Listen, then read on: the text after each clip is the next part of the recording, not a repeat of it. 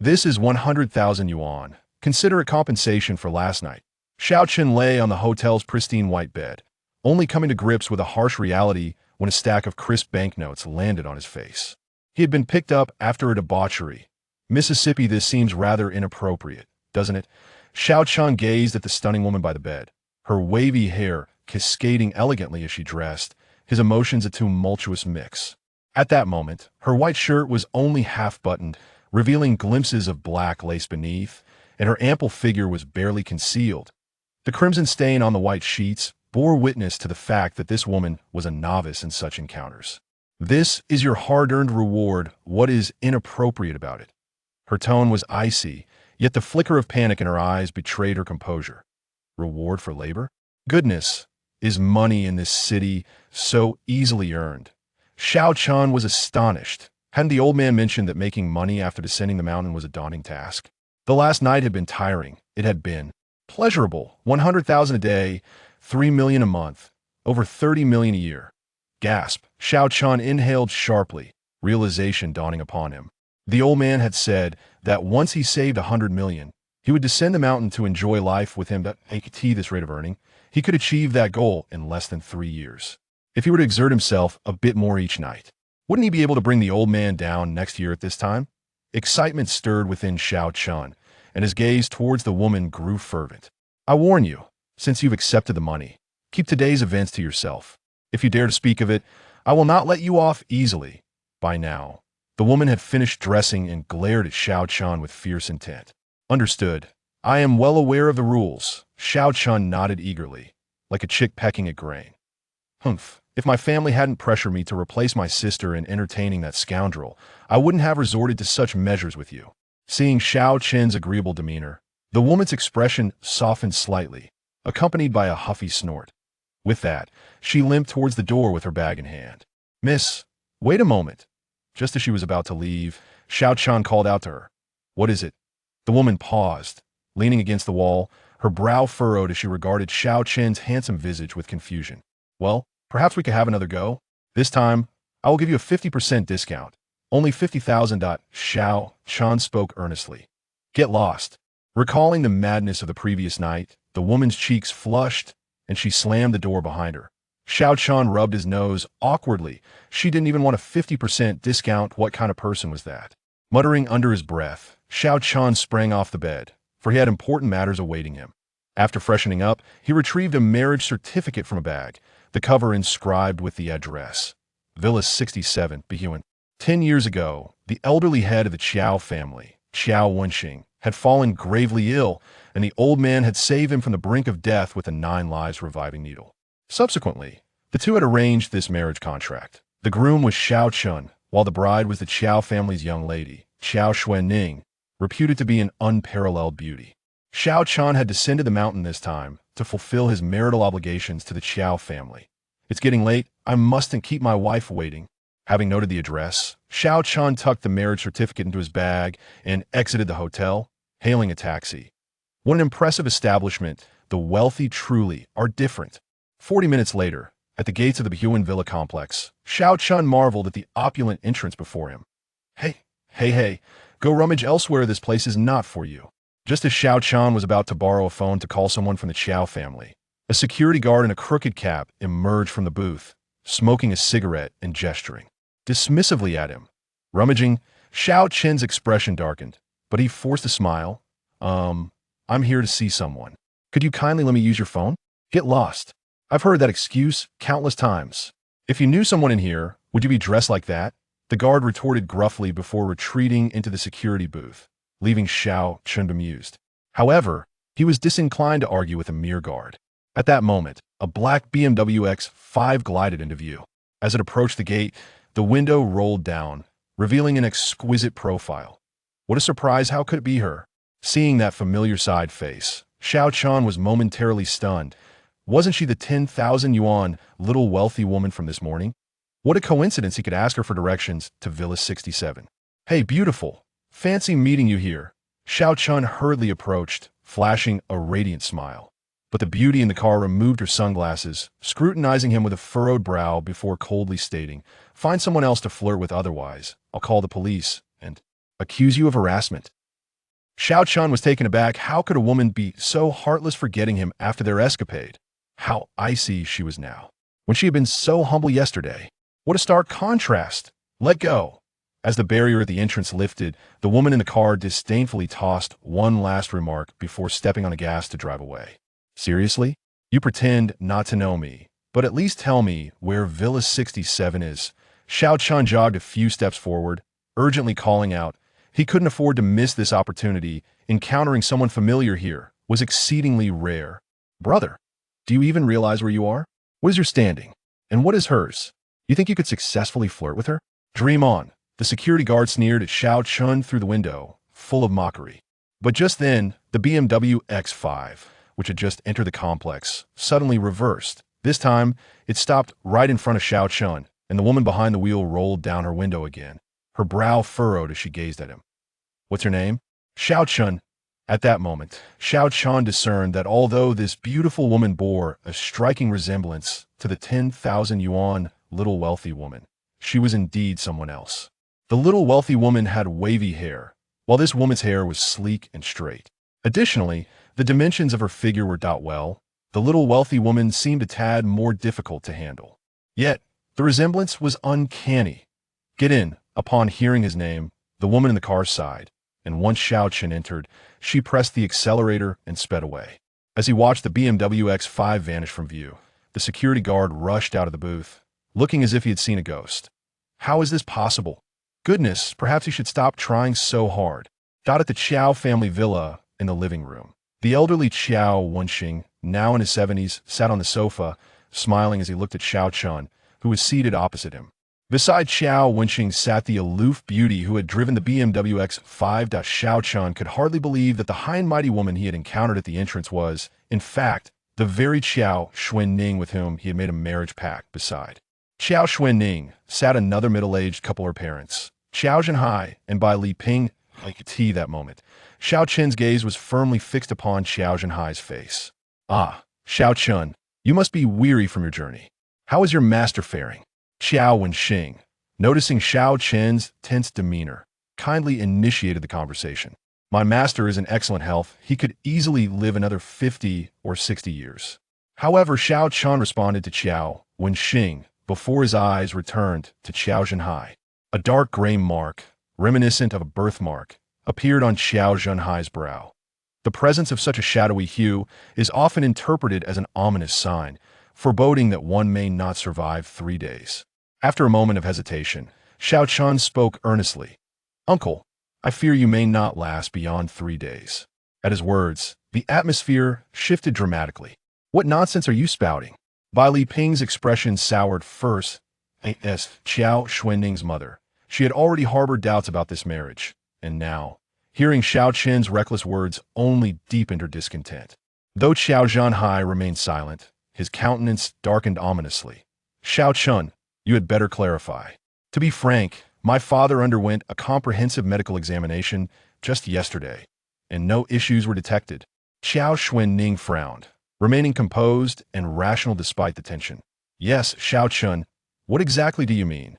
Yesterday, my uncle Qiao accompanied me to the hospital, and he too had a checkup, which yielded no problems. I can attest to that.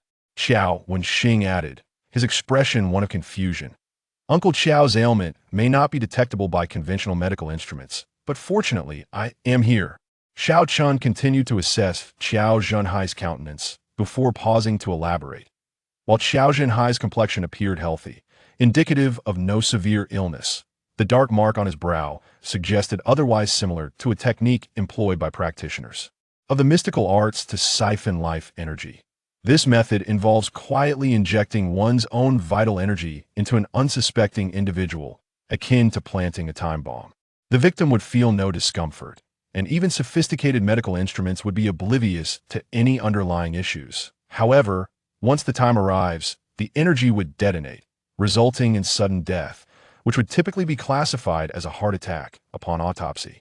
This malevolent practice left Xiao Chun perplexed. How had Qiao Zhenhai offended someone versed in such arts? Not an illness? Huh. Do you mean to suggest that my condition is untreatable by anyone but you? Qiao Zhenhai laughed incredulously, anger evident in his tone. Whether others can treat it, I cannot say, but I assure you, I can. If you cooperate, I can eradicate this hidden danger within half an hour, Xiaochen asserted, though in truth, the treatment would only take about 10 minutes. Then, Xiaochen, please examine my uncle Qiao. Qiao and Xing sighed in relief, having been saved by Xiaochen's master in the past. He held faith in him. Father, do you truly believe him? There are plenty of charlatans like him nowadays.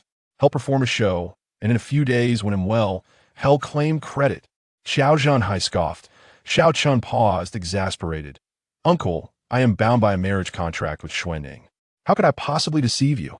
Marriage contract. I had almost forgotten about that. Xiao Zhanhai's face darkened further, and he pulled a bank card from his wallet, tossing it disdainfully before Xiaochen. You want money, don't you? This card contains 2 million.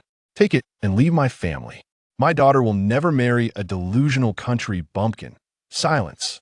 Qiao and Xing's voice boomed, halting Xiao Zhanhai mid-sentence. This marriage was arranged by me, and no one shall expel Xiao Chun today. He slammed his hand on the table, his authority palpable as the head of the family. Qiao Wen Xing commanded respect, and at his declaration, Qiao Zhanhai's ire evaporated. Then, softening his demeanor, Qiao Wen Xing turned to Xiao Chun, his expression tinged with regret. Rest assured, Xiao Chun, with your grandfather here, this engagement shall not be contested. You are welcome to stay the night. That I appreciate your kindness, grandfather. Xiao Chun felt warmth in his heart and then addressed Xiao Zhanhai. Since you believe me to be a fraud, let us wager. If you are in good health 3 days hence, I shall consider this marriage null and void, and I will never set foot in the Qiao family again. What say you? Xiao Xuanning looked at Xiao Chun in surprise. She had expected him to cling to the marriage contract stubbornly.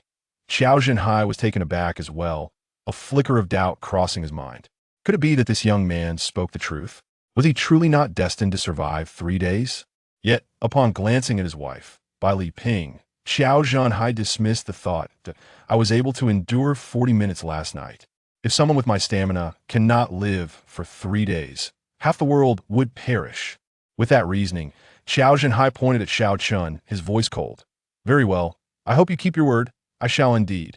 However, what if something were to happen to you in 3 days? Xiao Chun stood, casually posing the question. Xiao Zhanhai was momentarily taken aback, his expression darkening. Finally, he gritted his teeth and replied, If it comes to that, do as you please. After all, I would be dead, and ignorance is bliss. Uncle, you are a straightforward man. Xiao Chun chuckled, giving Xiao Zhanhai a thumbs up before standing to take his leave. That I hope that when I return in 3 days, my first task is not to visit your grave. A stifled laugh escaped Xiao Xuanning, but she quickly stifled it, realizing her father was still present. That I'll see you off. Despite her embarrassment, she stood, red-faced, and awkwardly attempting to conceal her amusement. Xiao Zhanhai's face darkened further, resembling the bottom of a pot. At the entrance of the Qiao family villa community, my father is just straightforward. Please don't take offense. He's not a bad person, merely protective of me, not wanting me to marry someone I don't like. Xiao Xuanning returned to her usual cool demeanor. Xiao Chen asked, And what are your thoughts on the matter? Xiao Xuanning halted abruptly, fixing her gaze upon Xiao Chun. Do you truly believe I have feelings for you? Are you joking? Of course not. Xiao Chun chuckled lightly. Then that settles it. However, this engagement was arranged by my grandfather, and I don't wish to embarrass him. Moreover, Xiao Xuanning's expression turned a shade melancholy. Seeing her hesitance, Xiao Chun chose to remain silent. In truth, my father's temper stems from another reason. The Chu family from the capital arrived in Han City last month and intends to develop a commercial district here. At the dinner gathering, the second young master of the Chu family, Chu Qingyun, laid eyes on me and approached my father, claiming that if I consented to accompany him for a night, the Qiao family would ascend to greater heights. If I refused, the Qiao family might face utter ruin. Such consequences are beyond our family's endurance. At this juncture, Xiao Xuanning allowed a bitter smile to grace her lips. Moreover, that Chu Qingyun is not a man of virtue. It is rumored that he has caused much distress to many respectable young women in the capital. Therefore, my father is in quite a predicament. In a certain sense, his reluctance to engage you in marriage is a kindness otherwise. Given Chu Qingyun's character, he would undoubtedly seek vengeance against you. I understand. Xiao Chun grasped the situation. He glanced at Xiao Xuanning and continued. In truth, if you genuinely do not wish for this engagement, I shall not impose it upon you. The primary reason I came is that my master mentioned your family possesses a Qilin jade pendant, which pertains to my lineage. It is said that by marrying you, I could obtain it, thus my visit. Despite having mentally prepared herself, Xiao Xuanning could not suppress a wave of disappointment upon hearing Xiao Chen's words. In her eyes, his remarks were clearly an expression of fear, an attempt to distance himself from the situation. However, it was somewhat understandable after all. The Chu family, as a force in the capital, was not to be trifled with by ordinary folk. How laughable that she had harbored even a flicker of hope regarding Xiao Chun. With this thought, Xiao Xuanning suddenly lost interest in further conversation. You may leave the AS for the jade pendant. I shall find an opportunity to give it to you, as a token of gratitude for your master's salvation of my grandfather back in the day, she coldly declared, turning to make her exit. Just then, Xiao Chun called out to her, producing a thumb-sized white porcelain vial and pressing it into her hand. 3 days hence, when Uncle Qiao falls ill, administer this pill to him. It will ensure his vitality for 10 hours. Afterward, seek me at the Central Hospital with Director Wu. As for that Chu family, at this point, a fierce glint flashed in Xiao Chen's eyes, and he sneered, Our engagement has yet to be annulled, and that wretch from the Chu family dares to covet my woman? It seems he has grown weary of life. Chapter 3. The Divine Needle List. After uttering a single sentence, Xiao Chun departed from the residential complex, leaving Xiao Xuanning standing in a daze, still grappling with the implications of his words. Xiao Chun, you have no idea how formidable the forces behind the Chu family truly are. It was only when she saw Xiao Chun slip into a taxi that she sighed deeply, her expression a tapestry of complex emotions as she turned to head back. Meanwhile, within the confines of the taxi, Xiao Chun instructed the driver to head towards the Central City Hospital. His visit to Han City was not merely to fulfill his engagement with Xiao Xuanning and reclaim the Qilin jade pendant to unravel the mysteries of his lineage. He had another purpose. The old man had requested that he pay a visit to the hospital's director, Wu Dihao. 15 years prior, Wu Dihao had studied traditional Chinese medicine under the old man, serving him faithfully during that period.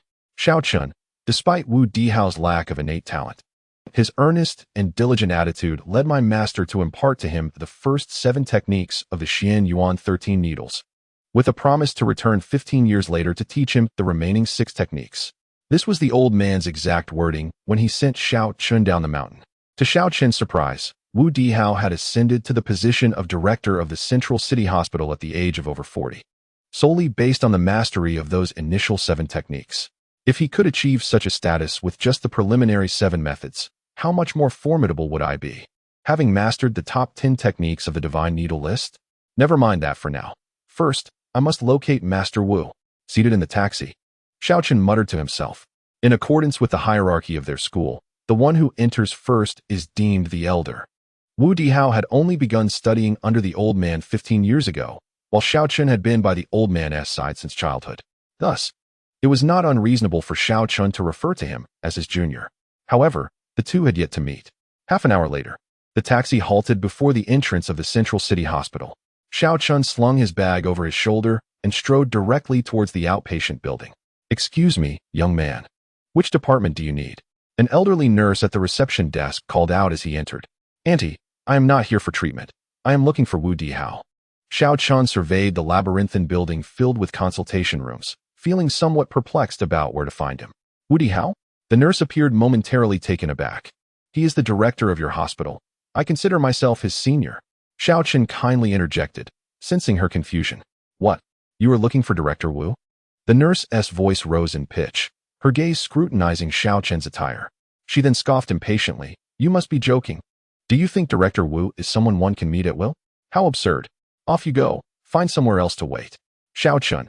He attempted to inquire further, but the elderly nurse had already adopted a frosty demeanor, clearly disinterested in engaging with him any longer. With a sense of helplessness, Xiao Chun took a turn around the area and, upon spotting the dean's office on the top floor, decided to ascend to the 5th floor for a visit. Just as he turned around, a sudden waft of fragrance enveloped him, colliding with him unexpectedly, pressing against his chest in a way that was unmistakably intimate. Apologies.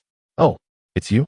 The woman in his arms lifted her head, hurriedly apologizing to Xiao Chun. Yet, upon seeing his face, her mouth fell agape in astonishment. Goodness! The little affluent lady? What brings you here? Xiao Chun was momentarily taken aback. This was indeed the same young heiress he had encountered the previous night. The resemblance was strikingly uncanny. Faced with the little affluent lady once more, Xiao Chun found it hard to believe.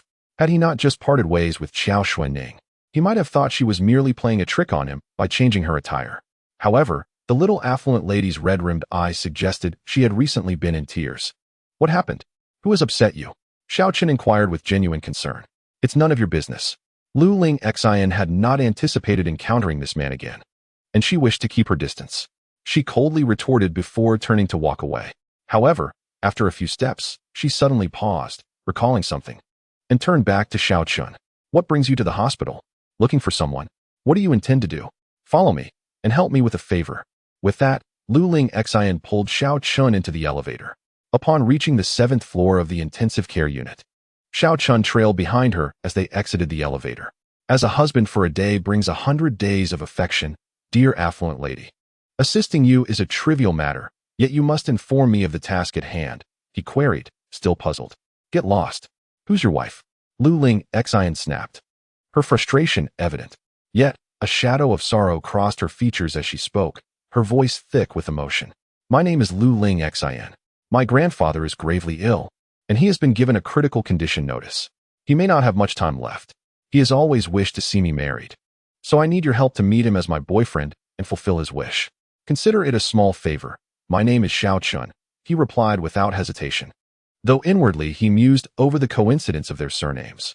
One Xiao and one Lu, indicating they were not twins after all. Initially, he had wondered if the little affluent lady and Qiao Xuanning were siblings, but the current circumstances made that quite clear. Thank you. My grandfather is in room 703. Let us proceed, Lu Ling Xian said, her gratitude evident as they made their way together. Soon, they arrived at the intensive care unit of room 703. The room was somewhat crowded, yet the expressions of those present were grim. Upon opening the door, Xiao Chen's gaze fell upon the elderly man in the bed, who appeared to be in a dire state. This must indeed be Lu Ling Xian's grandfather, Lu Bingyan. After merely glancing at the situation, Xiao Chen's expression inevitably turned peculiar. He had anticipated encountering a rare and formidable ailment, yet this? Xiao Chen smirked and muttered to himself, then turned to Lu Lingxin, saying, This is clearly an affliction that can be remedied with just a couple of needles. Why is it being claimed that the old gentleman has little time left? Lingxin, it seems the doctors at this central hospital are not as competent as one would hope. Chapter 4. The 13 Needles of Xian Yuan. Who dares to question the standards of our hospital? Initially, the individuals in the ward were so focused on the elder Lu that they failed to notice Xiao Chun and Lu Lingxin's entrance. It was only upon hearing Xiao Chen's words that their expressions shifted dramatically. Particularly, the doctors who were gathered by the bedside, examining the elder Lu's condition, became instantly grim upon hearing Xiao Chen's remarks. Young man, did you just utter those words? The leading doctor, a young man in his 30s named Qin Wei, who was not only the head of the department, but also a protégé of the esteemed hospital director, Wu Dihao, glared at Xiao Chun, his demeanor darkening. It was indeed I. Have I erred in my statement? Xiao Chun replied nonchalantly, meeting Qin Wei's gaze without trepidation. Xiao Chun, please refrain from causing a disturbance. Director Qin is the sole disciple of Director Wu, in Han City, who is unaware of the renowned Xian Yuan 13 Needles. Even my grandfather received treatment from Director Wu this morning. Although he could not cure my grandfather, he certainly bought him a few more days of life. Please, do not complicate matters. Lu Lingxin exclaimed anxiously at the sight. I am not complicating matters. Xiao Chen chuckled, then turned his curious gaze towards Qin Wei. So, you are a disciple of Wu Dihao? Indeed, my teacher is none other than the illustrious Ghost Hand King, Wu Dihao, who is also the director of this hospital. Qin Wei's pride swelled as he raised his chin, his expression haughty. As a disciple of the esteemed Ghost Hand King, he felt justified in his arrogance. During a past medical conference in the capital, the 4 renowned healers of the city had treated him with deference upon learning of his affiliation with the Ghost Hand King. What was this young, brash fellow to question their medical expertise? Oh, that explains it. It is no wonder the standards are so dismal. After all, Wu Dihao himself is merely half-baked. Xiao Chen remarked, feigning realization. What did you say? Young man, do you comprehend the gravity of your words? You dare to insult my teacher's reputation? Qin Wei nearly choked in disbelief, his face turning ashen with fury. He then turned to a nearby nurse, his expression stormy, and commanded, Go fetch my teacher at once. Inform him that the Liu family is causing a ruckus in the hospital. The nurse, alarmed, nodded quickly and hurried out of the ward to locate Wu Dihao. Qin Wei's words sent shockwaves through the Liu family members present in the room. Lingxin, who is this fellow? Why don't you hurry and expel him? If you provoke Dean Wu, no one will be able to contain your grandfather's condition. Do you wish for your grandfather to meet an untimely demise? At that moment, beside the hospital bed, Lu Lingxin's uncle, Lu Tianli, reprimanded angrily. Uncle, this is Xiao Chen. He is my boyfriend. I brought him to see Grandpa, Lu Lingxin responded, her voice lacking conviction after being scolded. Boyfriend? Huh. Our Lu family does not welcome such arrogant individuals. You, young man, better leave at once. You are not welcome here. Lu Tianli's face turned ashen as he directed his ire at Xiao Chen. Grandpa has expressed a desire to see me bring my boyfriend. Once Grandpa awakens, he will see Xiao Chen, and then we will leave. Lu Lingxin clenched her fists, her eyes reddening, her expression defiant. Huh, sister, I am not criticizing you. But you know well how exceptional the man my father found for you is. Yet you stubbornly refuse, and instead, you bring in someone like this? Those unaware might think he is a beggar. It is truly embarrassing. A young man of 18 or 19, with dyed hair and earrings, sneered from behind Lu Tianli. Lu Hai, I have warned you. Whoever mentions this matter again will face my wrath. Do not blame me for turning hostile. Upon hearing the remarks from the young man, Lu Lingxin felt as if she had been set ablaze, trembling slightly with indignation. Humph. Once Grandpa passes, I wonder who will be able to protect you, you shameless wretch. Lu Hai scoffed, but before he could finish, a figure suddenly darted forward, and he saw a hand rapidly approaching his face. Ah! With a sharp crack, Lu Hai felt stars dance before his eyes as he was sent sprawling to the ground. My teeth! How dare you strike me? Lu Hai lay on the ground, blood spilling from his mouth, a few bloodied teeth scattered nearby.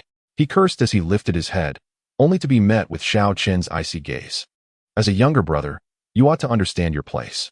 If this occurs again, it will not merely be a matter of losing a few teeth. Xiao Chen mocked as he patted Lu Hai's shoulder, clearly perceiving that Lu Lingxin's relations with her so-called uncle and his family were far from cordial. You scoundrel! How dare you strike my son? Witnessing his son knocked to the ground, Lu Tianli resembled a rabid dog, his expression venomous as he glared at Xiao Chen. What of it if I struck your son? I am Lu Lingxin's boyfriend, not your son's. Your son's behavior is disgraceful, and neither are you a commendable father. What? Are you still unconvinced? Keep pushing me, and I will strike you as well. Do you believe it? Xiao Chen declared as he stood and approached Lu Tianli, raising his hand threateningly. Seeing Xiao Chen's demeanor, Lu Tianli instinctively stepped back, clearly intimidated. At that moment, those in the ward finally snapped out of their shock. Lu Lingxin's emotions were tumultuous, an unfamiliar feeling surging within her heart. In her recollection, since the demise of her parents, no one had ever shown her such unwavering support aside from her grandfather. Qin Wei and a group of doctors instinctively retracted their necks. Director Qin, did we perhaps speak a bit too loudly to that lad, just now? A timid intern whispered anxiously into Qin Hai's ear. Qin Wei's expression shifted, and he coldly retorted, the director will arrive shortly. Does this boy dare to lay a hand on us? Hey, Xiao Qin, believe it or not, even if your teacher, that old rascal Wu Dihao, were here, I would not hesitate to slap you, Qin Wei remarked, his conversation with the intern not escaping Xiao Chen's ears. He wiped his hands with a tissue and, with a half-smile, addressed the two. Ha! Where did this audacious fellow come from? I shall relish the moment when I stand before you and witness how you dare to strike me.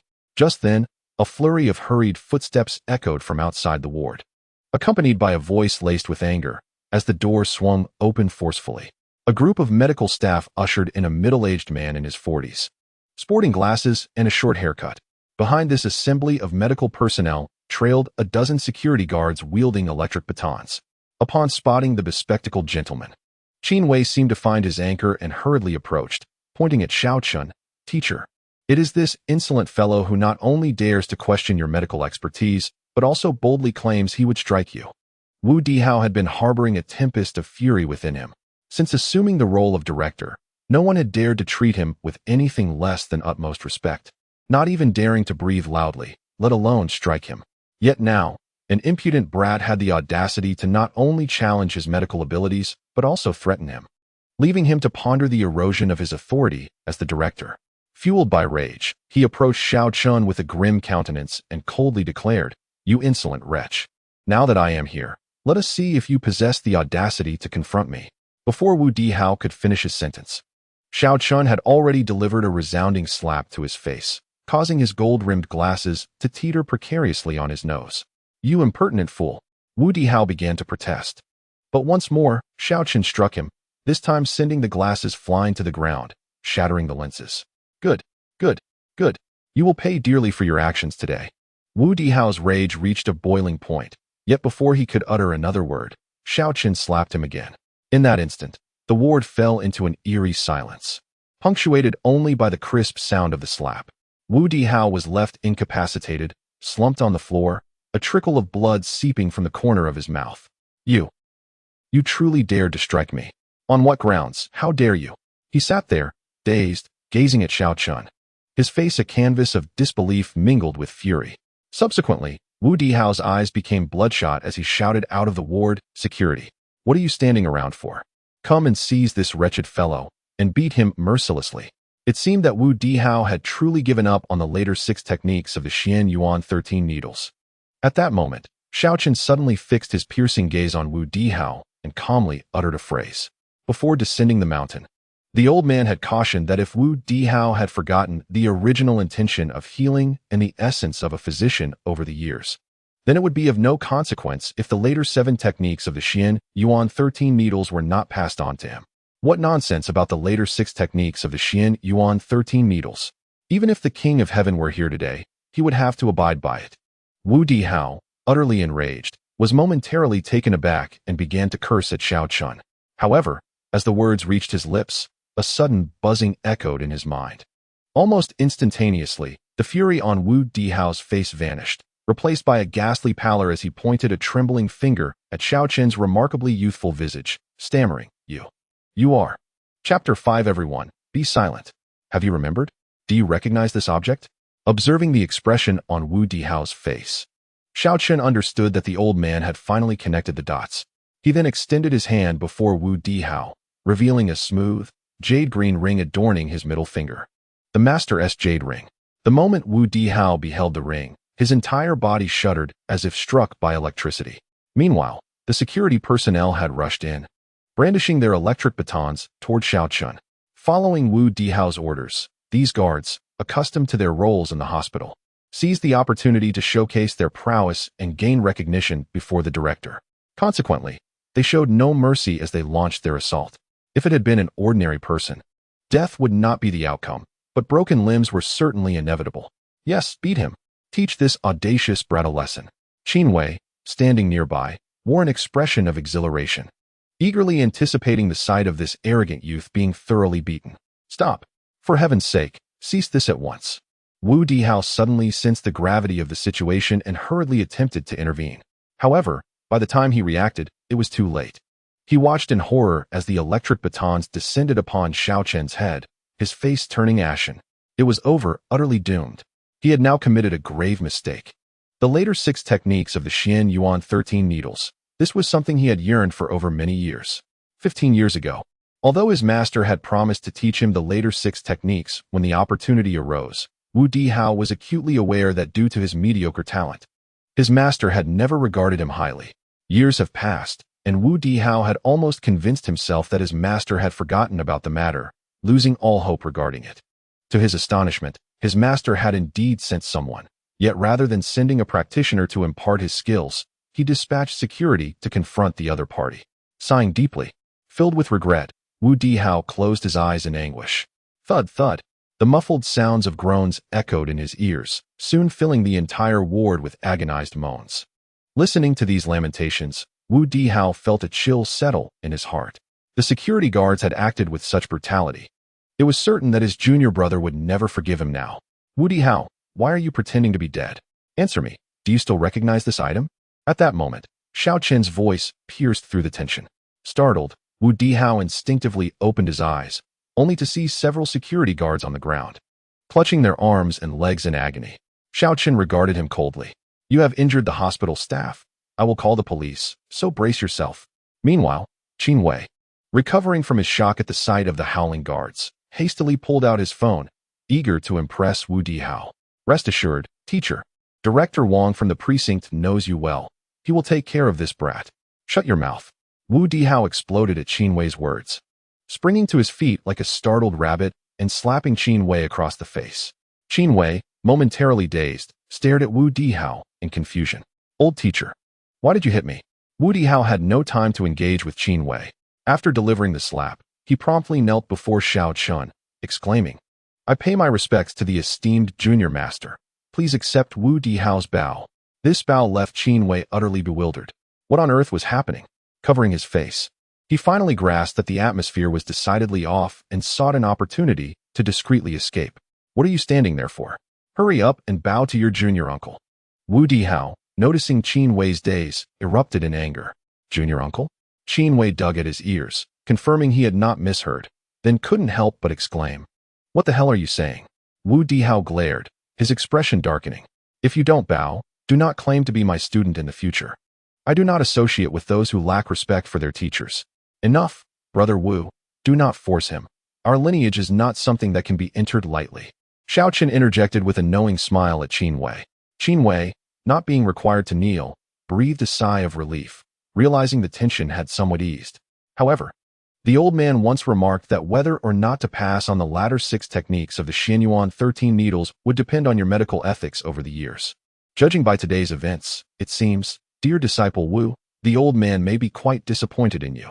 Xiaoqin gradually withdrew the smile from his face, his expression turning stern as he regarded Wu Dihao. Wu Dihao's face flushed crimson, and in a fit of anger, he rose abruptly and delivered a resounding slap to Qin Wei. It's all your fault. Qin Wei wore a look of despondency, wondering how he had suddenly become the scapegoat.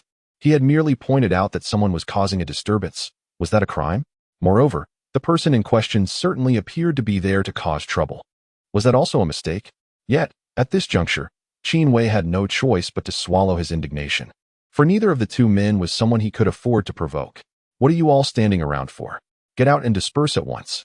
Wu Dihao snapped, surveying the room filled with security personnel sprawled on the floor and the nurses gathered at the doorway.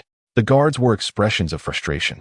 They had hoped to impress Wu Dihao, but instead, they found themselves on the receiving end of a beating, and the director had also given them a frosty reception. A thankless endeavor. Naturally, the guards only muttered their grievances under their breath, not daring to express their dissatisfaction overtly. Once everyone had departed, the ward was left with only Wu Dihao, Qin Wei, and a few intern doctors. Wu Dihao hastily poured tea for Xiaoqin, his face flushed as he stammered. Junior brother, today's events were all a misunderstanding. Misunderstanding? Xiaoqin chuckled lightly, regarding him with a cold gaze and not touching the tea in Wu Dihao's hand. Wu Dihao was known for his respectable medical reputation, though he had a notoriously fiery temper. There had been instances where wealthy youths attempted to leverage connections with the Drug Regulatory Agency to pressure him into treating their relatives out of turn, rather than capitulating. He had exposed their underhanded tactics, garnering media attention in the process. Meanwhile, Lu Lingxin was utterly astonished. She was no fool. Wu Dihao's reaction had made her acutely aware that Xiaoqin's identity was far from ordinary. Additionally, given her grandfather's tenuous acquaintance with Wu Dihao, he had shown them a degree of consideration during their visit to the hospital, creating a slight obligation. Thus, she instinctively defended Wu Dihao, saying, Yes, yes. Miss Lu is right. Junior brother, I will certainly work on my temper. Otherwise, I fear I may meet a dire fate. Upon hearing Lu Lingxin's words, Wu Dihao felt as though a weight had been lifted from his shoulders, casting a grateful glance her way before earnestly assuring Xiaoqin, I truly will change. Really? Xiaoqin squinted, a playful smile dancing on his lips as he looked at Lu Lingxin. If you don't believe me, you can check on your phone. As Xiaoqin's piercing, aggressive gaze fell upon her, Lu Lingxin suddenly recalled the passionate events of the previous night, her cheeks flushing crimson to the roots of her neck. Moreover, if it weren't for Director Wu, my grandfather might not have made it this far. As the topic of her grandfather's illness arose, Lu Lingxin's gaze dimmed once more.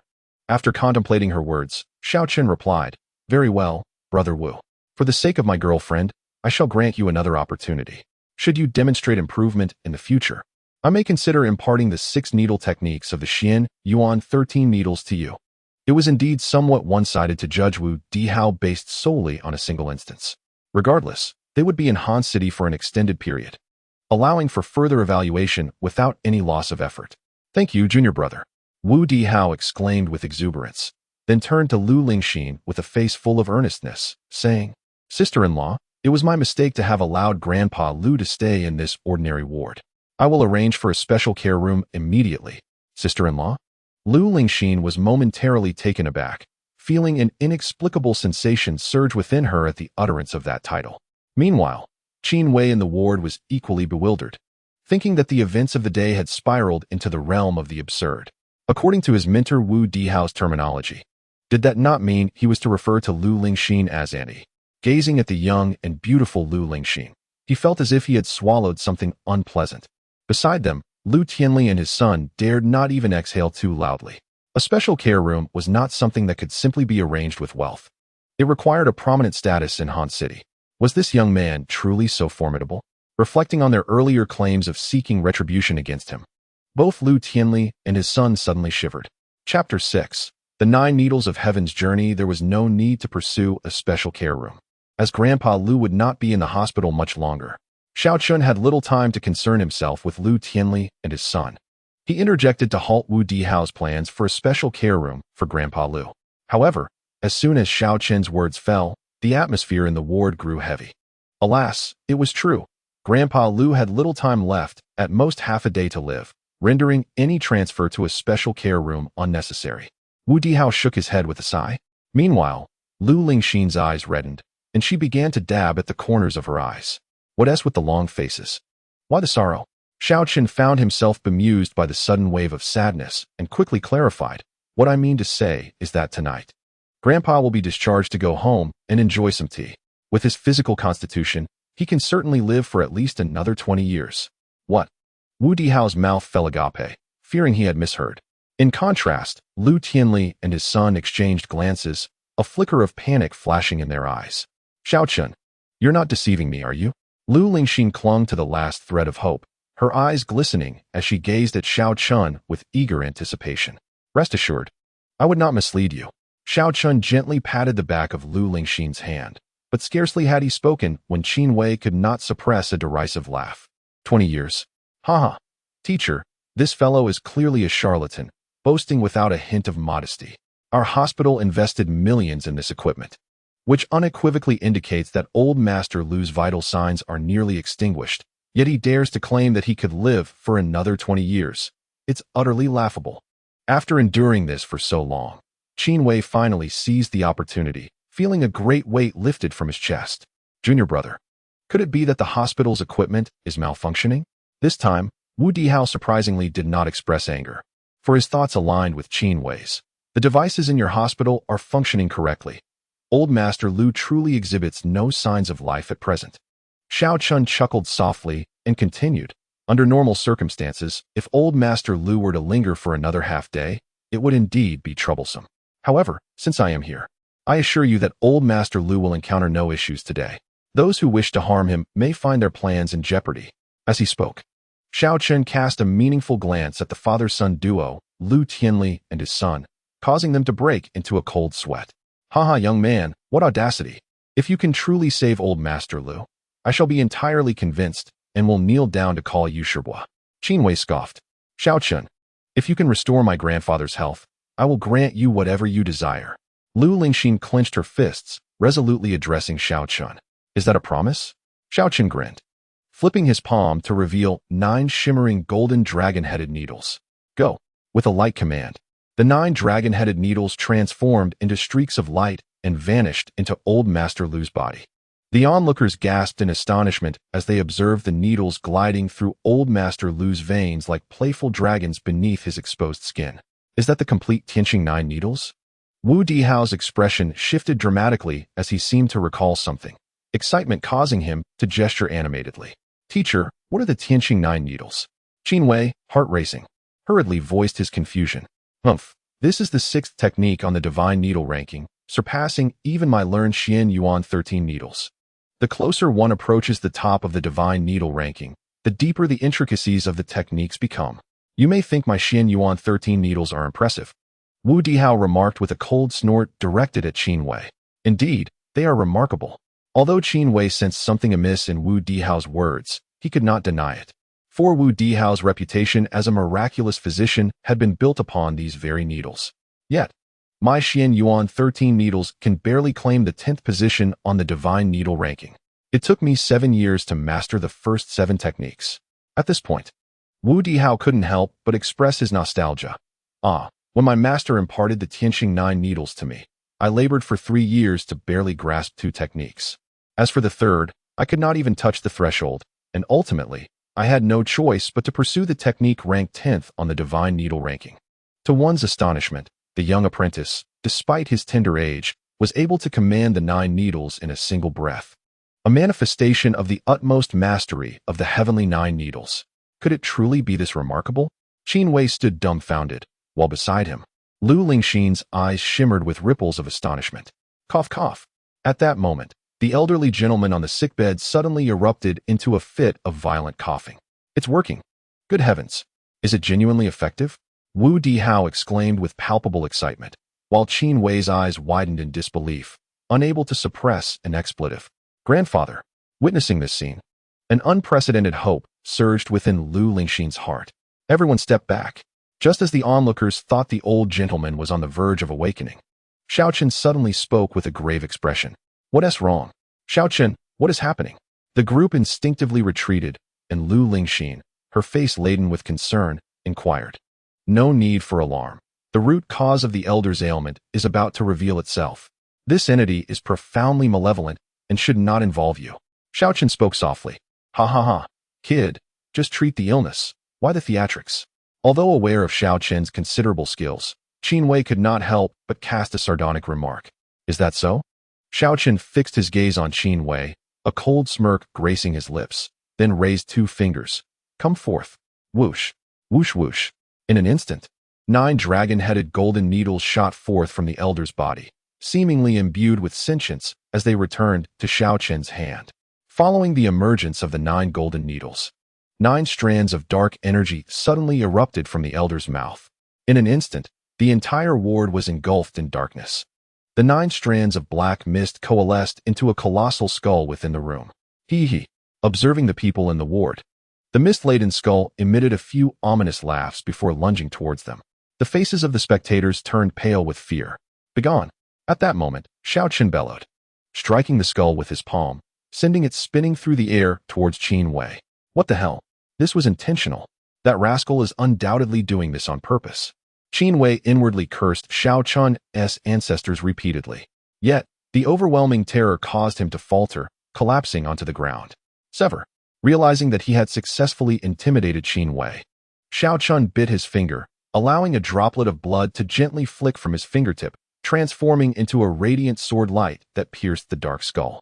With a horrific wail, the skull dissipated in an instant, and the ward was once again bathed in light.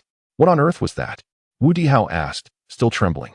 If I am not mistaken, it appears to be a harmful curse from South Asia. Before the elder fell ill, he must have been wearing some so-called protective talismans or amulets, correct? Xiaochen turned his gaze towards Lu Lingxin. At this moment, Lu Lingxin's eyes blazed with fury as she glared at the father and son, Lu Tianli and Lu Hai. Lu Hai, you had better provide me with an explanation. Lu Hai's complexion had turned pale, utterly unnerved, and he stammered in a panic. It was my father who instructed me to present this as a birthday gift to grandfather. Silence. Lu Tianli, regaining his composure, slapped Lu Hai across the face. His expression fluctuated between anger and despair as he forced a grotesque smile. Ha ha, Lingxin.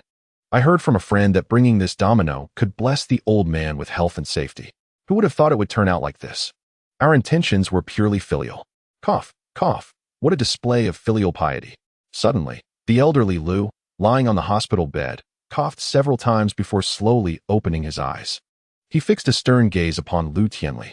Father, Lu Tianli's expression shifted dramatically as he attempted to defend himself. Get out. Cough, cough. Before Lu Tianli could finish his sentence, the old man rebuked him once more. only to break into a fit of violent coughing due to the exertion. Lu Lingxin rushed forward to offer water to her grandfather. Observing this, Lu Tianli's face darkened, and he departed the ward in silence. "You too. Get out, you ungrateful wretch." After quenching his thirst, the old man's complexion improved considerably, and he turned his attention to Lu Hai. Lu Hai made no attempt to resist. He covered his face and crawled away to join his father. Once the father and son had exited, the old man's demeanor finally softened, and he struggled to sit up to express his gratitude to Xiao Chun. "Young friend, although I was unconscious, I heard everything that transpired here. I, the Lu family, will be eternally grateful for your life-saving assistance. You are too kind, esteemed elder. It was but a trifling effort. You have just recovered from your illness. It is best you rest in bed for a while longer, eat something, and you should be able to be discharged by tonight." Seeing the old man's face filled with gratitude, Xiao Chun felt a surge of amusement, pondering that there was no need for repayment, as his granddaughter had already expressed her gratitude the previous night. "Very well, I shall heed your advice." The old man nodded repeatedly, looking at Xiao Chun with admiration, before suddenly pointing at Lu Lingxin. "I vaguely heard while in a stupor that you and Lingxin are in a romantic relationship." This caught Xiao Chun off guard. He had hoped to let this matter slide to avoid complications. After all, it was merely a pretense to fulfill the old man's last wish. Now that the old man had regained his health, there seemed to be no need to maintain the facade. Just as Xiao Chun hesitated, unsure of how to respond, Lu Lingxin interjected, "Yes, grandfather, he is my boyfriend, named Xiao Chun." Xiao Chun's eyelids twitched in disbelief. "What on earth? This little heiress cannot be serious. I have a betrothal and a fiancé waiting for me." Chapter 7. Encountering a divine doctor indeed. "Esteemed elder, I am Lingxin's boyfriend, and we have only recently confirmed our relationship." Xiao Chun initially intended to clarify matters, yet upon witnessing the pleading look in Lu Lingxin's eyes, he could not help but sigh and ultimately acquiesced. "Old sir, please rest well. Lingxin and I will venture out to procure some food for you." Without waiting for Lu Laozi to respond, Xiao Chun hastily sought a reason to take Lu Lingxin outside. "No need to go out for that. I will have the nurse bring something over," Wu Dihao quickly interjected, eager to please. However, before he could finish, the fierce glare from Xiao Chun made him realize his misstep, and he promptly altered his words. But the hospital fare cannot compare to anything palatable. There's a place nearby renowned for its chicken soup, exceptionally good. Little senior brother and sister-in-law can go check it out while I keep old sir company here. Chicken soup sounds splendid. Lingxin, let us depart. The old sir has been lying in bed without a morsel and must be quite famished." Xiao Chun nodded in satisfaction. "Oh." Lu Lingxin understood Xiao Chun's intent and obediently nodded, preparing to follow him out. Just as the two were about to leave, a sudden thud echoed behind them. Instinctively, they turned to find Qin Wei resolutely kneeling on the floor. "Greetings, little master uncle. I sincerely apologize for my earlier transgressions, and I humbly bow to atone." With that, Qin Wei indeed bowed several times. Your attitude in acknowledging your mistake is commendable. However, let us forego such formalities, master uncle." Xiao Chun regarded Qin Wei with a knowing look, smiled, and left without another glance. As they exited the ward, Qin Wei stood bewildered, struggling to comprehend Xiao Chun's meaning. "What does the teacher?" he began, glancing at Wu Dihao. "Kid, do you really think a few bows and an apology will earn you a place under little senior brother's wing?" Wu Dihao replied, his arrogance evident as he raised his chin and sneered. "Haha, how naive. I spent 6 years dutifully serving my master just to gain his favor before I was finally accepted." 6 years of devoted service? Qin Wei gaped in astonishment before gritting his teeth and declaring, "Now I understand." Wu Dihao, taken aback, asked, "Understand what?" Witnessing this exchange, Lu Laozi couldn't help but feel a wave of astonishment wash over him, his brow slightly furrowing. At his advanced age, he had seen his fair share of storms, and it was glaringly evident that there was something amiss between his granddaughter and Xiao Chun. Yet, he could not bear to let such a promising son-in-law slip away. Wu Dihao and Qin Wei held esteemed positions, one as the director and the other as a young head, yet they exhibited such deference toward Xiao Chun. This could only signify that he was no ordinary individual. Sighing, Lu Laozi resolved to put aside his pride and firmly establish this son-in-law in the family. At the same time, outside the hospital, Xiao Chun remarked with a hint of exasperation, "My dear, we agreed this was merely a casual pretense. Why are you taking it so seriously?" Hearing this, Lu Lingxin lowered her head in guilt, biting her lip in silence. No, what are you doing? Are you trying to blackmail me over what happened last night? Xiaochen said, exasperated yet amused. Blackmail you? You egotistical jerk, stop being so conceited. I only acted this way because my grandfather just woke up. I'm afraid he might get angry if he learns the truth. Do you really think I have feelings for you? Humph, dream on. Upon seeing Xiaochen's reaction, Lu Lingxin's anger flared, and she shot back at him. However, as the conversation drew to a close, Lu Lingxin sighed. Her mood dampened as she gazed at Xiaochen. My grandfather is my only family left in this world. I'm truly scared that if he discovers the truth, it might trigger a health crisis. Once my grandfather's health improves in a few days, I'll find a chance to clarify our relationship, all right? Xiaochen, could you please help me out? All right. Seeing the pleading look on Lu Lingxin's face, Xiaochen rubbed his forehead, feeling a bit of a headache. But it must be resolved by the end of the month. You need to clarify our relationship before next month. By then, even if you want to pretend to be my boyfriend, I might not be interested. Noticing Xiaochen's eagerness to distance himself, Lu Lingxin felt displeased and scoffed. Now that you say that, I feel reassured. Let us go buy some chicken soup for the old man. Hearing this, Xiaochen breathed a sigh of relief, gesturing towards the chicken soup restaurant across the street. Just as he finished speaking, Lu Lingxin's phone suddenly rang. I need to take this call, she said, pulling out her phone. All right, I'll go buy it. Just wait for me here. Xiaochen nodded and walked towards the soup restaurant. Once Xiaochen left, Lu Lingxin retrieved her phone, noticing the caller ID was her cousin. Hello, sis. She answered. How is your grandfather doing? My grandfather should be fine now. I came across a miraculous doctor today. That's a relief. I'm so sorry, Lingxin. I've caused you trouble. The voice on the other end suddenly turned apologetic. What are you talking about, sis? This isn't your fault. If anyone should be blamed, it's that scoundrel from the Chu family. I will never allow them to succeed. With that, Lu Lingxin let out a sigh. Not long ago, the eldest son of the Chu family, Chu Qingyun, had taken an interest in her cousin, claiming he would trade significant commercial resources for her cousin's virginity, which was outright rejected. After learning of this, Uncle Lu Tianli and his son concocted a nefarious plan. Given that Lu Lingxin and her cousin bore an uncanny resemblance, they intended to substitute her for her cousin, hoping to win Chu Qingyun's favor. Lu Lingxin, naturally, would not comply. However, being orphaned and with her grandfather's illness, she found herself without anyone to speak on her behalf, leaving her powerless against her uncle and cousin's decisions. In a fit of rage, she resolved to give her first time to a stranger as a form of revenge against Lu Tianli and his son. This led to the encounter with Xiaochen last night. Lingxin, your uncle won't treat you poorly, will he? If things get tough, you can always stay at my place. The voice on the phone was tinged with concern. There's no need to trouble you, sis. My grandfather has woken up, and I must stay to take care of him. With him around, they wouldn't dare to do anything to me. By the way, how is your fiancé, the one you are betrothed to? Have you seen him? Lu Lingxin suddenly felt a spark of curiosity. Sigh, it's complicated. I'll tell you when we meet. The tone on the other end was intricate. All right then. Lu Lingxin pouted, only to see Xiaochen returning with a pot of chicken soup, calling out to her from a distance. Lingxin, hurry. Take this to the old man while it's hot.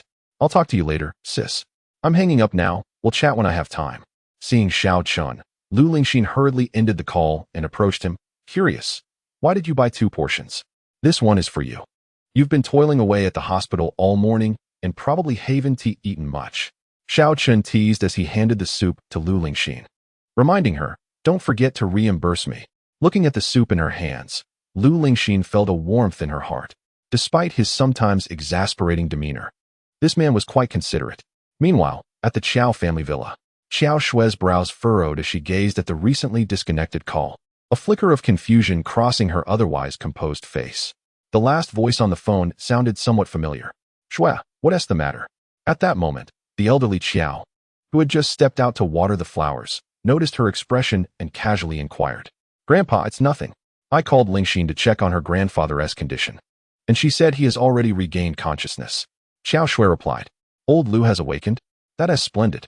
I'll find a time to visit him. Luckily, Dr. Wu is at the central hospital. Otherwise, old Lu might have faced dire consequences this time. Qiao sighed. Central hospital? Qiao Shui was taken aback. Could it be such a coincidence? Chapter 8, Marriage Certificate. In the hospital, within the patient room. Grandpa, let me feed you some soup. After Xiao Chun and Lu Lingxin returned with the chicken soup, Lu Lingxin immediately brought it to the bedside.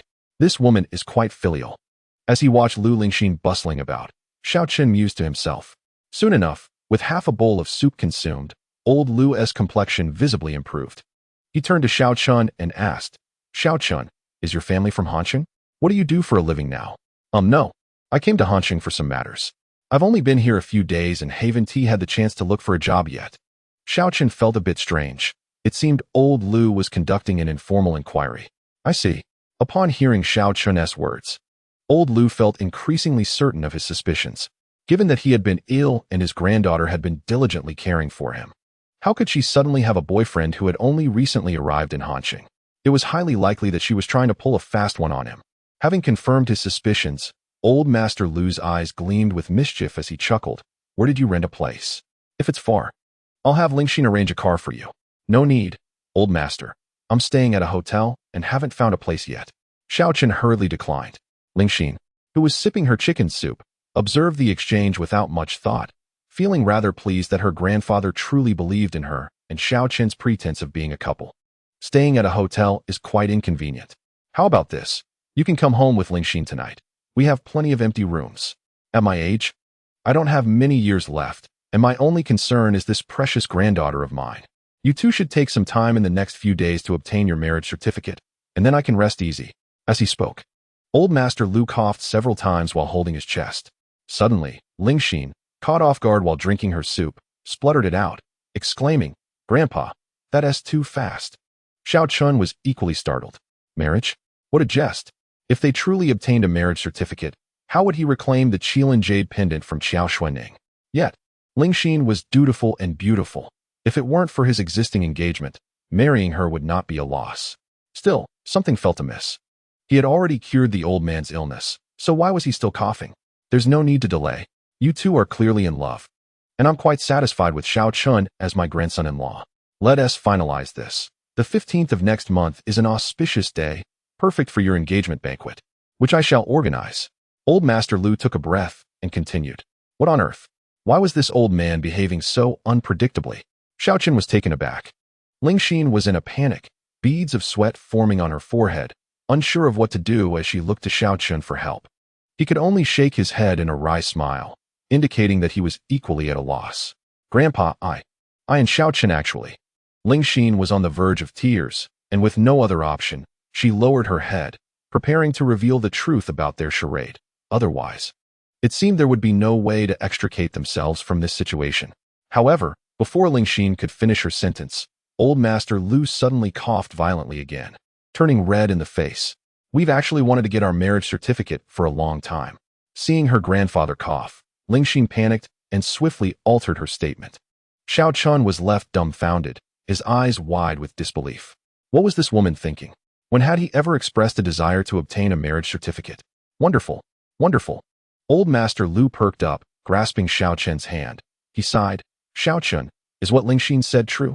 You two aren't trying to deceive me, are you? With that, Xiao Chun found himself cornered. How on earth can I respond to this? What should I say? Wouldn't Lu Lingxin be furious with me?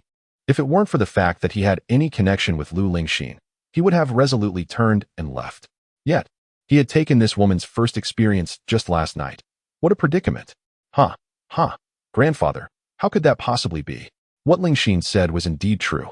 Looking at the pitiful Lu Lingxin beside him, Xiao Chun felt unable to harden his heart and could only force a couple of awkward laughs, nodding stiffly. All right. As he spoke, the old man abruptly yanked the foreign needle from his hand, nimbly flipping off the bed and grasping both their arms to lead them out. Let us go, we're heading home now.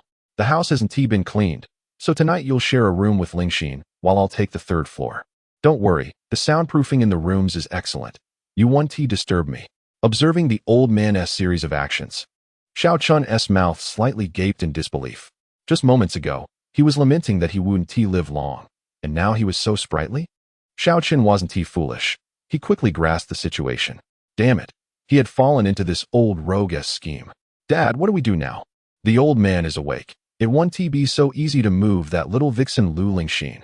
Meanwhile, in a club, Lu Tianli and his son Lu Hai were indulging in the services of masseurs. Lu Hai, rubbing his swollen cheek, wore a resentful expression.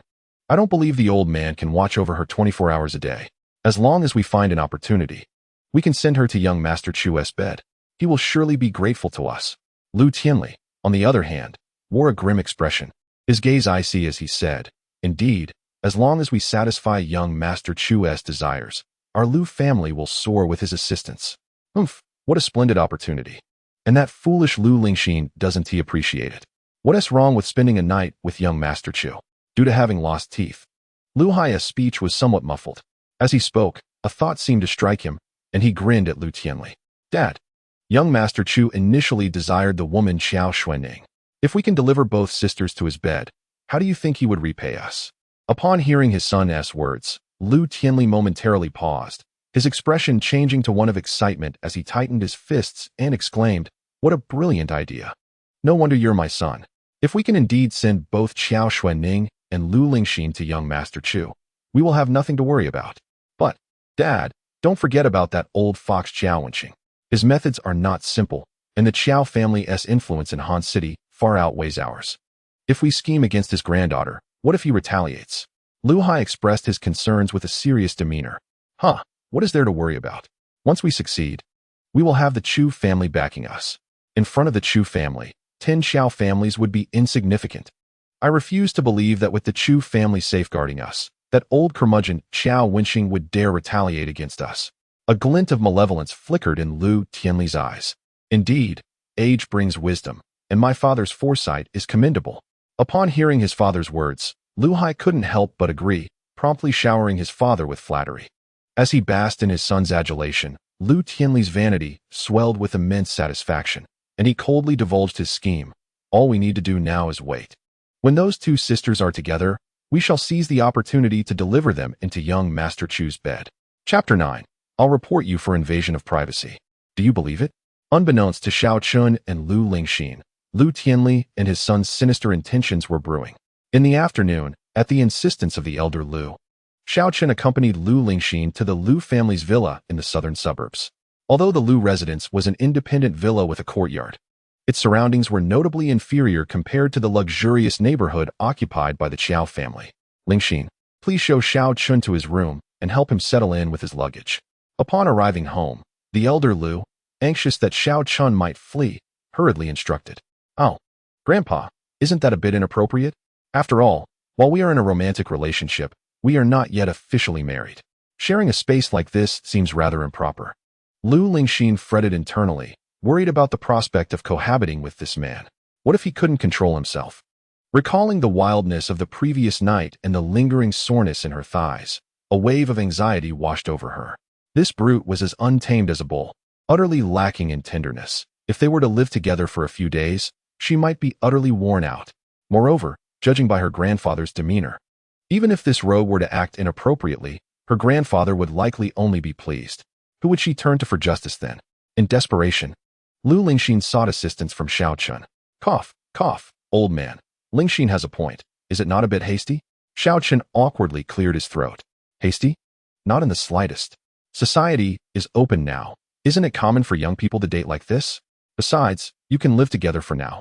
And when you obtain your marriage certificate, it will all be fine. Ideally, you should conceive a child this month. The elder Lu chuckled, already envisioning the joy of holding a great-grandchild. Grandpa, what are you saying? Absolutely not.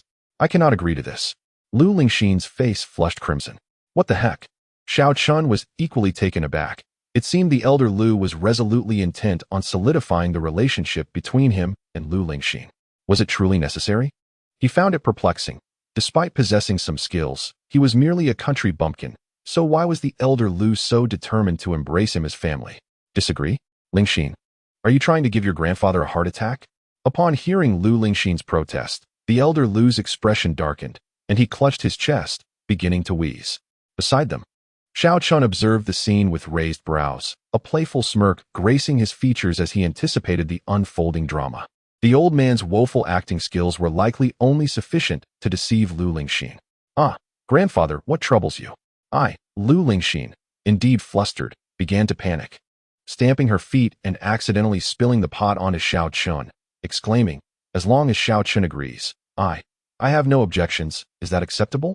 With that, she cast a stern glance at Xiao Chun, her intentions unmistakable. She clearly wished for him to refuse, thereby providing herself with an excuse to gracefully retreat from the situation.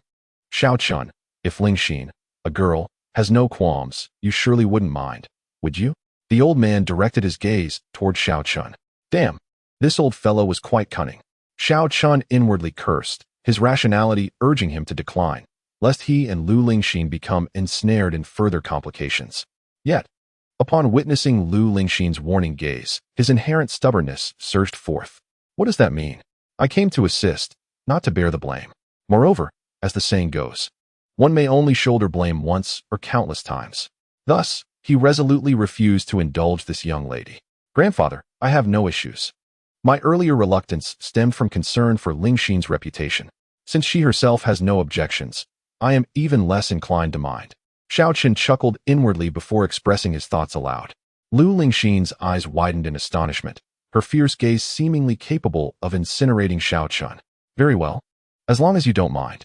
I'm tired now. I shall rest for a while. You and Lingxin can go to her room to familiarize yourselves with the surroundings. Rest assured, our house is well soundproofed. The old man chuckled, a weary expression settling upon his face as he retreated to his bedroom on the first floor. This time, it was not an act. Having just recovered from a prolonged illness, he genuinely felt fatigued. Once the old man departed, the living room was left with only Xiao-chun and Lu Lingxin. Glancing at Lu Lingxin's fiery glare, Xiao-chun felt a sudden twinge of nervousness as he rubbed his nose. Humph, you rascal, come up here. Lu Lingxin clenched her small fist, gritting her teeth in indignation before turning on her heel and ascending the stairs. Reluctantly, Xiao-chun followed her. Lu Lingxin's bedroom was situated on the third floor, in the area with the best natural light. The room was adorned in soft shades of light blue, pale pink, and warm white, exuding an air of understated elegance and freshness. The wardrobe beside the bed featured sliding doors, which Lu Lingxin had apparently neglected to close after changing her clothes. A glance inside revealed a row of intimate garments. Gulping involuntarily, Xiao-chun felt his throat dry. Perverted rogue, don't look. Lu Lingxin's cheeks flushed crimson like an apple as she hurried over to shut the wardrobe door. Don't be so stingy. Xiao-chun sighed, somewhat unsatisfied. TSK shameless. Lu Lingxin felt a tingling in her teeth from frustration. She then gazed at Xiao-chun with an inquisitive look and asked, why did you not refuse Grandpa earlier? If you had, I could have found an excuse to get you a different room. Grandpa was already agitated. If I had refused him again, what if he couldn't catch his breath and fell ill? We are merely playing along to ensure Grandpa remains in good spirits, aren't we? Should I go and clarify things with him now? Xiao-chun opened his mouth to respond, thinking that Lu Lingxin, being unversed in medicine, would not understand. Forget it. Forget it. My advantage has already been thoroughly exploited by you. You rascal. Lu Lingxin's expression instantly drooped, and she mumbled with a hint of grievance. Cough, well, if that's the case, do I still have the opportunity to toil a bit more tonight? What was said this morning still stands. Xiao-chun ventured tentatively. What are you talking about? Lu Lingxin's large, watery eyes displayed a hint of confusion. Xiao-chun then extended 5 fingers, declaring, fivefold. Go to hell. Get lost. Lu Lingxin's cheeks, already flushed, deepened in color. She seized a pillow and hurled it at Xiao-chun with all her might. Hey, are you so unreasonable? If we were to scrutinize yesterday's events, I would be the victim. I could accuse you of infringement, you know. Xiao-chun nimbly dodged the pillow that Lu Lingxin threw, exclaiming with irritation. Lu Lingxin, feeling utterly wronged and wanting to retort, found herself at a loss for words. Eventually, tears welled in her eyes, and she crouched down, burying her head in her arms, quietly sobbing. Chapter 10. Cherish the fragile beauty. What's wrong? Please don't cry. Xiao-chun, fearless in the face of danger, was nonetheless terrified of a woman's tears. Seeing Lu Lingxin in such distress made him anxious. Xiao-chun, I beg you. Please don't mention what happened last night again. Lu Lingxin lifted her head, tears streaming down her face like a broken strand of pearls. Her swollen eyes filled with pleading. Upon witnessing her state, Xiao-chun furrowed his brow in silence. I didn't want it to be this way. I am no longer pure, and now I cannot marry. Xiao-chun, you continue to bully me, you scoundrel. Lu Lingxin cried, her breaths coming in gasps as she wiped her tears. Observing this scene, coupled with Lu Lingxin's awkwardness from the previous night, Xiao-chun began to understand that her actions likely stemmed from her own distress. After all, what girl would willingly surrender her innocence to a stranger unless compelled? The nonchalance she feigned afterward was merely a fade of her last shred of stubbornness. Previously, her focus had been solely on her grandfather's health due to his illness. Now that he had recovered, the tension that had been coiled tightly within her heart transformed into a surge of grievance and pain, erupting all at once. "All right, stop crying," Xiaochen sighed, then glanced around, wrapping the blanket from Lu Lingxin's bed and pushing open the window to place it on the balcony. "What are you planning to do?" Lu Lingxin lifted her head, sniffling. Though she felt wronged, she could not help but be curious about Xiaochen's actions. "I'll sleep on the balcony, don't worry. We'll each have our own space at night, and I won't touch a single hair on your body." Xiaochen smiled slightly. "What? How can you sleep on the balcony?" Lu Lingxin expressed her concern. "Why don't you sleep on the floor? I can bring over a couple of extra blankets. What's the big deal? Back when I was on the mountain, even in the dead of winter, my master would hang me from a tree to spend the night." Xiaochen replied nonchalantly. "Hanging from a tree? Wouldn't that freeze you to death? Were you training some kind of skill?" Lu Lingxin's curiosity was piqued thoroughly. "Training? Nonsense. That old man was peeping at a widow bathing, and when I caught him, he sought revenge on me," Xiaochen said bitterly. Lu Lingxin couldn't help but burst into laughter. "You laughed?" Xiaochen chuckled and then, with a serious expression, added, "Actually, if you're willing, I can help you fix that thing of yours. While I can't guarantee it will be identical to the original, your future husband will never notice." Lu Lingxin was initially bewildered, but once she understood, her face flushed crimson, and she retorted, "Pa, you pervert." Cough. Xiaochen rubbed his nose, realizing that the topic was indeed inappropriate, and quickly changed the subject, saying, "What floor do your uncle and cousin live on? If they come back tonight and say something outrageous, I might not be able to resist giving them a beating. Aren't you the one who already beat them?" Lu Lingxin rolled her eyes and continued, "Don't worry, they both have houses outside and usually don't come here." "Oh, that is good. If I were to go too hard and injure them, wouldn't your Lu family become extinct?"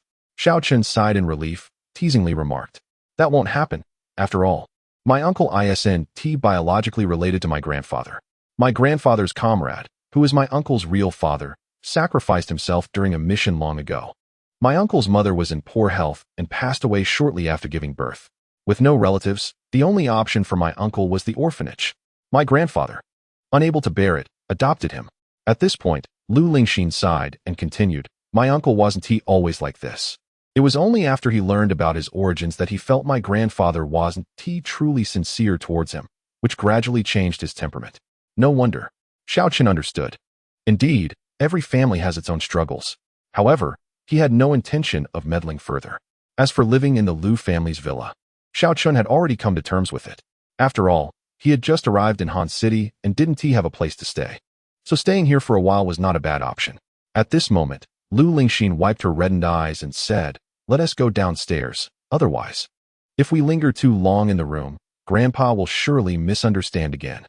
"All right, but you should wash your face first, otherwise the old man might think I've wronged you," Xiaochen kindly reminded her, noticing her appearance. Nodding in agreement, Lu Lingxin headed to the bathroom, while Xiaochen opened the door and stepped out first. Upon exiting, Xiaochen was taken aback. "What on earth, old man? Didn't you go to rest? What are you doing here?" The elderly Lu's face flushed with embarrassment as he quickly produced a wooden box from behind him. "I came to fetch the chess set. I'll be going down now. You two need not mind me." "Grandpa, what are you doing here?" Lu Lingxin felt a pang of guilt upon seeing Lu Bingyan, fearing that her earlier conversation with Xiaochen had been overheard. "I came to get the chess set. Lingxin, go have Lu Ma prepare dinner. Xiaochen, care to join me for a couple of games?" The elderly Lu gave a knowing glance at Lu Lingxin's slightly reddened eyes before addressing Xiaochen. "Sure, no problem." Xiaochen, without further thought, recalled how his master used to invite him for chess games to alleviate boredom during their time in the mountains. Since he was feeling rather idle now, he welcomed the diversion. "All right, Grandpa, I'll head down now." Lu Lingxin nodded and proceeded downstairs. Xiaochen accompanied the elderly Lu to the study on the second floor, where the old man cheerfully poured a cup of tea for Xiaochen and remarked, "Xiaochen, you're in good health. Do remember to cherish my precious granddaughter.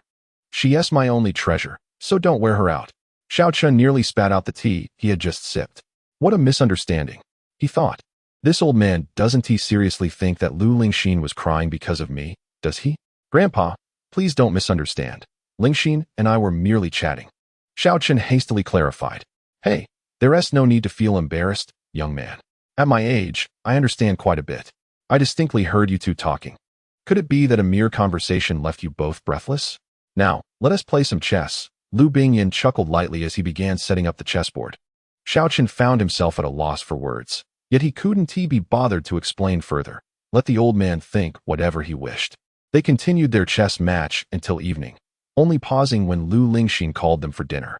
The elderly Lu shook his head with a wry smile. I've grown old. My chess skills have certainly regressed.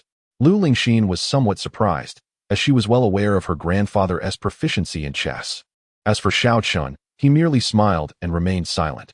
Had he not intentionally let the old man win, given Lu Bingyan's skill level, it would have been impossible for an average player to triumph over him.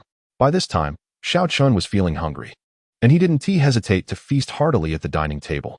Observing Xiaochen's hearty appetite, the elderly Lu nodded in approval, growing increasingly fond of him, and inquired, Xiaochen, since you've just arrived in Han City, have you considered looking for a job?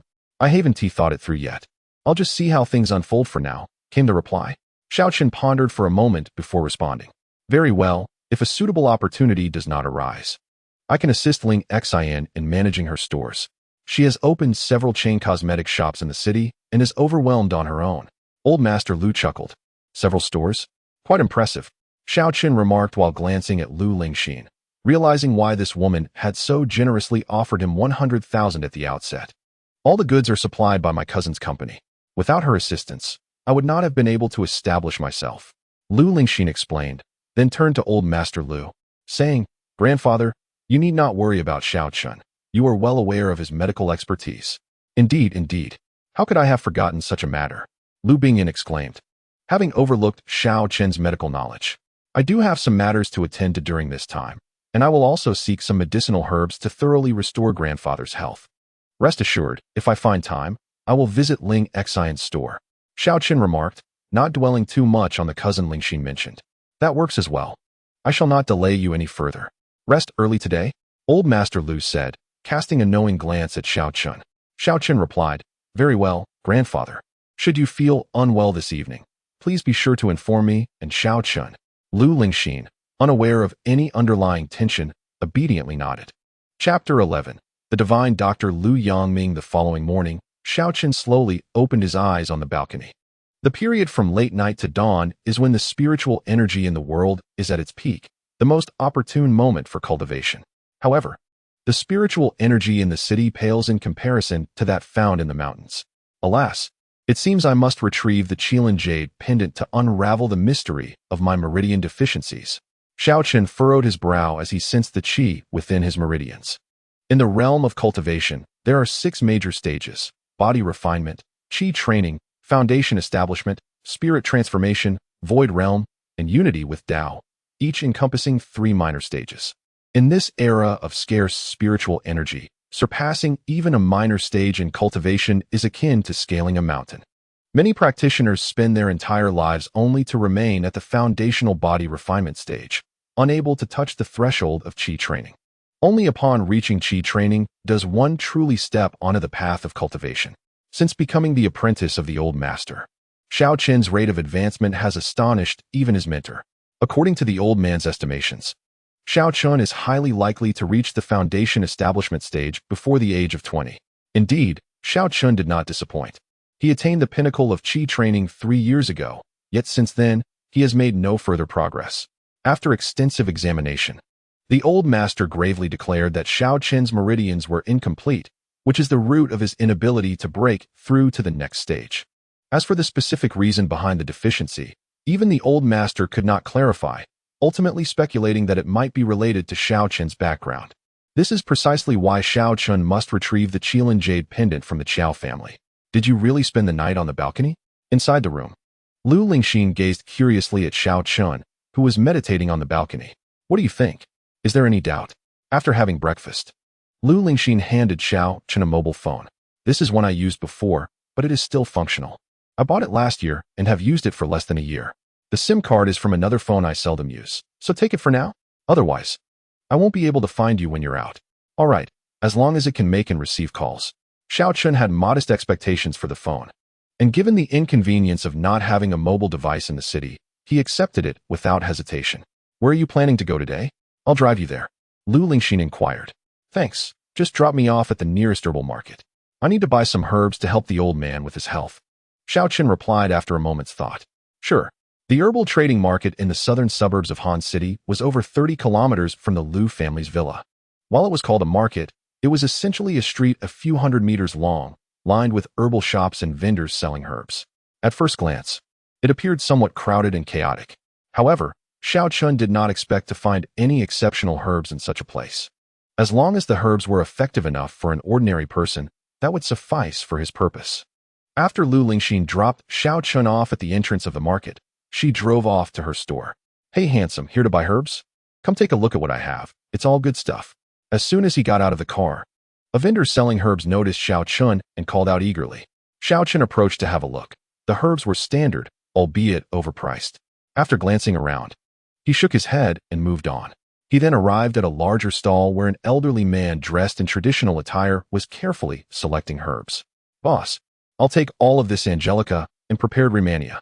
The old man, after making his selections, wore a satisfied expression as he spoke. The middle-aged vendor, hearing this, was delighted and replied with enthusiasm. All right, sir, just a moment. I'll pack it securely to prevent moisture when you take it home. Wait a moment. Xiaoqun suddenly interjected. Young man, I've already claimed these two herbs. Perhaps you should check out another stall. The elderly man appeared to think Xiaoqun was attempting to snatch the herbs from him, yet he remained unfazed, smiling at Xiaoqun with good grace, demonstrating commendable demeanor that made Xiaoqun quite comfortable. Sir, there has been a misunderstanding. I merely sensed that the herbs you selected might be questionable. While being deceived is a minor issue, I worry that if you take these herbs home to treat someone, the potential adulteration could seriously hinder their condition. Xiaoqun openly expressed his concerns. What? You're suggesting that the herbs my grandfather selected are adulterated? That is impossible. Do you know who my grandfather is? The elder had yet to utter a word when a young girl, dressed in a short skirt and sporting a ponytail, stepped forward and let out a disdainful huff. Judging by her age, she appeared to be merely 17 or 18, exuding an aura of youthful exuberance. Lon Lon, do not be rude, the elder admonished the girl, before turning his gaze toward Xiaoqun and stating, I have practiced medicine for many years. I can discern the authenticity of these medicinal herbs. Do you have any evidence to support your claim that the herbs I selected are counterfeit? Indeed, young man. On what basis do you assert that the herbs I sell are fraudulent? If you cannot produce evidence, do not think I won't report you for slander. The middle-aged vendor, his expression darkening, glared at Xiaoqun. Upon hearing the vendor's outburst, a crowd quickly gathered to witness the commotion. This old man looks rather familiar, one bystander remarked. Indeed. I hadn't noticed until you pointed it out, but he does seem somewhat recognizable. Wait, I remember now. He is Lu Yongming, one of the 4 great physicians of Han City. I've seen him frequently on health channels on television. Goodness, it truly is the revered physician Lu. This man is genuinely one of the 4 great physicians. Brother, are the 4 great physicians really that impressive? I'm not well versed in this. Could you enlighten me? I want to sound knowledgeable when I post on social media later. You don't know the 4 great physicians? Surely you know Director Wu Dihao of the Central Hospital? He is renowned as the king of ghost hands. Is he not impressive? Yet, compared to this esteemed gentleman, he pales in comparison. I may not know the king of ghost hands, but if you say this elder is even more remarkable than the hospital director, then I comprehend just how extraordinary he truly is. Incredible. I must share this on social media. As the crowd buzzed with speculation, the vendor's expression shifted, revealing a hint of panic. He had not anticipated that this elder was one of the 4 great physicians of Han City.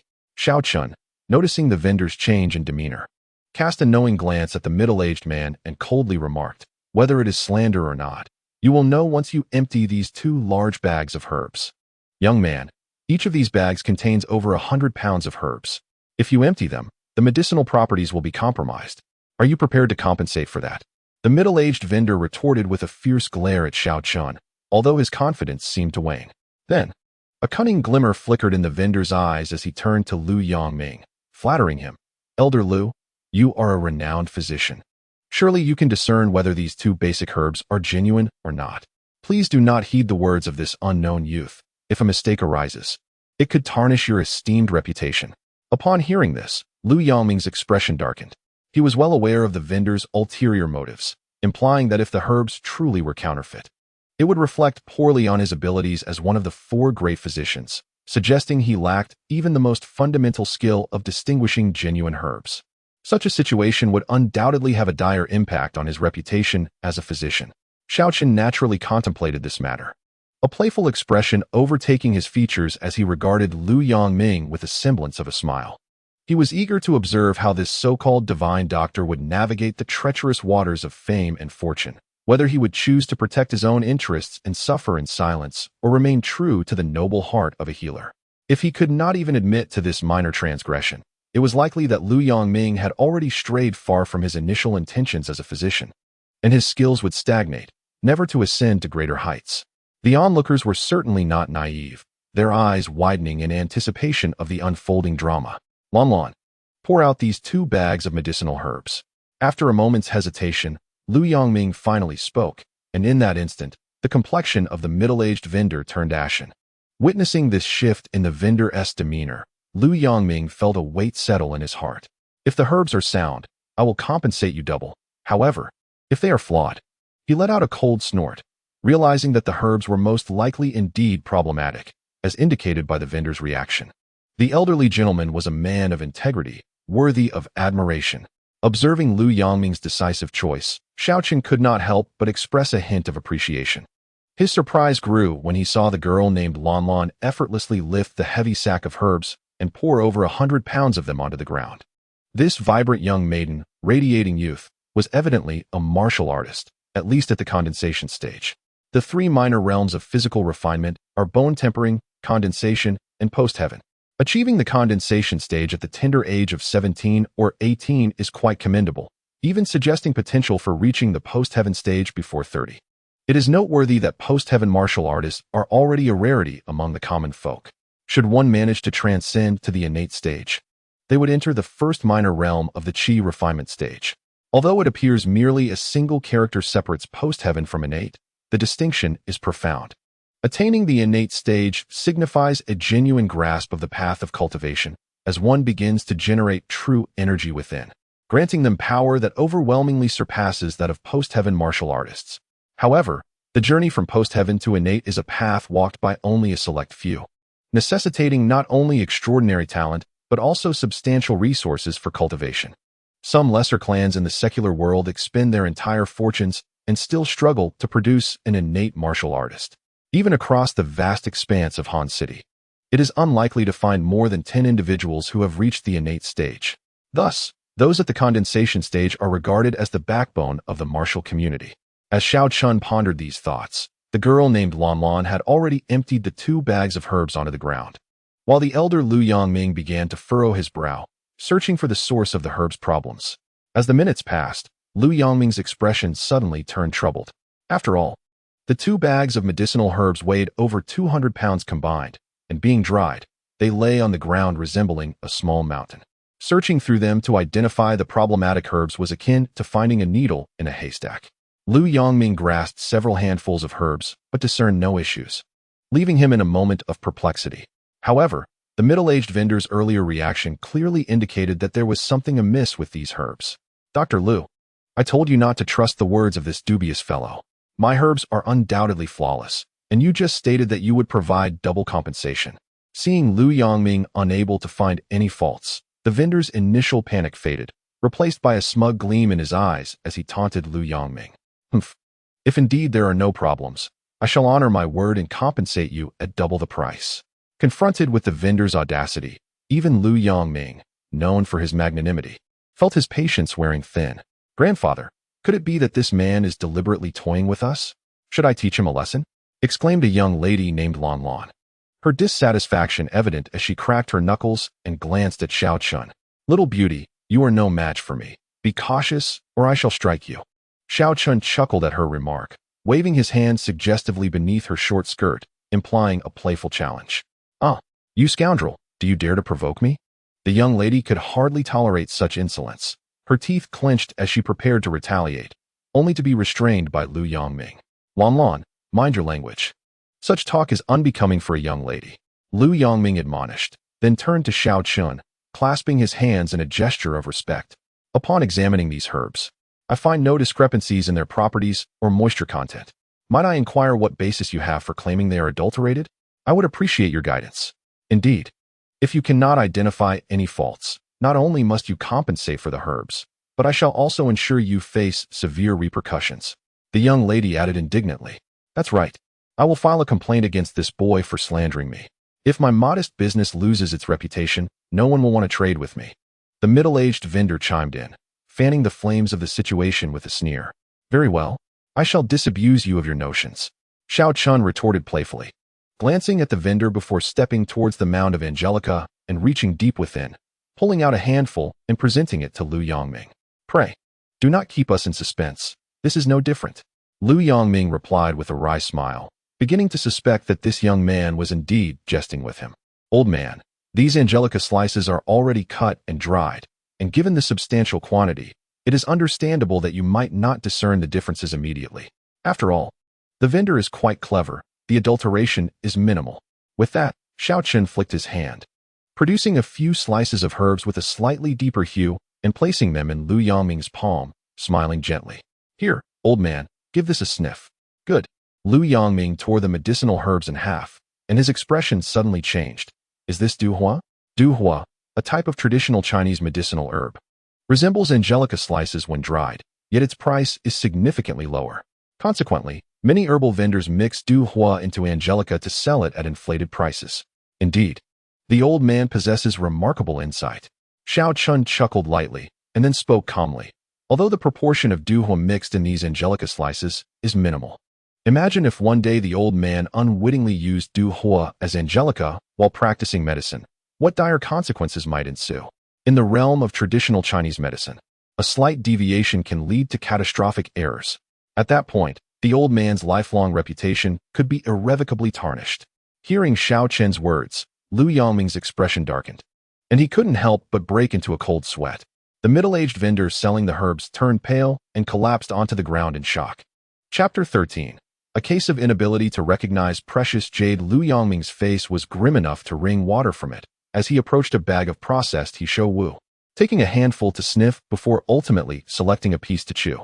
Is this sweet potato? After tasting it, Lu Yongming furiously hurled the chunk of inferior He Wu at the vendor's face, exclaiming, I have practiced medicine for many years, and I cannot believe I was nearly deceived by such shoddy tactics. Adulterating medicinal herbs is tantamount to indirectly endangering lives. For the sake of a few measly coins, you would stoop to such a morally reprehensible act? Truly despicable. I was wrong. I had no idea you were the esteemed Lu Shini. Otherwise, I wouldn't dare deceive you even if I had 10 times the courage. The middle-aged vendor, now pale and with a mournful expression, pleaded for mercy. Humph. So you mean to say that if it were someone else, you would feel free to deceive them? Lu Yongming's face was ashen, and with a cold snort, he declared, I loathe those who sell counterfeit medicinal herbs. I shall call the Pharmaceutical Administration immediately. The herbal market in Han City shall not allow such morally bankrupt merchants to exist. With that, Lu Yongming took out his phone and made a call. The middle-aged vendor hung his head in silence, unable to utter a word. Before long, several uniformed individuals arrived in a vehicle. After briefly understanding the situation, they took the vendor and the counterfeit herbs away. The surrounding vendors watched this scene in hushed silence, with a few guilty ones hurriedly packing up their stalls and leaving in disgrace. Thank you very much, my young friend. It is indeed my own carelessness that nearly led to a grave mistake. Lu Yongming sighed and expressed his heartfelt gratitude to Xiao Chun with a respectful gesture. Grandfather, was it really necessary? With your medical expertise, you would surely be able to discern the counterfeit herbs when using them, protested the young girl named Lan Lan. The little beauty has a point, another added. I believe that with Lu Shini's skills, any issues with the herbs would be apparent during use. However, what if the one dispensing the herbs is not Lu Shini? Some of the apprentices may not be able to distinguish between genuine and counterfeit materials. Xiao Chen maintained his composure, observing the young girl's defiance with a faint smile as he offered a gentle explanation. Indeed, the young friend's words held merit. The saying, for every 100 meticulous details, one may overlook a single flaw, aptly illustrated the situation. Lu Yongming nodded in agreement. Humph, speaking so confidently. I suspect you are merely a mere apothecary, the girl retorted with a scoff. In my youth, I did serve as an apothecary. Though I now consider myself a practitioner of medicine, Xiao Chun replied. Upon joining the old man's tutelage, he indeed spent a brief period as an apothecary. However, in less than a year, he surpassed his mentor in the art of pharmacology, astonishing the old man with his prodigious talent. Oh, so you are also a practitioner of the healing arts? May I inquire as to your esteemed teacher? Lu Yongming, intrigued by this revelation, felt a surge of admiration for talent.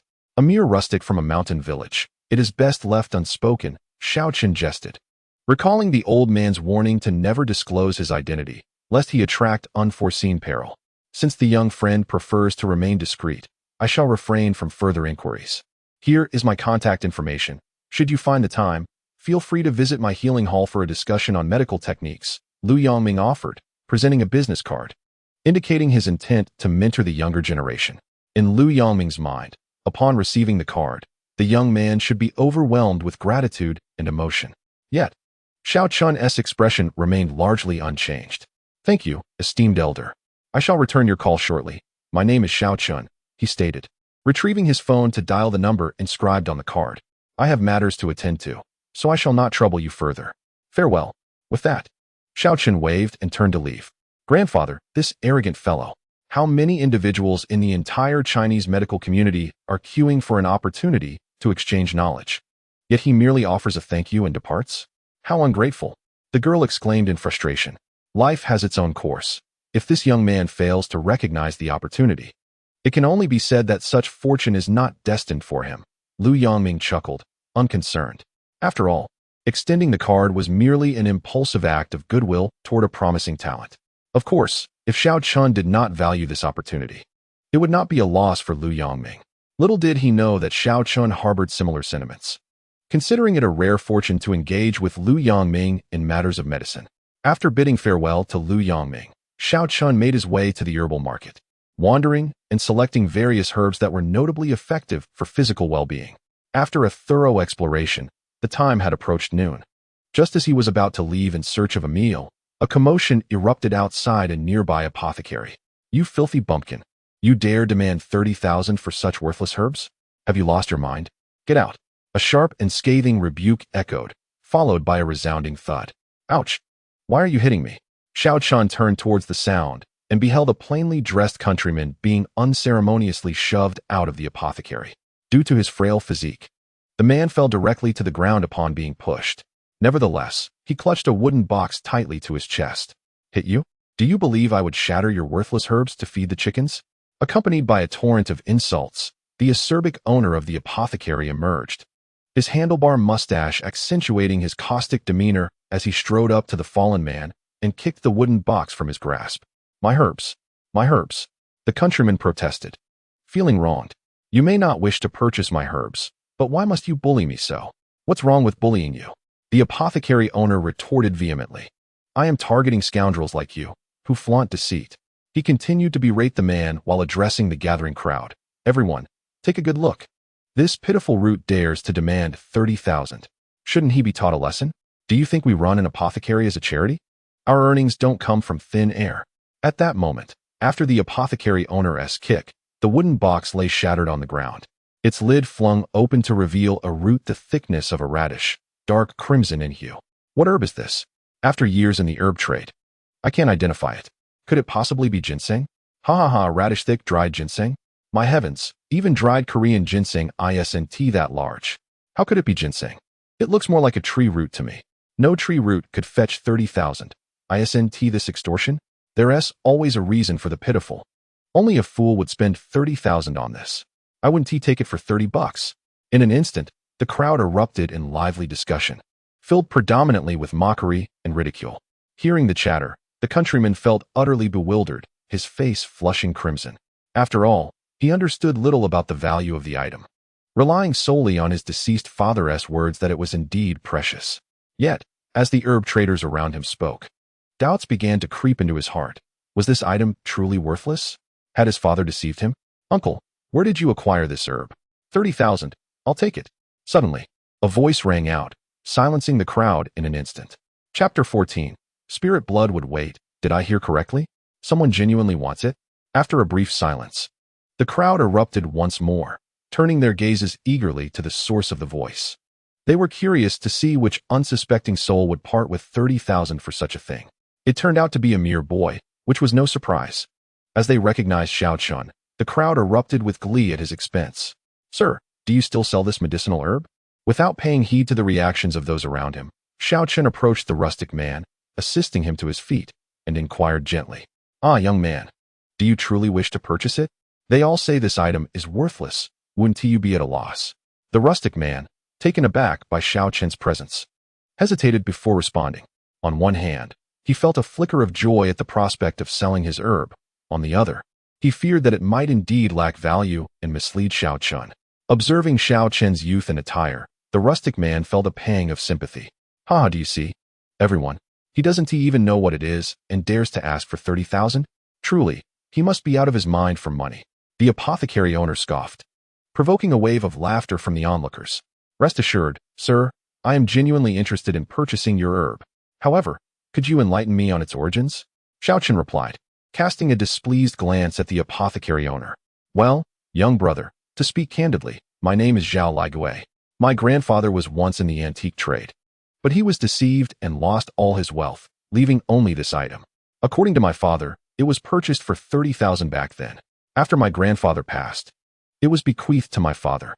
As for its true nature, even he is uncertain. He merely heard from the village doctor that it might be a medicinal herb." The rustic man, identifying himself as Zhao Ligui, recounted the herb's history, then continued, "My daughter recently gained admission to university and requires tuition. We are in dire financial straits. She is my only child, and I do not wish to leave her in debt. Therefore, I brought this item to the city in hopes of exchanging it for some funds. My grandfather bought it for 30,000, and I intend to ask for the same. Yet, this owner accused me of being a fraud and even resorted to violence." As Zhao Ligui spoke, his voice trembled with indignation. Upon hearing his tale, the crowd and the apothecary owner exchanged glances, their expressions shifting. Could this item truly be a treasure? I remember now. Isn't this the young man who assisted Dr. Lu in identifying counterfeit herbs? Suddenly, someone recognized Xiao Chun and exclaimed, "It indeed seems so." Others, prompted by this revelation, recalled the incident as well. Now, the atmosphere shifted dramatically. If this young man could help Dr. Lu discern counterfeit materials, it implied that he was no novice. He possessed a discerning eye. Yet, astonishingly, he was willing to pay 30,000 for this item. The crowd, not to be underestimated, were seasoned traders, shrewd from years of experience. Could it genuinely be a treasure? Doubt and intrigue swirled within their minds as they began to calculate the potential worth. According to Zhao Ligui, this item could have fetched 30,000 yuan decades ago, a considerable sum at that time. If this object is indeed a treasure, one can only speculate its worth today, surely no less than 300,000. For a moment, the crowd fell silent, each person discreetly scrutinizing the inconspicuous medicinal herb on the ground. The acerbic owner of the herbal shop, sporting a thin mustache, was particularly eager to reclaim the herb for a closer examination, but it was Xiao Chun who seized it first. "This item is mine. Do you wish to touch it? Have you obtained my permission?" Xiao Chun cast a cold glance at the herbal shop owner. "Have you paid? Until the transaction is complete, it remains unsold. Besides, this rustic fellow approached me first. What business do you have here?" The shop owner's face darkened as he spoke. "Money, is it? That can be arranged." Xiao Chun unzipped his backpack, producing a substantial bundle of cash, exactly the 100,000 yuan previously given to him by Lu Lingxin. "Sir, this is 100,000. It is all I possess. To be frank, this herb, known as spirit bloodwood, is over 350 years old. Its true value far exceeding 100,000. Therefore, whether you sell it depends on you. As compensation, I can promise to help your daughter avert a calamity in the future." Considering that Zhao Ligui was selling this item to gather tuition for his daughter, Xiao Chun felt a pang of sympathy for the man and decided to offer all the money he had. Regarding the promise of averting the calamity, Xiao Chun was not merely speaking out of turn. He had noticed the faint, blood-tinged fracture in the area beneath Zhao Ligui's eyes. In physiognomy, such a mark in the children's palace suggests an imminent and unavoidable disaster for Zhao Ligui's offspring, and the fracture indicated the potential loss of a child. Thus, combining these observations, it seemed likely that Zhao Ligui's daughter was facing a grave peril. "Oh, young brother, please do not frighten me regarding my daughter." Zhao Ligui panicked. Momentarily neglecting the 100,000 yuan, his concern shifting to his daughter's safety. Indeed, it appears so. However, do not worry, uncle. With my presence, mitigating this calamity is entirely feasible. Xiaochen assured him with a nod. I trust you, young brother. If you can help my daughter avert this disaster, I would gladly part with this herb without seeking any payment. Zhao Ligui declared, gritting his teeth. That cannot be. 100,000 is yours to keep. After all, you still need to pay for your daughter's tuition. Xiaochen smiled, placing the money into Zhao Ligui's embrace. Ha! Young man, spirit bloodwood. Who are you trying to deceive? I have been in this business for over a decade and have never heard of such a medicinal herb. To me, it seems you two country bumpkins are merely putting on a show, and your act is rather convincing. The proprietor of the apothecary scoffed coldly and then addressed the surrounding crowd with a loud voice. Esteemed colleagues, do not be deceived by these two individuals. This lad, with his rustic appearance, undoubtedly hails from the countryside and is likely in cahoots with that peasant named Zhao. Their aim is to ensnare us, then sell this worthless tree root at an exorbitant price. You speak nonsense. I do not know this young brother at all. Zhao Ligui interjected urgently, attempting to defend himself. I don't think they seem to be in collusion, some spectators murmured, expressing their skepticism towards the apothecary's words. Indeed, it seems implausible. This lad helped the esteemed Dr. Liu identify the counterfeit medicinal materials. Another added, casting doubt on the apothecary's claims. How can one be certain this lad isn't working alongside the purveyor of fake materials, merely seeking to gain your trust, only to entice us into purchasing his wares at a premium? If you doubt my words, I ask you this, in this day and age, who carries 100,000 in cash when they venture outside? The apothecary proclaimed with conviction. Yes, that makes sense. Nowadays, we use mobile payments. Who would carry such a sum? As the crowd processed this information, their expressions shifted, and they looked at Xiaochen and Zhao Ligui with newfound skepticism. Seeing that the crowd had begun to believe him, the apothecary felt a swell of pride and derisively turned to Xiaochen, saying, Now, how will you explain this? Explain? Fool, your head is so green it glows. Yet you still have time to prattle on. Xiaochen shot back, his gaze icy as he regarded the apothecary with disdain. Do you dare insult me? The apothecary's face darkened, and he retorted with a mocking tone. Boy, angering me will do you no good. You may have a momentary advantage in words, but we are seasoned merchants here. Do you truly believe any of us would fall for your ruse? Before he could finish, a stern-looking middle-aged man emerged from the crowd. His expression grave as he addressed Xiaochen. Young man, I will offer you 500,000 for that spirit bloodwood. Chapter 15. The Choice of Humanity, 500,000? The onlookers collectively gasped, momentarily convinced their ears had deceived them. Once they realized they had heard correctly, they turned to look at Xiaochen, their eyes filled with envy. Had he truly earned 40,000 in the blink of an eye? This money was far too easy to acquire, like picking it up off the ground. As they envied Xiaochen, their glances shifted back to the apothecary, now imbued with an expression akin to that of a fool. At that moment, it became clear to all that the possibility of a scheme was diminishing rapidly. That root-like medicinal material was most likely a genuine treasure. Feeling the weight of the crowd's schadenfreude and their incredulous gazes, the apothecary asked sharp. Acerbic face flushed a deep crimson. Humph, that individual must surely be a plant, just like this lad and that country bumpkin. Worth 500,000? What a joke. A mere 30,000 yuan item, and within less than 10 minutes, someone is willing to pay 500,000 for it. What era are we living in, that such a monumental oversight could still occur? If this medicinal herb is indeed a treasure, wouldn't it lead to a significant loss for myself today? The proprietor of the pharmacy, grasping this reality, could only angrily cling to the notion that Zhao Ligui was a fraud. It was his sole opportunity for redemption. However, in the next moment, a kind-hearted onlooker interjected. Boss Du, I advise you to retract your earlier statement. The individual offering 500,000 is none other than Director Yang Tianfeng of the Han City Drug Administration. To claim he is a shill would be to jeopardize your standing in this industry. Instantly, the crowd erupted in fervor. Goodness, Director Yang? It truly is him. This could spell disaster for that old fellow Du. The whispers continued. If Director Yang is willing to bid 500,000, it must be genuine. Damn it. What incredible fortune this young man has. He stands to gain tens of thousands in mere moments, more than I earn in a year. Listening to the murmurs of the crowd, the pharmacy owner's face turned pale. He gazed in terror at Yang Tianfeng, stammering, Director Yang, I apologize. I had no knowledge of your identity. Please, do not hold this against me. As he spoke, the pharmacy owner was nearly in tears. The individual before him indeed possessed the power to determine his fate with a single word. Humph, a fool who cannot recognize a gem. Yang Tianfeng scoffed. And with his stature, he naturally would not stoop to argue with a pharmacy owner.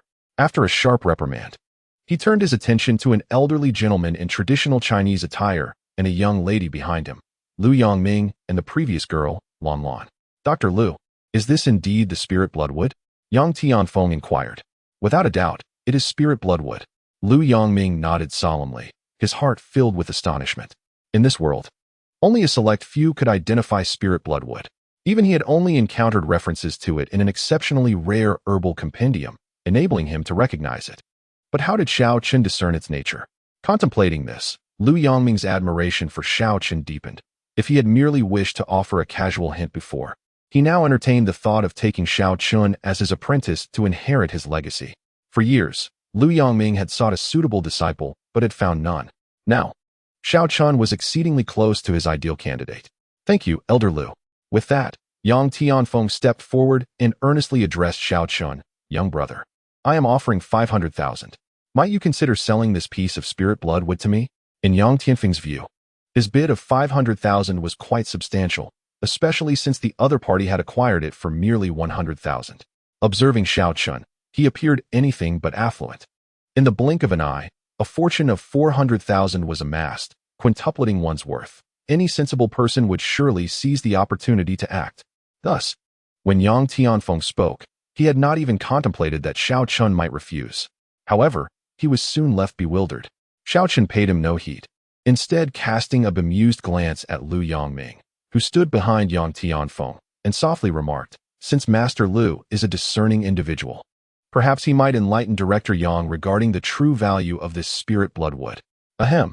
At these words, Lu Yongming's face flushed, and with a somewhat awkward cough, he responded, if this spirit bloodwood were to be auctioned, it would undoubtedly fetch no less than 2 million, and it could even surpass 10 million. What? 2 million? Over 10 million? Good heavens, is it truly so ludicrous?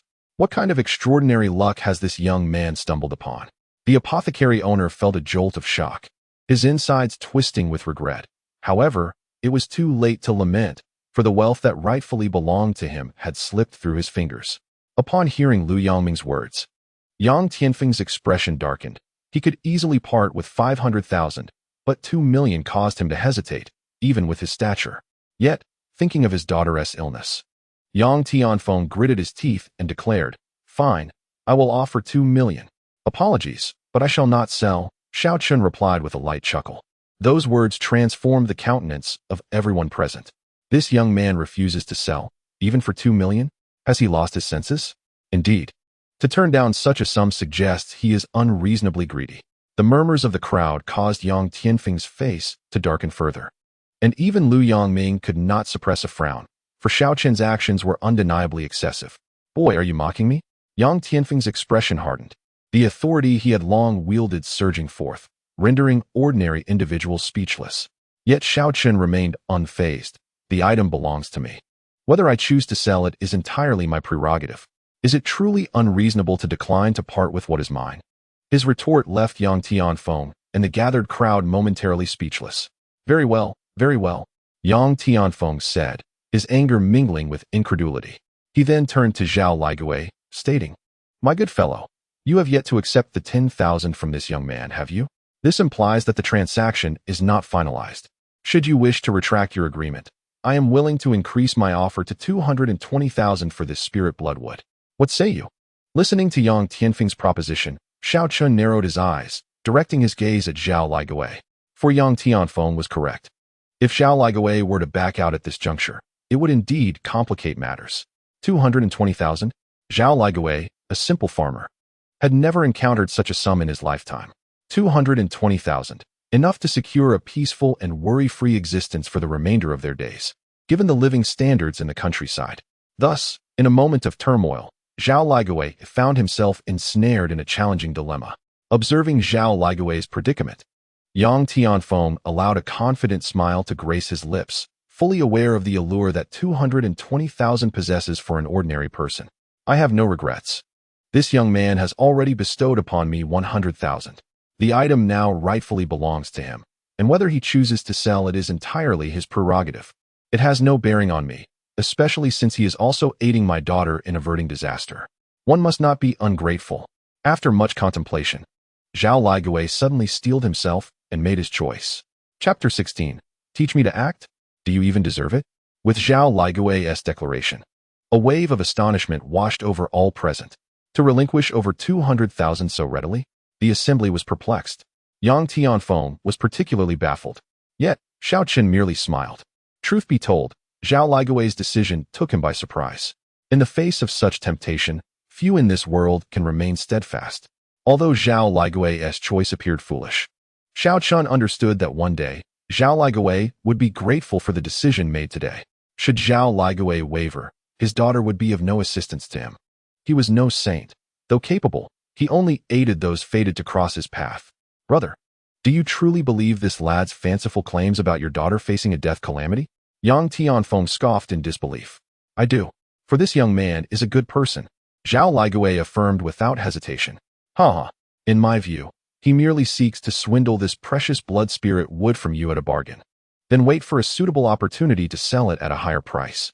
200,000 is hardly sufficient. Beware, your greed may someday bring you misfortune. Yang Tianfeng's eyes blazed with anger, yet he felt powerless. There's no need for Director Yang to concern himself, Xiao Qin remarked nonchalantly. Xiao Qin, perhaps you could grant this old man some consideration. While this blood spirit would could indeed fetch a price in the millions under the right circumstances, such opportunities are rare. 200,000 is already quite generous. Why not simply transfer it to Director Yang? Lu Yongming interjected, wishing to ease the tension between Xiao Qin and Yang Tianfeng. In response, Yang Tianfeng let out a derisive snort, eager to observe Xiao Qin's reaction. Apologies, esteemed elder, but while 200,000 is certainly not an insignificant amount, my refusal is not motivated by money. This item holds significant importance for me, and I hope you can comprehend my position.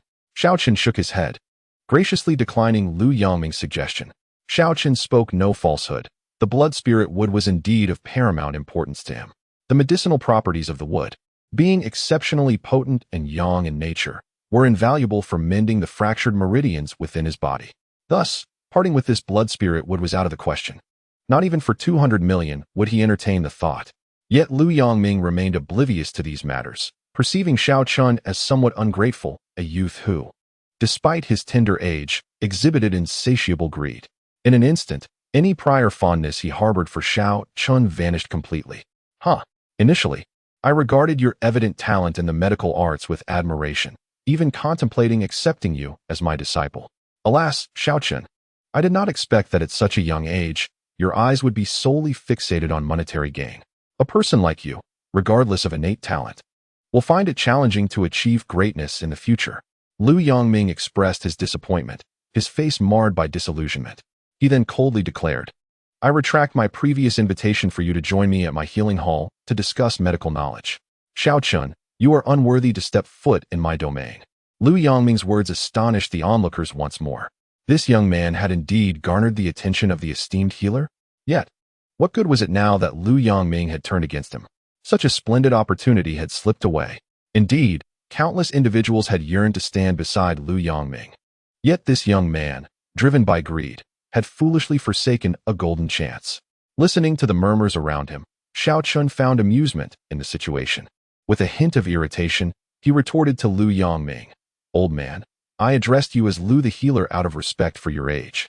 Yet you truly see yourself as a divine healer? Spare us your self-importance. Do you think I covet your shabby healing hall?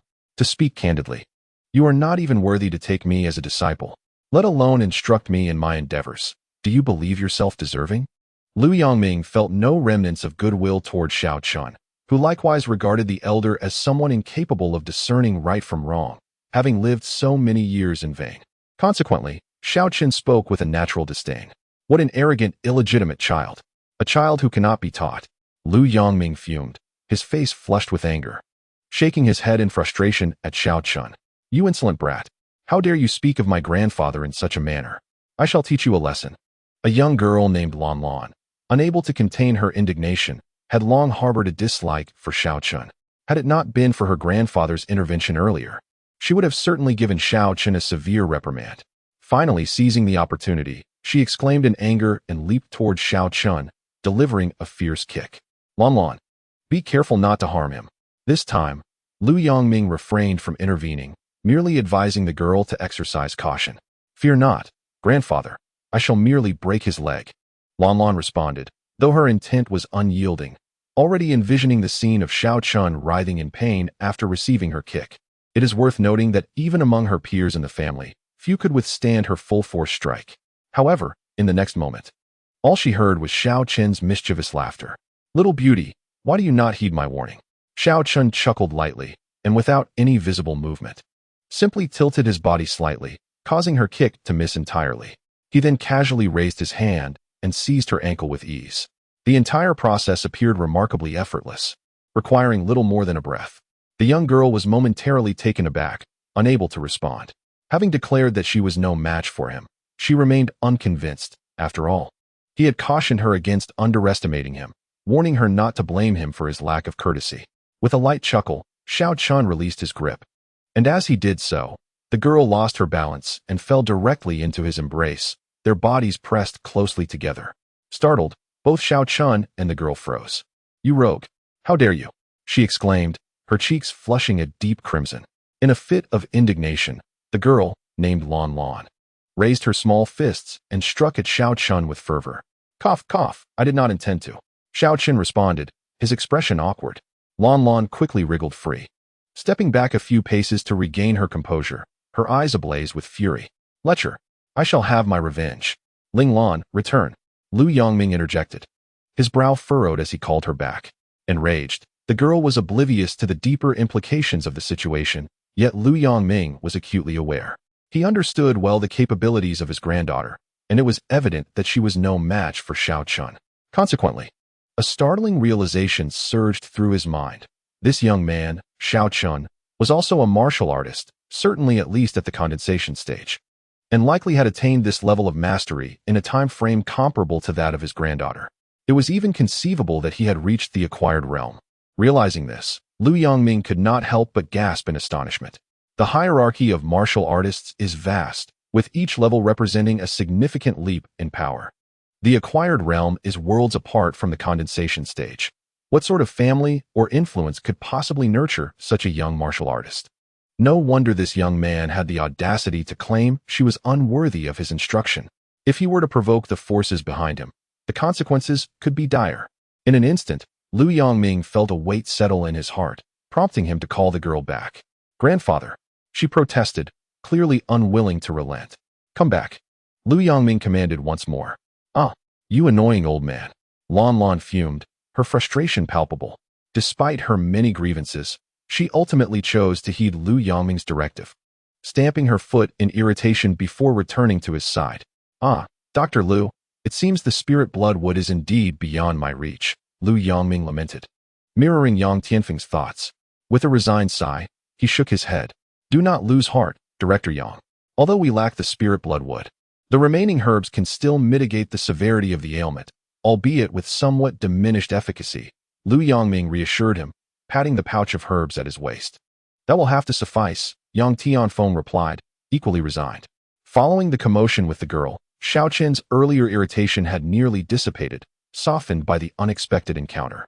If Lord Lu intends to utilize that century-old fire ginseng to suppress the extreme cold poison afflicting Director Yang's daughter, I advise you to abandon this notion. Such an action will only render the patient more tormented, leading to a death that is worse than life within 7 days.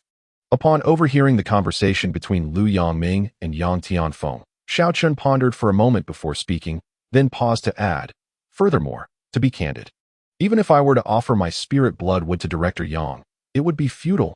Not only would it squander 2 million, but it would ultimately result in Director Yang's daughter suffering an even more agonizing demise.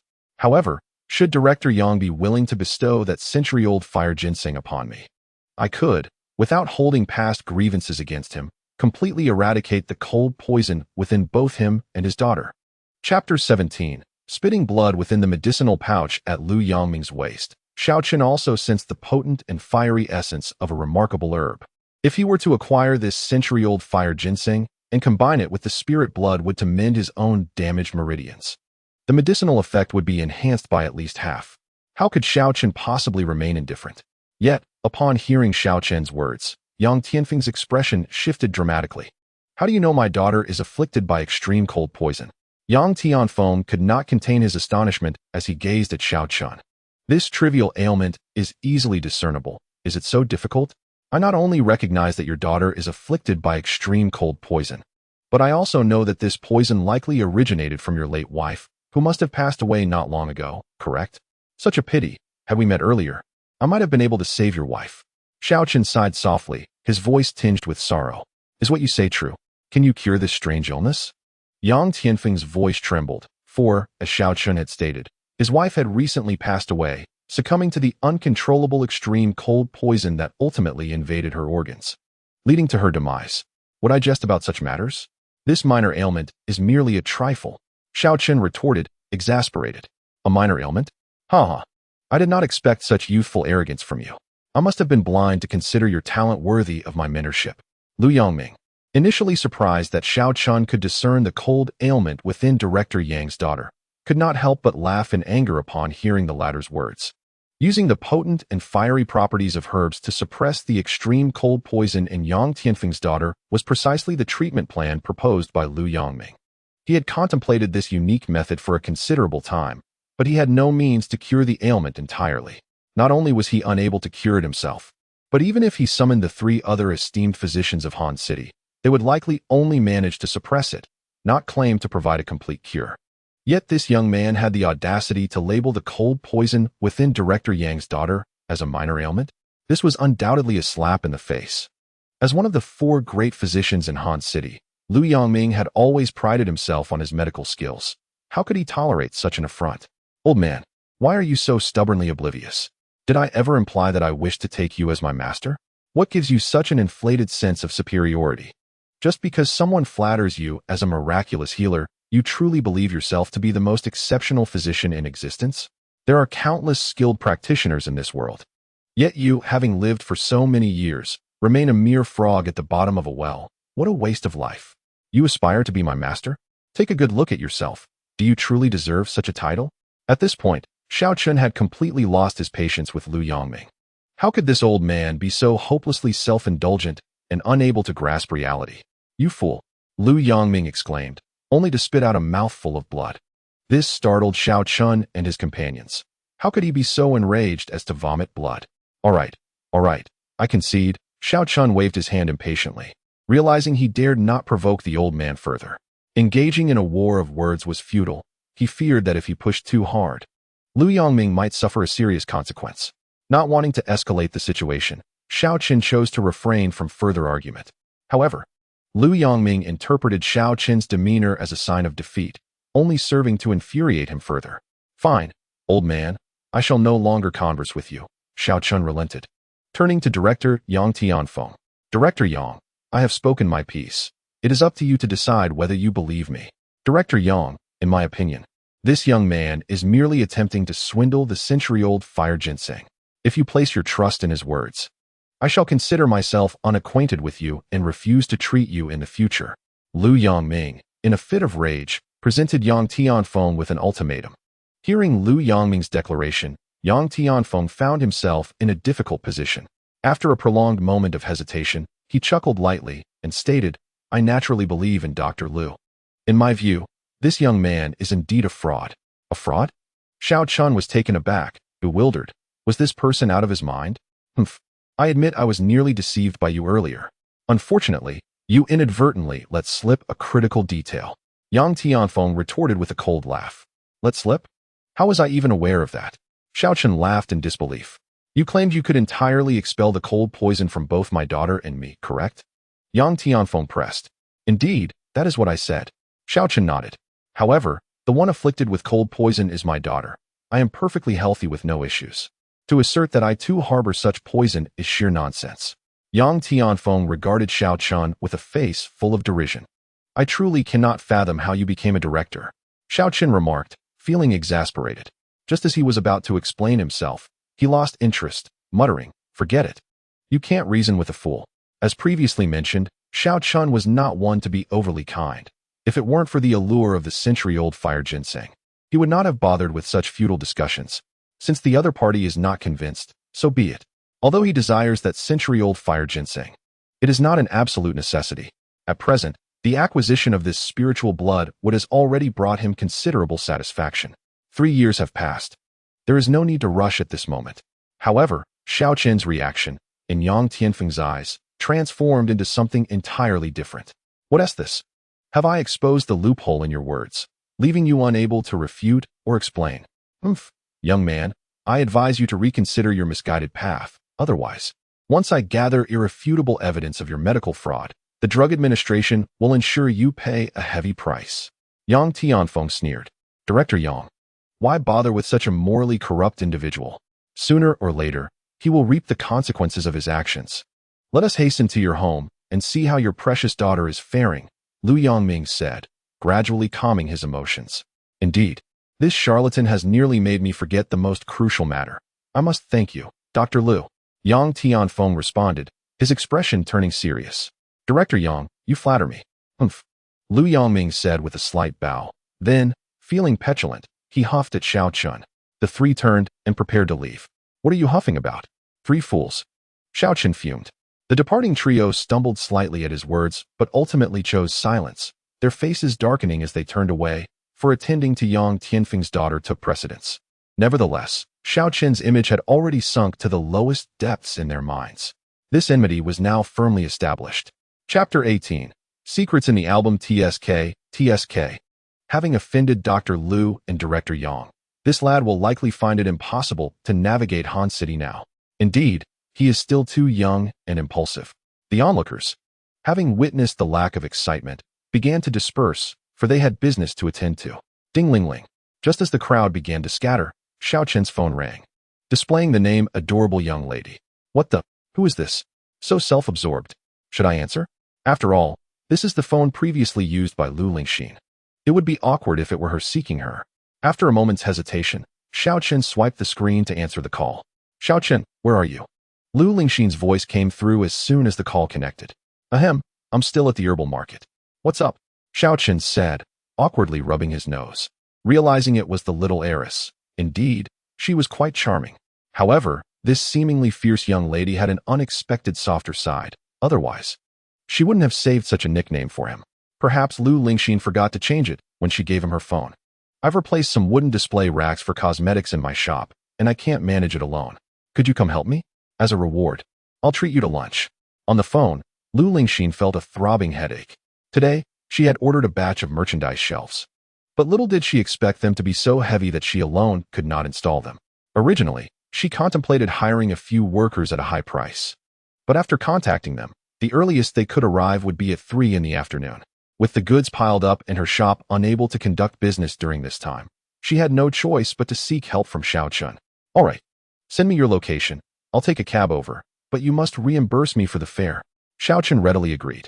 Having purchased the medicinal materials, he found himself nearly out of funds. You're so stingy. Lu Lingxin snapped before hanging up the phone.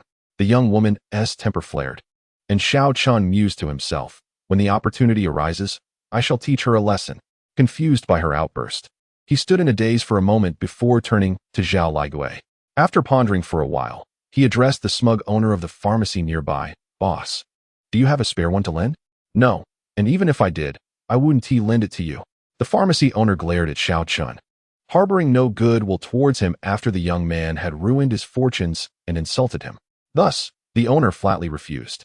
However, before he could finish his sentence, he watched as Xiao Chun approached the counter and boldly snatched a piece of yellow paper used for wrapping medicinal materials. You dare to take my pharmacy's property? This is illegal. Do you believe I will report you? The pharmacy owner perked up, moving closer with a mocking grin, but his words were abruptly choked back. Xiao Chun folded the yellow paper and tore it into 5-centimeter wide strips. Then, he bit his own fingertip, using the blood to inscribe a peculiar rune upon the paper. The moment the last stroke of the rune was completed, a flash of golden light flickered across the yellow paper. What the hell? Are you a ghost? The pharmacy owner was left dumbfounded, rubbing his eyes in disbelief, unable to articulate his shock. A ghost? With this talisman, I fear no specter. Xiao Chen chuckled lightly, folding the yellow paper into a triangle and handing it to Zhao Ligui outside. Uncle Zhao, take this evil-repelling talisman back with you, and make sure your daughter carries it at all times. If you encounter any insurmountable situation, just give me a call. As he spoke, Xiao Chen wrote down his phone number and passed it to Zhao Ligui.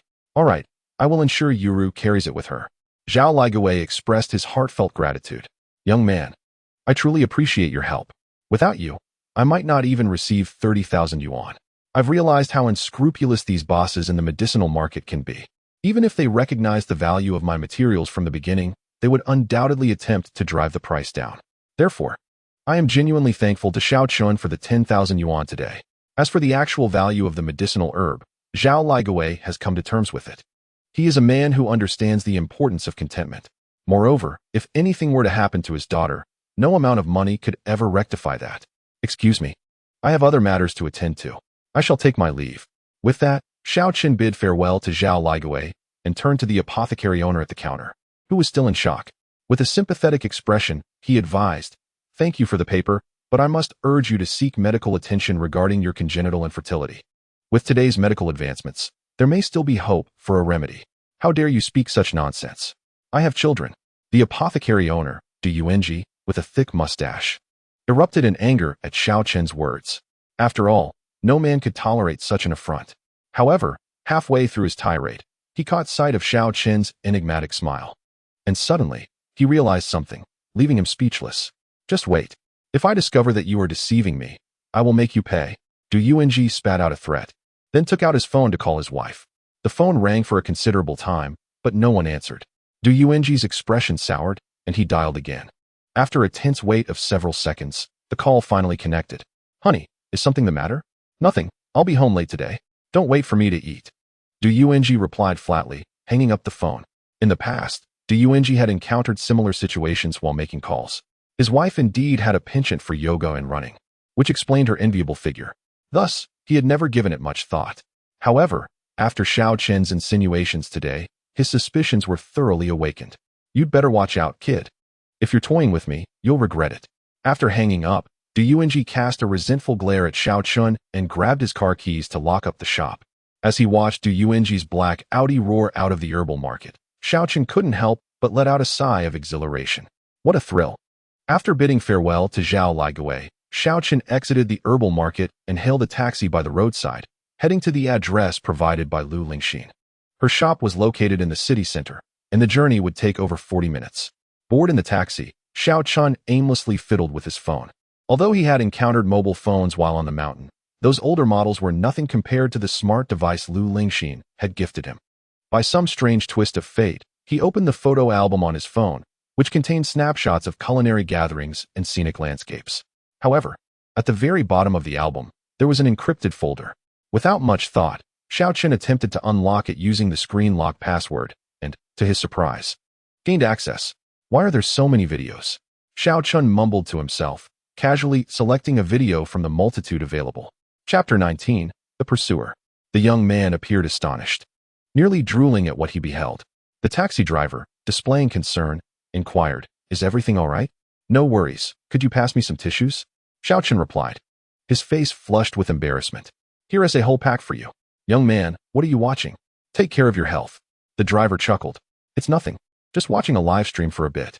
Xiao Chen laughed lightly, then switched to a short video app, where a heavily made-up woman in black danced. "What's so captivating about this? I'm already tired of it." The driver's expression shifted to disappointment, tinged with envy. Youth had its advantages, after all, being able to drool over such videos. Unlike him, who faced nightly ridicule from his wife. Who understands the woes of a middle-aged man? Wiping his mouth, Xiao Chen stowed his phone away, wary of further indulgence. Damn it, that Lu Lingxin woman is driving me to the brink. Why does she insist on filming such nonsense? 40 minutes later, the taxi halted in front of a cosmetics store named Lingmei. Through the glass doors, Lu Lingxin could be seen idly playing on her phone at the counter. "Hey, little rich girl, come out and pay the fare," Xiao Chen called out as he exited the vehicle. Lu Lingxin emerged, a look of exasperation on her face, and grumbled at Xiao Chen. "Didn't I give you 100,000 just the other day? Have you already spent it all?" "Indeed, that amount barely covers some medicine," Xiao Chen replied earnestly. The driver was taken aback, exclaiming, 100,000? That's quite the expenditure. Living off soft rice and still managing to maintain your health. Impressive. After collecting his fare, the taxi driver shot Xiao Chun an envious thumbs up. What do you mean by that? Lu Lingxin snapped, her displeasure evident after hearing the driver's words. Whoa. A fierce one. Brother, good luck to you. The driver, sensing the tension, shot Xiao Chun a sympathetic glance before hastily accelerating away. Who are you calling fierce? Clarify yourself. Lu Lingxin was on the verge of fury. Never mind, little rich girl, don't stoop to his level. Xiao Chun chuckled awkwardly. Oomph, you're not exactly innocent either. Noticing the drool stain at the corner of Xiao Chun's mouth, Lu Lingxin assumed he had caused trouble outside and huffed disdainfully. What does that have to do with me? Xiao Chun was taken aback, then glanced around, saying, Aren't you the one who asked for my help to move things? Are we still doing that? If not, I'm leaving. Move. Come with me. Lu Lingxin retorted angrily before turning back toward the store. Upon entering, Xiao Chun soon discovered that Lu Lingxin's establishment was quite spacious, measuring nearly 200 square meters. Besides Lu Lingxin, there were several young female attendants in the shop, all of whom, while reasonably attractive, appeared rather ordinary in comparison to Lu Lingxin. At that moment, the young attendants, unable to suppress their amusement, covered their mouths and stifled laughter as they witnessed the playful banter between Xiao Chun and Lu Lingxin. Clearly, Lu Lingxin treated them well, allowing them to behave so freely in front of their employer. Just these. They all need to be assembled, Lu Lingxin directed, pointing at the unassembled shelves scattered on the floor. All right, leave it to me, Xiao Chun replied with a wry smile, realizing he was the one tasked with the labor. The female attendants, astonished, observed as he effortlessly lifted the heavy poplar boards, whispering among themselves in awe. My goodness, he possesses such strength. He is quite handsome. No wonder the boss has taken a liking to him. Being with a man like him must provide a great sense of security. Finally, Lu Lingxin could no longer endure their chatter and reprimanded them. Stop your incessant prattle. Go have your meals. You don't need to return this afternoon. Consider it a half-day off. The young attendants beamed with joy at her words. Boss. Both Lu Lingxin and Xiao Chun were momentarily taken aback, processing the unexpected address. Such eloquence. Xiao Chun mused, while Lu Lingxin's expression darkened. However, she refrained from elaborating, as they were indeed in a nominal relationship. Once the attendants departed, Xiao Chun dedicated nearly 2 hours to assembling all the shelves. True to her word, Lu Lingxin treated him to a meal afterward.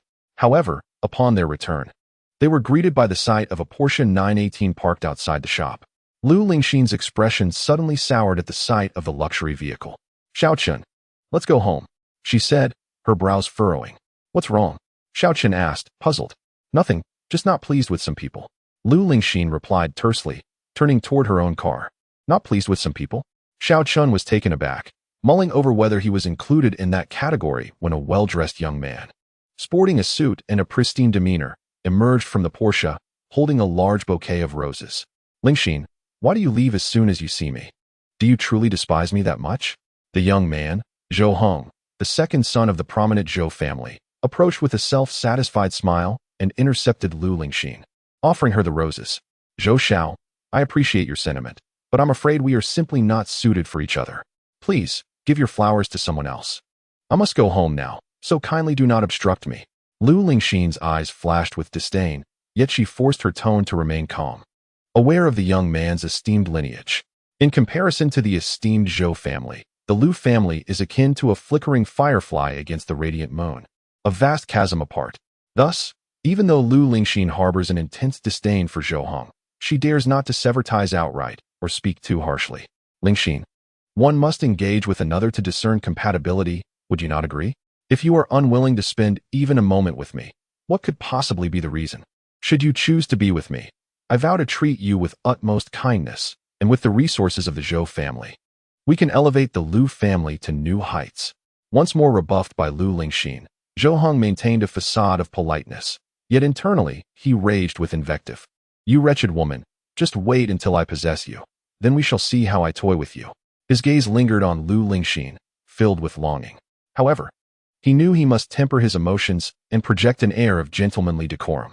He was acutely aware that a woman like Lu Lingxin, who does not covet power or privilege, would require a slow and persistent approach. Haste would yield no rewards. I'm sorry, but I have no need for your advances. Our life in the Liu family is quite satisfactory, Lu Lingxin replied, her expression tinged with displeasure as she endeavored to speak in a gentle tone, intent on passing Zhou Heng to leave. Lingxin, I truly care for you. Please grant me a chance. Zhou Heng implored earnestly. These past few days without you have robbed me of restful sleep. I find myself thinking of you until the late hours of the night. I swear, I shall only ever treat you well in this lifetime. His face bore a serious expression, embodying the demeanor of a lovesick man. How ridiculous. You can't even sleep well. Can you? My friend, your audacity is remarkable. Look at those puffy eyes. You must have been with at least 3 women last night. It's a wonder you can function at all. Xiaoqin could not resist chuckling, having initially intended to remain silent. After all, if Lu Lingxin were to find a suitable partner, he could extricate himself from this charade of a faux relationship. However, Zhou Heng's words were simply too absurd to endure. What nonsense are you spouting, you filthy laborer? Zhou Heng was striving to maintain an air of deep affection towards Lu Lingxin when he was suddenly interrupted, irritation bubbling within him. Upon turning to face Xiao Chun, his countenance darkened. Earlier, in the Porsche, Zhou Heng had noticed Xiao Chun beside Lu Lingxin. However, due to Xiao Chen's humble attire and the dust clinging to him from assembling wooden shelves, he had initially mistaken him for a worker from a construction site. Zhou Heng had given him little thought. Yet now, a disquieting realization dawned upon him. This so-called laborer not only mocked him, but also addressed Lu Lingxin with an intimacy that suggested a deeper connection than that of mere hired help. In an instant, a profound jealousy took root in Zhou Heng's heart. However, alongside this envy, he felt a twinge of surprise, for the migrant worker before him had struck a nerve. Recently, Zhou had been utterly infatuated with Lu Lingxin, yet despite his fervent desires, he found himself thwarted at every turn.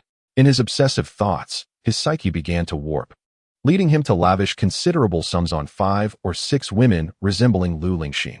Yet, these gold diggers could never compare to her, which compelled him to pursue Lu Lingxin yet again this morning. To his astonishment, a migrant worker had discerned his actions from the previous night. Lingxin, where did you find this uncouth laborer? Does he have the audacity to utter your name? Shall I assist you in teaching him a lesson? After admonishing Xiao Chun, Zhou Heng turned back to Lu Lingxin, puffing out his chest and speaking with feigned cordiality. Zhou Xiao, you wish to help me discipline him? Upon hearing Zhou Heng's words, Lu Lingxin's eyes narrowed, a glimmer of mischief flickering within them. Xiao Chun, sensing impending doom, felt a chill run down his spine. Indeed, Lingxin, do not forget, I have trained in combat, Zhou Heng declared. Despite feeling somewhat weak, he had once possessed a foundation in martial arts, even if he had ultimately given up due to the rigors involved. Nonetheless, he believed he could easily handle a migrant worker. Very well, Zhou Xiao. If you can indeed teach this laborer a lesson, I shall agree to be your girlfriend. Lu Lingxin playfully winked at Xiao Chun, followed by a cheeky grin. Really? Zhou Heng's eyes sparkled with excitement, nearly leaping from his seat. Indeed, Lu Lingxin nodded affirmatively. All right, Lingxin, just watch. Overjoyed by Lu Lingxin's confirmation, Zhou Heng's spirits soared. He placed the flowers on the ground, rolled up his sleeves, and with a cold smile, directed his attention to Xiao Chun. Kid, blame your misfortune, rest assured. After I finish with you, I will provide you with a sum for medical expenses. With that, Zhou Heng's fist flew toward Xiao Chen's cheek. Meanwhile, Lu Lingxin, her eyes wide with anticipation, was eager to witness the unfolding drama. Having witnessed Xiao Chen's prowess in the hospital, she had no doubt he would best Zhou Heng. This confidence was precisely why she had felt bold enough to make her promise. However, Xiao Chen was not pleased. So, this insufferable woman seeks amusement at my expense. Is it? Very well. He shot Lu Lingxin a fierce glare, and as Zhou Heng's feeble punch approached, Xiao Chun did not shy away. Instead, he took advantage of the momentum, collapsing to the ground while clutching his forehead and feigning agony. Ouch, my head! Xiao Chun exclaimed, his cries mingled with groans, leaving onlookers convinced he had sustained grave injuries. Witnessing this scene, both Lu Lingxin and Zhou Heng were rendered speechless. Zhou Heng stared incredulously at his own fist, questioning the very fabric of his existence. Could it be that I am truly this formidable? How is it that he fell before I even struck him? This is not right. I was aiming for the face, yet this migrant worker is covering his forehead. Zhou Heng, not one to be easily fooled, quickly comprehended the situation. Gazing at the figure of Xiao Chun on the ground, he suddenly found him much more agreeable. By heavens, he had encountered sycophants before. but none had done so silently and so pleasantly. This was a first. Instinctively, Zhou Heng presumed that Xiao Chen was intentionally putting on this facade to curry favor with him in front of Lu Lingxin. With this thought, Zhou Heng couldn't help but crouch down and give Xiao Chen's shoulder a hearty pat, subtly slipping a bank card into his pocket, expressing his heartfelt gratitude in a hushed tone. "Goodness, my brother, I acknowledge you as my friend. There are 300,000 in this card. After the deed is done, I shall give you another 200,000. This time, it was Xiao Chen who was bewildered.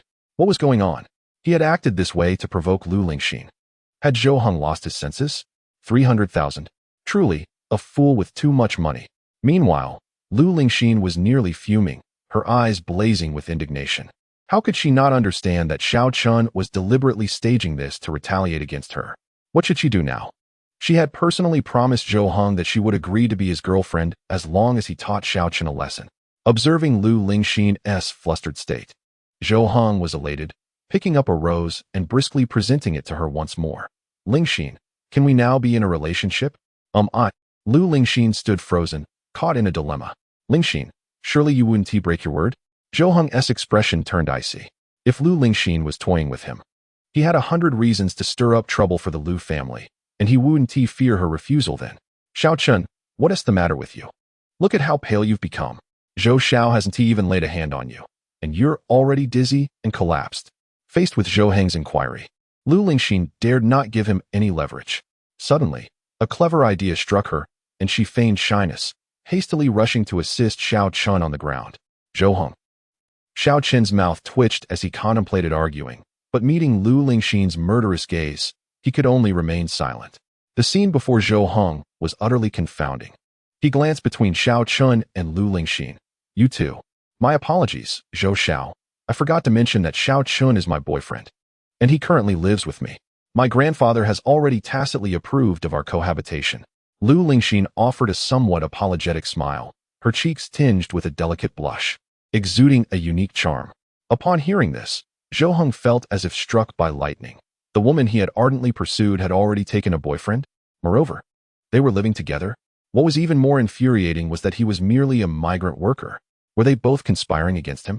Recalling the earlier playful exchange between Xiao Chen and Lu Lingxin, Zhou Heng's expression darkened with resentment. He was nearly driven mad. That was the woman he had yearned for day and night. Now she was with this migrant worker. A wave of unprecedented humiliation surged within Zhou Heng's heart.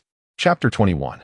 The aware Lu Lingxin. Zhou Heng could accept the existence of women he could not pursue. For him, the more elusive a woman was, the more it ignited his fervent desire for conquest.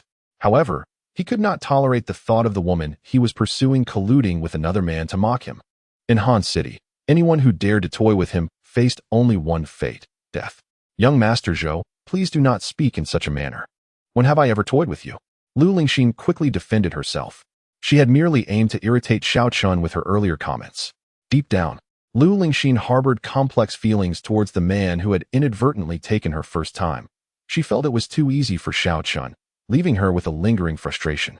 Thus, seizing the opportunity, she wished to make Xiao Chen suffer a little, yet she did not anticipate that he would be so obstinate, resulting in an irretrievable situation. At that moment, Lu Lingxin silently regretted her earlier impulsiveness.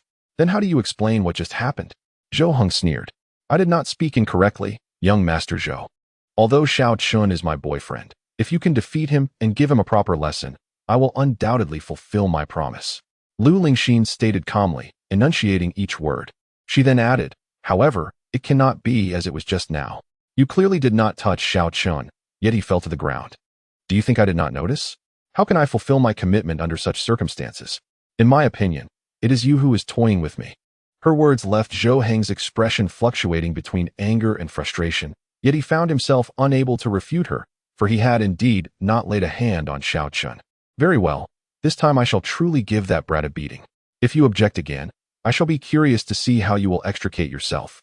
After a moment's hesitation, Zhou Heng let out a cold laugh and turned his gaze to Xiao Chen, directly stating, "Brat, I am offering you an opportunity. Allow me to beat you, and in addition to the previous 300,000, I will give you an extra 1 million. You are cheating, young Master Zhou."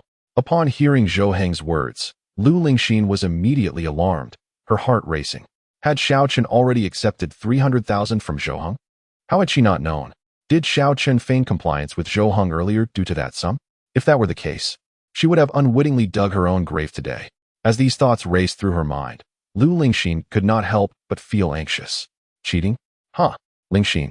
You only instructed me to give this brat a proper beating. You did not specify any limitations on how I should do so. Zhou Heng's eyes were filled with coldness, clearly having lost his patience.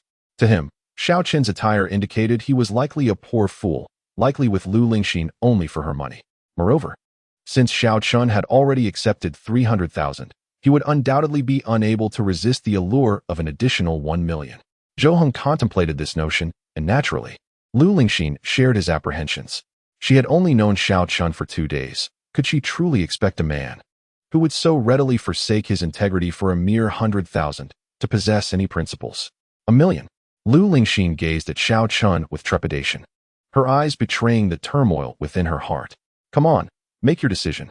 Are you not following Lu Lingxin merely for the money? Given the meager resources of the Lu family, how much could they possibly offer you?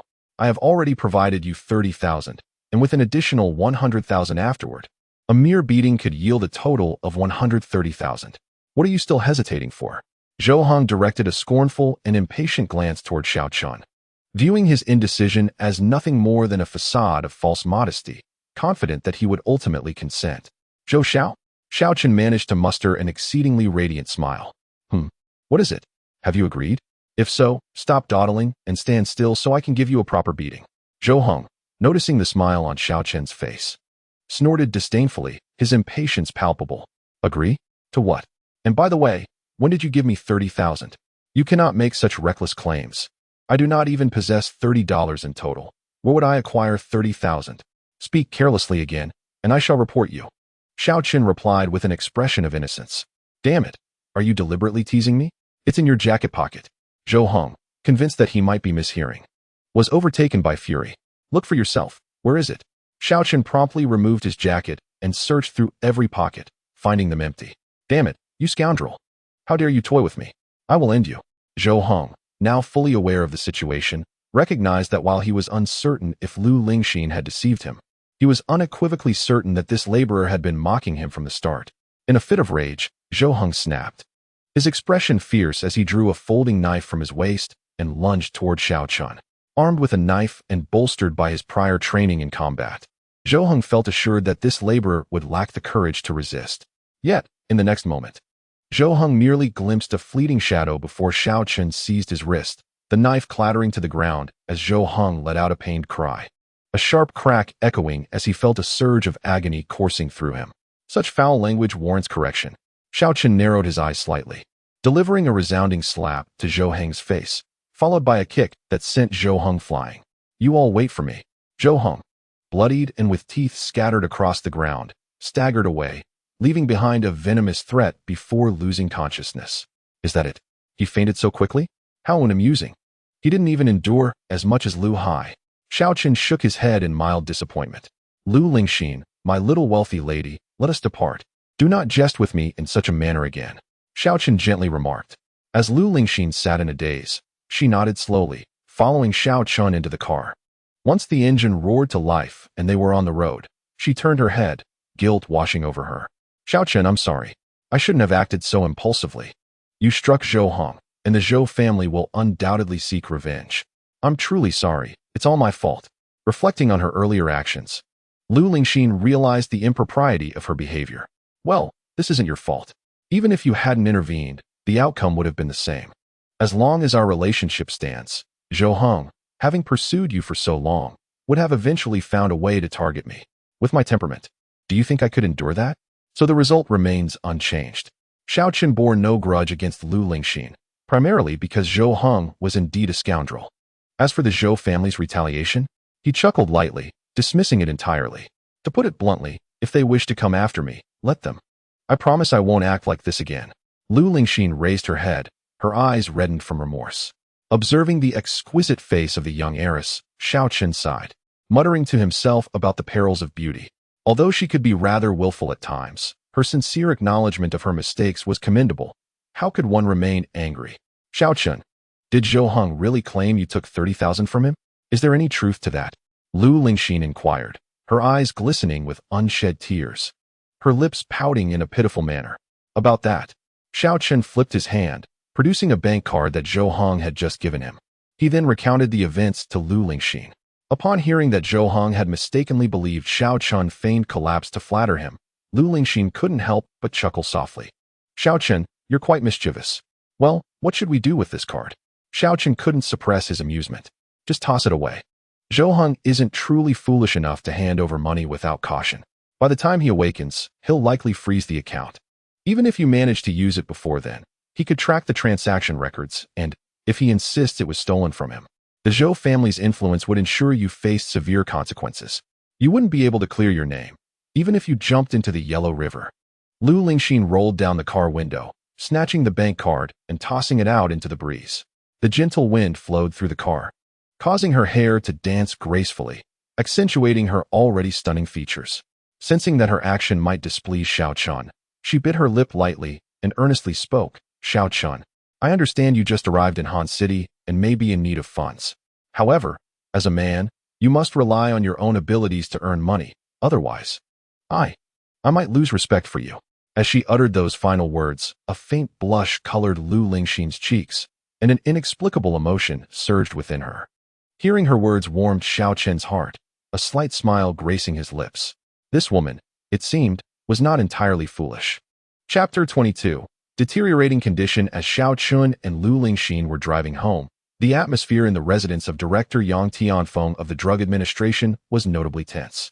I am so cold. A girl, merely 13 or 14 years of age, lay unconscious on the bed in the second-floor bedroom of the Yang household. Her pallid complexion marred by an expression of agony as she muttered incessantly. Despite the summer heat, she was covered with 3 thick blankets, and the air conditioning was set to warm. Yet her body trembled continuously, her lips persistently uttering that she felt cold. The girl was none other than Yang Tianfeng's daughter. Yang Jingyi, Dr. Lu, please, I implore you to save my daughter. She has been in a coma for 2 whole days. Witnessing his daughter's suffering, Yang Tianfeng felt as though his heart were being wrenched apart. Director Yang, do not worry. With the addition of the century-old fire ginseng, the cold poison within Miss Yang can certainly be subdued, at least for the next 3 years. When Lu Yangming examined Yang Jingyi's pulse and found it consistent with his expectations, his previously anxious heart gained a measure of reassurance. Then I must express my gratitude to you, Dr. Lu. As long as you can suppress the cold poison within my daughter, the Yang family shall reward you handsomely. Upon hearing this, Yang Tianfeng sighed in relief, his face radiating gratitude. Director Yang, we have known each other for many years. Such formalities are unnecessary. Lu Yangming waved his hand dismissively before calling downstairs. Lan Lan, the medicinal brew is nearly ready. Please bring it up. Coming. Soon, the young girl Lan Lan ascended the stairs, carrying a bowl of slightly reddish medicinal soup. Director Yang, please administer this to Miss Yang, Lu Yangming instructed.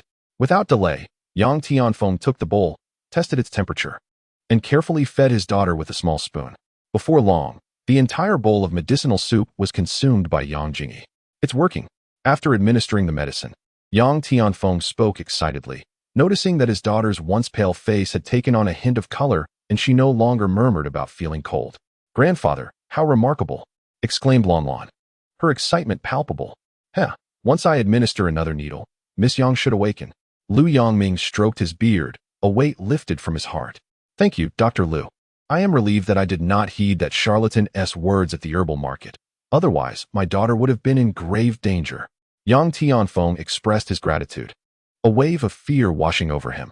Xiao Chen may possess some family background, but in the realm of medicine, he is nothing more than a clown seeking attention. I was foolish to consider taking him as a disciple. Lu Yangming snorted, still harboring anger from previous events. Wait, grandfather, why do Yang Jingyi's lips appear somewhat purplish? Just as Lu Yangming and Yang Tianfeng were denouncing Xiao Chen, Lan Lan suddenly noticed something amiss and exclaimed in alarm. What? Upon hearing this, both Lu Yangming and Yang Tianfeng were taken aback. When they turned their heads, they indeed discovered that Yang Jingyi on the bed had lips faintly tinged with purple. Oh, it hurts so much, Dad. I'm in so much pain, she cried out, her voice filled with despair. Almost simultaneously, Yang Jingyi suddenly regained consciousness. opened her eyes, yet the bloodshot scara made her gaze appear exceedingly frightening. Dr. Liu, what on earth is happening? Yang Tianfeng, in a state of panic, felt his body grow weak. This shouldn't be happening, he thought, but Lu Yongming reassured him. Director Yang, do not panic. Let me administer acupuncture and see. Lu Yongming's expression darkened as he hastily retrieved silver needles from his pocket, piercing them one by one into her skin. However, after just a brief moment of tranquility, Yang Jingyi burst into tears once more, exclaiming, Dad, I feel so unwell. Before she could finish her sentence, she suddenly vomited a mouthful of fresh blood, sending shockwaves of terror through everyone present. Lu Yongming, what have you done to my daughter? Yang Tianfeng shouted at him in a frenzy, completely distraught. This is impossible. Why has Miss Yang, after consuming a century-old fire ginseng, had the cold poison within her erupt instead? How could this fatal condition manifest so swiftly? Lu Yongming was also flustered, his hands trembling as he held the needles, his complexion ashen. When he took Yang Jingyi's pulse, a chill ran down his spine. The pulse indicated that if this continued, she would surely perish within 7 days. What should we do now? Did you not say you could suppress the cold poison within Jingyi? Yang Tianfeng's voice dripped with fury. If you do not provide me with an explanation, do not blame me for disregarding our years of friendship. Even if you have the support of the Su family, I will exhaust all of the Yang family's resources to seek justice. Yang Tianfeng was nearly driven to madness, shouting mercilessly at Lu Yongming. Director Yang, please watch your words. Though your Yang family is formidable, the Su family is not to be trifled with. A young woman nearby, Su Lanlan, interjected, her voice laced with indignation. Su Lanlan, be quiet. This matter has nothing to do with the Su family. Lu Yongming interjected, his face pale. The incident with Miss Yang is solely due to my lack of medical skill. If she ultimately, he trailed off. Brother Yang, I would rather die to atone for my mistakes. Lu Yongming's expression was one of despair. What use is your life to me? She is my only daughter. Yang Tianfeng, now slightly calmer, collapsed onto the ground, pointing at Lu Yongming and weeping uncontrollably. Witnessing Yang Tianfeng's reaction, Lu Yongming felt a pang of sorrow. Yet he was at a complete loss regarding Yang Jingyi's symptoms. At that moment, a figure suddenly flashed through Lu Yongming's mind. If old Master Lu intends to use that century-old fire ginseng to suppress the extreme cold poison within Director Yang's daughter, I advise you to abandon that thought. Doing so would only inflict unbearable suffering upon the patient, leading to a slow demise within 7 days. Xiao Qin's words resonated like thunder in Lu Yongming's mind. He was struck by a sudden realization, muttering in a daze, and then grasped onto a lifeline with fervor, exclaiming, Quick, Lanlan, call Xiao Qin. I remember he returned my call today. What? Grandfather, are you really going to call that scoundrel? Su Lanlan asked, her expression one of bewilderment. And even Yang Tianfeng beside her was taken aback. Indeed, Xiao Qin had previously mentioned that the century-old fire ginseng could not suppress the cold poison within Miss Yang, and he had warned that if she consumed it, she would suffer torment and die within 7 days. Now, it seemed that Xiao Qin's predictions were entirely accurate. With great excitement, Lu Yongming continued. Since Xiao Qin was able to predict these symptoms, he must possess a remedy. Young brother Yang, my medical skills are lacking, and I have harmed Miss Yang. I shall seek your forgiveness in the future. Our immediate concern is to preserve her life, and in all of Han City, I can think of no one but Xiao Qin who has the capability to do so. Chapter 23, Number 13. Pingy Road, but you all said that scoundrel is a fraud. Su Lanlan voiced her doubts. Nevertheless, she reluctantly opened her contacts and dialed the number Xiao Qin had returned her call from. Alas, we must take a gamble. This is Miss Yang's only hope at present. Lu Yongming said with a bitter expression. All right, if we can save Jingyi, I, Yang Tianfeng, would kneel before that young man, no matter what. Yang Tianfeng gritted his teeth, a glimmer of hope rekindling in his eyes. After 2 rings, the call was answered, and a languid voice came through. Hello, old Lu. Is that century-old fire ginseng ineffective? Since Xiao Qin had saved Lu Yongming's contact with a nickname, he directly revealed his identity. This one line caused the expressions of everyone in the room to change simultaneously, followed by immense joy. Given Xiao Qin's tone, it was highly probable that he possessed a solution. Yes, Xiao Qin, Miss Yang's condition has worsened. Do you have a cure? Lu Yongming seized the phone, his voice trembling, his heart racing. The response from Xiao Qin would directly determine his fate moving forward. Meanwhile, Yang Tianfeng leaned in closer. holding his breath in anticipation. Soon, Xiaoqun spoke on the other end. Sure, you want me to treat her? I'm sorry, but I'm too busy. With that, the call was abruptly ended. In an instant, the room fell into an eerie silence. On the other side, inside a BMW on the expressway. Do they think I am a living Buddha? Summoned at will, dismissed at leisure? After hanging up Lu Yongming's call, Xiaoqun sneered and tossed his phone aside. Xiaoqun, what happened? Who called you? Lu Lingxin inquired curiously. A few ungrateful individuals, with a patient at home who misused the medicine. I spent all morning trying to persuade them. But they wouldn't listen and even accused me of being a fraud. They even wanted to come after me, if it weren't for my skills. I wouldn't have made it to see you today. Xiaoqun curled his lips in disdain, harboring no fondness for Lu Yongming and his companions. How infuriating. Why do they come seeking treatment now? Lu Lingxin exclaimed, her indignation palpable. If I couldn't cure them, so be it. They had their chance this morning, and they squandered it. They can't blame my ruthlessness now. I'm just this way. If they upset me, no one will have a good time.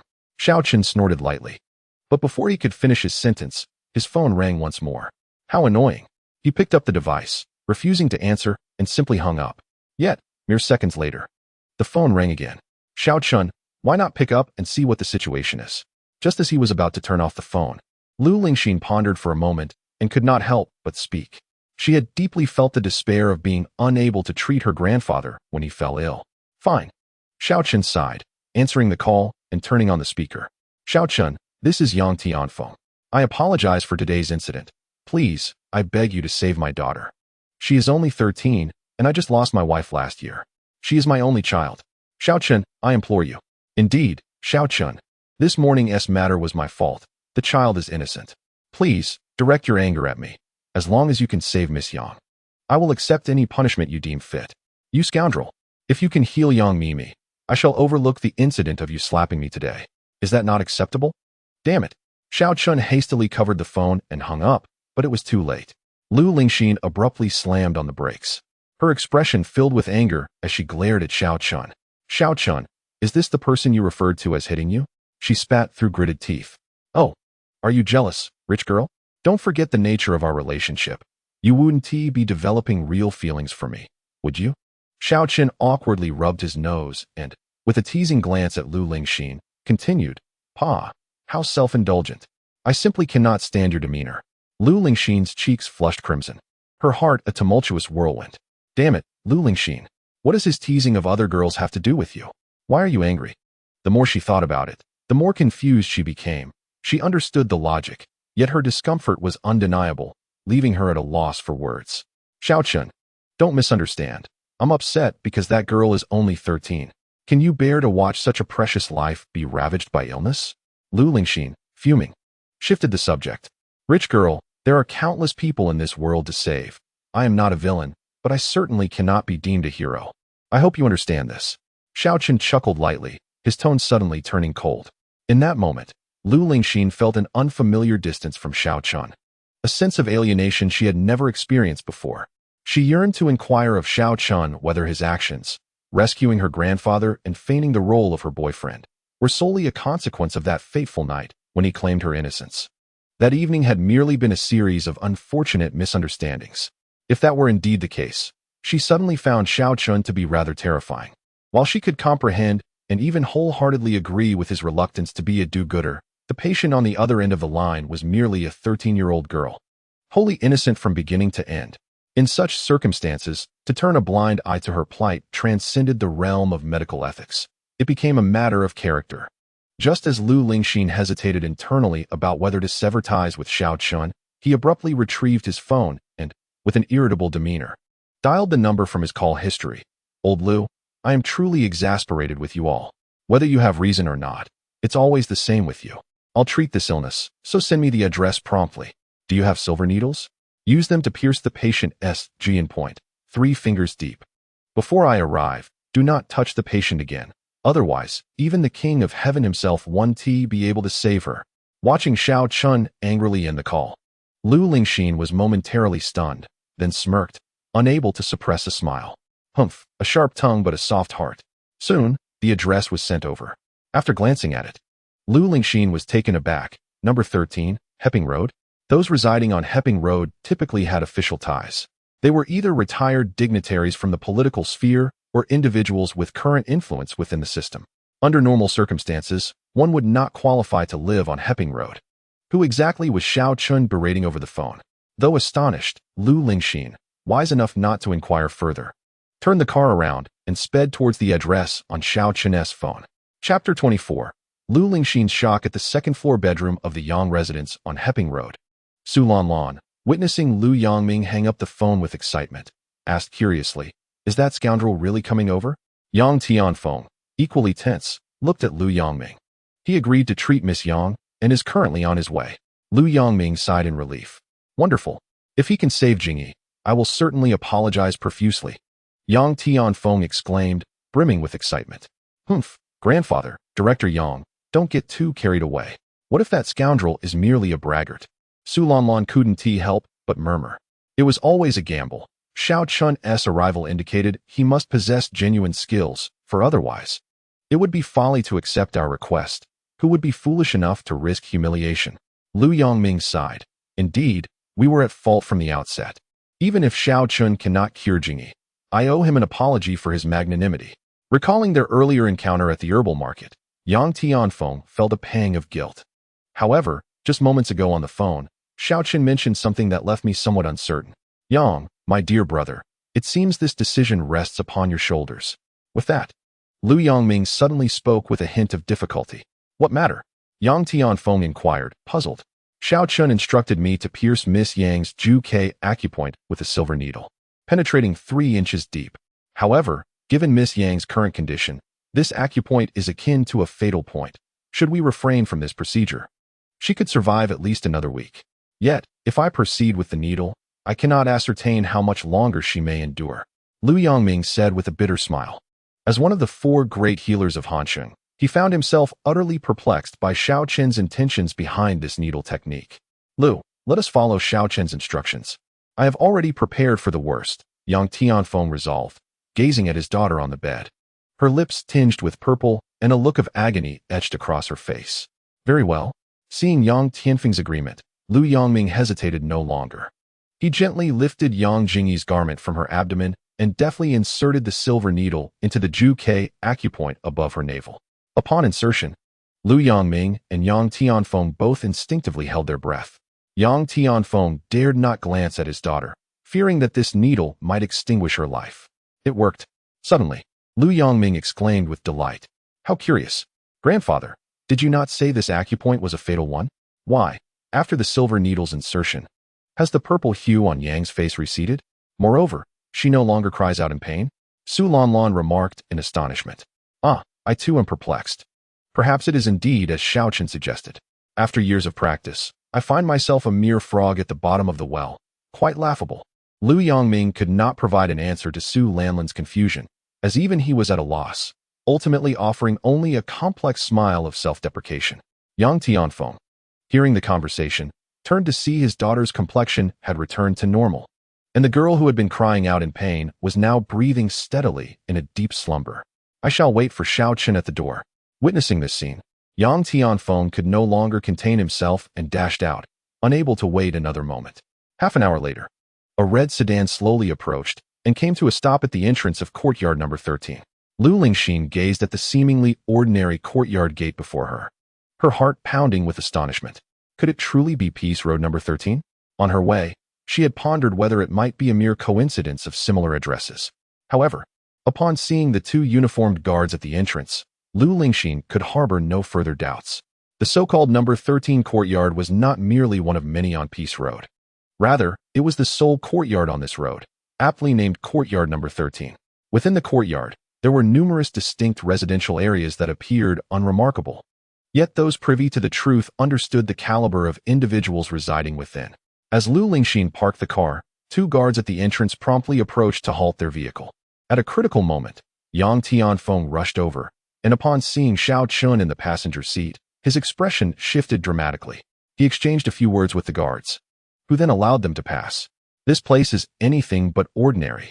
Meanwhile, Xiao Chun narrowed his eyes slightly, discerning that both guards possessed formidable strength, with the older one bearing a scar at the corner of his eye exuding an exceptionally robust aura, likely at least at the latter stage of their cultivation. It was reasonable to assume that within a few years, he would ascend to the innate realm. Furthermore, the palpable bloodlust emanating from these two indicated that they had certainly been involved in lethal encounters. Xiao Chun, this morning's matters were my fault. Please, I implore you to save my daughter, and the Yang family shall reward you handsomely. After the car was parked and both Xiao Chun and Lu Lingxin alighted, Yang Tianfeng could no longer contain his emotions, and his eyes turned red. Director Yang, please remain calm. I must first assess Miss Yang's condition. Xiao Chun gestured with his hand, a hint of helplessness in his tone. Very well, follow me. Yang Tianfeng nodded vigorously, wiping his eyes as he led the way. Lu Lingxin was taken aback. The esteemed director was pleading with such humility for Xiao Chun to attend to a medical matter. Moreover, for someone of his age to hold the position of director, it was evident that his family background was no ordinary affair, as merely the title of director would make residing in number 13 courtyard quite a challenge. It was said that the residents there were typically retired officials from Hanqing and even from the provincial capital. Lu Lingxin's heart raced with unease, yet she refrained from questioning further at that moment, silently trailing behind Xiao Chun, her demeanor tense and palms clammy with perspiration. In contrast, Xiao Chun ambled along, his gaze wandering curiously about the surroundings. Old Lu, I didn't expect to see you so soon again. I trust you aren't going to demand I become your disciple this time? Upon reaching the second floor of Yang Tianfeng's residence, Xiao Chun jested. Lu Yangming wore an awkward smile, opening his mouth as if to speak, but finding himself at a loss for words.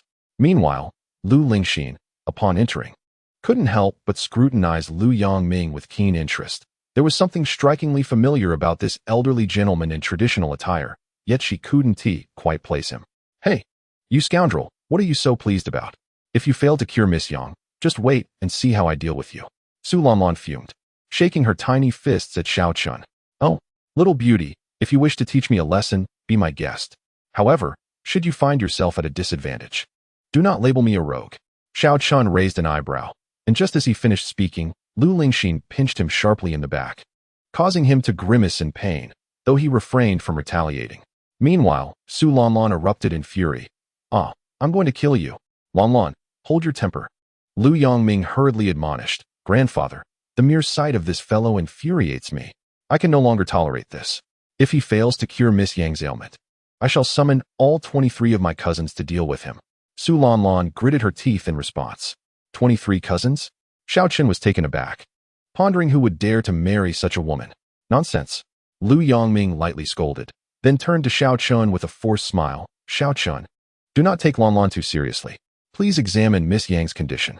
As you mentioned, after I prescribed a remedy using century-old fire ginseng, her ailment not only remained unrestrained but seemed on the verge of exacerbation.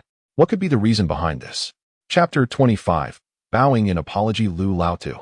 I previously warned you this would be ineffective, yet you refused to believe me. Are you convinced now? Xiao Chun let out a soft huff. Noticing Lu Yangming's awkward expression, he did not press the matter further. Glancing at Yang Jingyi on the bed, he spoke. Miss Yang's internal cold poison originated from her mother's womb. By all accounts, she should not have lived past the age of 8. The fact that she managed to survive until 13 without an outbreak suggests that a skilled practitioner must have intervened during this time to suppress her condition. As he spoke, Xiao Chun turned to seek confirmation from Yang Tianfeng. Mr. Xiao has discerned even this. Yang Tianfeng's face displayed shock, and his address of Xiao Chun had shifted to a more respectful tone. Brother Yang, is what Xiao Chun says true? Lu Yangming, observing Yang Tianfeng's reaction, was incredulous. Having known Yang Tianfeng for several years, he was astonished that Xiao Chun could state such things with just a casual glance.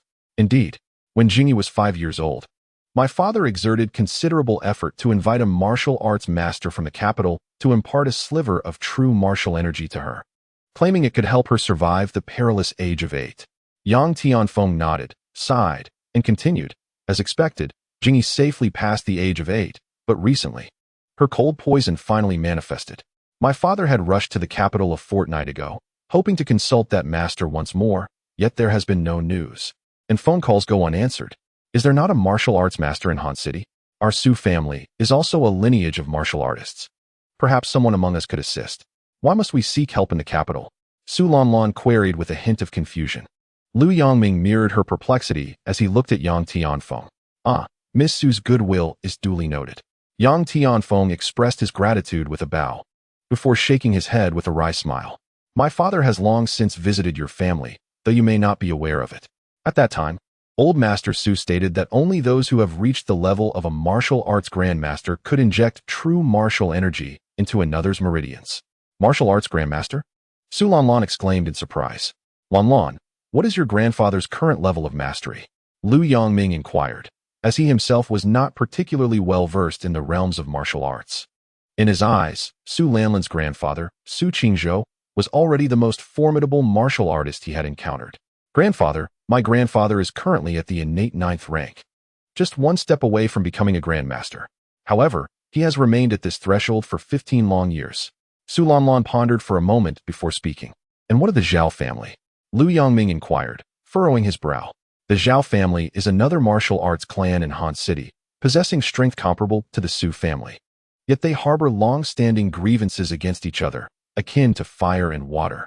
The elder of the Zhao family, Zhao Nangong, also reached the innate 9th rank, but he did so 2 years after my grandfather. In a direct confrontation, given the strength of both families, it would be challenging to determine a victor in a short time. Hence, although we have had minor skirmishes, we have never fully severed ties. Su Lanlan explained. Miss Su is correct. Even now, the two most powerful martial families in Han City, the Su and Zhao families, cannot produce a single grandmaster. Thus, my father has no choice but to seek out an expert in the capital. Yang Tianfeng nodded, sighing in resignation. Meanwhile, Xiaoqin pondered to himself. Are the martial families in the mundane world so feeble? Can an innate 9th rank dominate Han City? If so, could he not simply flick his fingers and overturn these martial families?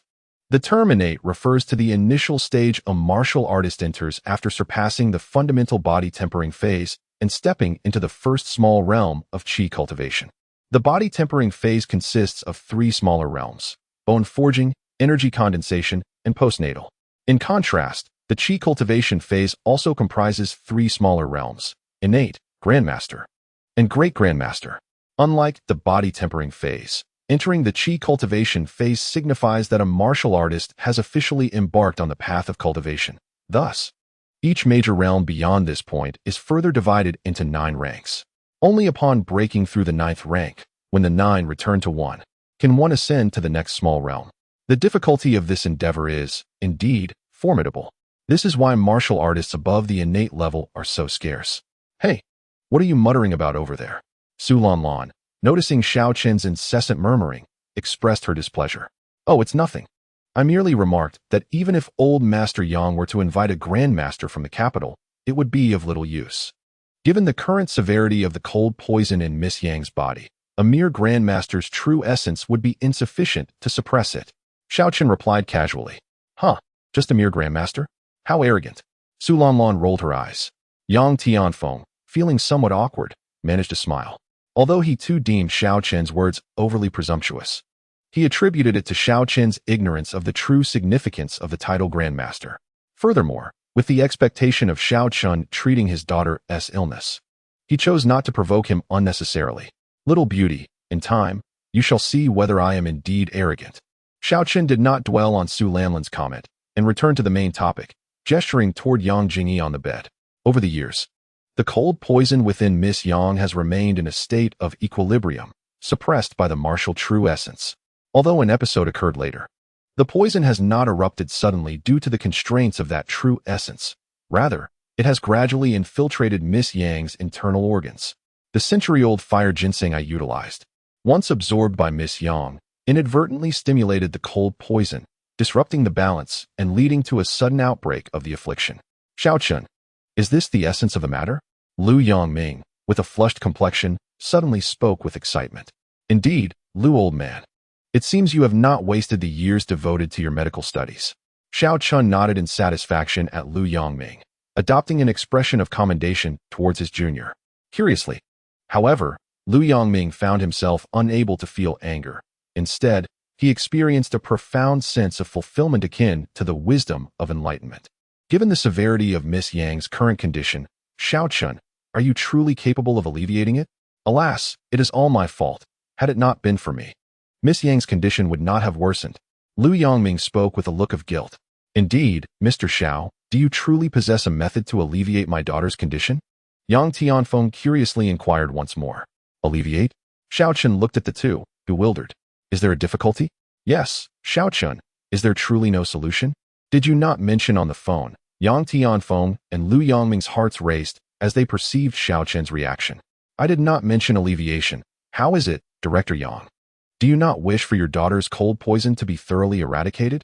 Alleviation is acceptable as well, Xiaochun remarked with a puzzled expression. Eradicate? Upon hearing the first half of Xiaochun's statement, Yang Tianfeng and Lu Yongming felt a chill descend upon them, but upon hearing the latter part, they simultaneously gasped in astonishment. They even questioned whether their hearing was compromised. Once they regained their composure, Yang Tianfeng, overwhelmed with emotion, fell to his knees, exclaiming, Mr. Xiao, I implore you to completely cure my daughter. I, Yang Tianfeng, am willing to bow my head in apology for my earlier offense. With that, Yang Tianfeng indeed prepared to prostrate himself before Xiaochun. Chapter 26. Are you a practitioner of innate realm martial arts? Enough with the bowing and apologies. Saving lives takes precedence. Xiaochun raised his hand, lifting Yang Tianfeng from the ground, then turned his attention to the silver needles on Yang Jingyi. Grimacing in distaste as he addressed Lu Yongming. Old Lu, your life-returning needle, ranked 15th on the divine needle list, is indeed sufficient to suppress this cold poison. Yet your technique leaves much to be desired. You can discern the needle technique I employ? Lu Yongming's expression shifted dramatically as he gazed at Xiaochun in shock. He had not anticipated that his needlework would be recognized at a glance by Xiaochun. Although the life-returning needle is ranked 15th on the divine needle list, Lu Yongming has mastered all 32 techniques, whereas Wu Dihao, ranked 10th, has only learned the initial few, rendering his knowledge incomplete. Hence, in terms of medical skill and efficacy, Lu Yongming's comprehensive understanding of the life-returning needle surpasses Wu Dihao's. This distinction is why Lu Yongming is among the 4 great healers of Hansheng, while Wu Dihao has yet to attain such status. Is it truly that difficult? As the technique was employed further, it became evident that there was a notable clumsiness. At times, the silver needles failed to penetrate the acupoints to the requisite depth. What efficacy could such a method yield? Xiaochun chuckled lightly, gesturing to remove all the silver needles from Yang Jingyi's body. He then addressed the elder Lu, requesting a fresh set of pristine silver needles, proclaiming that he would demonstrate the most exquisite life-reviving needle technique. With the removal of all the needles, Yang Jingyi's countenance twisted in agony once more, her lips reverting to a shade of deep purple. Very well. Upon witnessing this, Lu Yongming refrained from further discourse, promptly retrieving a pack of new silver needles from his satchel. These needles were single-use, thus eliminating the need for sterilization, which was quite convenient. As Lu Yongming handed the needles to Xiaochun, doubt and disbelief swirled within him. Could someone of Xiaochun's youth truly perform the most impeccable life-reviving needle technique? However, the ensuing spectacle left Lu Yongming gasping in astonishment. You manipulate the needles with your qi? Xiaochun, are you a practitioner of the innate realm? What? The innate realm? Both Yang Tianfeng and Su Lanlan exchanged glances, their expressions shifting dramatically. A faint, translucent aura enveloped each silver needle in Xiaochun's grasp. A clear indication of the innate energy flowing within him, an unmistakable hallmark of the innate realm. How could this scoundrel possibly be so? If one were to identify the most astonished individual present, it would undoubtedly be Su Lanlan. At her age, achieving the condensation stage marked her as a prodigy among the youth of Hansheng, and she had always taken pride in her martial prowess, never having bowed to anyone. Yet, here was a fellow not much older than herself, already an adept of the innate realm. How could she reconcile this? The thought of her earlier boasts about teaching Xiaochun a lesson made her wish she could vanish into the earth. It was important to note that while her grandfather, Su Qingzhou, was indeed a pinnacle practitioner of the 9th grade in the innate realm, he was still merely an innate being. This scoundrel stood on equal footing with her grandfather? How extraordinarily formidable. Mr. Xiao is truly astonishing. To reach the innate realm at such a tender age is unparalleled in all of Hansheng. How laughable it was that we questioned his integrity this morning. Truly a case of ignorance. Yang Tianfeng, in his astonishment, felt an unshakable sense of regret. Yet excitement surged within him, for the greater Xiaochun's prowess, the higher the likelihood of healing his daughter. Any lingering doubts he had about Xiaochun's ability to cure her dissipated, and his confidence soared to over 80%. Alas, the old man had indeed been blind. Having allowed the reputation of the four divine doctors to inflate his ego, much like a frog in a well, what difference was there? Hearing Yang Tianfeng's words, Lu Yongming could only manage a wry smile. The four divine doctors? Lu? You mean the renowned Lu Yongming? Lu Lingxin, lacking any comprehension of martial arts, was nonetheless awed by Lu Yongming's esteemed reputation. Who exactly is this fellow, Xiao Chen?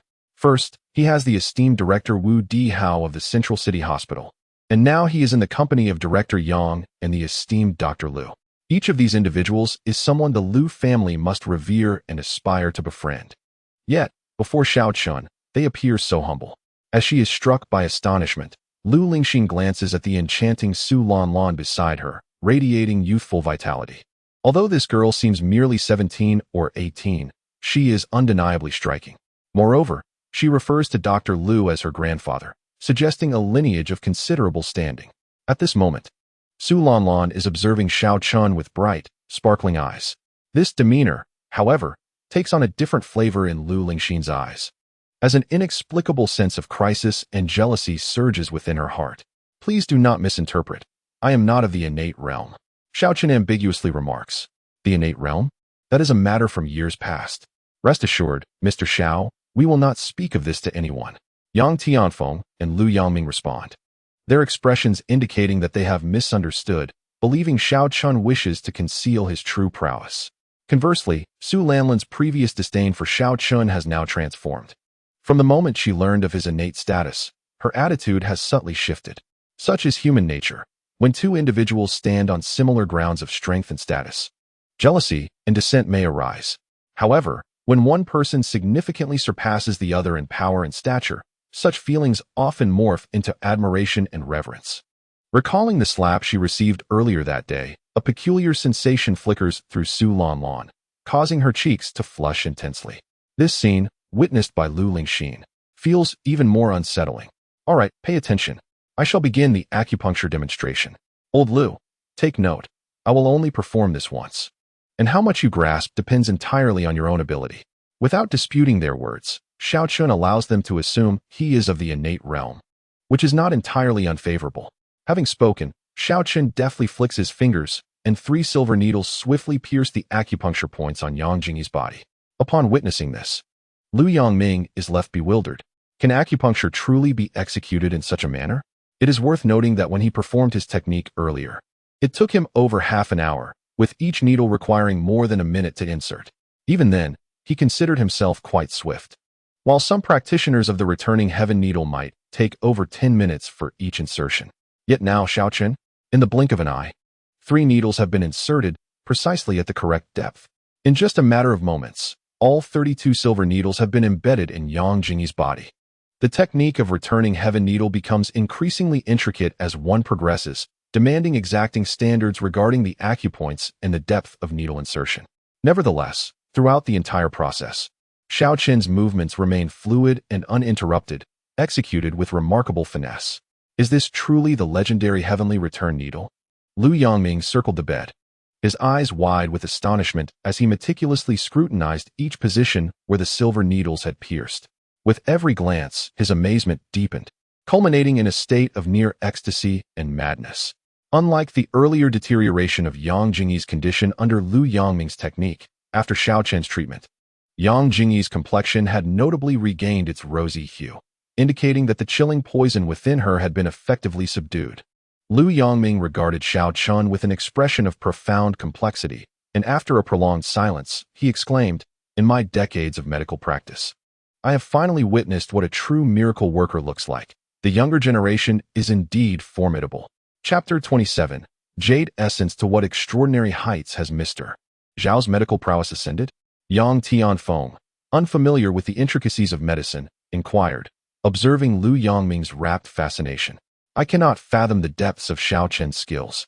Yet I am certain that he is worthy of being my master. How foolish I was to aspire to take him as my disciple. What a shameful thought. Lu Yongming chuckled at his own folly.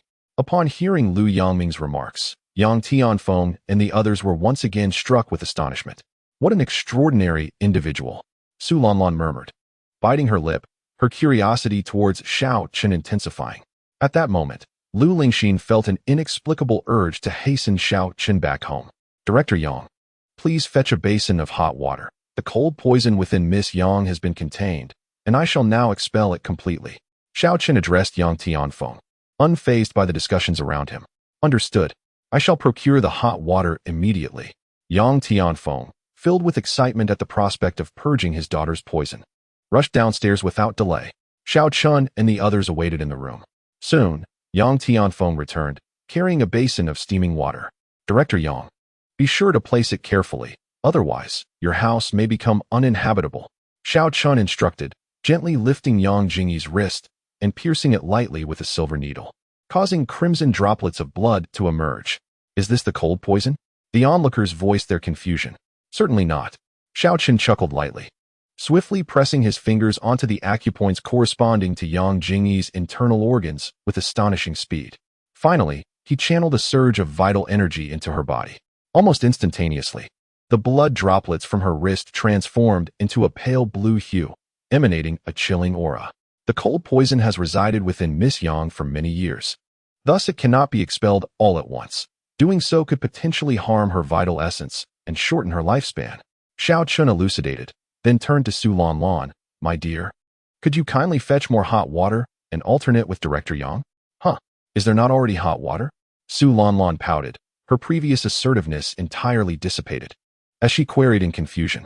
Before Xiao Chun could respond, Yang Tianfeng, holding a basin of water, spoke with a grim expression.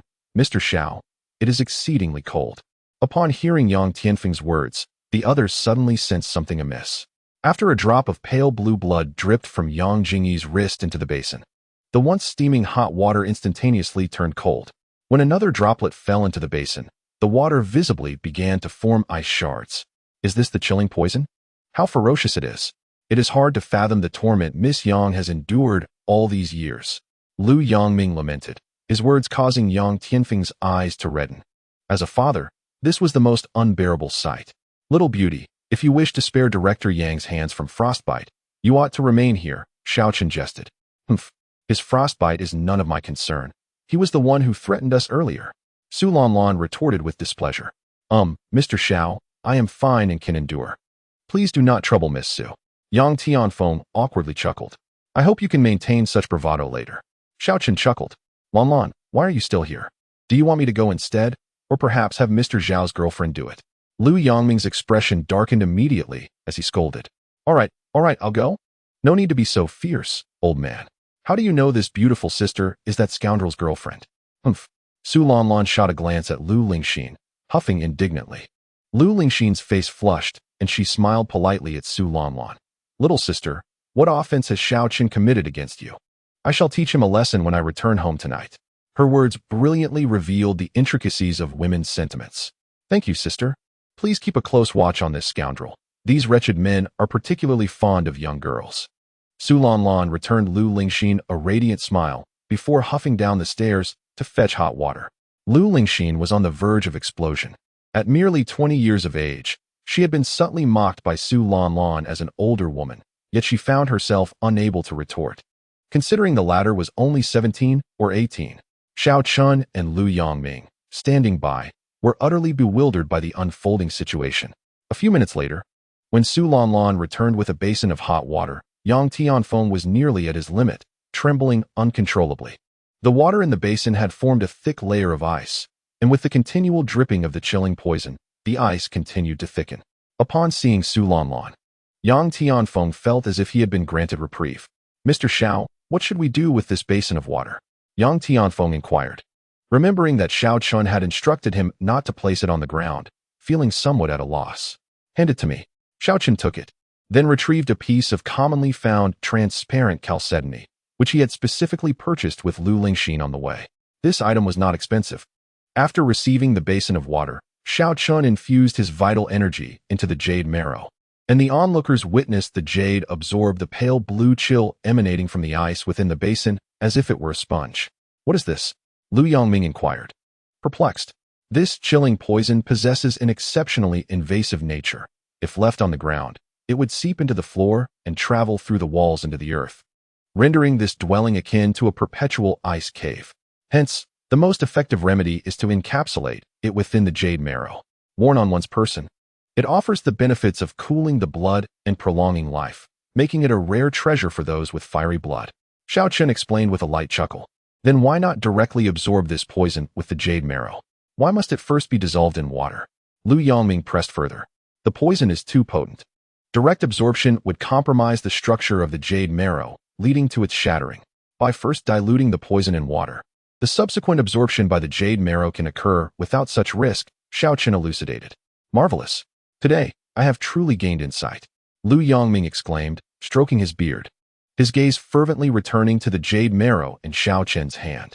Old man, do not harbor any intentions towards my jade marrow. If you truly desire it, you must pay 100,000 per piece. Xiao Chen retorted coolly, having discerned Lu Yongming's thoughts. Very well, I shall buy. To Xiao Chen's astonishment, Lu Yongming's eyes remained unblinking as he agreed to the purchase. What the? Have I sold it too cheaply? Regret washed over Xiao Chen upon witnessing Lu Yongming's unwavering resolve. Indeed, after witnessing Xiao Chen's prowess, Lu Yongming had no reason to doubt his words. The longevity benefit alone justified the price. Who wouldn't wish to extend their life? All right, old Lu, you certainly know how to seize an opportunity. This item not only prolongs life, but, for martial artists who wear it year-round, significantly reduces the likelihood of falling into madness, aiding in maintaining tranquility during cultivation. Xiao Chen remarked with a gentle smile, glancing towards Su Lanlan who stood nearby. You scoundrel! I want some too. I want 5 pieces. Su Lanlan exclaimed, clearly tempted. Apologies, but I do not have that many available, and if I were to sell to you, the price would double, 200,000 each. Xiao Chen raised 2 fingers. What? You scoundrel, you're taking advantage of me. Why is it 200,000 for me? Su Lanlan fumed in frustration. Fine, call me a scoundrel and the price doubles, 400,000 each. Xiao Chen smirked, raising 4 fingers. Ah, just you wait. Su Lanlan clenched her small fists, but she was no match for him. Threatening me? 500,000. Xiao Chen continued, prompting a stifled laugh from Lu Lingxin beside them. Su Lanlan was on the brink of exasperation, yet upon witnessing Lu Lingxin's reaction, she suddenly felt a reluctance to continue. With a swift glance, she approached and clung to Xiao Chen's arm, shaking it incessantly. Oh, Xiao Chen Gij, please. Fine, I concede, 5 it is. Xiao Chen, unable to withstand the pressure of Lu Lingxin's murderous glare beside him, reluctantly withdrew, pleading for mercy. Thank you, Xiao Chen Gij, but what is the price? Su Lanlan asked with a cunning smile. 200,000. Xiao Chen gritted his teeth. Oh, brother, come on. Can it be 100,000? The pain from Lu Lingxin's grip around his waist was becoming unbearable. Thank you, Xiao Chen Gij. Su Lanlan, however, was relentless, planting a kiss directly on Xiao Chen's cheek. In an instant, the atmosphere in the room fell into an eerie silence, as if a pin could be heard dropping. Lu Yongming and Yang Tianfeng wore expressions of immense awkwardness. Lu Lingxin's mouth fell slightly open, tears swirling in her eyes. Su Lanlan's cheeks flushed a deep crimson. She too felt that her earlier actions had been somewhat impulsive. Xiao Chen touched his cheek, savoring the moment, and, unable to restrain himself, remarked, 100,000 each. And I'll throw in an extra one for you. You all are being outrageous. Lu Lingxin could no longer contain herself, bursting into tears and fleeing the room without a backward glance. Oh no, this has escalated. Xiao Chen was startled, puzzled by this little heiress's sudden outburst. What a performance. Lanlan, step aside. If you keep this up, I'll have your grandfather confine you at home. Lu Yongming scolded furiously. I didn't mean it. Su Lanlan stuck out her tongue in response. Ahem, we must prioritize treating the illness. Let us hurry. I'll go comfort her later. Xiao Chen, feeling somewhat guilty, suggested. After Lu Lingxin's departure, Su Lanlan refrained from any further inappropriate actions. About 40 minutes later, after changing several basins of water, the blood droplets on Yang Jingyi's wrist finally transformed from a pale blue to a healthy crimson, eventually ceasing to ooze altogether. This signified that the cold poison within her body had been entirely expelled. Watching his daughter's complexion gradually return to a healthy hue, Yang Tianfeng was almost speechless with excitement. All right, the cold poison has been completely eradicated. Miss Yang should be waking up soon. As Xiao Chen put away the jade essence. Having absorbed a total of 18, -1 for Lu Yongming and 1 from Su Lanlan's promotional offer, he was left with 11. netting him a handsome profit of 600,000. Almost as if to confirm his words, just as Xiao Chun finished speaking, Yang Jingyi on the bed stirred slightly, her eyelids fluttering before slowly opening her eyes. Dad, I had a dream. It was so uncomfortable. Who is this brother? The awakened Yang Jingyi appeared somewhat weak, her words barely escaping her lips. The elder brother has successfully cured your ailment. Henceforth, you shall no longer suffer. Jingyi, quickly inform father of how you feel now. Yang Tianfeng, with reddened eyes, stepped forward and gently clasped Yang Jingyi's hand, inquiring with deep concern. Is it true? Thank you, brother. Yang Jingyi beamed sweetly, expressing her gratitude towards Xiao Chun. Subsequently, she turned her gaze towards Yang Tianfeng, pondering for a moment before joyfully proclaiming, Father, I no longer feel cold. The palms of my hands and the soles of my feet have never been so warm. Wonderful, wonderful. With this single statement, Yang Tianfeng was rendered speechless, tears welling in his eyes. The scene moved both Lu Yangming and Su Lanlan, who were watching from the side. Father, I am hungry. Yang Jingyi spoke again. All right. Hunger is good. I shall have someone prepare your favorite taro ball porridge right away. Yang Tianfeng covered his daughter's blanket snugly. Then, the group discreetly made their way downstairs to the living room. Upon reaching the living room, Yang Tianfeng solemnly bowed to Xiao Chun, expressing his heartfelt gratitude. Mr. Xiao has bestowed upon the Yang family a grace akin to rebirth. From this moment forth, Mr. Zhao's affairs shall be intertwined with those of the Yang family. Wherever my family may be of assistance, Mr. Xiao, do not hesitate to command. This declaration astonished Lu Yangming and Su Lanlan, who were well aware of the true influence of the Yang family. Yang Tianfeng's promise was far beyond mere monetary value. Director Yang is too courteous, but I do indeed require your assistance with a matter. Xiao Chen pondered briefly before speaking. Please, Mr. Xiao, do tell. Yang Tianfeng responded eagerly. The century-old fire ginseng. Surely there must be some left? Would you consider selling it to me? However, I must confess my funds are limited. Xiao Chen chuckled lightly. Mr. Xiao, you are too kind. I could not possibly accept your payment. Please wait a moment. I shall retrieve it at once. Yang Tianfeng waved his hand dismissively and hurried to fetch the century-old fire ginseng. When he returned, holding the ginseng, Xiao Chen could not help but feel a surge of joy. The ginseng had only been partially used, with approximately 1/5 consumed, leaving a piece as large as a palm, entirely sufficient for his needs. Mr. Xiao, I am at a loss for how to repay your kindness today. Upon my father's return, I would like to invite you to a meal where my father and I can express our gratitude properly. Would that be convenient for you? Yang Tianfeng inquired earnestly. Certainly. Director Yang, just have Lu Laotu contact me at that time. Xiao Chen readily agreed. Yang Tianfeng was elated and then turned to Lu Yangming. I hope you and Miss Su will join us as well. Upon hearing this, neither Lu Yangming nor Su Lanlan declined. Lu Yangming was eager to engage with Xiao Chun, as he had numerous medical inquiries he wished to discuss. Merely observing Xiao Chen's acupuncture techniques today had already provided him with significant insights. He believed that further exchanges would enhance his medical abilities. As for Su Lanlan, she simply wished to partake in the excitement. Then, Director Yang, we shall address the cold poison within you during the meal. For now, I must attend to other matters. Xiao Chen gestured towards the parking lot outside, indicating Lu Lingxin, who was sulking. Upon hearing this, Lu Yangming still wore an awkward expression, while Su Lanlan playfully stuck out her tongue. Thank you, Mr. Xiao. However, why is there cold poison within me?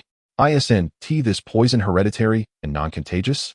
Moreover, I have not felt any discomfort over the years. Yang Tianfeng expressed his gratitude, followed by a look of confusion.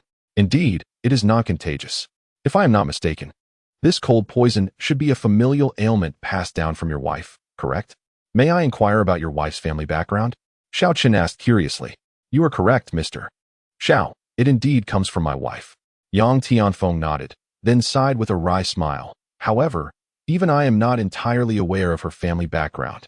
You do not know? Xiao Chun and Lu Yangming exclaimed in astonishment simultaneously. Indeed, my wife and I met during a mountain trip in our youth. She was quite peculiar, dressed in ancient robes, seemingly oblivious to the mundane world. Over time, we developed feelings for each other and eventually married. Yang Tianfeng sighed, continuing. I have inquired about her origins with my father, but she has always been reluctant to share. After all these years, we only know she hails from the Zhang family. But little else. The Zhang family? I have never heard of any prominent family by that name. Lu Yongming pondered in confusion. Xiao Chen hesitated, a vague suspicion forming in his mind. Though the cold poison is not contagious, during the years you and your esteemed wife have been intimate, it could have infiltrated your body, accumulating over time. While the cold poison within you may not be substantial, it has nonetheless impacted your health. After contemplating this, Xiao Chen turned his gaze towards Yang Tianfeng. How scandalous! Su Lanlan exclaimed, her cheeks flushed with embarrassment, her heart racing at the mention of such a veiled topic. Xiao Chen rolled his eyes, ignoring the girl's reaction, and continued questioning Yang Tianfeng. Have you occasionally experienced cold limbs, weakness, especially at night? Indeed. Could this be due to the cold poison? I always thought it was due to my wife and I being indiscreet, leading to a depletion of my health. Yang Tianfeng's face reddened. You are overthinking it, Director Yang. Your health is quite good. Given the frequency of your intimate encounters, it should not lead to any depletion. The symptoms you experience are merely the result of the cold poison. While it may not significantly affect you now, this could change in a few years. I shall assist you in expelling the cold poison from your system at a later date. For now, I must take my leave. With that, Xiao Chen waved his hand and bid farewell to the others. Although the little rich girl was sulking inexplicably, he still resided in the Lu household and felt it necessary to appease her. Well then, thank you once again, Mr. Xiao. Yang Tianfeng expressed his profound gratitude, while Lu Yongming naturally clasped his hands in acknowledgement.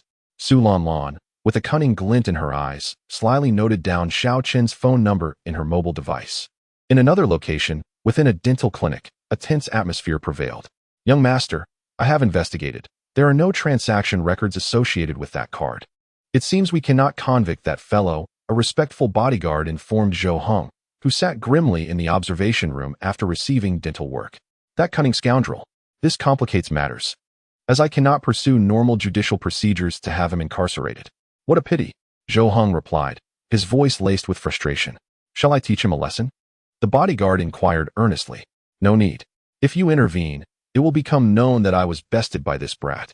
Such disgrace would ruin my reputation in the circles of Han City. Zhou Heng shook his head, then seemingly recalled something and turned to his bodyguard. Jiapeng, I have heard that before joining my Zhou family, you were affiliated with the Black Dragon Society? Indeed, young master. I was once a hall master of the Black Dragon Society, but I was swayed by the formidable presence of the Zhou Patriarch, which led me to serve the Zhou family. Thanks to the Patriarch's guidance, I have successfully entered the condensing strength phase 6 months ago, Jiapeng replied, pride swelling on his face. Condensing strength phase? In simpler terms, you are merely a dog of my Zhou family. Moreover, you joined us because you were pursued by the 4 great kings of the Black Dragon Society due to a debt you incurred. You had no choice but to seek refuge with us. Spare me the pretentiousness. Zhou Heng scoffed derisively. Jiapeng looked visibly uncomfortable, the unflattering truth spoken by Zhou Heng causing him some distress. However, he dared not retort and could only feign a smile. Nothing escapes the young master's keen perception. Enough with the flattery. I have a serious matter for you, Zhou Heng declared, his demeanor shifting to one of seriousness. Please proceed, young master. Jiapeng leaned in attentively. Do you still have connections with the Black Dragon Society? Be honest and do not conceal anything, Zhou Heng asked. Well, I haven't been in contact much in recent years, but I know where their headquarters are. Do you wish for me to facilitate a connection? Jiapeng speculated, quickly grasping Zhou Heng's intentions. Precisely. The Black Dragon Society takes on various jobs, do they not? Speak with their leader or the 4 great kings and inquire how much it would cost to eliminate that rustic fellow named Xiao Chen. By the way, he possesses some skills, yet he is not particularly formidable. Even after years of neglecting my taekwondo practice, I could exchange blows with him. Zhou Heng contemplated aloud. While I can arrange this, young master, I cannot assure you of the costs. The leader, Feng Tianlong, has been a postnatal martial artist for several years now, far beyond my capabilities. Jiapeng responded. The formidable quartet under his command, once at the pinnacle of their prowess, must have undoubtedly grown stronger over the years. Should you enlist their services directly for this task, the price would surely be substantial. After a moment of hesitation, Jiapeng succinctly outlined the situation. It is only fitting to engage those with strength. I would never seek the assistance of the inept. He exclaimed. Inform them that I am willing to offer 2 million for that young man's life. Additionally, I require a video recording of his demise. The more brutal, the better. If it satisfies me, I shall add another 1 million, but it must be ensured that my involvement remains undiscovered. Upon hearing this, Zhou Heng gritted his teeth and resolved to proceed. 2 million? Zhao Peng was taken aback. What? Do you find it insufficient? Zhou Heng retorted indignantly. No, no, no.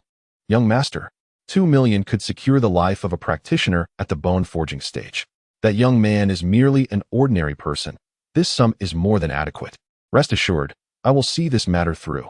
Zhao Peng pounded his chest vigorously, confident that despite his differences with the Black Dragon Society, they would not refuse a lucrative job. Moreover, he would pocket a share from the 2 million. Very well, you shall depart at once. I will transfer the 2 million to your account shortly. Zhou Heng nodded in satisfaction, though a pang of regret struck him. 2 million constituted several months of his allowance. This time, in his quest for vengeance against that country bumpkin, Xiao Chun, he was indeed expending considerable resources. All right, young master, await my good news. With that, Zhao Peng turned and exited. In the heart of Han City lay an old street slated for demolition. Unlike the bustling thoroughfares of the city center, this street was notably sparse in foot traffic. After receiving the funds, Zhao Peng hailed a taxi and arrived at a shop named Tianlong Labor Services. While the Black Dragon Society boasted countless casinos and entertainment venues, its headquarters was situated on this aged thoroughfare. 5 years prior, upon learning through clandestine channels of the impending demolition, Feng Tianlong had acquired all the shops along this street at an exceedingly low price. For those shopkeepers reluctant to sell, Feng Tianlong had employed various underhanded tactics to compel them into submission. Now, 5 years later, the demolition project was officially incorporated into municipal plans, poised to commence by next year at the latest. Once the work began, Feng Tianlong would receive a substantial compensation for the demolition. Thus, it was evident that this old street was Feng Tianlong's most prized asset, justifying the location of the headquarters. However, this focus had led to the decline of business on the street, which had gradually fallen into desolation. As Zhao Peng alighted from the taxi, he reflected on the scene before him, recalling his past role in overseeing this territory. Who are you, and what brings you here? From within the roll-up door of Tianlong Labor Services, a group of tattooed men were smoking and playing cards. One of them, upon spotting Zhao Peng, glared menacingly and inquired. I sought out Boss Feng to discuss a business deal. Is he present here? Despite having the support of the Zhou family, Zhao Peng remained as inconspicuous as possible, fully aware that these individuals were ruthless and merciless. Just as Zhao Peng finished speaking, a young man with dyed red hair emerged from a bedroom on the first floor of the shop, his pants clutched at the waist. Behind him, a voluptuous woman adorned with tattoos was adjusting her attire on the bed. Ah, who do we have here? Why, it's old Jia. Do you still have the audacity to seek out Brother Long? Aren't you afraid he might dispose of you right here? The red-haired youth, upon spotting Zhao Peng, revealed a glint of malice in his eyes and smirked. Zhao Kun, upon seeing the red-haired young man, Zhao Peng's expression shifted, a hint of trepidation creeping into his heart. Zhao Kun, though appearing youthful, possessed formidable strength and was one of the 4 formidable warriors of the Black Dragon Society, known by the moniker Bloodstinger. He was notoriously treacherous and exceedingly lecherous. Years ago, after Zhao Peng embezzled funds from the Black Dragon Society, he nearly lost his life at Zhao Kun's hands. It was said that Zhao Kun was a scion of the Zhao family, a renowned martial arts lineage in Han City, who had been cast out for his illicit affair with his cousin. Yet, through his prowess, he had joined the Black Dragon Society and ascended to one of its 4 formidable warriors. There was also speculation that Zhao Kun's exile was a ruse orchestrated by the Zhao family to infiltrate the Black Dragon Society and gain leverage over the underground forces of Han City. Chapter 30. The 4 formidable warriors strike in Zhao Peng's estimation. The latter theory held more credence. He had received intelligence through the Zhou family that Zhao Kun not only hailed from the Zhao family, but was also the illegitimate son of the family patriarch, Zhao Nangong, and a leading lady of a prestigious establishment. Zhao Nangong, having fathered a child late in life, was not a benevolent figure. It was improbable that he would cast aside his son solely due to an affair with his cousin. Thus, even with the Zhou family's backing and having ascended to a formidable level of strength, Zhao Peng felt a profound apprehension when confronted with Zhao Kun. Zhao Peng, what do you think you are? How dare you address me by name? It seems you are courting death. Hearing Zhao Peng call him out directly, Zhao Kun's expression hardened. A sinister glare directed at Zhao Peng. He swiftly retrieved a dagger from behind him and lunged at Zhao Peng. The the blade aiming mercilessly for his throat. Zhao Kun, how dare you? Zhao Peng was taken aback, his nerves taut to the breaking point. With all his effort, he managed to retreat just in time, narrowly avoiding a fatal blow. Nevertheless, a crimson line appeared on his neck. You managed to evade my casual strike. Impressive. It seems you have made some progress. Unlike the days when I toyed with you like a dog. However, old Jia, do not think that serving the Zhou family will shield you from my wrath. If I truly wish to end your life, the Zhou family wouldn't dare utter a word. As Zhao Kuen's casual strike was effortlessly evaded, he experienced a moment of surprise. Upon regaining his composure, his gaze turned mocking as he regarded Zhao Peng, his words laced with chill. I have come to negotiate business with Boss Feng, Zhao Kun. You would do well not to act recklessly. A wave of dread surged through Zhao Peng, for he was acutely aware that should a confrontation ensue, he would not survive Zhao Kuen's onslaught. Negotiate business? You think you're worthy? You are merely a dog of the Zhou family, and even in the realm of refinement, you remain nothing but a dog of the same caliber. Zhao Kun chuckled derisively, his expression dripping with scorn. Zhao Peng felt a surge of fury, yet he dared not unleash it. Years ago, Zhao Kun had already reached the pinnacle of refinement. And now, despite being at the same level himself, he realized he could barely evade Zhao Kuen's casual blow. It was likely that Zhao Kun had ascended to a higher realm. After all, he was backed by the Zhao family, one of the two prominent martial clans in Han City. Nevertheless, the chill in Zhao Peng's heart persisted. A postnatal master in his 20s. Once, after stepping into the realm of refinement, Zhao Peng had harbored a sliver of pride. Yet at this moment, he felt a scorching embarrassment wash over his face. Indeed, even having reached refinement, he was still merely a dog of that level. No matter how reluctant he felt, what could he do? The disparity between individuals is sometimes insurmountable by mere effort. Brother Kun is right. I am but a dog. However, I do come bearing a business proposition worth 150,000, merely to eliminate a commoner. The Black Dragon Society could accomplish this with a mere flick of their fingers. I believe Boss Feng would find this intriguing. Contemplating this, Zhao Peng's heart brimmed with indignation. Yet he was compelled to feign a sycophantic smile. Advancing, Zhao Peng slipped a 20,000 card into Zhao Kuen's hands, smiling ingratiatingly. Please, Brother Kun, inform Boss Feng of this. Consider this 20,000 as a token of gratitude for your efforts. Although Zhao Peng secretly wished for Zhao Kun to perish on the spot, he recognized that without overcoming Zhao Kuen's obstacle, he would likely never meet Feng Tianlong, thus failing the task assigned by Zhou Hong. As the saying goes, money can make the world go round. After receiving the money, Zhao Kuen's previously menacing countenance softened considerably, though he retained a mocking grin as he remarked, "This paltry sum is scarcely enough to appease a beggar." Just as Zhao Peng began to doubt whether he had offered too little, Zhao Kun unexpectedly patted his shoulder and spoke again. "Forget it. Although what you did back in the day was rather disgraceful, we are old acquaintances. For the sake of that bond, I shall take you to meet Boss Feng. However, I cannot guarantee his disposition towards you." Zhao Kun openly tucked the card into his pocket. Though he was the illegitimate son of Zhao Nangong, the Zhao family provided him with ample resources each month. Yet, the costs of martial training were exorbitant, leaving him with little to spare after his expenditures. Moreover, driven by his lascivious nature, the meager sum of money he had left was utterly insufficient for his indulgences. Otherwise, he would not have resorted to seeking the company of the Black Dragon Club's exclusive escort service for his release. The 200,000 from Zhao Peng had alleviated his pressing predicament. Thus, regardless of how much Zhao Kun looked down upon Zhao Peng, upon seeing the sum, he feigned amiability and acquiesced to Zhao Peng's request. The other burly men, upon catching sight of the bank card in Zhao Kuen's possession, could only express their envy, refraining from further remarks. "All right, I'll speak to Boss Feng about it." "Thank you, Brother Kun." Zhao Peng, relieved by Zhao Kuen's concession, smiled gratefully. "Let us go? Come on up." Zhao Kun then led the way to the second floor. Unlike the first floor, the second floor of the establishment was lavishly adorned. Due to the unification of all shops, the corridor appeared exceedingly lengthy, flanked by an array of entertainment facilities such as internet cafes and bars. Zhao Peng followed Zhao Kun to the central lounge area, where four men were seated on genuine leather sofas, engrossed in a game of mahjong, each accompanied by a woman offering massages. "Old three, are you even capable? How could you finish so quickly?" Upon Zhao Kuen's arrival, one of the players, a scar-faced bald man, jested. Boss Feng, I've brought a familiar face. Zhao Kun chuckled, gesturing towards Jiao Peng. Jiao Peng, you dare return, you mutt?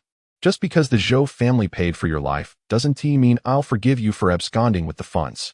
The scar-faced man grinned menacingly at Jiao Peng. Speak. What brings you here? If I am not satisfied, you might leave a leg behind today. The bald man was none other than Feng Tianlong, the leader of the Black Dragon Club. Given that the street was on the brink of demolition, Feng Tianlong was in high spirits lately. Once the compensation arrived, their territory would expand at least twofold. Boss Feng, let us not dwell on past grievances. I'm here primarily to inquire if you'd be interested in a business proposition. Jiao Peng was acutely aware of the need to tread carefully within the Black Dragon Club's domain, as they were capable of anything. Oh, are we discussing debts or perhaps a murder? Do enlighten me. Feng Tianlong's interest was piqued for the primary sources of income for the Black Dragon Club, apart from their establishments, revolved around such matters. Murder. Jiao Peng, feeling a weight lifted from his chest, proceeded to relay the details entrusted to him by Zhou Hong. 150,000? And this fellow Xiao Chun is just a country bumpkin? Are you certain he is an ordinary person? Upon hearing Jiao Peng's words, Feng Tianlong and his companions assumed they had misheard. Indeed, he is undoubtedly an ordinary person. He may possess some skills, but he is certainly no martial artist. Jiao Peng pondered for a moment before responding with unwavering certainty. Indeed, if even Zhou Xiao can be easily subdued, how can one regard such a person as a true martial artist? Very well, the Black Dragon Society shall undertake this business.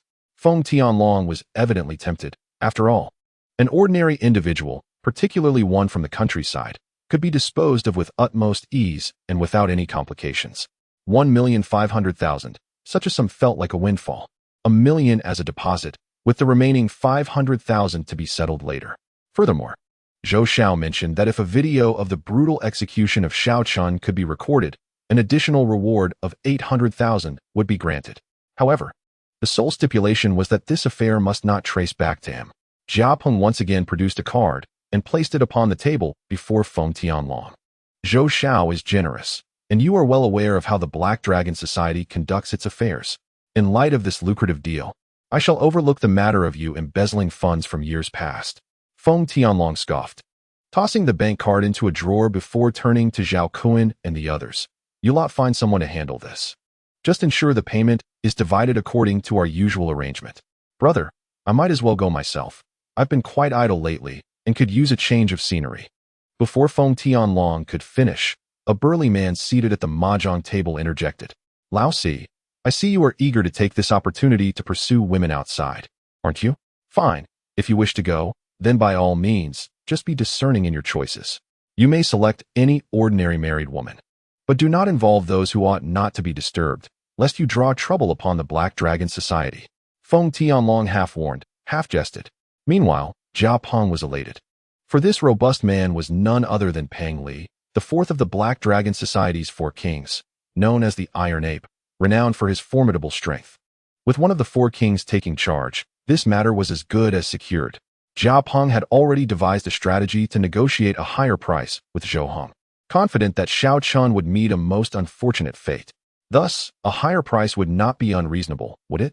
Chapter 31. Su Lanlin schemes at that moment. Xiao Chun remained blissfully unaware that he had become the target of the Black Dragon Society. Hello, little wealthy lady. Why have you come out here alone? What has you so riled up? After leaving Yang Tianfeng's residence, Xiao Chun meandered about and finally spotted the tearful Lu Lingxin in the parking lot. Humph, you actually came looking for me? I thought you were off on your honeymoon with your sister from the Su family. Upon seeing Xiao Chun, Lu Lingxin huffed angrily. Oh, are you feeling jealous? Let me remind you once again, we are merely pretending to be a couple.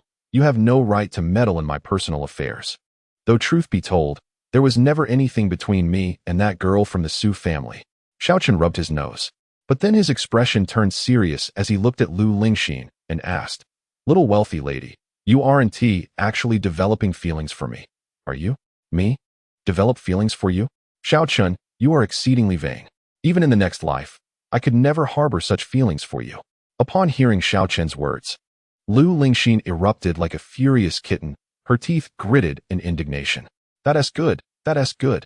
Xiao Chun sighed with relief, yet still perplexed, he inquired. If that is the case, why were you angry earlier? Was I angry at you?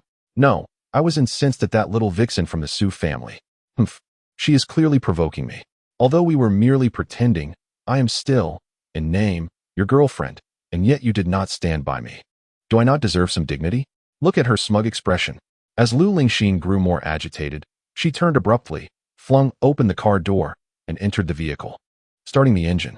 Wait, how am I supposed to get back? Xiaoqin was taken aback. Go back however you wish, even if you have to crawl. Lu Lingxin snapped, leaving him standing there in a daze as she sped off, leaving him feeling frustrated yet relieved. He was genuinely concerned that Lu Lingxin might develop feelings for him, which would complicate matters greatly. It seemed he would have to hail a cab. As he watched Lu Lingxin's car disappear from view, Xiaoqin sighed and managed a wry smile. He exited the gates of the 13th courtyard and stood by the roadside, awaiting a passing taxi.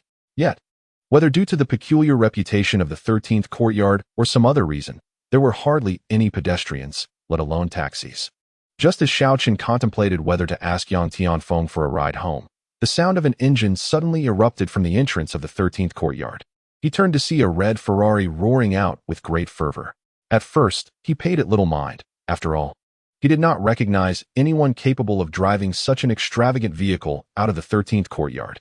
However, to his surprise, the red Ferrari screeched to a halt right in front of him, and a youthful, radiant face peeked out. Xiaoqin Gij. Su Lanlan beamed at him. No, I mean Miss Su, you should just call me Rascal, as this is quite unfamiliar for me. Upon seeing Su Lanlan, Xiaoqin felt a headache coming on. Hee, why should I? I shall call you as I please. Xiaoqin Gij, what are you doing standing here? Where is that sister of yours? Su Lanlan looked around, puzzled. Why do you ask? It's all because of you. Now I don't know how to get back, and there are no taxis. Xiaoqin replied peevishly, giggling. It wasn't my intention. What can I do when that sister was laughing at me? Su Lanlan could not contain her laughter, then patted the car window. Come on in. I'll give you a ride home. Consider it my apology. Well then, I shall not be polite. Xiaoqin, relieved to have a way home, did not hesitate and got into the car. What about your grandfather? Not seeing Lu Yongming, Xiaoqin asked with some confusion once inside. My grandfather stayed behind to help Jingyi's sister with her health. He won't return until later this evening. Su Lanlan explained while driving. What about you? Are you heading home now? It's only 5 o'clock. Xiaoqin inquired. I have several friends who invited me out to play. Lu Lingxin replied. And suddenly her eyes sparkled as she turned to Xiaoqin and asked, Brother Xiaoqin, do you have any plans for tonight? Tonight? No, not at all. Why? Xiaoqin was momentarily taken aback. In fact, he was the most unoccupied person in Han City at that moment. Wonderful. Then you must accompany me. Su Lanlan exclaimed with delight. Why? No way. Without a second thought, Xiaoqin outright refused. Come on, let's go together. There will be many beautiful ladies.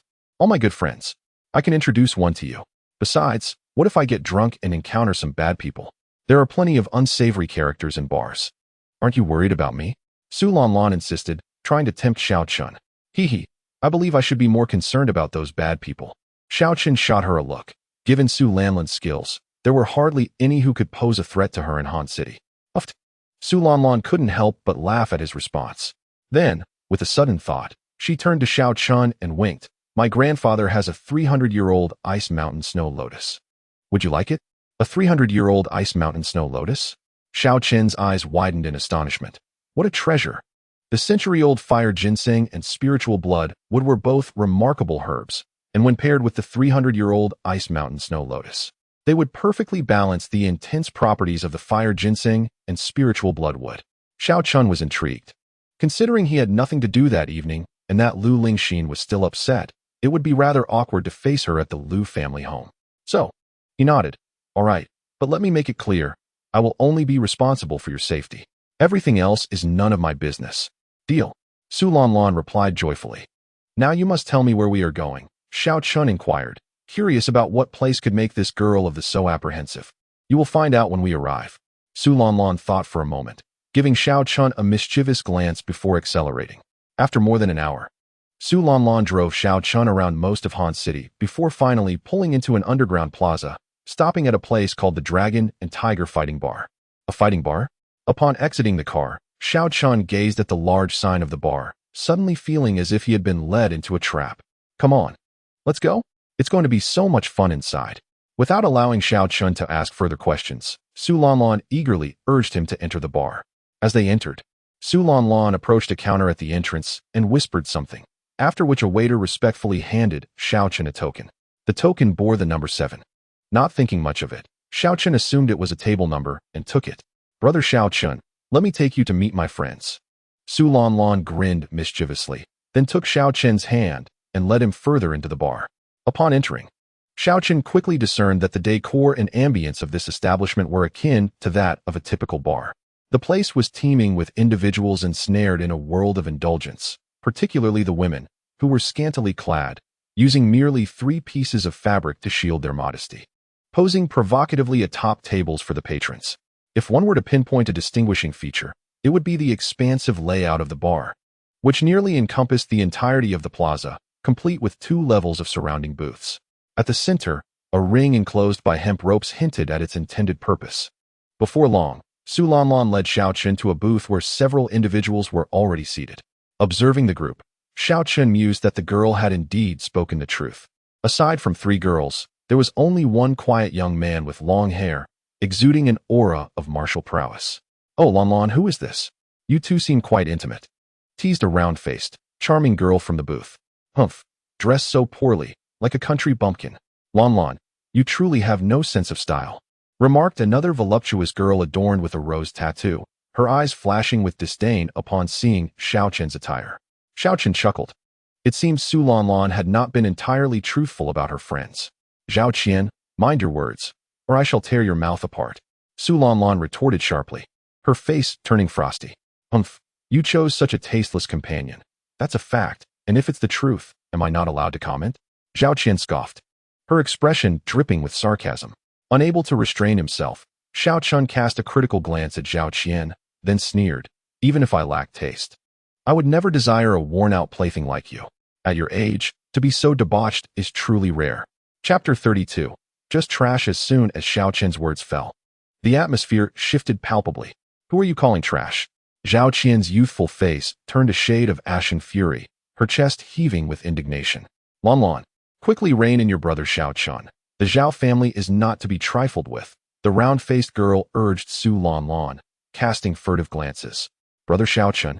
Su Lanlan was momentarily taken aback by Xiao Chen's audacity in confronting Zhao Qian, and it took the round-faced girl's warning for her to realize the gravity of the situation. She was aware of Xiao Chen's formidable abilities, perhaps even as a congenital martial artist, yet the Zhao family was a deeply entrenched martial clan in Han City. Publicly, it was known that the Zhao family boasted 7 congenital warriors, one more than the Su family. Provoking the Zhao family could lead to retaliation, or even worse, the loss of life. Upon realizing the predicament, Su Lanlan hastily interjected, intending to take the blame upon herself. However, she was swiftly interrupted by Xiao Chen. After cutting her off, Xiao Chen cast a mocking glance at Zhao Qian. "What? Am I wrong to say you are worthless? Since it is the truth, what is wrong with me stating it?" he retorted, directly employing Zhao Qian's earlier words against her. Zhao Qian's complexion turned a shade reminiscent of liver, her eyes brimming with venomous hatred as she glared at Xiao Chen. "You wretched lowlife, dare to utter another word, and I shall skin you alive and feed your remains to the dogs." "Ah, not only depraved but also so malicious. It seems you are indeed beyond redemption," Xiao Chen replied coldly, his words devoid of compassion. "Xiao Chen, please refrain from speaking recklessly. I appreciate your support, but Zhao Qian belongs to the Zhao family. Do not invite trouble upon yourself." At that moment, Su Lanlan felt a surge of gratitude towards Xiao Chen, her fondness for him growing. "Lanlan, I have not spoken carelessly." Xiao Chen chuckled, acknowledging her flicker of conscience. He then pointed at Zhao Qian, stating, "Within her, I can sense the essence of at least 3 different men. Judging by the potency of this essence, it is evident that Zhao Qian has engaged with these men within the last 24 hours, and without any protective measures." Though Xiao Chen's words were veiled, the individuals present were not foolish. They quickly grasped the implications of his statement. In an instant, Su Lanlan and the round-faced girl turned their astonished gazes toward Zhao Qian. The short-haired girl with black-rimmed glasses frowned slightly at Zhao Qian, but remained silent. The round-faced girl, noticeably more vivacious, blushed fiercely as she struggled to articulate, "Qian Qian, you cannot possibly." "Shut up. This country bumpkin is spouting nonsense. I will have his head." Infuriated, Zhao Qian lunged at Xiao Chun, but before her hand could reach him, Su Lanlan seized her wrist and pushed her forward, causing Zhao Qian to tumble onto the sofa. Su Lanlan, what do you intend to do? This matter does not concern you. This country bumpkin has tarnished my reputation, and I must teach him a lesson. Zhao Qian glared at Su Lanlan with palpable animosity. She yearned to retaliate against Su Lanlan, yet her own cultivation was merely at the bone-refining stage, rendering her no match for Su Lanlan, who was at the condensing stage. How does it not concern me? Xiao Chun is the one I brought. Moreover, he is not speaking falsely. Even my grandfather holds him in high regard for his medical skills. Su Lanlan retorted with conviction. What? Lanlan, are you suggesting his medical prowess surpasses that of Master Lu? The round-faced girl gasped, her expression one of disbelief. Impossible. Zhao Qian scoffed disdainfully. Meanwhile, the short-haired, demure girl could not suppress her astonishment as she glanced at Xiao Chun. How can it be impossible? This very afternoon, Xiao Chun cured the cold poison within the Yang family's younger sister. You should all be aware of how difficult it is to treat such a condition. Su Lanlan, seemingly fearful of disbelief from her companions, cheerfully added, if you doubt it, feel free to call and inquire. Zhao Qian, I have long heard tales of the chaotic private lives of the Zhao family, and today's encounter certainly lives up to the reputation. The round-faced girl and the bespectacled lady fell silent. Su Lanlan's audacity to speak such words surely stemmed from some solid evidence. Yet, when did Han City acquire such a miraculous healer, and so young at that? While the two were perplexed, one truth became evident. They now believed that Xiao Chun's earlier remarks about Zhao Qian were likely authentic. Though they concealed their thoughts, a subconscious distance began to form between them and Zhao Qian. Su Lanlan, silence yourself. Feeling the peculiar gazes of those around her, Zhao Qian had completely lost her composure. With a glare directed at Su Lanlan, she declared, if you refrain from obstructing me from teaching this country bumpkin a lesson, then what transpired today will solely be between him and me. However, should you persist in your interference, then this will escalate into a feud between the Zhao and Su families. Oh, am I to fear you? Has your Zhao family not secretly plotted against us Su family before? Who truly fears whom? Su Lanlan's expression turned icy as she retorted, Zhao Qian, if you believe the Zhao family can dominate the Su family, then by all means, return and stir up trouble. We will welcome as many as you bring. Beside them, Xiao Chun regarded Su Lanlan with admiration. At that moment, her image had significantly improved in his eyes. This young lady displayed remarkable loyalty. Even without her intervention, Zhao Qian was no match for a mere finger of Su Lanlan. This was something she surely recognized. Yet, she still chose to defend her, even elevating the conflict to a familial level. Though this spirited girl had a wild streak, her character was commendable. Enough, Zhao Qian. Have you forgotten the purpose of our visit today? If you truly wish to confront Xiao Chun, there will be ample opportunity in the arena later. What is this commotion about now? If you are unashamed, I am still embarrassed. At that moment, the bespectacled girl with ear-length hair unexpectedly chimed in, her voice crisp. Despite her youthful appearance, her serious expression and mature tone felt somewhat disconcerting. Xiao Chun could not help but glance at her a moment longer. However, the girl seemed displeased with Xiao Chun's scrutiny, frowning as she scolded, your gaze wanders aimlessly, devoid of decorum. How were you raised by your elders? And you, Su Lanlan, should you bring such individuals next time, do ensure to ask if we consent. What the? Xiao Chun was taken aback. How had he become the subject of reprimand? Han Qingma, I have warned you countless times not to speak to us in that condescending tone. We are older than you by a year. This time, both Zhao Qian and Su Lanlan aligned in a united front, almost simultaneously retorting. Meanwhile, the round-faced, adorable girl stifled her laughter behind her hand. What does age matter? Constantly meddling and fussing, especially for a young lady, is simply unbecoming. Unfazed by the discontent expressed by Zhao Qian and Su Lanlan, the demure bespectacled girl named Han Qingma continued to admonish them in a tone reminiscent of an elder reprimanding a younger relative. Very well, I am at a loss with you. Su Lanlan sighed, taking a seat with a hint of exasperation. Humph, your family is filled with old-fashioned sticklers, and it seems you too have inherited their traits. Zhao Qian coldly huffed, clearly at a loss with the refined girl. Stickler? Xiao Chun suddenly erupted into a mischievous grin, directly positioning himself across from Han Qingma. He leaned in, bringing his face within mere inches of hers, and remained silent, fixated on her. Crude, disrespectful. Initially, Han Qingma managed to maintain her composure, even mustering a few sharp words to chastise Xiao Chun. However, after enduring his unwavering gaze for what felt like an eternity, her calm began to falter. Adjusting her black-rimmed glasses to mask the unease in her eyes, she stammered, "What? What do you want?" Xiao Chun chuckled softly, inching closer and whispering, "I want to." Huh. Han Qingma, momentarily bewildered, parted her lips slightly as her glasses slid down to the tip of her nose, staring blankly at Xiao Chun.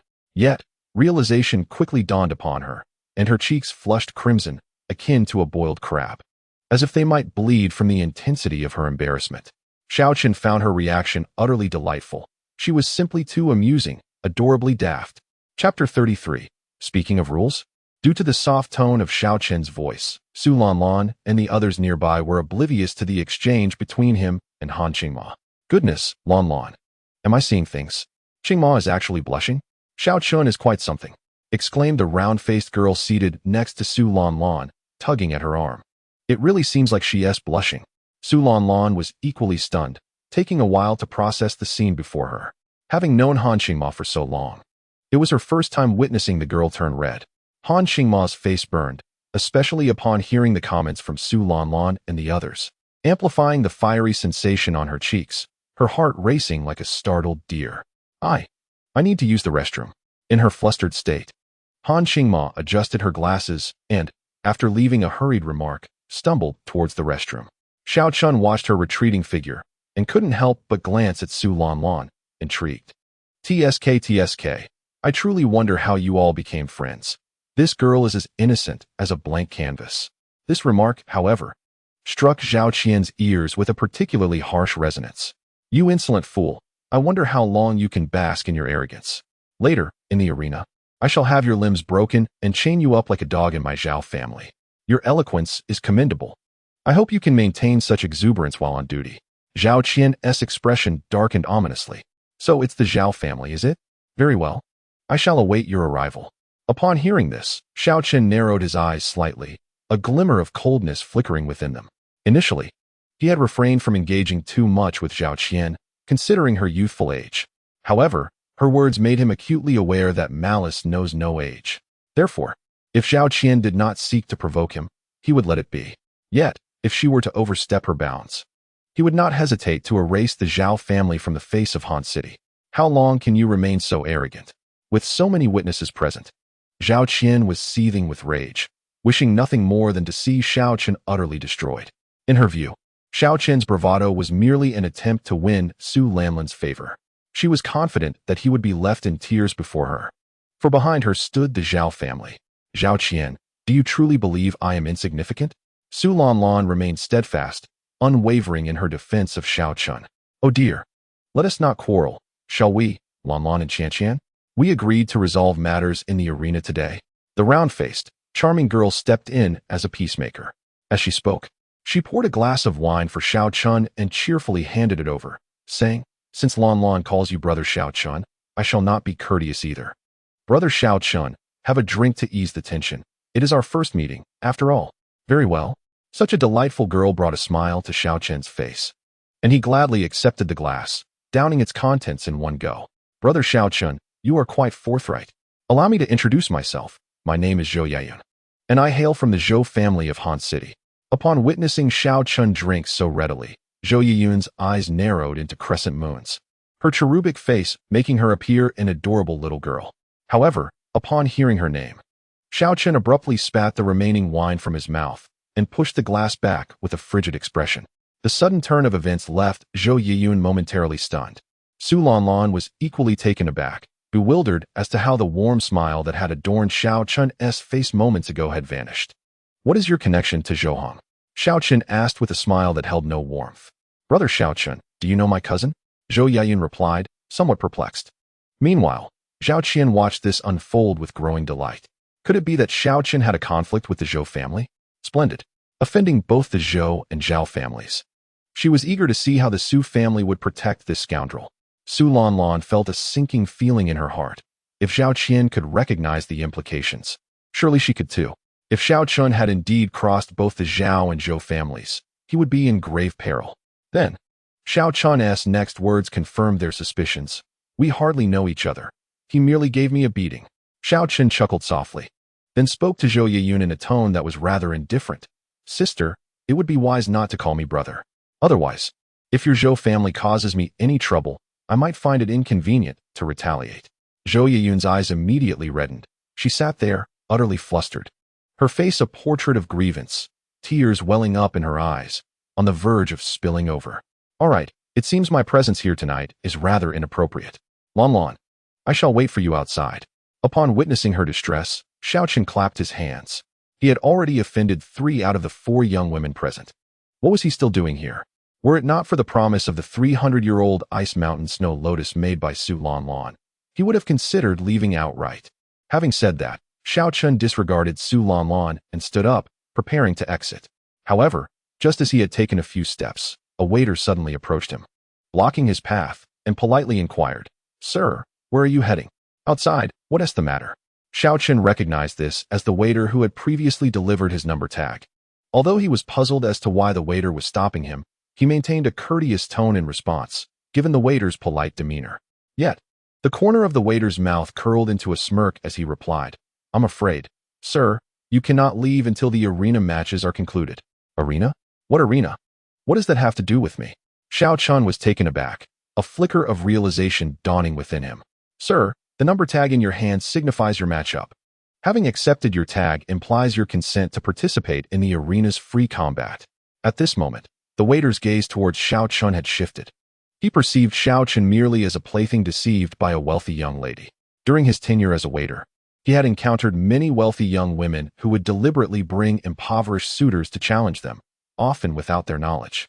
Such individuals would typically find themselves terrified upon entering the arena, some even losing control of their bladders. The more wretched the display of these impoverished suitors, the more amusement the wealthy young women derived, as, in the end, whether injured or defeated, it merely resulted in a payout. Standing before him, the seemingly rustic Xiao Chen appeared destined for a similar fate. "Is it valid to receive a number tag without prior knowledge?" Xiao Chen queried, perplexed. "Certainly, it is valid." The waiter regarded Xiao Chen as one would a clown. "Huh." Hearing the waiter's words, Xiao Chen couldn't help but laugh in anger. Just moments ago, he had been in the dark regarding the mention of the arena by the young women. Now, enlightened by the waiter's explanation, he understood completely. No wonder Su Lan had gone to such lengths to entice him here. Xiao Chen turned his gaze back to Su Lan, casting her a cold glance. In that instant, the favorable impressions he had just formed of her evaporated entirely, replaced by a surge of disdain and fury. "Brother Xiao Chen, please allow me to explain." Upon meeting Xiao Chen's piercing gaze, Su Lan, already feeling guilty, became flustered. "No need," Xiao Chen replied coldly. "I am but a mere rustic villager, unworthy of Miss Su's explanations." He then turned to the waiter and inquired again, "What if I insist on leaving?" The waiter smirked. "That is permissible. But according to our rules, should you wish to depart early, you must either pay a penalty of 500,000 or leave a hand behind. Which option do you prefer, sir?" With a tone laced with mockery and menace, the waiter waved his hand, summoning a dozen burly men from the corners of the bar. "Ah, you wish to discuss rules? Very well. Today I shall enlighten you on what true rules entail." Glancing at the approaching thugs, Xiao Chen smiled and decisively kicked the waiter in the chest. Chapter 34. "Are you Xiao Chen?" "Ah!" A scream echoed as the waiter was sent flying, crashing into 2 of the thugs before collapsing to the ground, blood foaming from his mouth, eyes filled with terror as he stared at Xiao Chen, unable to utter a word. Witnessing this scene, the onlookers gasped in shock. "What immense strength! How dare you strike one of us? Seize him, break a leg!" The remaining thugs shouted as they charged forward. At a nearby table, Zhao Qian was elated, although Xiao Chen's prowess surprised her. She doubted he could withstand the assault of so many. After all, the enforcers in this bar were all masters in the bone forging stage. Even if she could not personally teach Xiao Chen a lesson, witnessing his plight was enough to satisfy her anticipation. Bang, bang, bang. Yet, within mere seconds, the sound of anguished cries and muffled groans erupted, and the thugs were left wailing on the ground. The patrons of the bar collectively inhaled sharply. They hadn't even seen how Xiao Chen had struck. How had these enforcers fallen so swiftly? At the table, a long-haired youth who had been silent until now lifted his gaze, warily observing Xiao Chen. He sensed a hint of danger emanating from him. Lan, is Xiao Chen truly this formidable? Zhou Yayun exclaimed in astonishment. Su Lanlan could only offer a bitter smile, her heart too troubled to respond. She realized that today, Xiao Chun would undoubtedly harbor grievances. Regret washed over her as she wished she had clarified matters with him beforehand. Meanwhile, Xiao Chun remained oblivious to Su Lanlan's thoughts. Nonchalantly, he picked up a cigarette from a nearby table, lit it, and took a drag before striding over to the bloodied waiter still sprawled on the ground. With one hand, he lifted him effortlessly and slammed him against the bar. With a resounding crash, the bar's liquor rack toppled, bottles and glasses shattering into a cacophony of broken glass on the floor. The server, who had already been on the verge of collapse, suddenly convulsed and fainted. With such limited skills, how dare he speak of rules to me? Observing this, Xiao Chun finally revealed a satisfied smile, then stepped onto the chest of one of the thugs, surveying his surroundings as he coldly barked, "Is there anyone else who wishes to discuss rules with me?" The bar fell into a profound silence. "Brother, you finally arrived. It's him, that wretched loser who called me trash." At that moment, a young man with a scarred face entered the bar. Upon seeing him, Zhao Qian sprang up with excitement, rushing to confront the young man while pointing at Xiao Chun to lodge her complaint. "Hee, cousin, wait here, I'll teach him a lesson." The scar-faced youth chuckled. "Thank you, brother." Zhao Qian beamed with joy, then turned her gaze provocatively towards Xiao Chun, bitterly declaring, "You filthy loser. My cousin Wang Hui is a peak practitioner of the condensation stage. Even among the younger generation of the Zhao family, his strength is commendable. If you kneel and bow 3 times, I might consider asking my cousin to spare you a broken leg." Xiao Chun, however, furrowed his brow, his gaze fixed on the man named Wang Hui, lost in contemplation. "Lanlan, it's over. Wang Hui is here. Although he is only 25, his peak prowess surpasses yours. Perhaps you should let Xiao Chun apologize," said Zhou Yayun with concern. "Yayun, I lack the ability to make brother Xiao Chun apologize. Rest assured, Wang Hui is no match for him." Su Lanlan sighed, then added, "It's just as well. Let them have their fight, saving us the trouble of a competition." "Huh? Is Xiao Chun truly that formidable?" Zhou Yayun seemed skeptical. At that moment, Xiao Chun, who had been deep in thought, finally lifted his head, a look of realization dawning upon him. "No wonder your aura feels so familiar. You are related to Zhao Qian. Don't spout nonsense." Zhao Qian's expression changed dramatically. "Kid, what nonsense are you uttering? Speak again, and I'll smash your mouth." Wang Hui's countenance darkened. He had been adopted by the Zhao family due to his decent martial talent among the younger generation, and he had become a key focus of their training.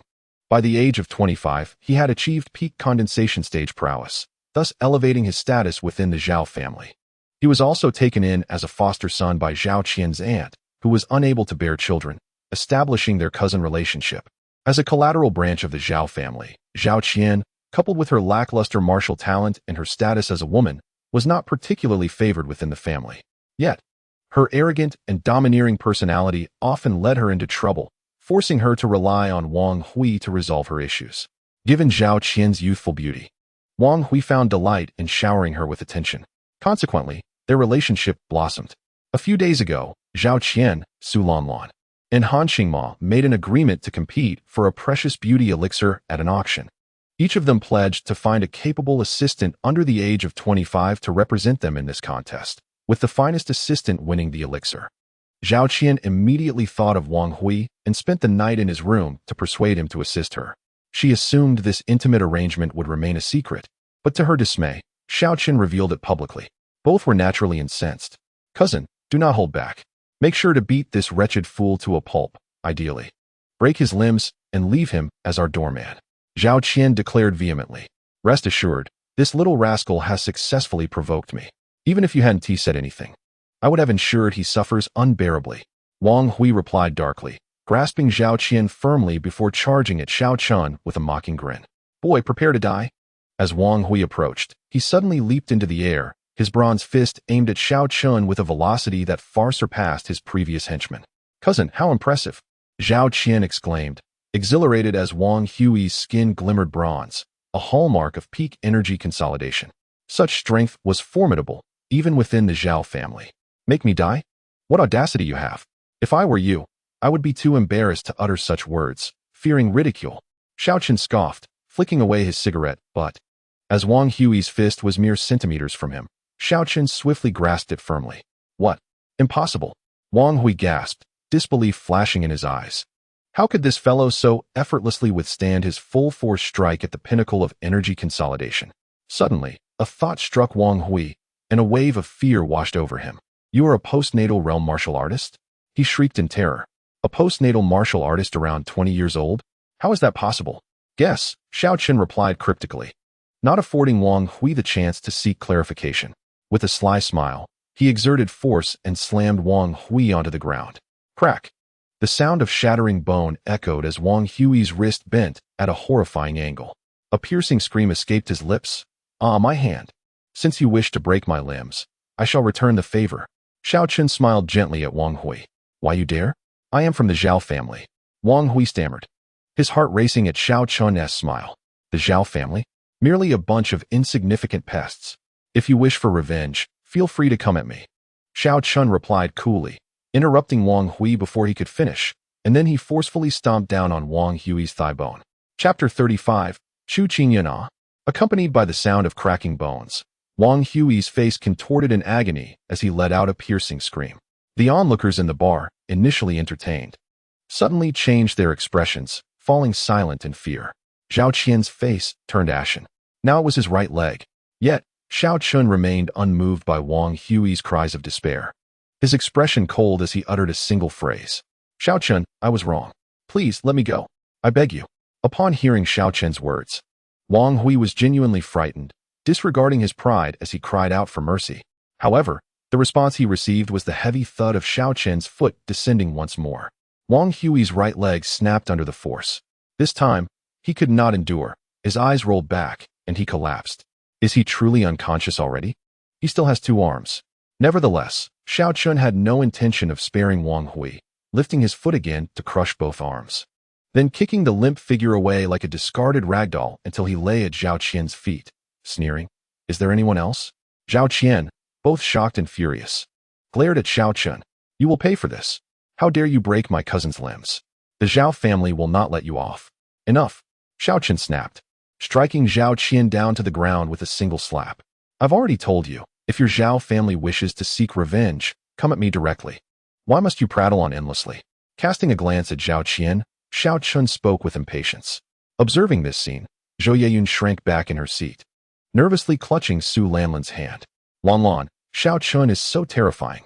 Su Lanlan, understanding the gravity of the situation, forced a smile. She realized that Xiao Chun was genuinely enraged, and his act of striking Zhao Qian served as a warning to her as well. In that moment, she felt a wave of childishness wash over her. Previously, she had relied on her identity from the Su family, treating Xiao Chun with an air of superiority, even coaxing him into fighting on her behalf without considering the consequences.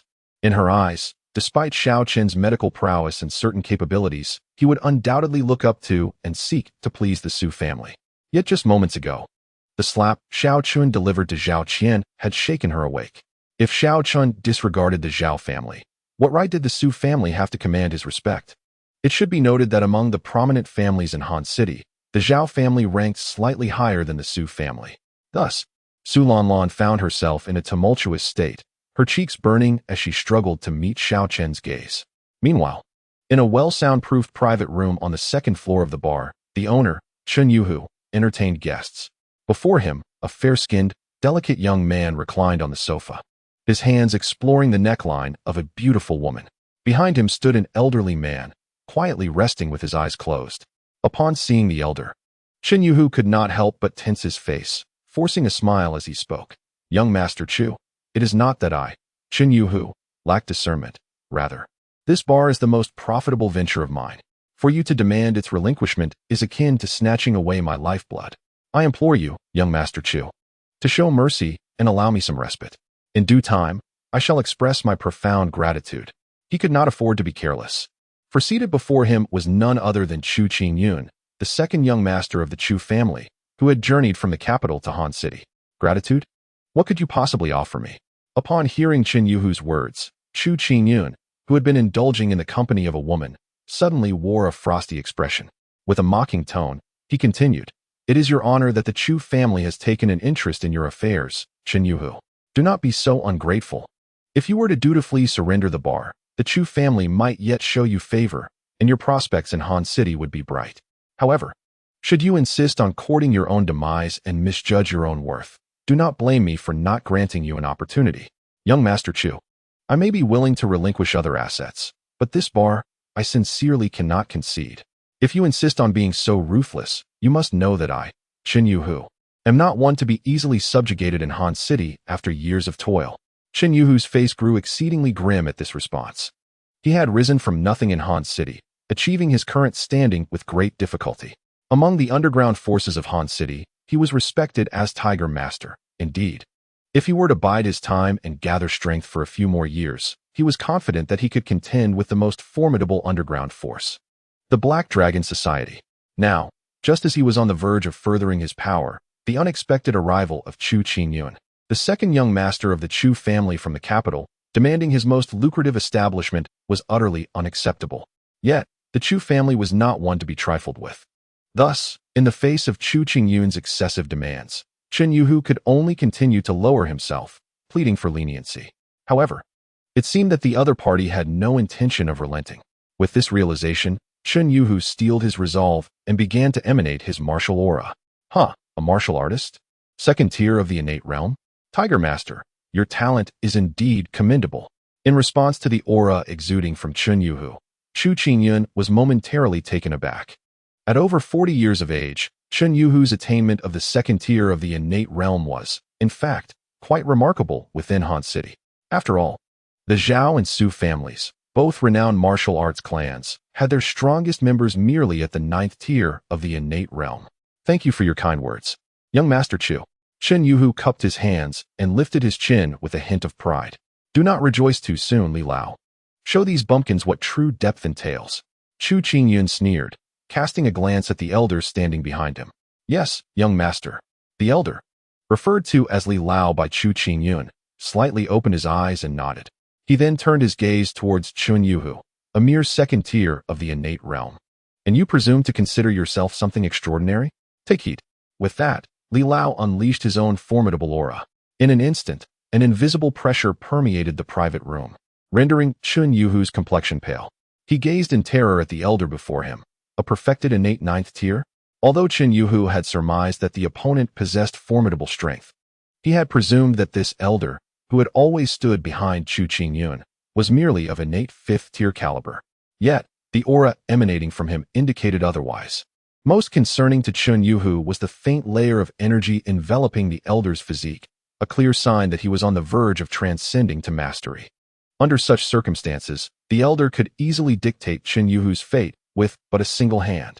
Master Hu, Old Li is merely an ordinary guest elder of our Chu family. We have over 100 such guest elders.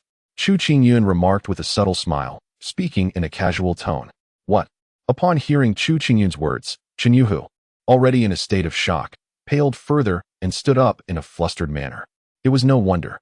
The head of the foremost martial arts family in Hansheng had only attained the innate 9th tier, yet in the capital, he was reduced to a mere ordinary guest elder of the prominent families? Was this the stark contrast between small and large families? In that moment, Qin Yuhu truly grasped the vast chasm separating suburban cities from the mighty forces of the capital. He had previously speculated about the disparity, but he could never have imagined it to be so immense. Master Hu, I now offer you one final chance. Will you voluntarily relinquish ownership of this bar? Or shall I personally take it from your hands? The choice is yours. Chu Qingyun's satisfaction with Qin Yuhu's reaction was evident as he spoke slowly. In that moment, cold sweat trickled down Qin Yuhu's forehead, plunging him into an unprecedented dilemma. Chapter 36. What if not? Master Hu, dire news. Just as Qin Yuhu found himself ensnared in this predicament, a knock resounded at the door of the private room. Once the door swung open, a subordinate rushed in. Panic etched across his face. What has transpired? Such disarray is unbecoming. Do you not know I am entertaining esteemed guests? Qin Yuhu reprimanded, though inwardly he sighed with relief. Already planning to reward this subordinate once Chu Qingyun departed. Otherwise, he would truly have no way to extricate himself from this predicament. Forgive me, Master Hu, but there are disturbances at the bar. Not only have they assaulted our men, but they have also wreaked havoc on our establishment. The trembling subordinate reported. What? Where are the guards? Are they all inept? Where's Lin Hao? Qin Yuhu's countenance shifted as he inquired. Lin Hao was Qin Yuhu's most capable subordinate. Merely 23 years old, yet already at the mid-level of the acquired realm. 2 years prior, he had suffered severe injuries and been saved by Chen Yuhu, subsequently pledging his loyalty. Chen Yuhu held Lin Hao in high regard, for such talent was a rarity even among the two martial families in Hanqing. Thus, Chen Yuhu has always regarded Lin Hao as his right-hand man, nurturing him diligently. However, Lin Hao possesses a rather indifferent temperament. Chen Yuhu entrusted him with the bar's operations, granting him unrestricted access to women and drinks. Under normal circumstances, one would expect him to indulge in a life of revelry. Yet Lin Hao merely occupies a booth in the corner, remaining inconspicuous unless trouble arises in the bar. Report to Master Hu. During the disturbances, Steward Lin merely observed without intervening. One subordinate stated truthfully, "What? Why did he not take action?" Chen Yuhu's anger flared. He held Lin Hao in high esteem. Yet this individual merely watched as outsiders caused chaos in his establishment. How could he tolerate such behavior? Master Hu, the subordinate explained, the troublemaker possesses considerable skill, surpassing that of Steward Lin, which is why he chose not to invite unnecessary conflict. Seeing Chen Yuhu's ire, the subordinate became anxious. Lin Hao is not a match for him. Chen Yuhu furrowed his brow, realizing the situation was more complicated than he had presumed. Lin Hao's character would never allow him to deceive him in matters of this nature. I must descend and see which fool dares to disrupt my territory. With this thought, Chen Yuhu seized the opportunity to glance at Chu Qingyun and the elderly gentleman surnamed Li, apologizing, "Young Master Chu, I must attend to a family matter. As for the matter you mentioned earlier, I kindly ask for a few days to consider it." With that, he clasped his hands respectfully and promptly exited the private room to descend the stairs. Young Master, Chen Yuhu is clearly attempting to evade responsibility. In my opinion, it would be best to simply eliminate him. Elderly scoffed in dissatisfaction. That would be unwise. Many of the old-timers at home are observing my actions. If I resolve this solely through force, they will undoubtedly disapprove of my methods, jeopardizing my position as heir. Moreover, with so many families in Han City, I cannot hope to unite them merely through brute strength. Chu Qingyun smiled faintly, then playfully patted the woman in his embrace, prompting her to rise gracefully. Young Master is indeed wise. Elderly chuckled, offering his praise. Let us descend as well and observe how Chen Yuhu intends to handle this predicament. Flattered by Elder Li's commendation, Chu Qingyun rose from the sofa, uttering a parting remark before exiting the private room, with the elderly gentleman following closely behind. Moments later, downstairs. Upon his arrival, Chen Yuhu beheld the chaotic scene on the first floor. "Who dares to cause trouble in my establishment?" he bellowed. At the sight of Chen Yuhu, a wave of commotion swept through the crowd in the bar. "Master Hu. It's Master Hu." Indeed, it is Master Hu. This promises to be entertaining. With Master Hu in action, this young man likely will not escape the bar today. The patrons buzzed with excitement. "Howsy, what is the matter?" Chen Yuhu strode directly to the booth where Su Lanlan and her companions were seated, addressing the silent young man with long hair in the corner. "Master Tiger, I am no match for him." Lin Hao gestured towards Xiao Chun in the distance, shrugging with an air of indifference. What strength does he possess?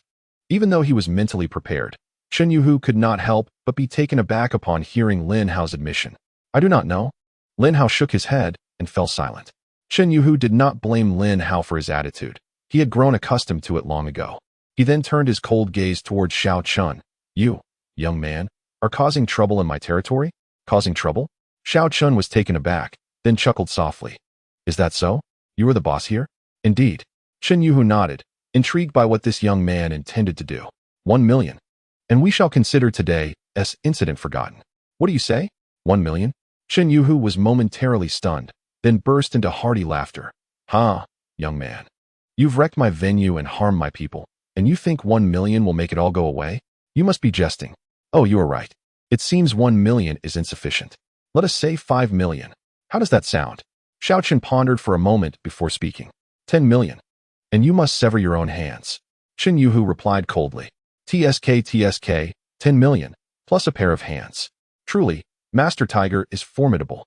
The patrons of the bar chimed in, their voices rising in excitement. Indeed, in the entire Han City, aside from Feng Tianlong of the Black Dragon Society, who could possibly gain an advantage from Master Tiger's domain? At their table, Su Lanlan and Zhou Yeyun wore expressions of anxiety. "Lanlan, what shall we do?" "We ve angered Master Tiger," Xiao Chen surely cannot come up with 10 million. Zhou Yeyun expressed her concerns. Su Lanlan remained silent, equally curious as to how Xiao Chun would navigate this precarious situation. After all, she had heard that Chun Yuhu's strength had already reached the second tier of the innate realm. Although Xiao Chun might also be at the innate level, given his age, it was likely that he had only recently achieved this breakthrough, making it improbable for him to rival Chun Yuhu. 10 million? Plus severing my own hands? Just as Su Lanlan was pondering, Xiao Chen finally spoke, confirming with Chun Yuhu. Indeed, Chun Yuhu responded coldly. Very well, it's a deal. After a moment of contemplation, Xiao Chun kicked a fruit knife on the ground towards Chun Yuhu's feet, indicating, go ahead. The money can be transferred directly to my bank account afterward. The crowd in the bar was left dumbfounded, and Su Lanlan and Zhou Yeyun gaped in astonishment. Chun Yuhu was equally taken aback. Gazing at the gleaming knife beneath his feet, Chun Yuhu took a moment to comprehend the situation. Then, as if he had just heard the most absurd joke, he pointed at Xiao Chun and laughed derisively, saying, are you suggesting that I sever my own hands and then compensate you with 10 million? Xiao Chun narrowed his eyes slightly, meeting Chun Yuhu's gaze with a cold smile, and replied, what other choice do you have? Chapter 37. Can you inflict harm upon me? What the hell? Did I hear that correctly?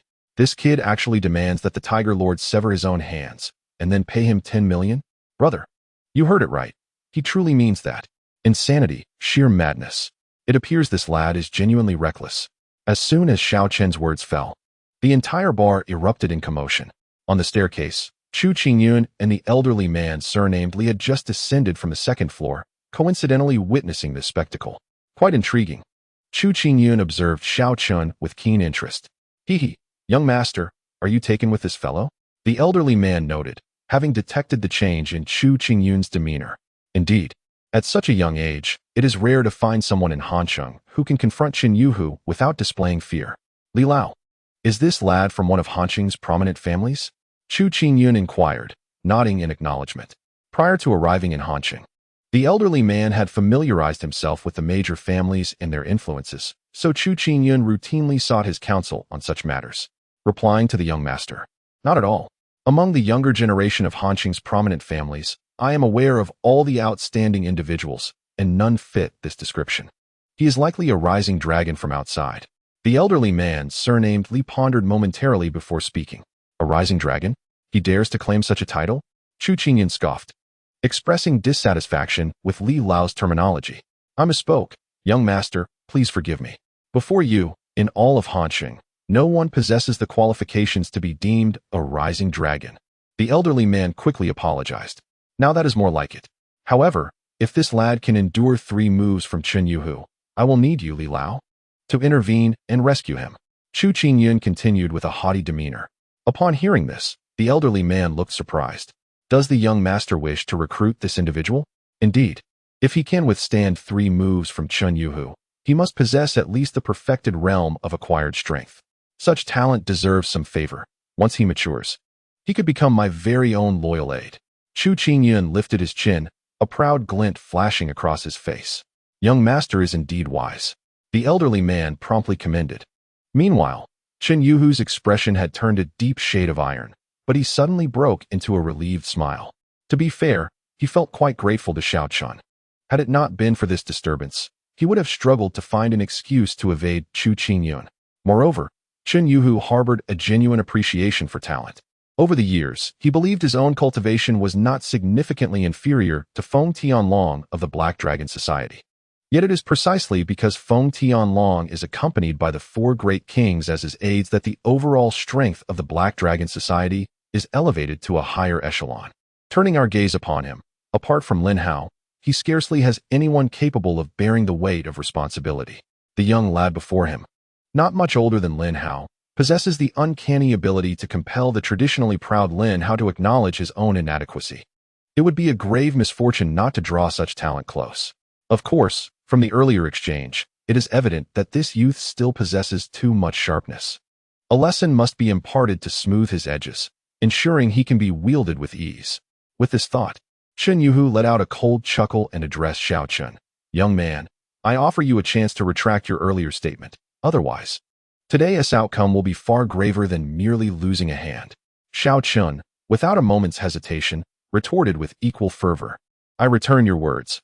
I too grant you an opportunity. Sever your own hands and bring me 10 million. Otherwise, the consequences will not merely involve the loss of a hand. Well, you possess quite the audacity. Chen Yuhu found himself increasingly admiring this young man. Had Xiao Chun immediately knelt in submission to the threat, it would have evoked nothing but disdain. Now, Chen Yuhu had resolved to administer a beating, and when the youth would be on the brink of self-mutilation, he would offer him a path to redemption, ensuring that the lad would be grateful and inclined to submit to him. If that is the case, then let it not be said that Chen Yuhu has taken advantage of the young. As he spoke, Chen Yuhu clenched his fist, akin to a sandbag. His body surging with power, his form moving with the swiftness of a tiger, producing a sound that split the air. Such speed. Is this the might of a practitioner in the innate realm? Sitting at the booth, Su Lanlan's expression shifted with surprise, her concern evident as she glanced at Xiao Chun. Although her family also boasts practitioners of the innate realm, she had never witnessed one in actual combat. Now, witnessing Chen Yuhu in action, she was astounded. She could scarcely discern his movements. To her eyes, it seemed as if Chen Yuhu's figure flickered, and in the next instant, he had appeared before Xiao Chun. Lan, what shall we do? Master Tiger will surely not spare Xiao Chun. Su Yeyun exclaimed, her round face flushed with anxiety. Fear not. Master Tiger will likely refrain from lethal force. I will intervene shortly. After all, Xiao Chun is under my guidance. And surely Master Tiger will extend some courtesy to the Su family. Su Lanlan contemplated before responding. However, she remained silent, secretly hoping to witness Xiao Chun's comeuppance. For the rogue had gazed at her with such ferocity moments ago. With that thought, Su Lanlan refocused on the center of the arena. As anticipated, Chen Yuhu's fist crashed down upon Xiao Chen's chest in the blink of an eye. Young man, aren't you going to evade? Chen Yuhu bellowed. Presuming that Xiao Chun was paralyzed by fear. Immediately, he noticed a faint smile appearing at the corner of Xiao Chen's mouth. Do you really think you can harm me? How arrogant. Chen Yuhu, nearly choking on his anger, felt a surge of fury rise within him, dismissing any thoughts of tempering his strength.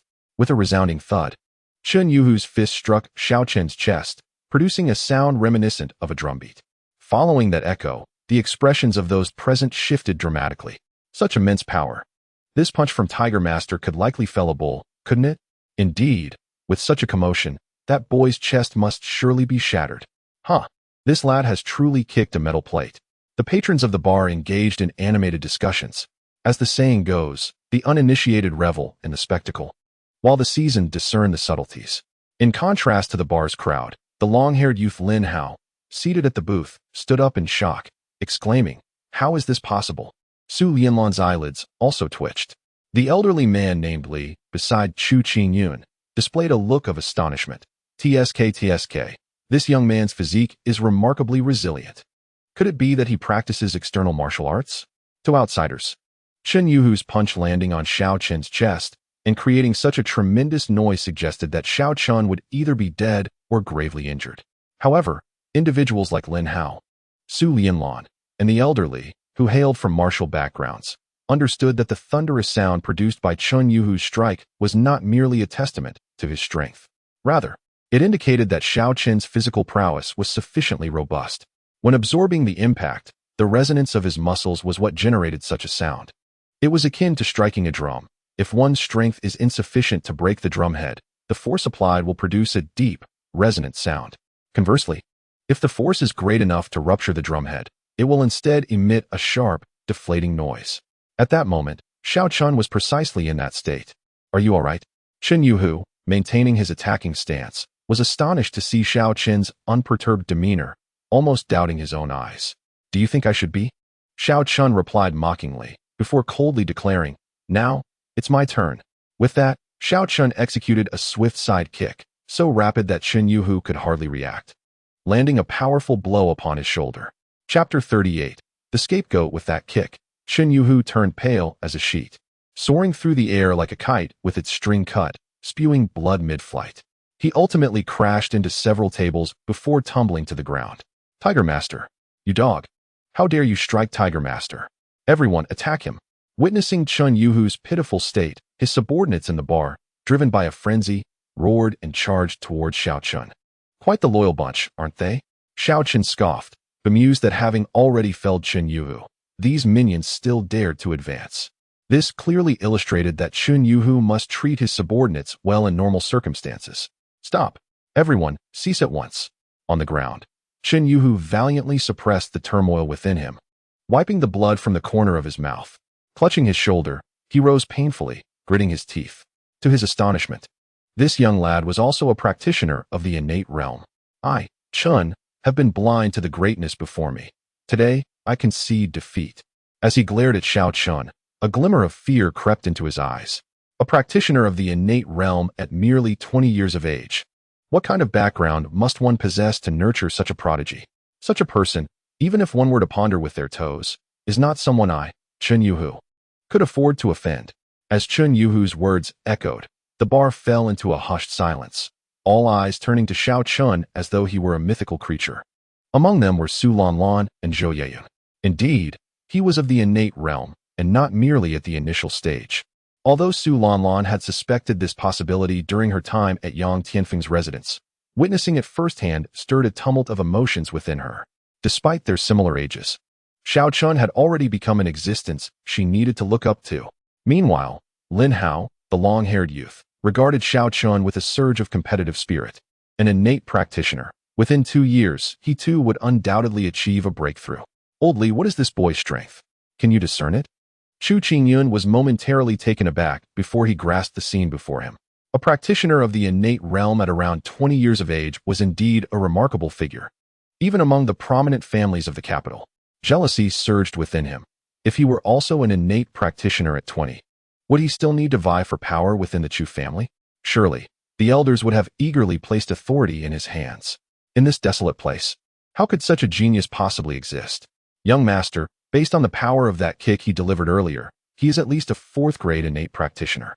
I even suspect he may be concealing his true strength, potentially as high as 5th-grade innate. Yet, he would not exceed 6th grade. Otherwise, after taking that kick, Chun Yuhu would not be able to stand. The elder surnamed Li's expression shifted, his astonishment reaching unprecedented levels. 5th-grade innate, damn it.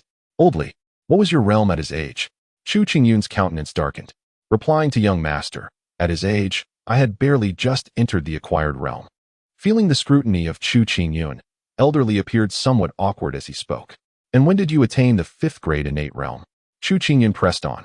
That would be at 40, no, 39. The more Elderly spoke, the more uncomfortable he became. In doing so, he felt that his once proud martial talent was utterly overshadowed by this young man standing before him. Now I understand. Oldly, if we cannot win him over, we must seize the opportunity to eliminate him before he grows too powerful. Chu Qingyun's gaze darkened as he fixed his eyes on Xiao Chun, a glint of murderous intent flashing in his eyes. Understood, young master. Upon hearing this, the elderly gentleman surnamed Li suddenly found amusement in the situation. What significance does innate talent hold if one fails to cultivate it? On another note, Xiao Chun, sensing an undercurrent, glanced towards the staircase where he spotted Chu Qingyun and his servant. Taken aback by their unfamiliarity, he felt a flicker of confusion. Why, despite not recognizing them? Did he perceive a hint of hostility? Nevertheless, Xiao Chun dismissed the thought, resolved to crush anyone who dared to provoke him. With that in mind, he turned his gaze to the pallid Chun Yuhu, remarking, "What is the matter, Master Tiger? Why do you stand there in a daze? The knife is in your hands. Will you take it yourself, or shall I assist you? Or is it that the esteemed Master Tiger cannot bear to lose?" As he spoke, a tone of disdain crept into Xiao Chen's voice. The words sent Chun Yuhu's previously ashen face ablaze with indignation. "Master Tiger, this cannot be allowed," his subordinates exclaimed in alarm. For a martial artist to sever their own hands is tantamount to rendering oneself nearly useless. "I shall bear the punishment of severed hands on behalf of Master Tiger." As the crowd urged caution, a long-haired youth named Lin Hao, who had remained silent until now, let out a sigh and stepped forward from behind Chun Yuhu, addressing Xiao Chun. Provide me with a reason." Xiao Chun regarded Lin Hao with a bemused expression, asking, "And what might that reason be?" "Master Tiger saved my life," Lin Hao declared without hesitation, reaching to retrieve the knife from the ground. Yet, before he could grasp it, Chun Yuhu lunged forward, pushing him aside and seizing the knife himself. "Get lost. When have I ever allowed you to shield me from harm?" Chun Yuhu scolded, his face dark with displeasure. Master Tiger Lin Hao's eyes glistened with unshed tears. Haizi, in the path of martial arts, you have traveled further than I. Do not let me down. Chen Yuhu clapped Lin Hao on the shoulder, then, gripping the knife firmly, turned to Xiao Chun with a respectful demeanor. Young brother, before I draw the blade, I have one final question. Can you elucidate the matter for Chen? Speak. Xiao Chun nodded, inviting Chen Yuhu to continue. I do not understand where I, Chun, have offended you, young brother, or what I have done poorly to incite your displeasure to the extent of disrupting my affairs. Chen Yuhu's confusion was palpable, at the tender age of 20, as a practitioner of innate realm. He found it perplexing that someone of such caliber would seek to stir trouble in his domain. Upon hearing Chen Yuhu's words, laughter erupted from the patrons in the bar. Truly, today was a most unjust day for Master Tiger. You ask me? Xiao Chun was momentarily taken aback. Then a smirk graced his lips as he pointed at the bar's patrons, exclaiming, Inquire of them. Realizing Xiao Chun's reaction, Chen Yuhu felt a wave of realization wash over him, and he bellowed at those around him. Who the hell will tell me what is going on? Just then, a timid subordinate pointed at the nearly unconscious server on the floor, recounting the entire sequence of events. After listening to his subordinate's account, Chen Yuhu's face turned a deep shade of purple. At this moment, he felt an overwhelming urge to weep without tears. It appeared that his lackey had unwittingly provoked the adversary. Howsy, how have you managed this arena? Did I not explicitly state that anyone participating in the contest must be fully aware of the circumstances? Is this how you have conducted affairs for the past 6 months? Chen Yuhu was filled with a desire to strike Lin Hao dead. Lin Hao scratched his head. I mentioned that I did not wish to oversee the venue. It was you, Master Tiger, who insisted I take on this responsibility.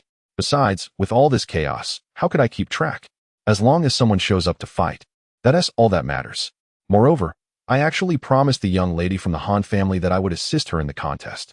Who could have known he would be so formidable? Now, it seems there's no need for the contest at all. As he spoke, Lin Hao cast an awkward glance at Xiao Chun. Enough. You might as well silence yourself and drive me to madness. Chen Yuhu's composure was nearly shattered. It dawned on him that he had merely become a scapegoat. In a fit of rage, he slapped Lin Hao on the head and sighed dramatically. How ridiculous it is that I, Chen Yuhu, have been diligent all these years, only to be let down by these foolish subordinates. It's truly laughable. Then, Chen Yuhu turned his gaze to the half-conscious waiter on the ground, his eyes icy as he commanded, hang this heartless wretch up and beat him, break his limbs, and toss him into the river to feed the fish. Furthermore, investigate who else has committed such treacherous acts, leave no one unpunished, and break their tendons before casting them out to fend for themselves. Chapter 39. Are you Chu Qingyan? Yes, Master Tiger. Upon Chen Yuhu's command, a subordinate responded, dragging the waiter away like a dog. And you? Chen Yuhu looked at Lin Hao, sighing. After today, you shall no longer serve as the steward of this bar. All right. Lin Hao nodded in agreement.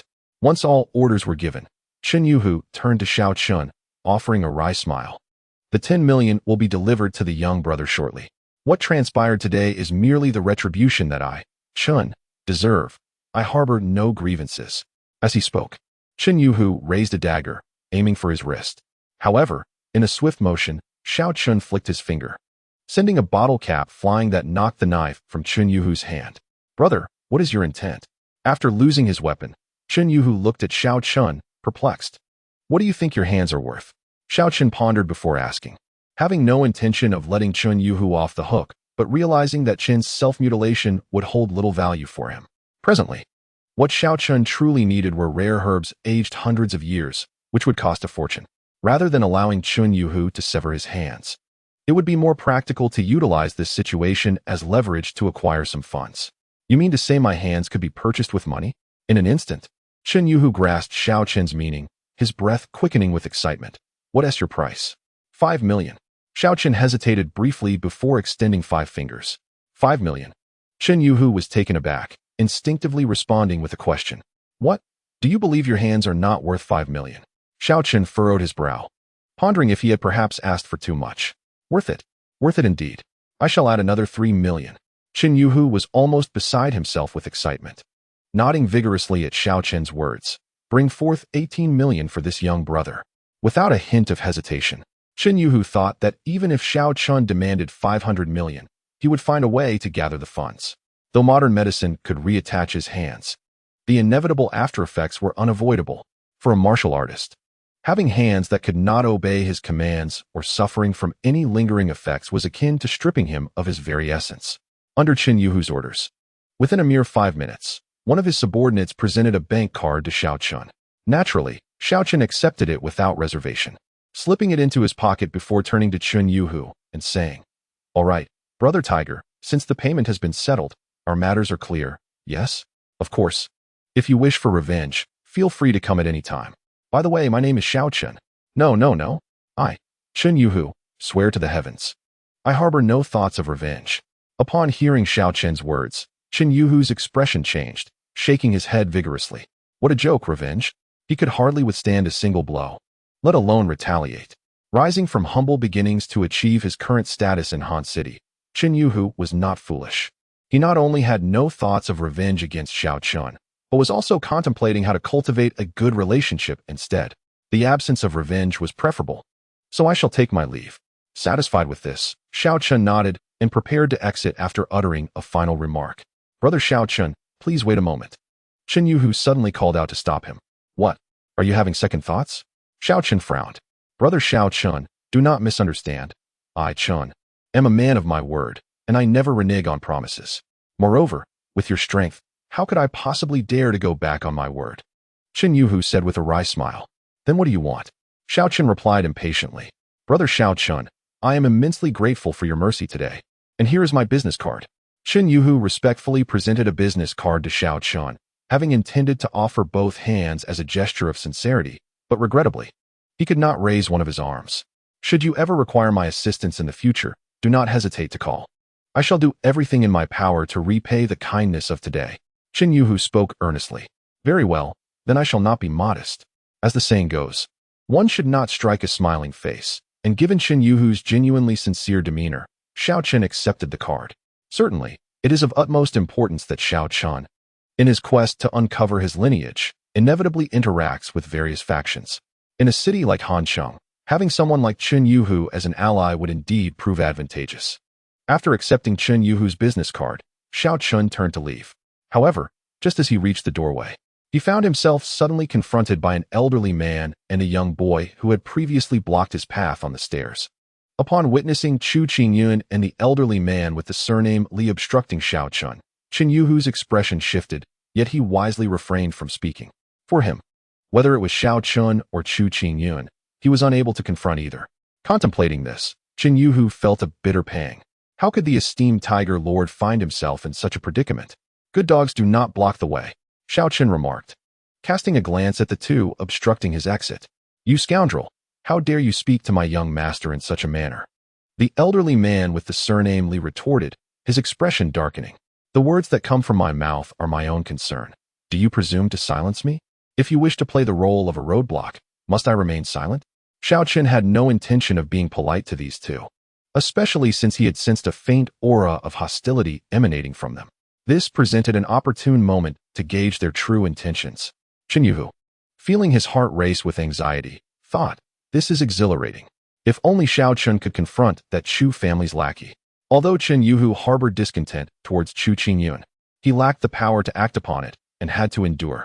In contrast to Chu Qingyun, Xiao Chun was forthright and more reasonable, and it was evident that Qin Yuhu favored Xiao Chun. However, the formidable prowess of the elderly man with the surname Li, who had achieved the pinnacle of the 9th grade, made Qin Yuhu swallow hard, striving to conceal his apprehensions from his countenance. Young man, I see you are courting death. Do not let a modicum of talent and skill lead you to arrogance and disdain. The elderly man's gaze darkened. I harbor no disdain. Yet who might I address when confronted by two mere roadblockers? If I am to be perceived as arrogant, so be it, Xiao Chun replied defiantly. Beside him, Qin Yuhu could hardly contain his amusement, nearly bursting with laughter. Seeking death, the elderly man's glare intensified, clearly incited by Xiao Chun's words. Li Lao, do not be incensed. I find myself quite fond of this Brother Xiao. Our act of blocking the way was indeed improper, and I hope Brother Xiao will not take offense. Although Chu Qingyun felt equally furious, he was compelled to suppress his anger for the sake of gathering talent in the future. Forcing a smile as he sought to placate the elderly man. Brother Xiao, I perceive you possess considerable talent. Would you be inclined to pledge your loyalty to me? Xiao Chun, scratching his ear, initially believed he had misheard. Upon confirming he had not, he laughed in disbelief. Regarding Chu Qingyun as if he were a fool, pledge my loyalty to you? Upon witnessing the scene, Chun Yuhu felt a tightening in his heart. If Xiao Chun were to be swayed by Chu Qingyun, he would find himself in peril, akin to a fish on the chopping block, vulnerable and at the mercy of others. Indeed, swear allegiance to me, and in due time, you shall become one of my loyal warriors. Rest assured, I will reward you handsomely and pave the way for your future, Chu Qingyun declared with an air of arrogance, lifting his chin as he spoke in a tone reminiscent of condescension. Allegiance to you, loyal warrior? Xiao Chen chuckled, but just then his phone rang. It was a call from Lu Lingxin. Losing patience with the unfolding conversation, he turned to the two and retorted, Who the hell are you? I have no time for your nonsense. With that, he pushed past them, heading outside to take the call. My identity. Huh. Elderly, enlighten him. At the mention of Xiao Chun questioning his identity, Chu Qingyun let out a cold snort, glancing at the elder namedly. Elderly nodded and chuckled softly. Listen well, young man. My young master is none other than the second young master of the Chu family from Kyoto, Chu Qingyun. As Xiao Chun was about to step outside, he abruptly halted, turning sharply with narrowed eyes. Who is this pretty boy you speak of? I am Chu Qingyun, the second young master of the Chu family, Chu Qingyun proclaimed, lifting his head with pride, reveling in the moment. How does it feel? Are you intimidated? Shocked by my status? You are indeed Chu Qingyun? Xiao Chen laughed, revealing a set of gleaming white teeth. He swiftly turned back, stepping up to Chu Qingyun, and delivered 2 resounding slaps across his face. Chapter 40. Han Qingma attacked slap. Slap. The sharp sounds echoed, and 2 molars flew from Chu Qingyun's mouth, mingled with blood. Following the revelation of Chu Qingyun's identity, the bar, which had been buzzing with excitement, fell into a stunned silence. Recently, the Chu family from Kyoto had made headlines for their plans to invest in the Han City commercial sector, creating a considerable stir. Thus, the appearance of Chu Qingyun, a representative of the Chu family, naturally ignited fervor among the patrons. Some eager individuals had already begun contemplating ways to ingratiate themselves with Chu Qingyun, while others looked at Xiao Chun with envy and jealousy, for gaining the favor of the Chu family promised a meteoric rise in Han City. However, just when everyone assumed Xiao Chun would express gratitude and accept Chu Qingyun's overtures, the sudden slap left them utterly bewildered. In an instant, the bar fell silent once more, the atmosphere thick with disbelief. Did I just see that correctly? What did that guy just do? Does he truly wish for his own demise? Remarkable. How dare he slap young Master Chu? Who is this guy?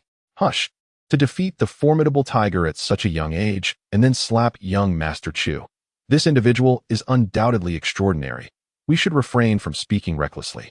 Indeed, there is wisdom in that. The crowd murmured softly, their gazes toward Xiao Chun now tinted with a touch of reverence.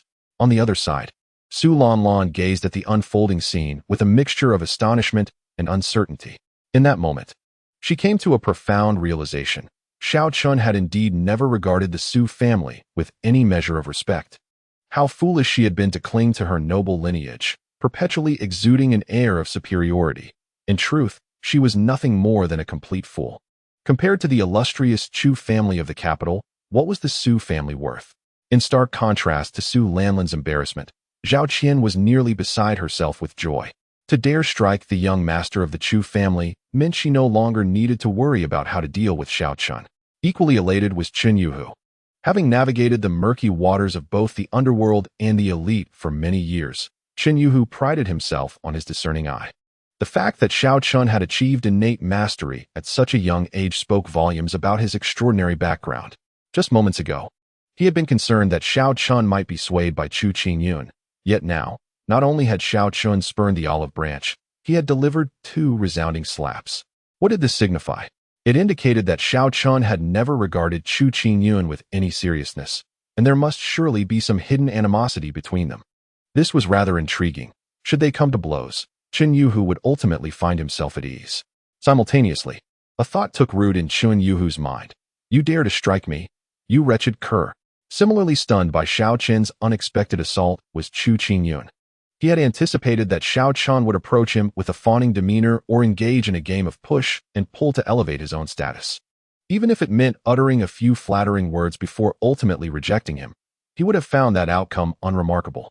Yet, to his utter disbelief, this audacious individual had the audacity to slap him twice. In his entire life, even his father had never struck him in such a manner. Consequently, as the realization sank in, an unprecedented fury and humiliation clouded Chu Qingyun's judgment. He screamed in outrage and turned to an elderly man named beside him, bellowing, "Li, kill him. I want him dead." "Yes, young master." Li Qi's expression darkened like a stormy sea. As a guest elder of the Chu family accompanying Chu Qingyun to Han City, he bore the responsibility of ensuring the young master's safety. Yet now, this audacious youth had the audacity to strike the young master right under his nose. Was this not akin to slapping Li Qi himself? Of course, Li Qi believed that his failure to intervene was due to his own negligence. As a consummate practitioner at the pinnacle of innate mastery, he could conceive of no other explanation, unless this young man, seemingly around 20, was also at the pinnacle of innate mastery or a martial arts master. However, that was utterly impossible. Even across the capital's prominent families, one could not find a martial arts master at such a tender age. Rest assured, I will ensure your demise is excruciating, Li Qi thought with a cold smirk as he raised his hand to strike at Xiao Chun. So it was you who did this. As he sensed the waves of genuine energy emanating from Li Qi's palm, Xiao Chun suddenly felt a sense of familiarity. It dawned on him that this aura of genuine energy was nearly identical to the life-stripping energy within Xiao Zhenhai. If that is the case, then you shall meet your demise. Xiao Chun chuckled lightly, observing Li Qi raise his palm to strike him, his gaze unwavering. Arrogant, Li Qi let out a cold snort. But at that moment, Chu Qingyun suddenly called out to him, his voice somewhat muddled. "Li Lao, wait." Li Qi abruptly halted, twisting his body in midair, forcibly retracting his assault, and then stood puzzled, looking at Chu Qingyun. "Young master, what is it? Are you forbidding me from killing this arrogant brat?" "No, that can't be right. My young master is not one to be so magnanimous." Perplexed, Li Qi reflected on the time he had spent by the young master's side, fully aware of his nature. "Wait, now is not the time." Chu Qingyun's expression was filled with resentment, his words slightly breathy. He glanced towards the entrance of the bar. Just moments ago, a multitude of police cars had arrived, sirens blaring. "Young master, does the Chu family fear these patrolmen?" Li Qi scoffed. "You understand nothing." Chu Qingyun, in a foul mood, took a deep breath, forcing himself to suppress his anger before coldly stating, "I have come to Han City to network and establish a foundation. The Chu family has countless eyes watching me. While a life can be lost, it must not be made public. Otherwise, how would those in the capital perceive me? Do you think those old fogies would entrust power to a Chu family scion who only knows how to kill? Your lesson is well taken." Li Qi's expression changed in alarm. The young master had just arrived in Han City, his foundation unestablished, yet he was about to commit murder in front of the police. Although the Chu family could manage the aftermath, those in the capital would undoubtedly use this as a pretext to attack the young master. That brat can't escape Han City. Wait for the right opportunity to capture him. I want to torment him thoroughly. Chu Qingyun's gaze was cold and filled with malice. "Understood, young master." Li Qi nodded, then turned his gaze to Xiao Chun, his eyes brimming with murderous intent. "Kid, consider yourself fortunate. You get to live a few more days. Pray for your own good fortune. Today, who truly possesses the fortune of life remains uncertain." Xiao Chun also noticed the flashing police cars at the bar's entrance. Realizing that now was not the time to take action, it was better to avoid drawing attention to a homicide, which would invite considerable trouble. Moreover, with Lu Lingxin persistently calling him, Xiao Chun had no choice but to suppress his desire to eliminate Li Qi for the time being. Having concluded his thoughts, Xiao Chun prepared to leave the bar with his phone in hand. At that moment, Su Lanlan suddenly received a message on her phone. Her expression shifted dramatically as she hurried over, grasping Xiao Chun's arm, her tone frantic. "Brother Xiao Chun, it's terrible. Qingma has been kidnapped." Xiao Chun was also taken aback. No wonder that young lady had taken so long in the restroom. Indeed, the Han family has reported the incident, hence the multitude of police vehicles outside. Su Lanlan said anxiously. "And then, what does your young lady's affair have to do with an unsophisticated country bumpkin like me?" Xiao Chun replied indifferently upon witnessing her distress. After speaking, he cast a cold glance at Su Lanlan, mercilessly shaking off her hand. "Leave." Chapter 41. The Fugitive Xiao Chun. "You're being so fierce." Woo. Feeling the icy tone in Xiao Qin's words and the indifference in his gaze, an unprecedented sense of grievance surged within Su Lanlin's heart. Although her personality was somewhat carefree due to her martial arts training, she was, after all, merely a girl of 17 or 18. Moreover, in her life, when had she ever been treated in such a manner? And by a man, no less. Usually, it was the boys who circled around her. Thus, overwhelmed by the disparity and her feelings of unfairness, Su Lanlin could no longer hold back her tears and burst into sobs. All right, stop crying. I won't be fierce with you anymore, okay? Seeing her in tears, Xiao Chun felt somewhat helpless. He sighed and continued, however, our acquaintance ends here. Furthermore, I have no involvement in the affairs of the Han family, young lady. If you seek me out, I will not intervene. With that, he turned and walked away, leaving Su Lanlin standing there in a state of dejection, watching his retreating figure. Secretly, she clenched her fists, huffing to herself, you think it ends just like that? On the street outside the bar, Xiao Chun gazed at the numerous police cars, inwardly marveling. It appears that the young lady from the Han family is of no ordinary status. How could so much law enforcement be mobilized so soon after the incident? Xiao Chun walked to a relatively quiet intersection, then took out his phone to check. There were 3 missed calls, all from Lu Lingxin. Should I call her back? For some reason, a wave of unease washed over him. Ultimately, he decided against it. Just then, a taxi sped by, and Xiao Chun waved his hand urgently. Whether the taxi driver did not see him or for some other reason, the taxi drove straight past. Just as Xiao Chun was feeling frustrated, the taxi unexpectedly reversed and stopped beside him. Driver, take me to the South Suburban Villa Bay, thank you. After getting in, Xiao Chun sat in the back seat and relayed the address of the Lu family's villa to the driver. However, the driver ignored him and simply shifted gears, pressing down on the accelerator. Quite aloof, isn't he? Xiao Chun felt somewhat speechless at the cold reception. Yet, he suddenly furrowed his brow. Something felt amiss.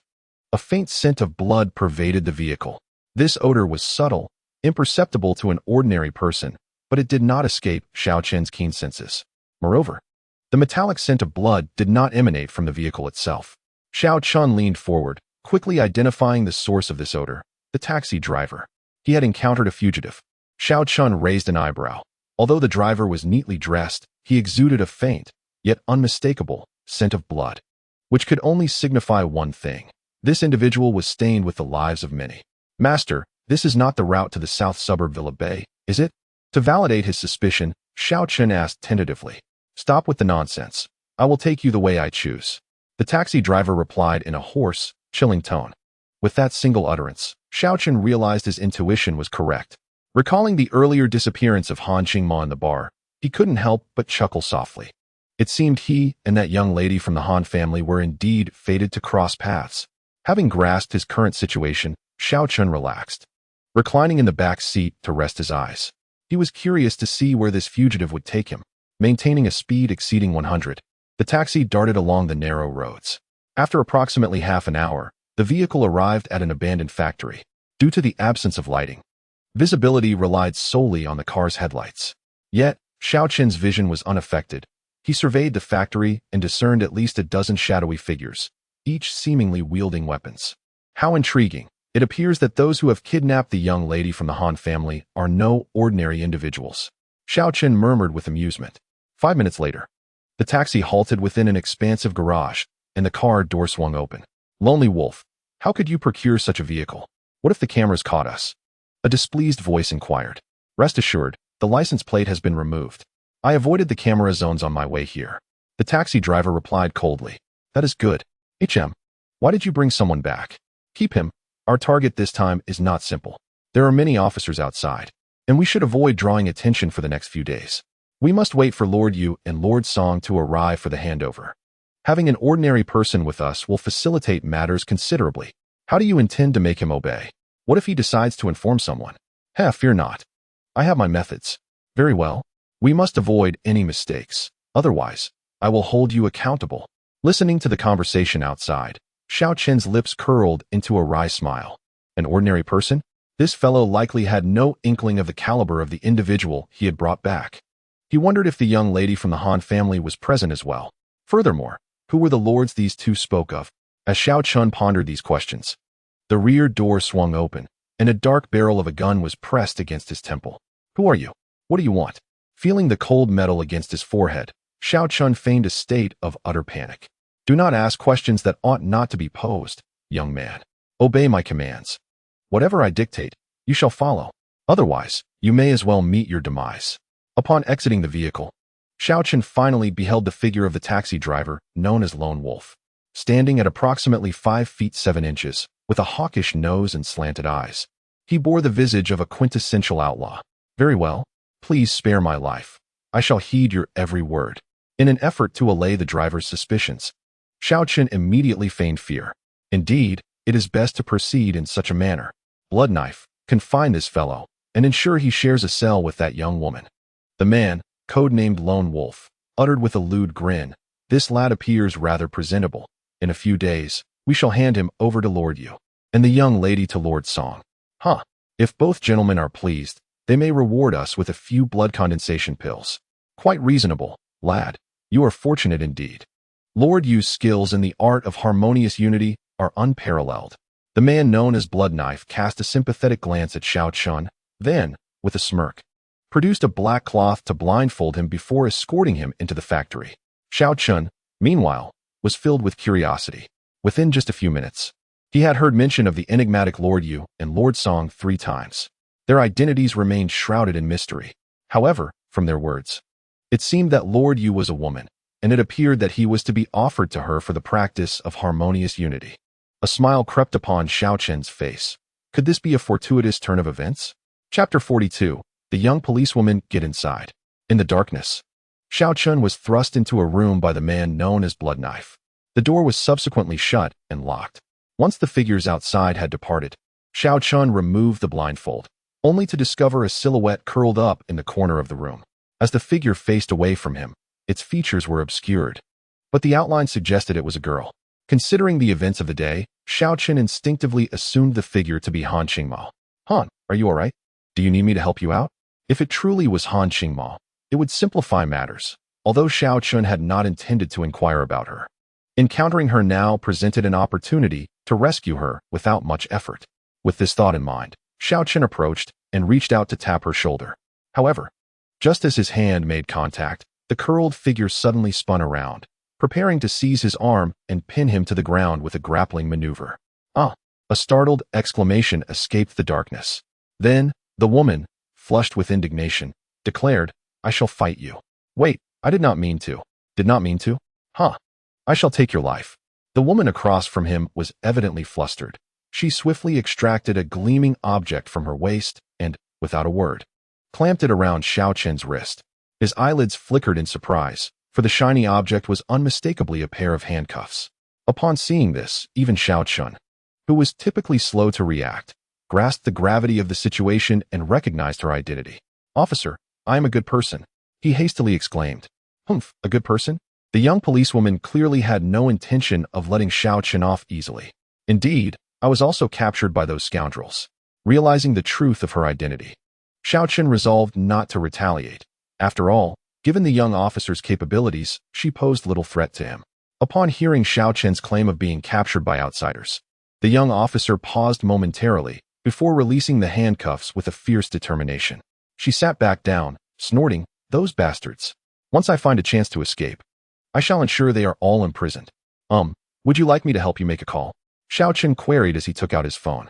The mobile signal here has long been blocked. Otherwise, do you think those criminals would be foolish enough to leave a phone with you? The young officer replied disdainfully. Indeed. Xiao Chun glanced at his phone, discovering the signal bar completely void of reception, and muttered, then, is it all right if I turn on the flashlight? Although Xiao Chun had the ability to perceive his surroundings in the dark due to his training, he considered that she was a girl who might be more apprehensive of darkness. Thus, he activated the flashlight on his phone. Do not turn it on. The young officer suddenly panicked, hastily attempting to stop him. But it was too late. As the beam of light illuminated the area, Xiao Chun found himself momentarily flabbergasted. Ahem, since you have not been harmed, what is the story behind your attire? Xiao Chun awkwardly inquired, turning his gaze away. Humph, I fell while pursuing the kidnappers on my motorcycle and did not see the road clearly. Zhang Xiaoyu, recalling the earlier events, felt a surge of frustration. She had intended to take a shortcut to catch the kidnappers, but one moment of inattention had led her directly into a ditch. instead of capturing the criminals. She had ended up being captured herself. Goodness, those kidnappers must possess considerable restraint, Xiao Qin remarked with a tone of astonishment. However, he also noticed several bruises adorning the young officer's form, a testament to her ordeal. You are insufferable. After I escape, I will have you arrested for assaulting an officer. Zhang Xiaoyu seethed, wishing she could strike Xiao Qin down. She genuinely doubted whether this seemingly carefree young man had truly been captured. Typically, an ordinary person would be so frightened in such a situation that they would be crying for help. Yet this fellow seemed more concerned with trivial matters. Contemplating the young man's earlier display of skill, Zhang Xiaoyu's expression darkened as she fixed her gaze on Xiao Qin once more. Now, tell me, who exactly are you? Xiao Qin spread his hands in exasperation, exclaiming, I am merely an ordinary citizen. I was inattentive while hailing a taxi and inadvertently boarded one that had been stolen by kidnappers. A soft chuckle escaped Zhang Xiaoyu's lips as she beheld Xiao Qin's innocent expression. However, she quickly resumed her stern demeanor, coldly retorting, what a preposterous tale. An ordinary citizen with such remarkable skills? I learned a bit of martial arts from my master in the mountains during my childhood. I assure you, little policewoman, I am not a villain. Xiao Qin chuckled and then inquired, by the way, do you have any idea where that girl, Han Qingma, is being held? Han Qingma? The young lady of the Han family? Zhang Xiaoyu momentarily appeared taken aback before recovering, shaking her head in distress. I do not know. By the time our department received the report, Miss Han had already been abducted. However, it is highly likely that she is within this abandoned factory area. Otherwise, these kidnappers would not congregate here. Xiao Chun grimaced, well aware that Han Qingma was indeed confined within this very factory complex. The issue at hand was the vast expanse of land spanning over 1,000 acres. How could he possibly locate her?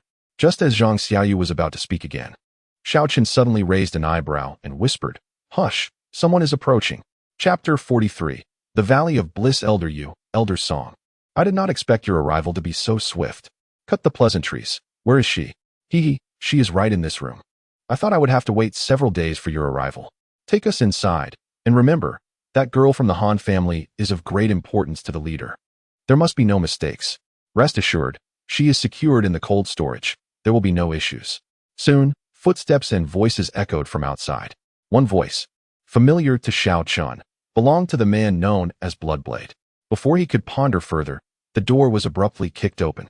3 figures strode in, comprising Bloodblade and 2 others, a man and a woman. Immediately, a bright flashlight beam illuminated Xiao Chun and Zhang Xiaoyu. Quite the catch. Upon seeing Zhang Xiaoyu, the lean, middle-aged man, Song Hong, displayed an eager expression, giggling, Brother Hong, do not forget about me once you behold this little beauty. The woman beside Song Hong playfully chimed in. She was Yu Shuang, the elder referred to by Bloodblade. Ha ha, Sister Shuang, how could I possibly forget you? Song Hong replied with a sinister grin. Yu Shuang swayed her hips, approaching Xiao Chun. With a playful flick of her finger, she lifted his chin, saying, Not bad-looking, young man. Though your attire leaves much to be desired. Allow me to refine your appearance shortly. Detestable woman, ugh. How revolting. Zhang Xiaoyu, incensed, spat at Yu Shuang's face. Instantly, Yu Shuang's expression darkened. Grasping Zhang Xiaoyu's throat with a fierce grip, she sneered, Brother Hong will ensure you wish for life but cannot attain it, and for death. You cannot escape. Come now, sister, let me administer the medicine to you. Otherwise, you may find it difficult to endure soon, Yu Shuang remarked, suddenly breaking into a whimsical smile. With a flick of her fingers, she produced a pill, intending to thrust it into Zhang Xiaoyu's mouth. What is this? I refuse to take it, Zhang Xiaoyu exclaimed, panic rising within her as she surmised that the pill was certainly no good. With that thought, she prepared to resist. Refuse? Those who do not appreciate a toast shall face a harsher drink. Upon seeing her defiance, Yu Shuang's expression turned icy, and she delivered a sharp slap to Zhang Xiaoyu's face, the force of which drew blood from the corner of her mouth. When I escape, I swear I will end you. Zhang Xiaoyu's temperament was fierce. Otherwise, she would not have chosen the path of a detective. Huh? Do you think you can still make it out of here? Once in the clutches of the Bliss Valley, you will be destined to live as a slave for eternity. Such a notion is utterly laughable. Yu Shuang cackled, then flicked her fingers, sending the pill straight into Zhang Xiaoyu's mouth. At that moment, a man in his 40s with a sinister visage, Song Hong, stepped forward, grinning wickedly. He pressed his fingers onto Zhang Xiaoyu's shoulders, and her expression shifted dramatically as she realized she could no longer move. What have you done to me? Zhang Xiaoyu's face turned pale. Fear not, my little beauty. I have merely sealed your limbs' meridians. Song Heng chuckled heartily. Hey, handsome, why not take a pill yourself? At this juncture, Yu Shuang approached, delicately covering her lips, and presented a pill to Xiao Chun. Handsome, will you take it yourself, or shall I assist you? No, I can manage. This face of mine cannot withstand a beating. Sister, I would like to take a few more. Xiao Chun responded. Haha, handsome, you are quite amusing. Thus, I shall give you several. Yu Shuang produced a colorful little porcelain bottle. Since you are so perceptive, I promise to leave you a breath of life. Before Yu Shuang could finish her sentence, Xiao Chun swiftly snatched the bottle from her hands. Oh, no need to rush. Too much for an ordinary person can indeed be fatal. Despite the theft, Yu Shuang was unperturbed. With a gentle smile, Xiao Chun curiously brought the pills to his nose, inhaling their scent. This is the most nefarious elixir from Bliss Valley. If ingested, its effects will manifest within 20 minutes, leading one to lose control and become your eternal slave. How do you know this? Both Yu Shuang and Song Heng's expressions changed at his words. Who are you? Yu Shuang's gaze darkened. Does it matter who I am? Xiao Chun replied with a light chuckle, then swiftly struck Yu Shuang in the abdomen with a powerful punch. In agony, Yu Shuang let out a muffled groan. And seizing the opportunity, Xiao Chen's right hand moved like lightning, gripping her chin. In her horrified gaze, he forced all the pills into her mouth. You dare. As Yu Shuang regained her composure, her expression shifted dramatically. She desperately clawed at her throat, attempting to expel the pill. Yet the concoction from the Valley of Bliss had been meticulously crafted to prevent such an outcome. This individual was formidable. Bloodblade, eliminate him. Meanwhile, Song Heng's countenance also darkened. Humph, I warned you that the young man brought back by the lone wolf was suspicious, and it appears I was correct. With a cold snort, Bloodblade drew 2 daggers from his waist. Young man, regardless of your identity, having provoked Lord Song and Lord Yu, you shall meet your demise. He then lunged forward, daggers poised to strike at Xiao Chun. Quite swift, sufficient to slay an ordinary individual. Xiao Chun narrowed his eyes, slowly raising his hand, and with 2 fingers, he effortlessly pinched the dagger, applying force until the blade snapped in half. What? Bloodblade's complexion drained of color. But before he could utter another word, Xiao Chun flung the dagger's shard with great force. The sound of slicing air accompanying it as it embedded itself in Bloodblade's throat, piercing through to pin him against the wall behind. Brother Hong, let us join forces to slay him. This young man is certainly no ordinary foe. Yu Shuang's expression darkened as she rose from the ground, a faint aura of true energy swirling around her palm. Humph, young man, even as death approaches, you remain so arrogant. Regardless of your background, with our innate 7th-tier prowess, we shall ensure your demise tonight. Song Heng's patience with Xiao Chun was waning. Innate 7th tier? Is that impressive? Xiao Chun scoffed, his expression unyielding. Chapter 44, Retribution. Arrogance leads to death. Song Heng's hands transformed into claw-like shapes, true energy gathering at his fingertips as he lunged at Xiao Chun. As his hands neared Xiao Chun's chest, a sense of triumph filled Song Heng's heart. As a 7th-tier innate practitioner, he believed he could dominate in a place as insignificant as Han City. It was expected that a young man in his 20s would be unable to respond to such an attack. However, in the next instant, the triumphant expression on Song Heng's face froze. Just as he was about to strike Xiao Chun, his wrists were suddenly seized by Xiao Chen's grip. What? Song Heng gasped in shock. No matter how hard he struggled, he found Xiao Chen's hands akin to a vice, rendering him utterly unable to escape. Merely an innate 7th tier. Do not be so arrogant in your next life. It may lead to an early demise. Xiao Chen chuckled coldly, then exerted force, and the sound of bones cracking echoed in the air. To muffle Song Heng's impending scream and avoid drawing attention, Xiao Chun delivered a powerful punch to the crown of Song Heng's head. Thud. After a dull thud, Song Heng collapsed limply to the ground, a gaping crater the size of a bowl forming on his forehead, resembling a deflated ball. In the blink of an eye, he was beyond saving. On the other side, Officer Zhang Xiaoyu, pale-faced, regarded Xiao Chun with a complex expression. This man before her was excessively violent, and to dare commit murder right in front of her? As Yu Shuang witnessed the demise of Song Heng, she was instantly paralyzed with fear. Though both were of the 7th rank in innate power, Song Heng possessed a strength that surpassed her own. The fact that this youth before her had so easily dispatched Song Hung left her with the chilling realization that he could do the same to her. Dear young man, spare my life. I am willing to do anything for you. In her terror, Yushuang quickly made her choice. Unable to prevail through force, she resolved to seek another means to secure her survival. Without a moment's hesitation, she began to remove her gauzy dress. Seduction? Alas, I find no allure in such worthless offerings. With a swift motion, Xiaoqun struck Yushuang's dantian, rendering her cultivation null and void. Of course, I have no intention of ending your life so swiftly. Over the years, you have ensnared many with your aphrodisiac. Why not allow you to experience its effects yourself? He then pressed a finger against a pressure point beneath her rib, known as the mute point, which would render her incapable of uttering a sound for 3 hours. Little officer, may I borrow your handcuffs? Xiaoqun directed his gaze towards Zhang Xiaoyu, making his request. Without waiting for her consent, he seized her handcuffs, fastening one around Yushuang's wrist and the other to a steel beam behind the door. Having completed these actions, he turned to leave. Where are you going? Alarmed by Xiaoqun's impending departure, Zhang Xiaoyu inquired. To rescue the young lady Han. Did you not mention she is locked in the cold storage? Wait here for me. Xiaoqun replied, raising his hands in a gesture of nonchalance. I will go with you. Zhang Xiaoyu declared, gritting her teeth. What? You wish to accompany me? Are you not concerned that the effects of the drug might take hold, leading you to behave inappropriately? Xiaoqun retorted. What should we do then? Is there any way to neutralize it? Zhang Xiaoyu pressed, determination in her voice. Neutralizing it is not difficult, but I currently lack silver needles. If I had them, I could dispel the drug's influence with just a few pricks. Xiaoqun acknowledged. Is there truly no other method? Zhang Xiaoyu's expression fell at the revelation. Well, if silver needles are unavailable, I could assist you in another manner, but it would depend on your willingness. Xiaoqun admitted, swallowing hard.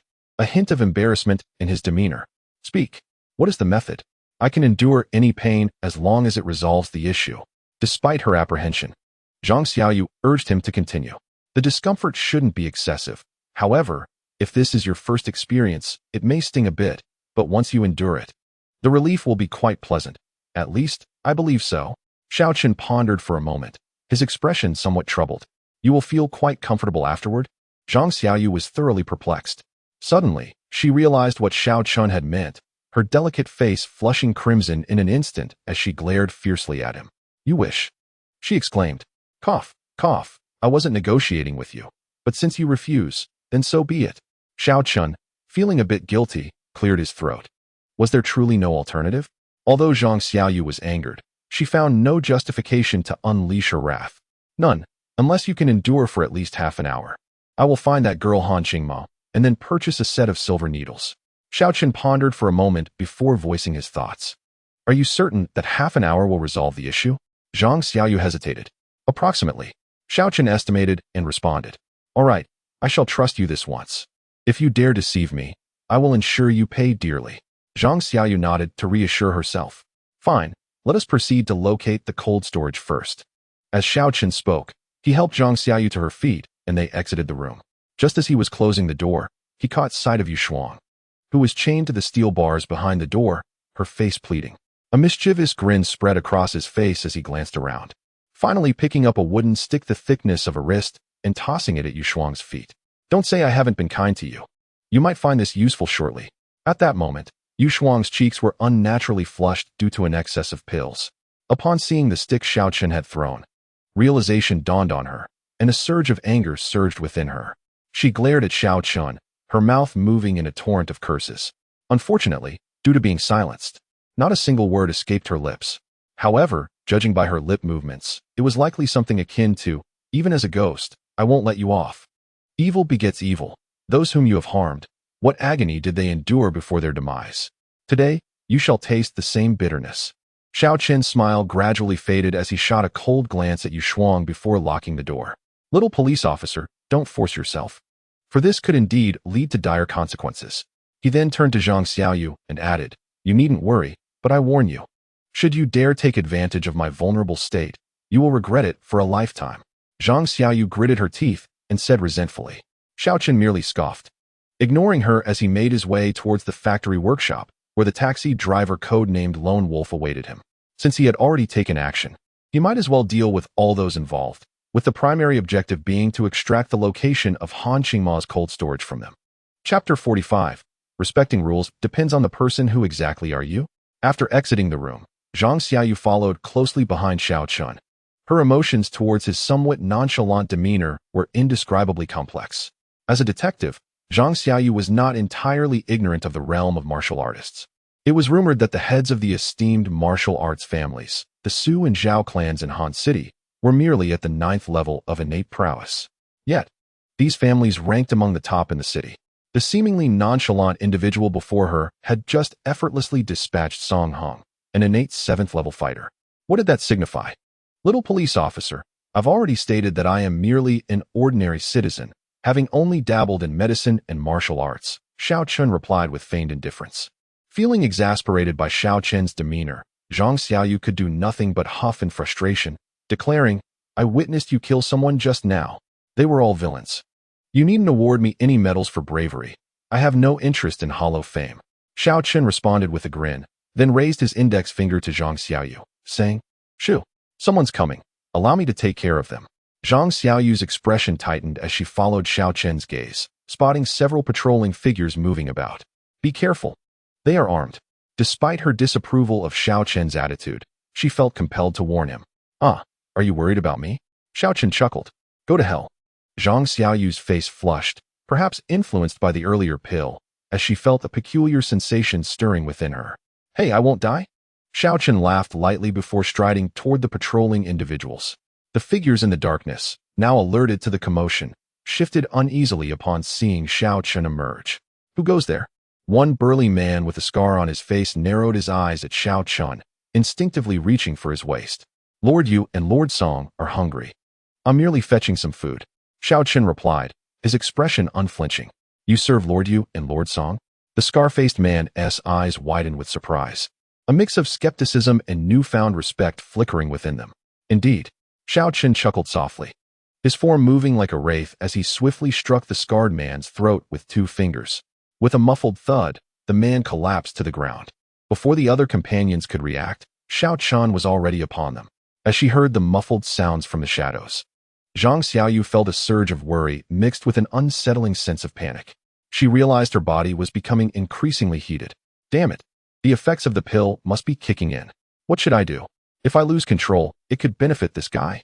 The moment this thought crossed her mind, Zhang Xiaoyu found herself unable to resist it, her greatest fear being that she felt no repulsion at all towards it. Little police officer, is this a signal jammer? At that moment, Xiao Chun had returned, holding 3 palm-sized objects that emitted a flickering light. The unusual sensations within her body caused Zhang Xiaoyu to speak somewhat haltingly. Why don't you check your phone for a signal and quickly call for help? These individuals possess highly professional skills, and they are armed. They clearly do not belong to an ordinary gang. This is a significant achievement, and you must express your gratitude to me later, Xiao Chun remarked, applying a slight force to crush the signal jammer in his hand. Through the darkness, observing Zhang Xiaoyu's reaction, Xiao Chun mistakenly assumed her discomfort stemmed from fear, not considering any other possibility. After all, this young woman had consistently displayed a resilient demeanor. Oh, all right, let me check. Zhang Xiaoyu's cheeks flushed, and she awkwardly shifted her body before retrieving her phone from her pocket. There's a signal. Upon seeing a previously blank signal bar now displaying 1 bar of reception, Zhang Xiaoyu's expression brightened. The presence of a signal eased her worries. Even if her medication began to take effect, she felt assured that once her colleagues arrived, this man would not dare to harm her. All right, you report outside, and I'll find out where the cold storage is. Xiao Chun nodded in response, instinctively pulling out his phone to check his signal, which had also been restored. He then noticed a message from Lu Lingxin. Aren't you coming back? Do you wish to perish out there? Humph.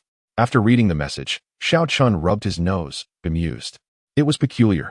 Despite the pretense of a romantic relationship with Lu Lingxin, her tone elicited an undeniable sense of guilt within him. Little rich girl, I can't hail a cab. Who told you to abandon me? After contemplating, Xiao Chun replied briefly before disregarding it, pocketing his phone and heading toward the taxi driver he had encountered earlier. Meanwhile, in a dilapidated office of the factory, a man with a hooked nose and triangular eyes lounged on a tattered sofa, resting with his eyes closed. He was the taxi driver who had previously brought Xiao Chun. Suddenly, his phone vibrated in his lap. He opened his eyes abruptly, and upon seeing the news alert on his screen, his expression changed dramatically. Something's gone wrong. The ability to receive messages indicated that the signal jammer had been compromised. Before he could fully process this information, a figure suddenly pushed the door open. "What is happening?" The lone wolf, believing it to be one of his own, casually inquired. "Guess." The voice was somewhat familiar, laced with a hint of mockery. The lone wolf suddenly realized that this voice belonged to the young man he had brought back.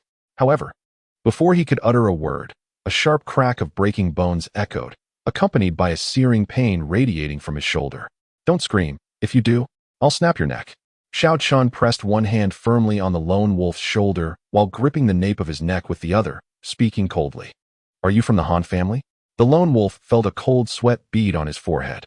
The only possibility of this boy standing before him, without the blood blade and the two masters in sight, was that they had perished. What a predicament! He had unwittingly brought back an unexpected individual. The Han family? Xiao Chun paused, then chuckled softly, saying, "I had no intention of involving myself in this matter, but you dragged me into it. If you had simply taken me to the Liu family's villa, we wouldn't be facing this situation at all." In that instant, the lone wolf felt an urge to curse. But he quickly regained his composure and said earnestly, "If you spare my life, I have 5 million in my card, all yours." With that, he retrieved a bank card from his person and placed it on the table. "What is the password?" Xiao Chun asked without hesitation, taking it. 6 sevens. The lone wolf felt a wave of relief wash over him, secretly mocking himself. As long as he survived, he had countless ways to make this boy repay him 10-fold or 100-fold. "All right, thank you. However, if I kill you, the money in that card will still belong to me." Xiao Chun replied with a smile. "You don't play by the rules," he remarked, and the lone wolf, jolted by the words, turned pale, glaring at Xiao Chun in anger. Yet, before he could voice his protest, a sound of bones cracking echoed from his neck, and with a tilt of his head, blood streamed from his orifices, leaving him lifeless. "I have always adhered to the rules, but it depends on the person," Xiao Chun coldly declared. Initially, he had hoped to extract the location of the cold storage from the lone wolf, but upon seeing the factory layout on the office wall, he decided to forego that inquiry. However, when he approached the factory's distribution map, he was taken aback. What the hell? There are 7 cold storages? Chapter 46. The frenzied Zhang Xiaoyu. After dealing with the lone wolf, Zhang Xiaoyu, who had been waiting outside, had already placed a call to the bureau. "I've located the hideout of the kidnappers, and Miss Han should be here as well.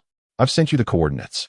Suppressing her physical discomfort, she succinctly conveyed the current situation. "Yes, Captain, are you safe?" came a concerned voice from the other end of the line. "I'm fine for now.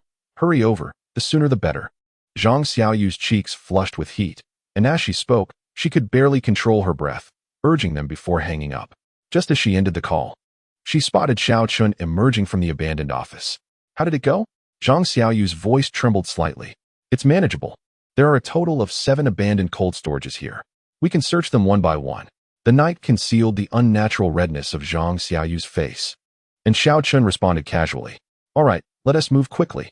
At that moment, all Zhang Xiaoyu wanted was to find Han Qingma. She feared that if she waited any longer, she might not be able to hold on. All right. However, finding her should not pose a challenge. The cold storage facility where Han Qingma is detained must certainly have some guards. We merely need to ascertain which cold storage is being watched. Xiao Chun contemplated briefly before speaking. "Good," Zhang Xiaoyu replied eagerly. Subsequently, the two made their way to the vicinity of the cold storage. After searching 3 different facilities in vain, they found them all empty and unguarded. It was only after 10 minutes that, near the side entrance of the factory, Xiao Chun noticed a cold storage unit illuminated by a faint light, where 2 men with menacing expressions were smoking and playing dice at the entrance. "This is the place. Officer, I will handle the guards at the door, and you come in with me to search. The cold storage is quite expansive, and it would be difficult for me to find her alone," Xiao Chun instructed. "Ah, understood." Zhang Xiaoyu nodded absently, her mind elsewhere. "Who goes there?" The 2 men playing dice abruptly lifted their heads, drawing guns and aiming them in the direction of the intruders. "Damn it, we've been spotted. Why did you make such a loud noise?" Xiao Chun exclaimed, startled. "I didn't mean to." Zhang Xiaoyu quickly recovered, her disorientation due to her physical discomfort causing her to react inappropriately. When Xiao Chun called out, her voice instinctively rose. "What do we do now?" Zhang Xiaoyu's cheeks flushed, realizing her blunder. What else is there to do? Eliminate them. Xiao Chun replied with a hint of exasperation, yet his movements were swift. He swiftly picked up 2 small stones from the ground and flicked them with precision. With 2 sharp sounds slicing through the air, the guards at the entrance suddenly fell. Blood oozing from their throats, collapsing lifelessly to the ground. Seems like there aren't any more guards. Let us hurry inside and search for the young lady from the Han family. Xiao Chun clapped his hands, leaving that remark behind as he strode toward the cold storage. Seeing this, Zhang Xiaoyu could only follow closely behind, slightly panting. As Xiao Chun had anticipated, the cold storage was indeed large and, due to its abandonment, lacked air conditioning and was cluttered with debris. Strangely, despite searching the entire facility, there was no sign of Han Qingma. Han, respond if you can hear me. Xiao Chun called out, but received no reply. Officer, let us split up and search, he suggested, turning to Zhang Xiaoyu. However, upon glancing back, illuminated by the moonlight filtering through the window, he noticed an unusual flush on her cheeks. Xiao Chun, I feel so hot. At that moment, Zhang Xiaoyu was desperately tugging at her clothing. Oh no, the effects of the medication are kicking in. Noting her restless demeanor akin to a distressed kitten, Xiao Chun felt a pang of urgency. Hang in there. I'll find Han Qingma and then take you out. However, his words fell on deaf ears as Zhang Xiaoyu, completely weakened, slumped helplessly to the ground. Xiao Chun, I feel so unwell. Zhang Xiaoyu's expression was one of anguish as she softly murmured, ultimately unbuttoning her garment with both hands. Who on earth could endure such a sight? Witnessing this scene, Xiao Chun felt as though he might bleed from his eyes, his gaze turning crimson. Meanwhile, hidden in a corner, Han Qingma had indeed heard Xiao Chun's desperate call. Initially, upon hearing footsteps, she feared that her captors had entered and, in her fright, sought refuge in a secluded spot. However, the familiarity of Xiao Chun's voice stirred something within her. She recalled the man from the bar but hesitated to confirm, deciding to wait for another call before emerging.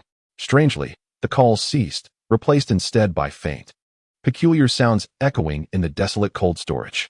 Having had little experience with intimate matters, Han Qingma was momentarily oblivious to the unfolding situation. After a few minutes, the strange sounds grew clearer. Driven by curiosity, she stealthily crept from her hiding place, following the source of the noise. Upon witnessing the scene before her, her face flushed crimson, resembling a ripe apple, nearly ready to burst with embarrassment. Han Zion, you finally emerged. Come quickly and assist. Xiao Chun exclaimed upon seeing Han Qingma, a wave of relief washing over him as he wiped the cold sweat from his brow. I still want to marry. You are so crude. Han Qingma's mind was a blank. Could one even assist in such matters? Xiao Chun, amused by her misunderstanding but lacking time for explanations, urged, hurry over, or lives may be at stake. As he glanced down at Zhang Xiaoyu, who writhed on the floor, gasping for breath, Xiao Chun felt nearly frantic. Had he not been holding her down, her clothes would have been torn to shreds. Just a single dose of Hiwansen had led to this, and he could only dread the condition of Yu Shuang at this moment. Oh, fine. Though Han Qingma was averse to the idea, the gravity of the situation dawned on her, and she approached, clumsily standing still. What should I do? Take off your pants. Xiao Chun turned his head away. Han Qingma's eyes widened in shock. What do you mean, Hurry, or it will truly lead to a life-or-death situation. Xiao Chun pressed urgently. Han Qingma's cheeks burned, tears welling in her eyes, yet after a moment's hesitation, she reached for the ties of her skirt. Xiao Chun was momentarily stunned, then, with a helpless smile, pointed at Zhang Xiaoyu on the ground. What are you doing? I meant for you to remove hers. Then, follow my instructions to massage the acupoints. This is the only way to expel the toxins from her body, or we'll be in serious trouble. 2 hours later, in a hospital room nearby, Zhang Xiaoyu gradually awoke from her slumber. Where am I? Gazing at the white ceiling and the 4 drip hanging by her bedside, Zhang Xiaoyu felt a sense of bewilderment. As she attempted to move her body, she discovered a profound ache throughout her form. Captain, you're awake? At that moment, a young officer in uniform rushed into the ward, and upon seeing Zhang Xiaoyu conscious, he hurried over with concern. Xiao Zhao, how did I end up here? What about Miss Han and those kidnappers? Zhang Xiaoyu suddenly recalled the mission she was undertaking, her voice filled with urgency. Captain, you should focus on your recovery. You have accomplished a great feat. None of the kidnappers survived. They are all dead, and Miss Han has been found. The officer, referred to as Xiao Zhao, replied with admiration upon hearing Zhang Xiaoyu's inquiry. Miss Han has been found. That is a relief. Zhang Xiaoyu exhaled. But then she felt an uncomfortable sensation in her inner thigh. Her expression shifted abruptly, and with a quivering voice, she asked again, Xiao Zhao. Was there anything unusual about me when you found me? Huh, unusual? Xiao Zhao appeared puzzled, contemplating before shaking his head. I didn't notice anything out of the ordinary. We rushed to your location after receiving your distress signal, and when we arrived, it was Miss Han and someone named Xiao Chun who brought you out. Aside from your torn clothing and a few abrasions, you seemed fine. At first, we suspected something might have happened with that Xiao Chun. But the detectives later confirmed that your injuries were from a fall. I see. Zhang Xiaoyu nodded, yet a lingering sense of something amiss nagged at her. What's wrong? Captain? Xiao Zhao inquired. Nothing. I indeed fell after dealing with the kidnappers, and that's when my clothes were torn. By the way, what about this Xiao Chen? Zhang Xiaoyu suddenly realized the crux of the matter, her gaze sharpening. You must immediately inform the Bureau that Xiao Chun is not to be underestimated. He single-handedly took down nearly all of the kidnappers. Hey, Captain, we've already investigated. This Xiao Chun has an impressive background. He is a formidable martial artist. Just recently, he defeated the notorious Chun Yuhu, known as the Tiger of Hansheng, and even the young lady from the Su family is vouching for him. Xiao Zhao spoke with a tone of respect. What? He defeated Chun Yuhu? Zhang Xiaoyu was taken aback. The name of the Tiger of Hansheng carried significant weight.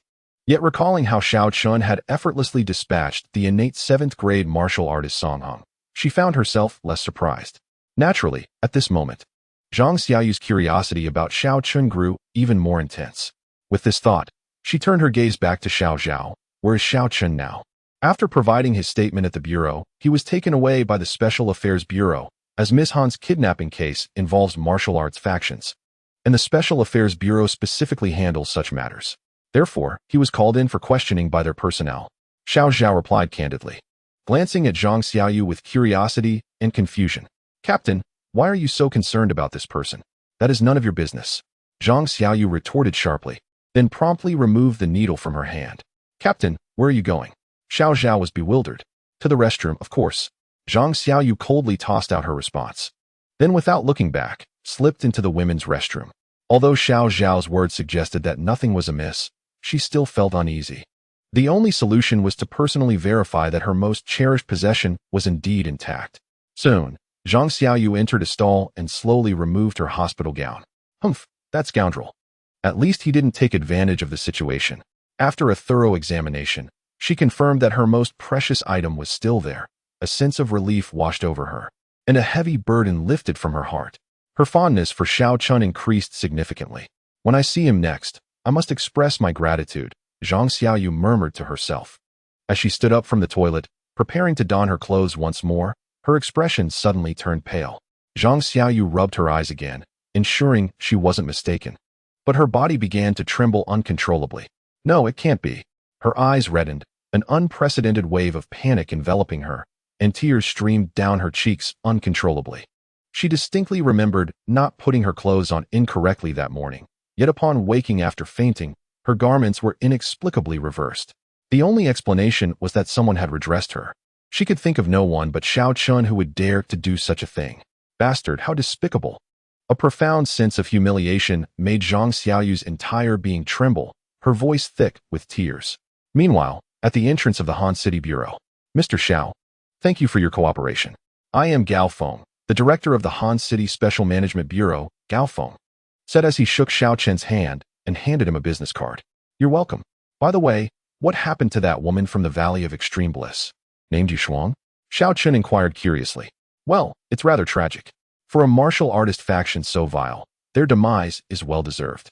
I have already reported to the higher-ups, and a purge order will be issued against the Valley of Extreme Bliss, Gao Feng replied, momentarily stunned, recalling the sight of the woman when they found her at the factory, causing him to shudder involuntarily. All right, I have no objections to that. Xiao Chen did not press further, as he could already envision the scene. However, there is one thing I must ask Mr.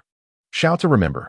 Despite your youth and innate prowess at the 8th grade of martial arts, your future is exceptionally bright. I urge you not to misuse your martial artist status to harm ordinary people. Otherwise, even with your formidable strength, the Special Management Bureau will issue a purge order against you. Gao Feng paused before continuing. Of course, if it is a conflict between martial artists, The Bureau seldom intervenes. We abide by the principle. If one does not offend me, I shall not offend others. Xiao Chen smiled gently and replied to Gao Feng with 8 words. After speaking, he clasped his hands together and said, "If there is nothing else, I shall take my leave." Without waiting for Gao Feng to respond, Xiao Chen turned and departed. Once Xiao Chen had left, Gao Feng narrowed his eyes slightly and turned to his secretary, instructing, "Make a note in the file. Xiao Chen, age 20, innate 8th grade. Level of danger, high. Director Gao, he saved Miss Han and only killed those deserving of it. Why classify him as high danger?" The secretary asked, puzzled. Gao Feng chuckled softly. "I just warned him that as a martial artist, he must not harm ordinary people." How did he respond? He said, "If others do not offend me, I shall not offend them." Is there anything wrong with that? The secretary's confusion deepened. Of course, there is a problem. The implication is that if an ordinary person provokes him, he would not hesitate to kill. Gao Feng's expression turned serious as he sighed to quell the shock within him. A 20-year-old innate 8th grade. This was the first of its kind in Han City. Moreover, that was merely Xiao Chen's own claim. Who could ascertain whether his true strength exceeded that? As Gao Feng pondered, he failed to notice that his secretary had silently forwarded Xiao Chen's profile to someone else. The note atop the document read, "Young Master Chu." Chapter 48. Chu Qingyun's scheme innate 8th grade? How is that possible? How old is he? In the only 5-star hotel in Han City. Li Qi exclaimed uncontrollably after receiving Xiao Chen's dossier from Chu Qingyun. Damn, I also find it unbelievable. But where did this kid come from? Chu Qingyun's expression darkened. His jaw slightly swollen, and his gaze was filled with venom when he spoke of Xiao Chen. "Young master, do not worry. I am an innate 9th grade perfected master. Killing an innate 8th grade is trivial. Although this lad possesses considerable talent, he has not yet matured. I shall extinguish him now." Li Qi's eyes flickered with jealousy. Why did others possess such remarkable talent while he merely had a slight edge over ordinary martial artists? He had barely reached innate 9th grade perfection through years of arduous training within the Chu family. Yet, this Xiao Chen, at the tender age of 20, had already achieved innate 8th grade. It was simply incomparable. With this thought, an unprecedented flame of jealousy surged within Li Qi.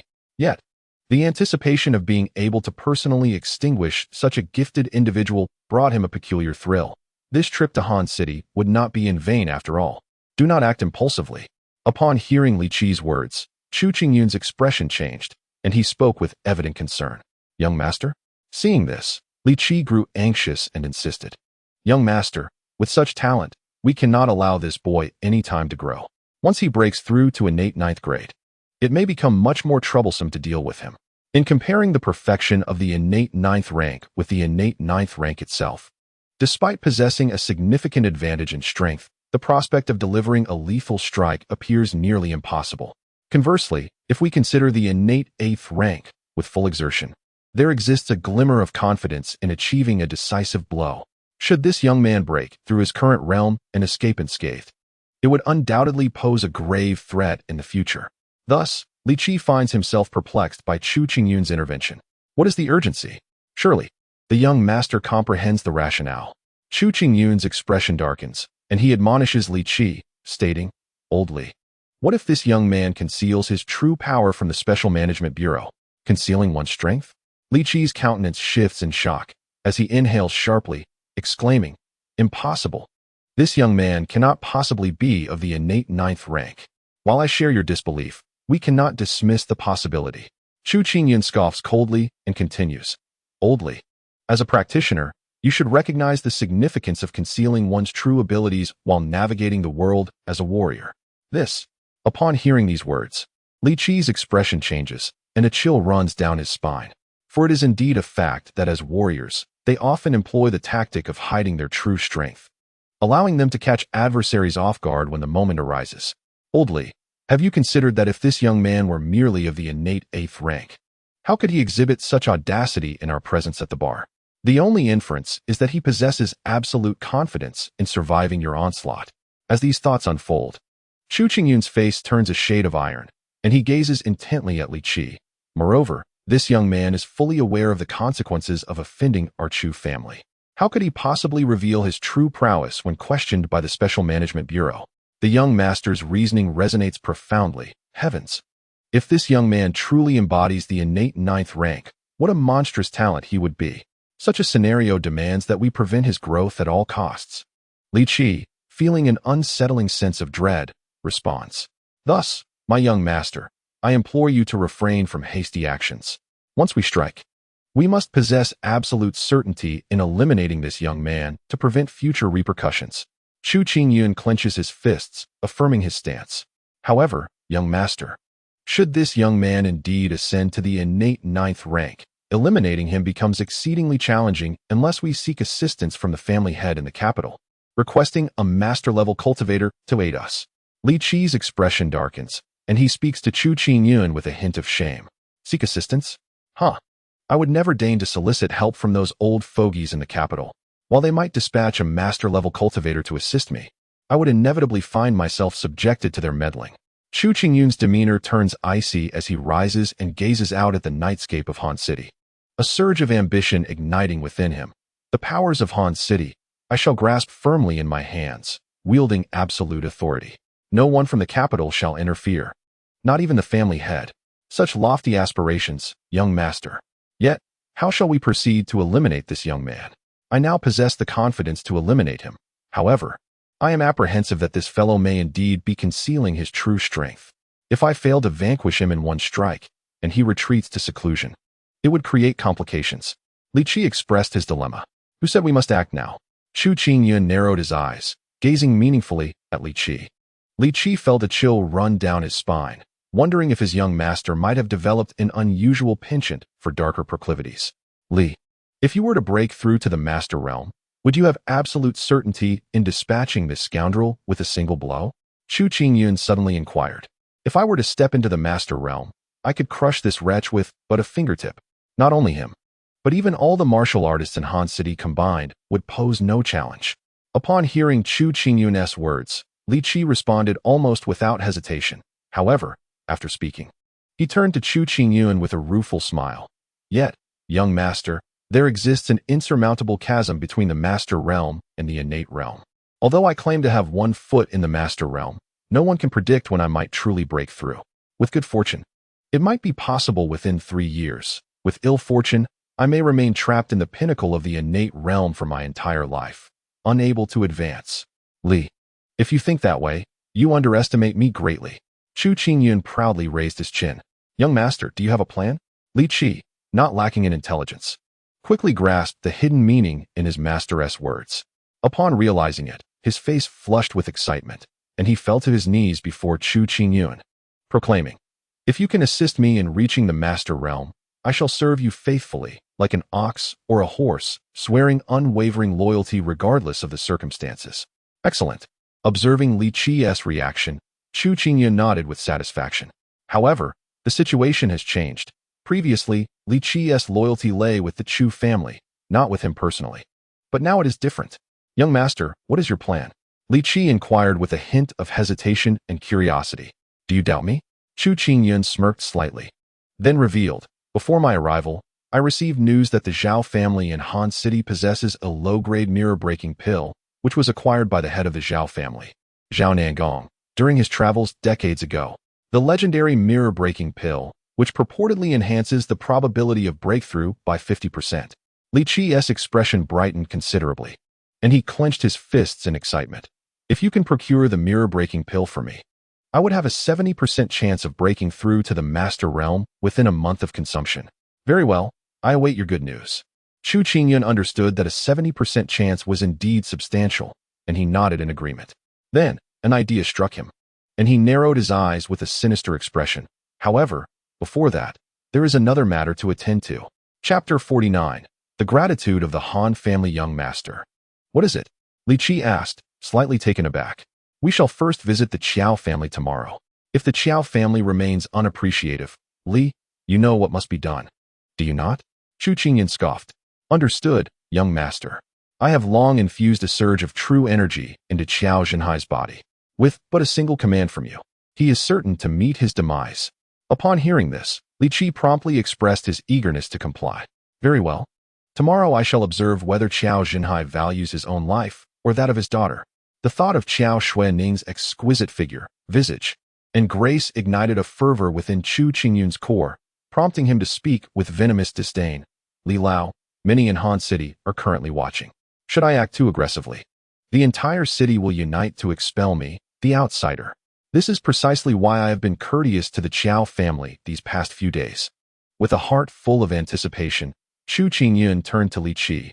However, if you, Li Lao, can break through to the master realm, the situation would change entirely. Do you grasp my meaning? Indeed, young master, I shall not fail to meet your expectations. Li Qi's countenance shifted, and he declared with conviction. Excellent. Go procure 2 clean companions for me. I wish to indulge tonight. Chu Qingyun, in high spirits, chuckled as he commanded. Li Qi, understanding his young master's intent, promptly agreed and set off to make arrangements. Meanwhile, on another front, after bidding farewell to Gao Feng from the special administration, Xiao Chun was halted by a slowly approaching black Bentley at the roadside. Xiao Xiaoyu, please wait. Unaware that the occupants of the Bentley sought him, Xiao Chun was about to continue on his way when the window suddenly rolled down, revealing an elderly gentleman in a Zhongshan suit. His hair as white as snow and spectacles perched upon his nose.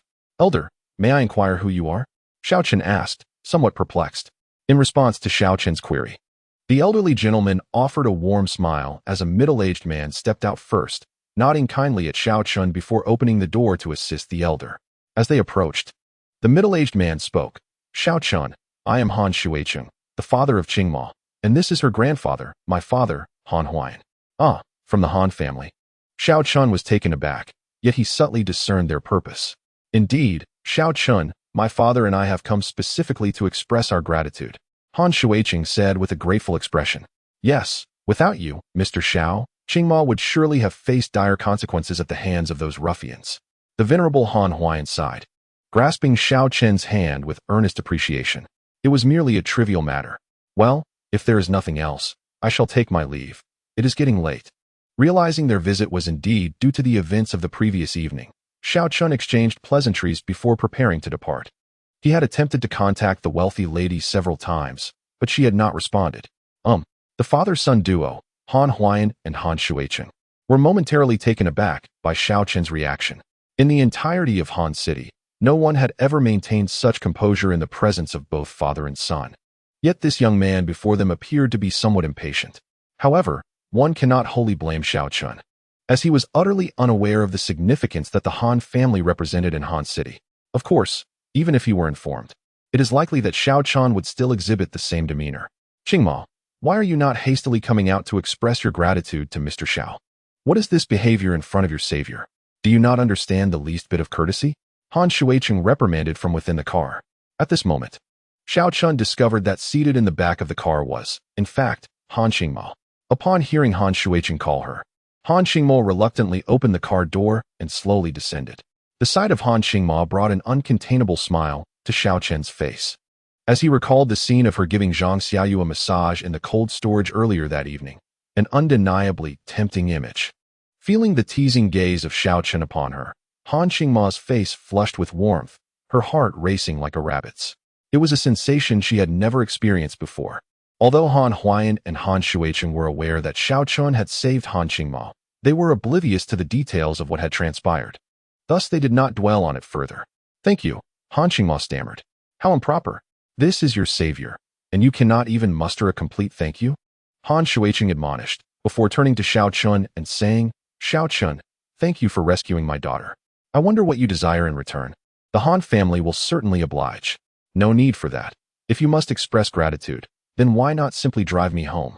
I am currently vexed by the inability to hail a taxi, Xiao Chun suggested, pointing to a black Bentley parked by the roadside. Is that all?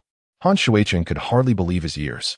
Initially, he thought Xiao Chun was indicating a desire for the luxury vehicle, only to realize that he merely wished for a ride home. What? Is that not acceptable? If not, then never mind. Xiao Chun assumed they might find his request difficult and did not press further. No. I merely thought your request was rather modest. Han Shuicheng quickly responded, rushing to the car window to issue instructions to the driver before returning to Xiao Chun. Xiao Chun, I have already instructed Qiao. She will provide you with her contact information shortly. In the future, should you require a vehicle, feel free to call her. If you do not mind, we can transfer ownership of this car to you by tomorrow. Let's forego the ownership transfer. Just driving me home will suffice. However, What will you do then? Xiao Chun had no particular affinity for the car, but the prospect of being able to call for a vehicle whenever he wished was certainly beneficial, especially after the day's struggles with taxis. Mr. Xiao, you need not worry about us. We have plenty of cars. The elderly Han Huayan chuckled as he regarded Xiao Chun. Very well, then I shall not be overly modest. After speaking, Xiao Chun entered the vehicle, only to discover that the driver, named Qiao, was a woman. With her hair tied in a ponytail and exuding a spirited aura reminiscent of a military background, she was likely a retired female Special Forces soldier. Once Xiao Chun provided the destination, the car embarked towards the Liu family's villa. Watching the vehicle disappear into the distance, the elderly man, Han Huayan, pondered for a moment before addressing Han Shuiqing. We should find a time to invite Mr. Xiao to dinner. Han Shuiqing frowned at the suggestion, perplexed. Father, is that truly necessary? Although this young man saved Qingma, we could simply offer him some financial assistance. Given our position, he hardly warrants both of us treating him to a meal. Position? Humph. Do you truly believe our Han family holds any significant standing? Han Huayan adjusted his gold-rimmed glasses with a sigh, his expression turning grave. In the mundane world, we may hold some influence. But those who seek to annihilate our family are not mere ordinary powers. They are formidable hidden martial sects, more potent than the combined might of the Zhao and Su families. You witnessed the events of tonight. What do we amount to in the eyes of these cultivation forces? But what does this have to do with this young man? Father, do you expect him to aid us in overcoming our tribulations? Even the patriarchs of the Su and Zhao families have rejected our pleas. Han Shuiqing responded, bewildered. In present-day Han City, many eagerly await the downfall of the Han family. Once we collapse, they will rush to feast upon our remnants. Although the Su family possesses a modicum of integrity, they dare not take risks at such a time. And as for the Zhao family, it is needless to say, the first to come trampling upon us would likely be Zhao Nangong. Han Huayan sighed again, shifting the conversation back to Xiao Chun with a note of admiration. Tonight, not only did Xiao save Qingma, but he also struck Zhao Qian of the Zhao family. Most intriguingly, he publicly slapped Chu Qingyun of the Chu family in the capital. Shuiqing, do you comprehend the implications of this? Father, do you mean? Han Shuiqing's expression shifted dramatically. Indeed, judging by tonight's events, the individuals Xiao Chun has offended are precisely those who may one day seek to trample upon our family. The enemy of my enemy is my friend. Especially in such perilous times, we must humble ourselves and cultivate connections with anyone we can.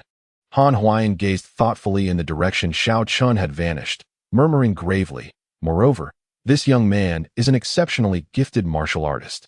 At such a tender age, he has already triumphed over Chen Yuhu. Once he matures, he will undoubtedly soar to great heights, even if he cannot shield us from the retribution of those hidden forces. Should our family face obliteration, having him protect Qingma would still serve us well. Father, has the situation of our family become this dire? Han Shuiqing sensed an unprecedented urgency in Han Huayan's tone. Alas, the reality may be far more pressing than I have conveyed, Han Huayan replied, his expression fraught with concern. I understand now, Father. I shall make arrangements tomorrow. By the way, Su Lanlan from the Su family has a good rapport with Qingma. She put in considerable effort to rescue Qingma tonight. Moreover, Qingma mentioned that it was Su Lanlan who summoned Xiao Chen this evening. We might as well invite Su Lanlan to join us. Han Shuiqing's expression shifted. Indeed, how did I not think of this? It presents an opportunity to gauge the Su family's stance. If that girl Lanlan can attend, it suggests that in a moment of crisis, the Su family may still lend us a hand, or at the very least, refrain from adding to our troubles. If she does not come, then Han Huayan's face wore a bitter expression. We can truly place no hope in the Su family. Just as Han Huayan concluded his statement, Han Shuiqing's phone suddenly received a message. Upon reading it, Han Shuiqing's face gleamed with delight. What has transpired to elicit such a reaction? With such a demeanor, how will you manage the affairs of our Han family in the future? Han Huayan expressed his displeasure. Father, it is splendid news. Did you not ask me to arrange a banquet to honor Xiao Chen? Our contacts in the Special Bureau have just sent over Xiao Chen's dossier. In the face of his father's reproach, Han Shuiqing paid it no mind, eagerly presenting the dossier on his phone to Han Huayan. What? He dispatched the elder of the Elysium Valley, who is a 7th-rank innate warrior, with a single blow? Upon seeing the contents of Xiao Chen's dossier, a flush suddenly appeared on Han Huayan's face as he exclaimed to Han Shuiqing, "We must cultivate a relationship with this young man. The ability to eliminate a 7th-rank innate warrior in one strike indicates that he possesses at least the strength of an 8th-rank innate warrior. Shuicheng, this is a pivotal opportunity for our Han family. Father, I understand.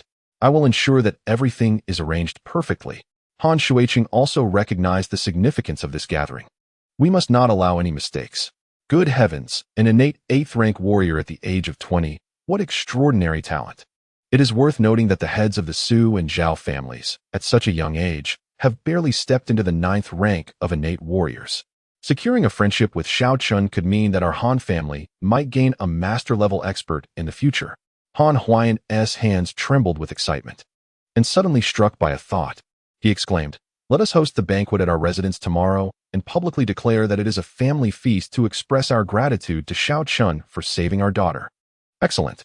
This time, Han Shuicheng agreed without the slightest hesitation. Meanwhile, Han Qingma adjusted her black-framed glasses. Unable to suppress a blush on her cheeks at the thought that her father and grandfather were inviting that insufferable individual to their home. What shall we do about this? Unbeknownst to Xiao Chun, who was entirely unaware of the Han family's schemes, a little over half an hour later, a black Bentley slowly came to a stop at the entrance of the Liu family villa. "Mr. Xiao, we have arrived." The Han family's driver, Qiao, parked the car and stepped out to open the door for Xiao Chun. "Thank you," Xiao Chun replied, but then suddenly shifted his gaze toward Qiao's left chest. "Mr. Xiao, please be mindful." Qiao's strikingly handsome face grew slightly cold as she sensed his scrutiny. "Apologies for the misunderstanding.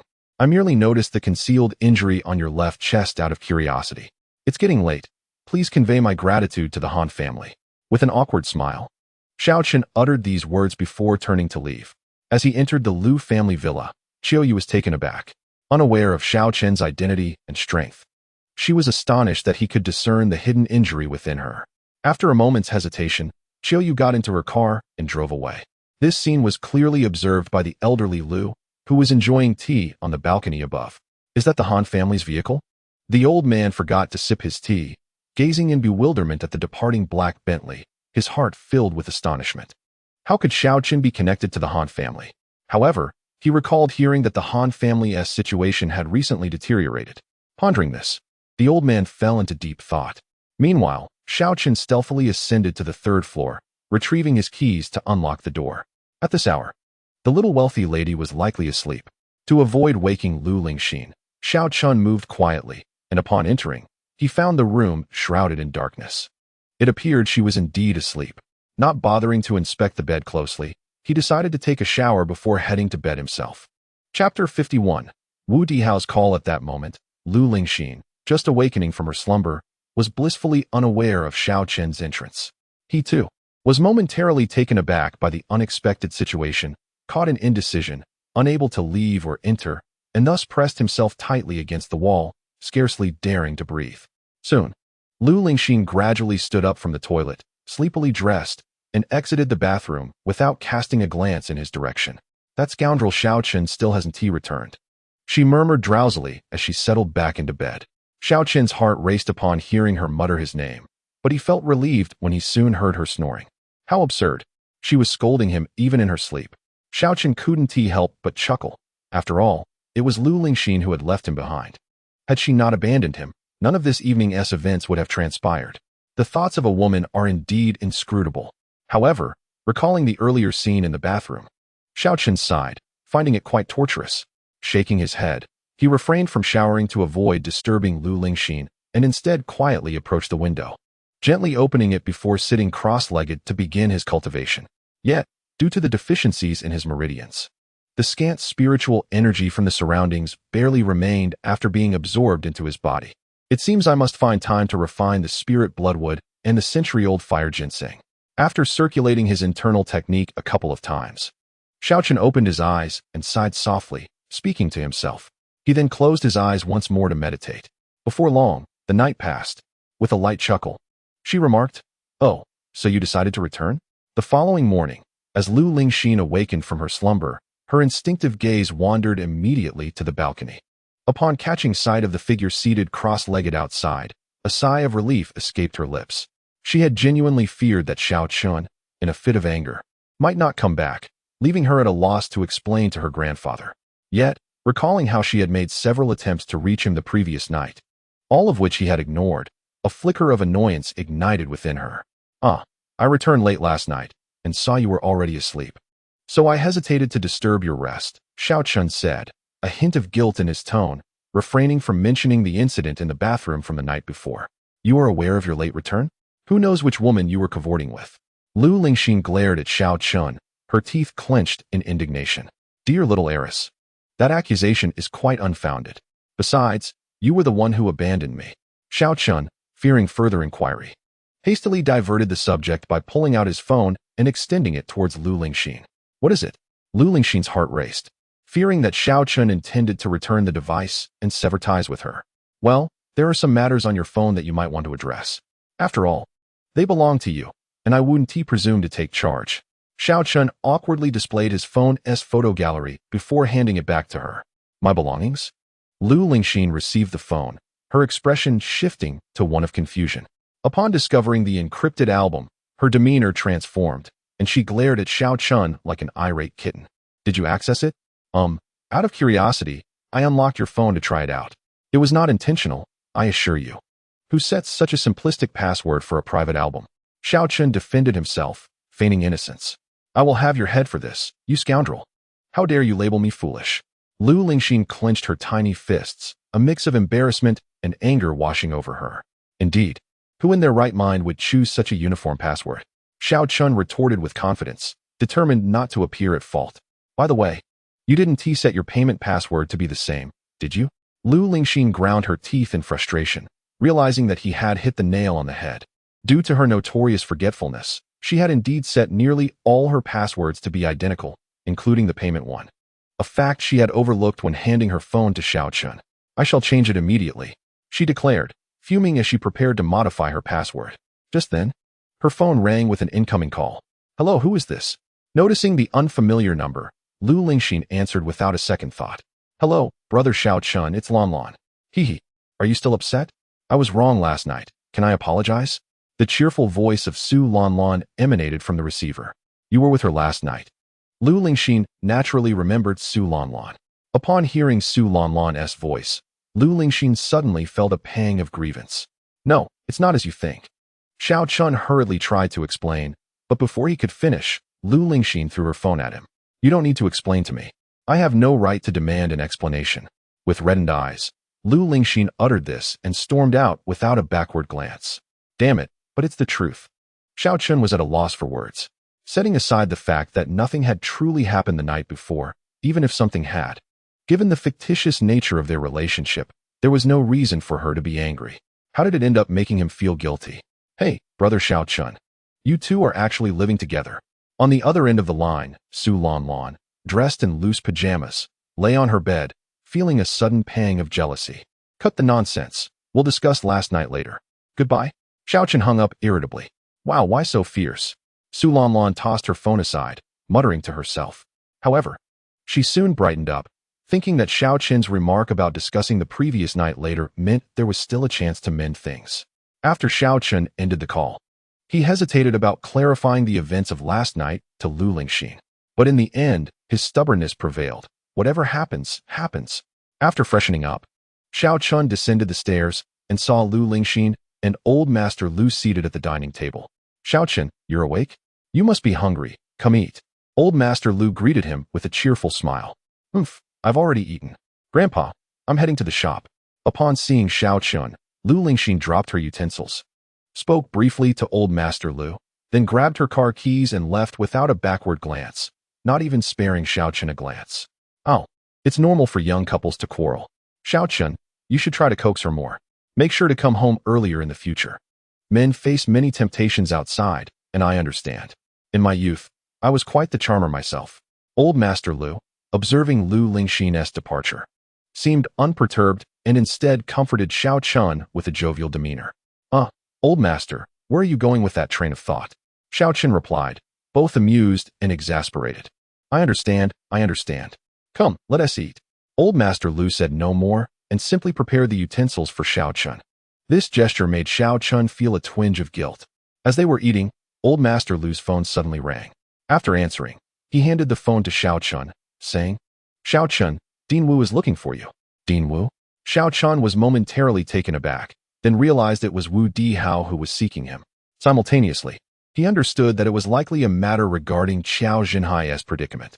Chapter 52. Qiao Jinhai in critical condition. In the office of the hospital director at the city center, Wu Dihao held a phone, explaining, "Junior brother, this is the situation.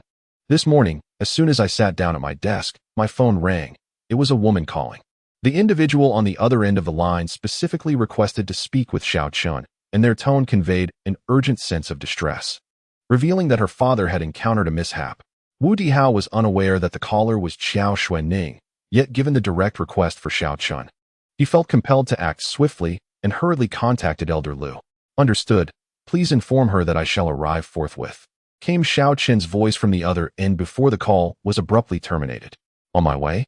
Wu Dihao was taken aback, realizing that his junior brother had a significant connection with this woman. After a moment of contemplation, he diligently noted down her phone number. After all, a woman closely associated with his junior brother might very well become his second master's wife. It was prudent to cultivate a good rapport.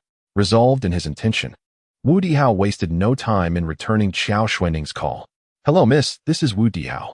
Yes, my junior brother has informed me that he is en route. Should you require any assistance from the Central City Hospital, please do not hesitate to let me know. He spoke with utmost respect and caution. Not at the moment. Thank you, Director Wu. On the other end, Qiao Xuanning hesitated before hanging up. Why had Director Wu suddenly become so courteous towards her? Could it be because of Xiao Chun? A hint of confusion crossed her cold features, yet she could not afford to dwell on it, for her father, Qiao Jinhai, was in dire straits. Xuanning, how is it? Oh, your father must not come to harm. Qiao Xuanning's mother, Bai Liping, with reddened eyes, was beside herself with worry as Qiao Jinhai lay on the bed, his complexion a ghastly blue. Earlier that morning, while having breakfast, Qiao Jinhai had suddenly screamed in agony before collapsing to the floor, convulsing uncontrollably.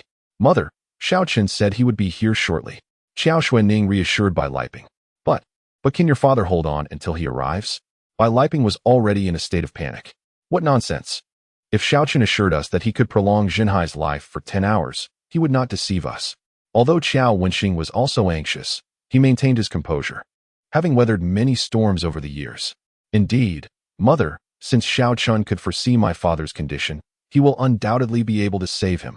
Qiao Xuanning's emotions were tumultuous. Just a day prior, she had been skeptical of Xiao Chen's abilities. Yet today, the very situation he had predicted had unfolded. Amidst her concern for her father's well-being, an unexpected curiosity about Xiao Chen stirred within her. Perhaps this fiancé, whom she had initially dismissed, was indeed far more remarkable than she had presumed. However, regarding the Chu family, Qiao Xuanning felt a bitter pang. No matter how skilled Xiao Chen might be, he would likely remain a mere inconsequential figure in their eyes. Subsequently, Qiao Xuanning found herself chuckling softly, bemused by her newfound naivety. Xiao Chen's ability to save his father is already an immense kindness. It is utterly naive of him to entertain the thought of Xiao Chun resolving the predicament of the Chu family. Such childishness. The Chu family in the capital, though not ranked among the highest in the city, holds a position of undeniable power that could easily overshadow the families in Han City. Before such a formidable clan, no matter how skilled Xiao Chun is in medicine, he is but a feeble insect attempting to stop a chariot. With this realization, Qiao Xuanning let out a soft sigh. On the other side, at the Lu family villa, Old Master, I've finished my meal and must take my leave. Xiao Chun hastily gulped down the last few spoonfuls of porridge and shoved a bun into his mouth, mumbling indistinctly to Lu Bingyan. Are you in such a hurry? You've barely eaten, Lu Bingyan remarked, curiosity piqued by Xiao Chen's demeanor. I'll eat later. A friend of mine is in need. Her father has encountered some trouble, and I must go see to it. Xiao Chen casually explained. I see. Do you know how to drive? We have a Buick available for errands. You can take it. Lu Bingyan inquired. Sure, thank you. I won't be polite. Although Xiao Chun had spent years training in seclusion with his master, he had still obtained his driver's license. As there were villages within the mountains, fearing he might struggle to find a taxi, he accepted the car keys and departed. Over half an hour later, Xiao Chen arrived at the gates of the Qiao family villa in the Buick Regal. Xiao Chen, you've come. My father suddenly collapsed this morning. Upon hearing the sound of the car, Qiao Xuanning, Qiao Wenxing, and Bai Liping hurried out of the house.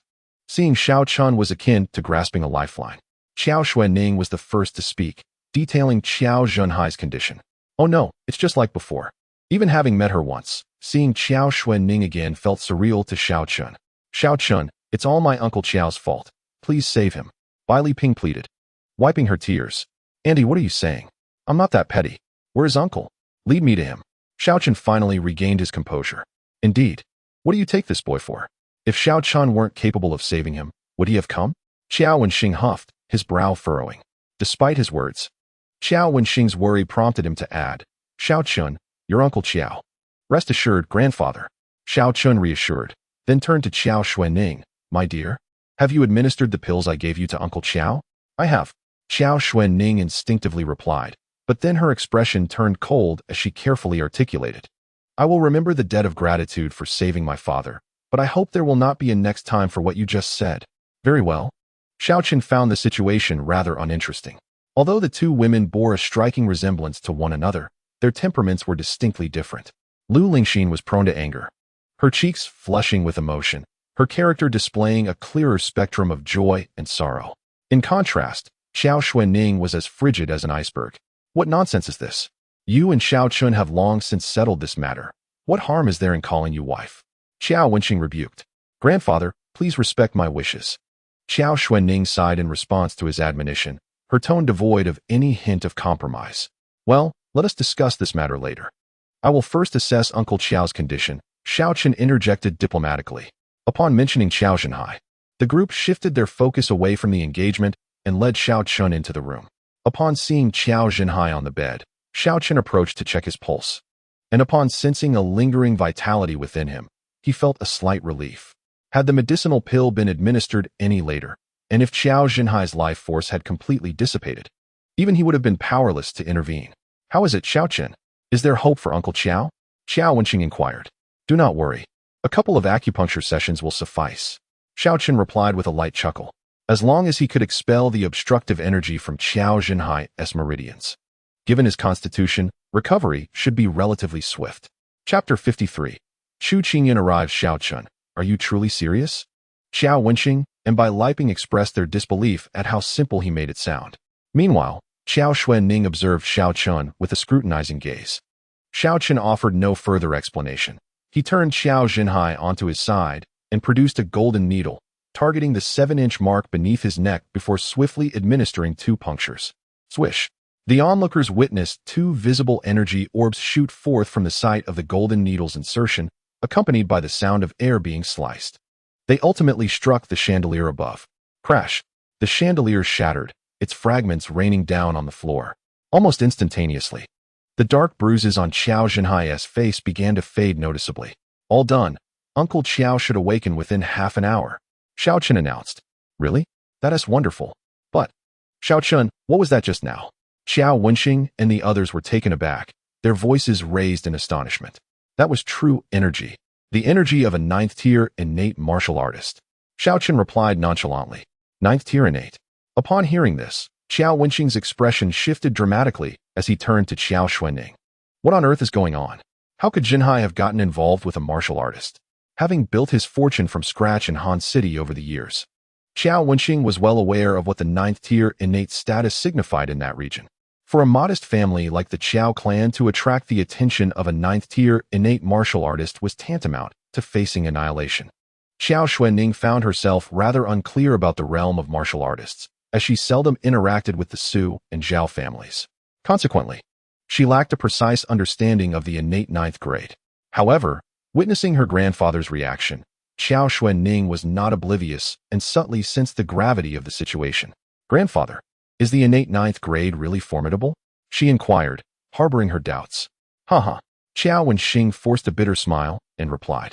If what we have provoked in Zhenhai is indeed the innate 9th grade, then our Qiao family should each flee for our lives, escape as far as possible.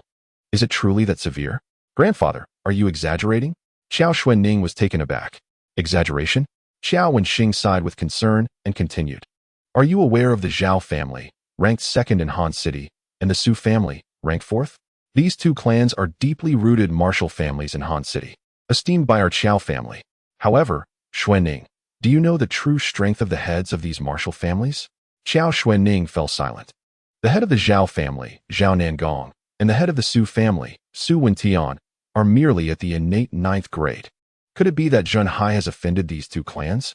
The Su family would not act so viciously. It must be Zhao Nangong. Qiao Wenxing's expression turned grim. Grandfather, it is not as you imagine. My father and I have no entanglements with the Zhao family. Qiao Xuanning sighed. Initially, she had concealed matters concerning the Chu family from Qiao Wenxing, but given the current circumstances, it was no longer feasible. Thus, she reluctantly revealed the pressure exerted by Chu Qingyun. Outrageous. Qiao Wenxing erupted in anger, but soon thereafter, his countenance waned, and he spoke gravely, Xuanning. You must promptly liquidate the company and flee abroad with Xiaochun. We cannot afford to offend the Chu family. What is there to hide from? It's just a mere Chu Qingyun. Has he truly turned the world upside down? Observing the Qiao family's dire demeanor, Xiaochun could hardly contain his amusement. Yet, Qiao Xuanning, Qiao Wenxing, and Bai Liping remained unconvinced by Xiaochun's words. After all, with the heads of the Su and Zhao families as their backdrop, the weight of the innate 9th grade was exceedingly substantial. They merely regarded Xiaochun's remarks as empty words meant to comfort them. Indeed, just a mere Chu Qingyun, and he believes he can defy the heavens. To spare Xiaochun's feelings, Qiao Wenxing concurred, but then added, I refuse to believe that there is no law in this world. This statement directly revealed his underlying anxiety. However, for safety's sake, Xuanning, you should heed my advice. Sell the company. With the proceeds, you and Xiaochun will have enough for a comfortable life. After a moment of hesitation, Qiao Wenxing reiterated his plan. Really? That is unnecessary. Besides, if we leave, grandfather, you will be left behind. What can you do to handle the Chu family? They are after Xuanning. Failing to handle this might only provoke that foolish Chu Qingyun. Xiaochun sighed in resignation. Hearing Xiaochun's arrogant and frivolous remarks, Qiao Xuanning felt a twinge of displeasure and frowned, saying, You need not concern yourself. The Chu family is not something you can provoke. Are you willing to risk your life for this? All right, I won't ask anymore. Is that acceptable? Faced with his headstrong fiancée, Xiaochun found himself at a loss. Although her words were laced with concern for him, they were irksome to his ears. Is the head of the Qiao family present? Young Master Chu has come to pay a visit. Why is there no one to greet him promptly? Just then, a black business vehicle drove up to the Qiao villa. The door swung open, and Li Qi stepped out first, followed by the bruised and swollen Chu Qingyun. Li Qi approached the entrance of the Qiao family estate, drawing in a deep breath before bellowing loudly. Chu Qingyun, with his hands clasped behind his back, raised his chin in an attempt to downplay the visibility of his injuries. This is bad. Someone from the Chu family has arrived. You all stay inside while I handle them. Qiao Wenxing's expression changed dramatically as he cautioned everyone. Grandfather, I'll go with you. Qiao Xuanning, steeling herself, disregarded Qiao Wenxing's approval and insisted on following. Observing this, Xiaochun chuckled and prepared to accompany them as well. What do you think you're doing? Stay here obediently. If Chu Qingyun learns of our engagement, he will surely kill you. Qiao Xuanning admonished coldly. Kill me? Xiaochun scoffed. What are you boasting about? I know you wish to show off, but now is not the time for bravado. Stay inside. I will deal with Chu Qingyun alongside my grandfather. Qiao Xuanning's stern demeanor left no room for debate. Very well. Xiaochun, seeing that reason was futile, chose to halt his steps. He was curious to observe how Qiao Wenxing and Qiao Xuanning intended to confront Chu Qingyun. Soon, Qiao Wenxing and Qiao Xuanning reached the entrance. I, Qiao Wenxing, was unaware that young Master Chu would visit today. I apologize for the lack of a proper welcome. Qiao Wenxing forced a smile and stepped forward, greeting him warmly with a bow. Xuanning, how have you considered the matter? Ignoring Qiao Wenxing's enthusiasm, Chu Qingyun merely snorted coldly and turned his gaze toward Qiao Xuanning, his eyes betraying a hint of greed. Young Master Chu, that is impossible for us. I shall not trade my purity for the future of the Qiao family. Thank you for your kind intentions. Qiao Xuanning replied almost without a moment's thought, her tone exceedingly polite. Xiaochun, overhearing Qiao Xuanning's words from within, found amusement in the exchange. Is this truly your approach to dealing with Chu Qingyun? Isn't this simply courting trouble? At that moment, Xiao Jinhai stirred awake from his slumber. Though he had been unconscious, his awareness had not entirely faded. He had heard everything from his fainting spell to Xiaochun's arrival and the subsequent treatment he received. Upon awakening, Bai Liping's red-rimmed eyes came into view. and upon glancing at Xiao Chun, a complex expression crossed her face as she forced a smile, exclaiming, "Xiao Chun, you have arrived." "Indeed, uncle. I came a tad earlier and missed the opportunity to pay my respects at your grave," Xiao Chun jested. Chapter 54. The unassuming Qiao Wenxing coughing softly. Qiao Zhenhai felt his composure slip away, his cheeks flushing with embarrassment. Just then, after hearing Qiao Xuanning's outright rejection, Chu Qingyun's expression darkened considerably as he sneered. "Qiao Xuanning, you wretched child, do not refuse my invitation only to face the consequences." "Master Chu, I must insist you temper your words," interjected Qiao Wenxing, unable to remain silent. Though the Chu family wielded considerable power, he could not stand idly by while his granddaughter endured such humiliation. "Are you threatening me, old man?" Chu Qingyun chuckled coldly. "If I am not mistaken, your son is on the brink of demise today, is he not?" "Indeed, it was your doing." Qiao Wenxing's aged visage manifested a flicker of wrath upon hearing this. "And if so, what of it? I shall speak plainly. If that little wretch, Qiao Xuanning, does not acquiesce to my demands, today it will be your son who perishes, and tomorrow it shall be you. Do you believe me?" Chu Qingyun's demeanor turned scornful, followed by a sinister laugh. "Once your family is extinguished, your precious granddaughter will become nothing more than a plaything for me." Chu Qingyun's words rendered both Qiao Wenxing and Xiao Xuanning utterly appalled. Before they could respond, Qiao Zhenhai, having attentively listened from the room, erupted in anger, his face resembling that of an irate monkey as he leaped from the bed, rushing to the door to unleash a torrent of curses. "You and your ancestors, Chu Qingyun, I will not back down. As a father, how could Qiao Zhenhai tolerate such maltreatment of his daughter?" Fury surged within him, nearly clouding his judgment. Today, he would risk everything to avenge his daughter's honor. "You have not perished?" Upon seeing Qiao Zhenhai emerge from the room, both Chu Qingyun and Li Qi were taken aback, gazing with astonishment at the seemingly lively figure before them. "Even if your entire family were to perish, I shall remain unscathed." Qiao Zhenhai, known for his rugged temperament, was now incensed upon learning of Chu Qingyun's attempts to secretly do him harm, compounded by the latter's intent to insult his daughter. "Li, what is the meaning of this?" Chu Qingyun's expression fluctuated between uncertainty and anger as he directed his gaze towards Li Qi. "Young master, I cannot comprehend the situation either. I had indeed left a strand of true energy within Qiao Zhenhai, and this morning, I ignited it. Logically speaking, he should have already succumbed." Li Qi echoed his confusion. "Could it be that someone has neutralized this true energy?" Chu Qingyun pondered, suspicion etched across his features. "Impossible, young master. The true energy of a perfected innate ninth rank cannot be neutralized by anyone in Han City." Li Qi had considered this possibility, but after a moment's reflection, he completely dismissed the thought. The angle at which he had infused his vital energy into Qiao Zhenhai's meridians was exceptionally intricate. To thoroughly dissipate this vital energy would require not only exceptional medical skills, but also a minimum innate strength of the ninth rank. Otherwise, it would be impossible to control such energy. "Humph, it matters not. Since he is not dead, then Li Lao, you may as well send him to his demise now." Chu Qingyun sneered. "Yet, young master, were you not concerned that openly committing murder would cast a negative shadow over Hanqing? The families in Hanqing may very well hesitate to confront you," Li Qi remarked, puzzled, recalling Chu Qingyun's words from the previous night. "He Li Lao, if you were to ascend to the realm of a master, would I still concern myself with the thoughts of those families in Hanqing?" Chu Qingyun said, his eyes sparkling with mirth as he regarded Li Qi. "Thank you, young master, I understand." Upon hearing Chu Qingyun mention this matter again, Li Qi felt a surge of excitement. After all, the title of master was not to be taken lightly. Given his current bottleneck, he could not fathom how many years it would take to reach that level. However, following Chu Qingyun to Hanqing had unexpectedly presented him with such an opportunity. How could he not be thrilled?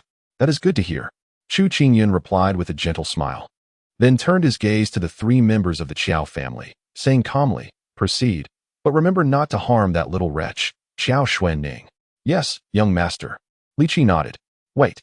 Suddenly, a thought struck Chu Qingyun, and a glint of wickedness appeared in his eyes as he addressed Li Qi once more. "Given Qiao Xuanning's appearance, her mother must also be quite lovely. I desire both mother and daughter." You truly know how to indulge, young master." "I cannot keep up." Li Qi chuckled knowingly. "Beast, who would have thought that the esteemed young master of the Chu family would be such a base creature?" The conversation between Chu Qingyun and Li Qi did not evade the ears of the three members of the Qiao family, and Qiao Wenqing's face flushed with indignation. Father, I will fight them. Qiao Zhenhai, overcome with rage, shouted and charged toward Li Qi. Heh, overestimating oneself. Li Qi scoffed. As Qiao Zhenhai approached, Li Qi casually delivered a light palm strike, sending Qiao Zhenhai flying like a severed kite, crashing to the ground, pale and spitting blood. Father, upon witnessing this scene, Qiao Xuanning panicked and rushed over to support Qiao Zhenhai, her eyes red with rage as she exclaimed, "You Chu family must not go too far." Humph.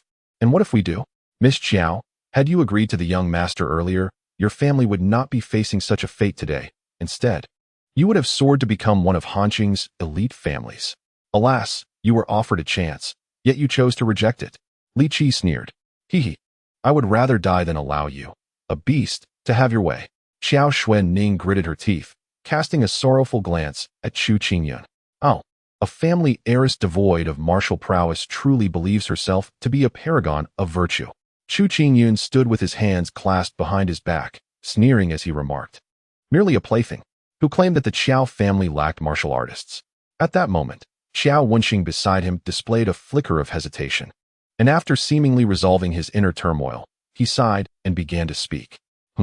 Upon hearing Qiao Wenqing's words, the crowd instinctively turned their gazes toward him, and Qiao Wenqing's demeanor underwent a remarkable transformation, a fierce aura suddenly emanating from him.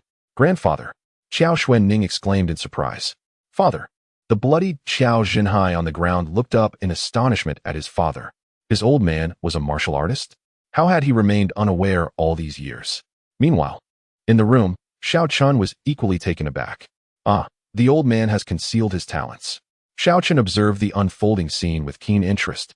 Thinking to himself that Qiao Wenqing had indeed hidden his prowess well, he had acted quite innocently when treating Qiao Zhenhai just moments ago. Yet, it turned out that he was a martial artist, and not one of feeble strength at that. However, what a pity.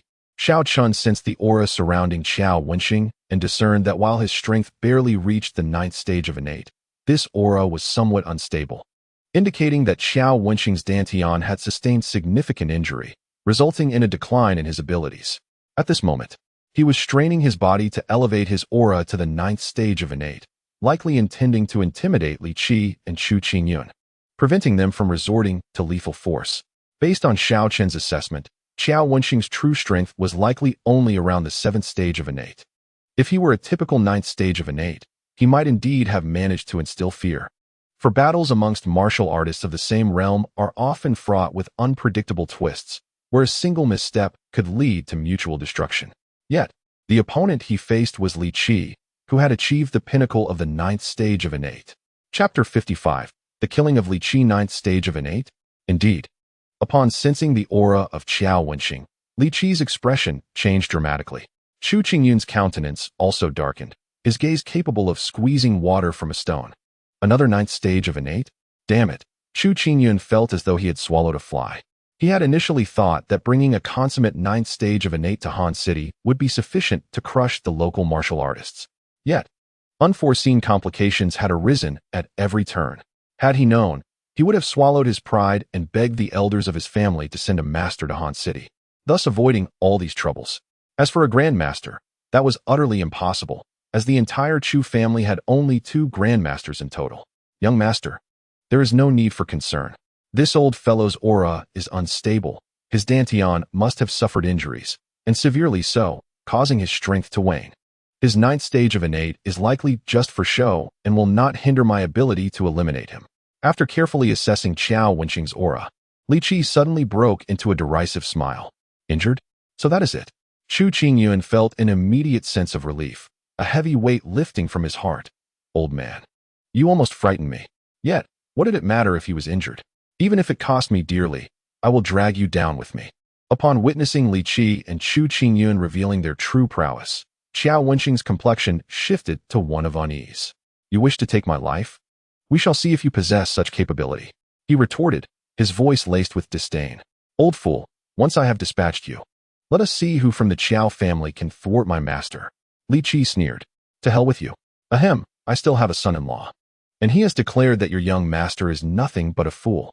On the ground, the pallid-faced Qiao Zhenhai, unable to contain his frustration, coughed a few times and pointed vehemently at Chu Qingyun. Inside the room, Xiao Chun wore an expression of confusion. What? Is he really proclaiming himself as the father-in-law? Father, what nonsense are you spouting?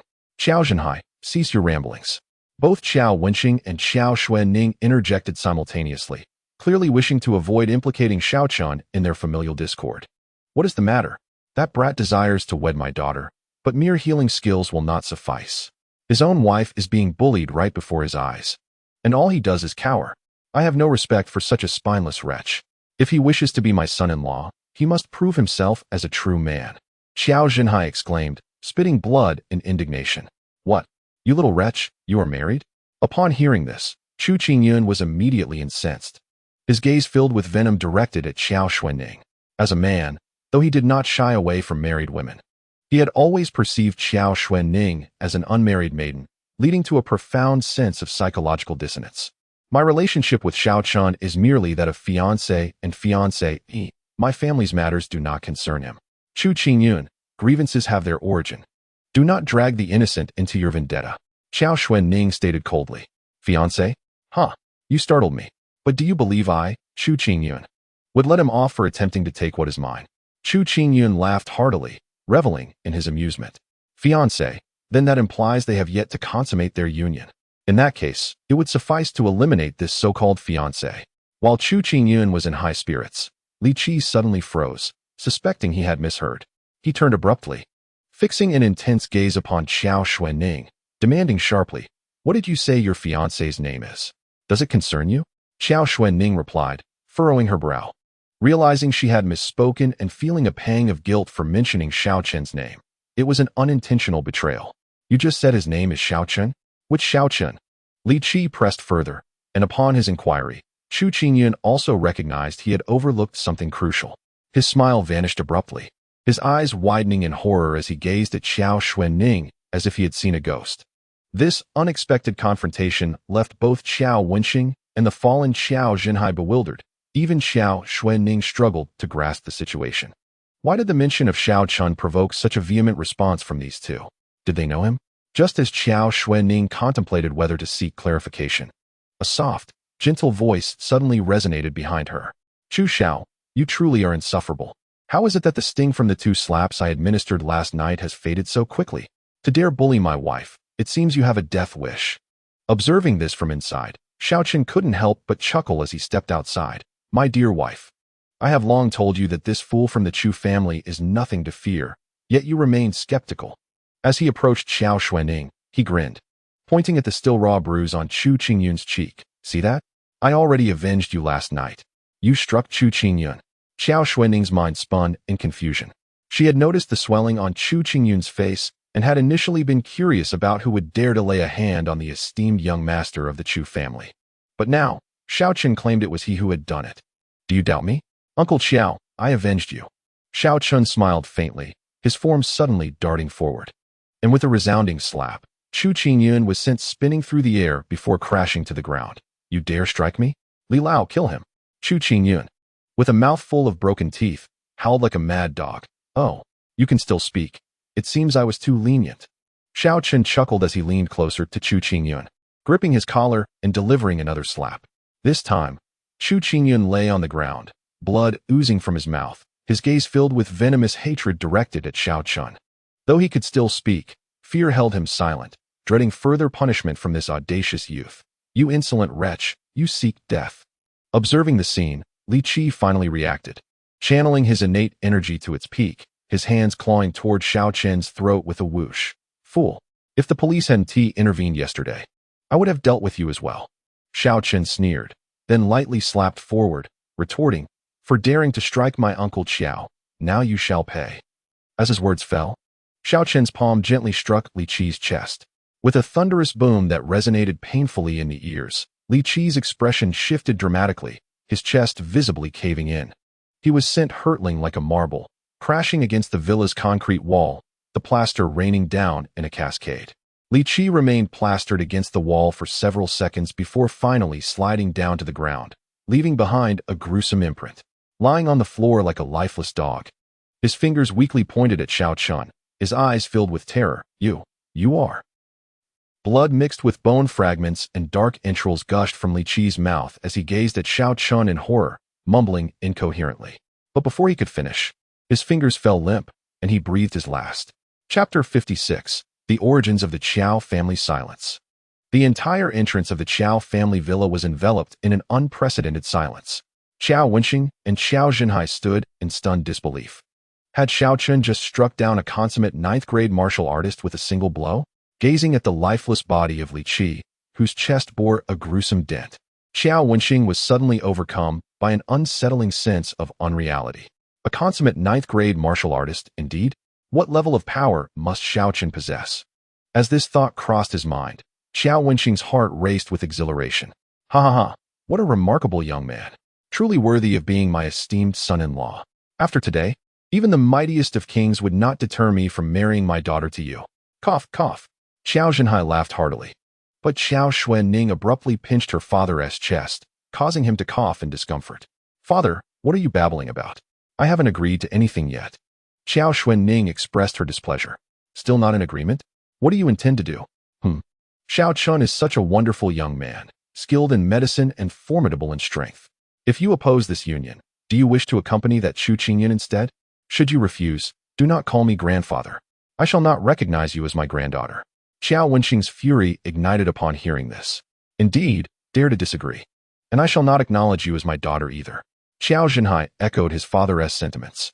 Observing the sudden shift in attitude from her grandfather and father, Qiao Xuanning's mouth fell open in astonishment, followed by a rueful smile. Must I not be given time to adjust? This is all so abrupt, Uncle Qiao. Are you quite well? Meanwhile, Xiao Chun, witnessing Qiao Xuanning's expression, felt a twinge of schadenfreude, but opted to change the subject. Humph, how dare you speak? Where were you earlier? Were you merely watching the spectacle while I endured the beating? Did you find joy in my suffering? Qiao Zhenhai chastised, emphasizing, I am your father-in-law. Xiao Chun was left speechless. After all, it was Qiao Zhenhai himself who had fled at great speed, leaving him to fend for himself. Uncle Qiao, elder, how shall we deal with this fool? Xiao Chun gestured towards the pale-faced Chu Qingyun on the ground. Perhaps we should dispose of him in the garden and bury him? Wait. Chu Qingyun was nearly paralyzed with fear. How could this person be even more ruthless than himself? The notion of burying someone was akin to disposing of a mere dog. Bah! What dog? Oh, so you can speak? Were you deceiving me just now? Upon hearing Chu Qingyun suddenly speak, Xiao Chun became irate. Aye. Chu Qingyun was at a loss for words. He glanced around in desperation, then suddenly picked up a stone from the garden's artificial hill, gritting his teeth as he struck it against his mouth. Instantly, his teeth scattered across the ground. Oh, don't talk nonsense. Chu Qingyun was genuinely terrified. His ally Li Qi had been slain by this individual with a single strike. What was he in comparison? Not killing you? Surely you understand the principle of eliminating the root cause? Xiao Chun chuckled menacingly. Xiao Chun, no? At this moment, Qiao Wenxing suddenly spoke up. Old man, what's the matter? Just eliminate this fool, so he won't keep obsessing over my wife. Xiao Chun remarked, seemingly without a second thought. To the side, Qiao Xuanning felt an uneasy urge to interject, but upon meeting Qiao Zhenhai's fierce gaze, she chose to remain silent. Xiao Chun, you have already killed a guest from the Chu family. If you were to slay Chu Qingyun as well, it would undoubtedly provoke the Chu family into a deadly feud with us. Qiao Wenxing sighed. If it were only myself, I would not fear them. However, your uncle Qiao and Xuanning are merely ordinary people. Qiao Wenxing expressed his concerns, ultimately wary of completely antagonizing the Chu family. I understand, old man. Xiao Chun nodded in acknowledgement, approaching and hoisting Li Qi's lifeless body as if it were a mere dog, tossing it before Chu Qingyun. I know you won't let this go easily. I'm not going anywhere in Hansheng, but next time, bring someone tougher. Otherwise, it won't be enough to satisfy my bloodlust. He leaned down, whispering coldly into Chu Qingyun's ear, remember this. If you dare provoke me again, I will annihilate your entire Chu family. Now be gone. Upon hearing Xiao Chen's words, Chu Qingyun on the ground felt as if he had been granted a reprieve, hastily signaling the driver of the black van to come and lift Li Qi's body. The driver, already petrified with fear, trembled as he threw the corpse into the vehicle. Once Chu Qingyun climbed aboard, the driver hastily pressed the accelerator and sped away. After Chu Qingyun departed, Xiao Chun turned around. producing a golden needle to puncture a few points on Qiao Zhenhai's body. He then raised his hand, channeling a thread of true energy to stabilize the turbulent breath within Qiao Zhenhai's chest, before stating, "Uncle, you've sustained some internal injuries, but it's not serious. I've administered a few needles. With 2 weeks of rest, you should recover fully." "Really? Xiaochen, you are extraordinary. Alas, I should have listened to you a few days ago," Qiao Zhenhai exclaimed, his spirits lifting, followed by a hint of regret. "Never mind, it's in the past. Uncle Qiao, let us get you inside to rest." Xiaochen chuckled lightly, dismissing the matter. Once inside, Bai Liping continuously poured tea for Xiaochen, her demeanor more affectionate than that of a biological mother. Observing this, Qiao Xuanning sighed helplessly. "By the way, old man, in a few days, I will gather some medicinal herbs to help restore your dantian. Once it is healed, you may regain your original strength." Xiaochen suddenly recalled something, looking at Qiao Wenxing as he spoke. "What? Xiaochen, you mean you can heal my damaged dantian?" Qiao Wenxing initially failed to comprehend, then was overtaken with joy. As happiness arrived unexpectedly, there shouldn't be any major issues. Xiaochen contemplated before nodding in affirmation. "Wonderful. You are truly a benefactor to our Qiao family." Qiao Wenxing's face flushed with excitement, nearly bursting into laughter. "Old man, why be so formal?" Xiaochen chuckled softly. "Indeed, no need to be formal. No need to be formal," Qiao Wenxing exclaimed, slapping his thigh before turning to Qiao Zhenhai, saying, "Zhenhai, go arrange a room. Tonight, this child Xiaochen will be staying." "What needs to be arranged? He is already my son-in-law. Of course, he will share a room with my daughter." Qiao Zhenhai replied matter-of-factly. Yes, I must be losing my wits." Qiao Wenxing quickly clarified. "I'll go prepare some toiletries for Xiaochen." Bai Liping nodded in agreement. Qiao Xuanning was bewildered. Xiaochen was equally perplexed, thinking, "Wow, is society this open now?" Simultaneously, a strange feeling welled up within him. What on earth was happening? 2 women, nearly identical in appearance, were both set to share a room with him? "Grandfather, rather than fretting over these matters, shouldn't you explain yourself? Why are you a martial artist? And moreover, a 9th grade innate one? Such prowess, why was it unknown to my father and me? And why have you concealed it for so many years?" Qiao Xuanning directed her cold gaze at Qiao Wenxing. "Indeed, father? Even your son is unaware that you are a martial artist. Such an impressive matter. Why keep it from us?" Qiao Zhenhai suddenly came to the same realization. Naturally, Xiaochen's curious gaze fell upon Qiao Wenxing. Taken aback, Qiao Wenxing sighed ruefully and addressed the group. "Are you familiar with the Qiao family of Kyoto? The Qiao family of Kyoto? The one ranked first in power in the capital?" Qiao Zhenhai responded, perplexed. "Precisely." Qiao Wenxing nodded, a hint of melancholy crossing his face. "The current head of the Qiao family, Qiao Wenhai, is my half-brother." Chapter 57. The Past of Qiao Wenxing. What? Upon hearing Qiao Wenxing's words, the expressions of everyone present shifted dramatically. "Father, did I hear you correctly?" Qiao Zhenhai's countenance faltered, clearly struggling to grasp the implications of Qiao Wenxing's revelation. "Alas, you heard correctly. I had no intention of revealing this matter to you, but at this point, it can no longer be concealed." Qiao Wenxing sighed. "Why, grandfather? Since we hail from the Qiao family of Kyoto and possess such a background, shouldn't we be able to achieve greater success in Han City?" Qiao Xuanning questioned, puzzled. "I suspect that the old man must have some deep-seated enmity with the current head of the Qiao family. Otherwise, he wouldn't have traveled thousands of miles to ultimately reside in this small place called Han City." Xiaochen speculated after a moment of thought, surmising the underlying reasons. "Is that so, grandfather?" Upon hearing Xiaochen's words, Qiao Xuanning furrowed her brow, a sense of unease creeping into her heart. Qiao Zhenhai's expression also darkened. "Xiaochen speaks the truth." Qiao Wenxing sighed, shaking his head with a bitter smile. "I am the legitimate son of the Qiao family, while Qiao Wenhai is merely a bastard. Furthermore, he is cruel by nature and exceedingly ruthless. In those days, during the contest for the position of family head, I possessed both connections and strength that overwhelmingly surpassed that of Qiao Wenhai. Yet, how is it that he ultimately became the patriarch, while I found myself relegated to this small place known as Hanqing?" Qiao Xuanning was even more perplexed. Qiao Wenhai, that individual, somehow acquired the support of a mysterious force, and within a mere 2 months, he ascended from the innate 5th rank to the master realm. Reflecting on this, Qiao Wenxing, with a pained expression, recounted his bitter memories. "At that time, I was already at the innate 9th rank, but caught off guard. I fell victim to Qiao Wenhai's treachery. His mastery was beyond my capacity to contend with, and despite my utmost efforts, I barely managed to escape his grasp, only to be gravely wounded and nearly perish on my flight.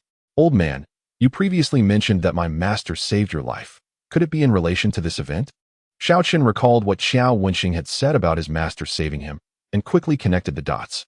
Indeed, Xiaochen, had I not encountered your master in my moment of death, I fear I would not have survived to this day, nor would there be a Qiao family in Hansheng. Qiao Wenxing's expression was filled with emotion, his words steeped in gratitude. After being saved by your master, I journeyed to Hansheng, married, and raised a family, building the Qiao family from scratch through my own efforts. Father, grandfather. Upon hearing Qiao Wenxing's tale, both Qiao Xuanning and Qiao Zhenhai felt tears welling in their eyes, astonished by the depth of their family's history. Alas, these past events were ones I had resolved never to revisit. All I wished was for our family to live peacefully in Hansheng. Yet today, as turmoil has arisen. Qiao Wenxing sighed, his expression now tinged with concern. The reason I have concealed my identity as a martial artist is that I fear the Qiao family from the capital might trace their way to Hansheng and eradicate us to settle the score.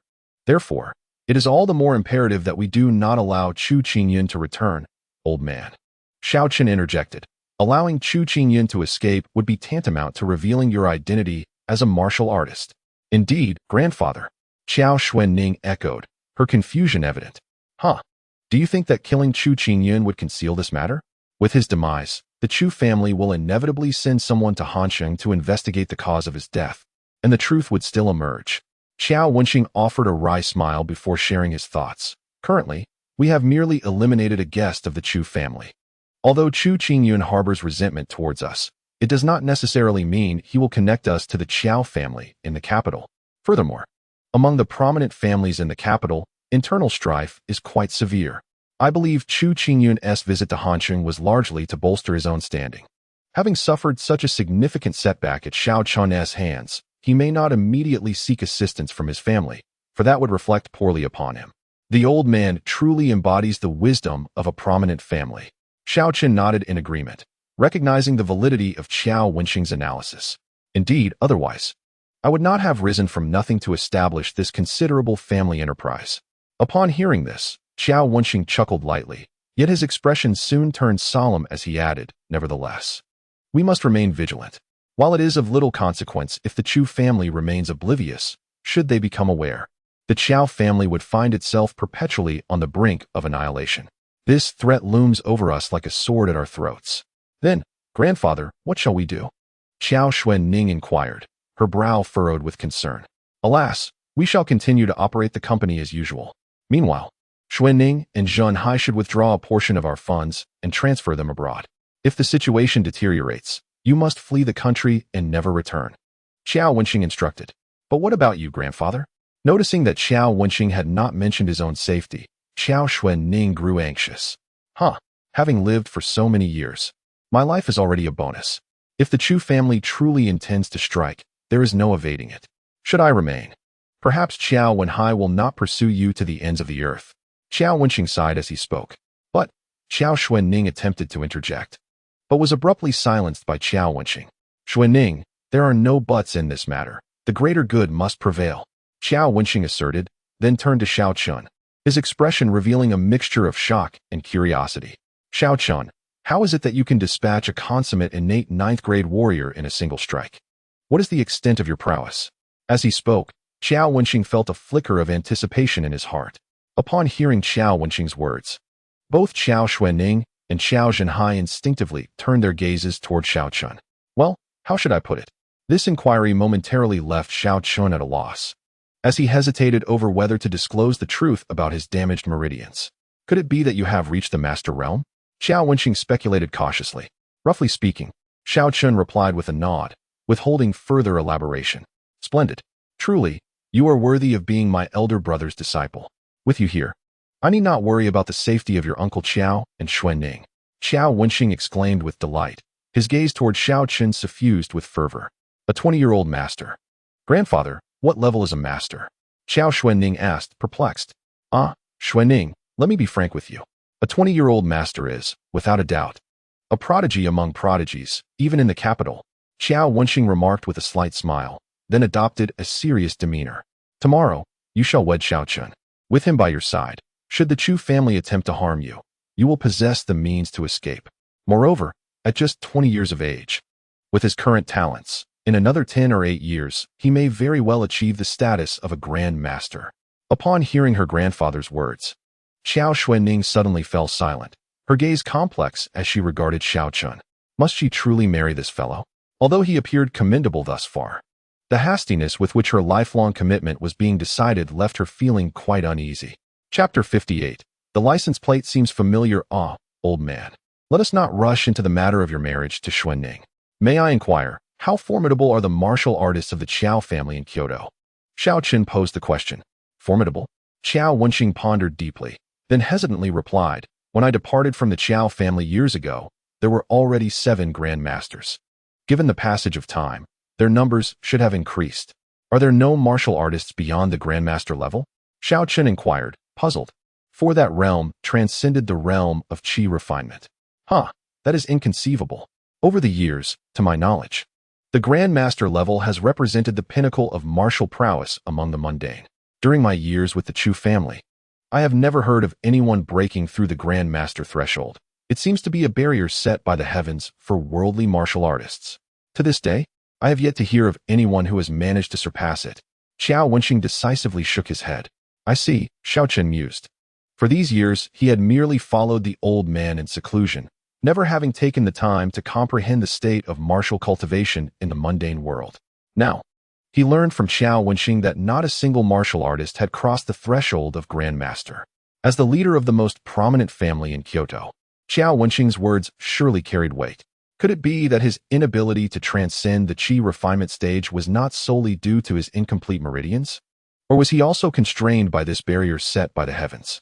Never mind, I shall focus on repairing my meridians first, and contemplate the possibility of transcending the Qi refinement stage later.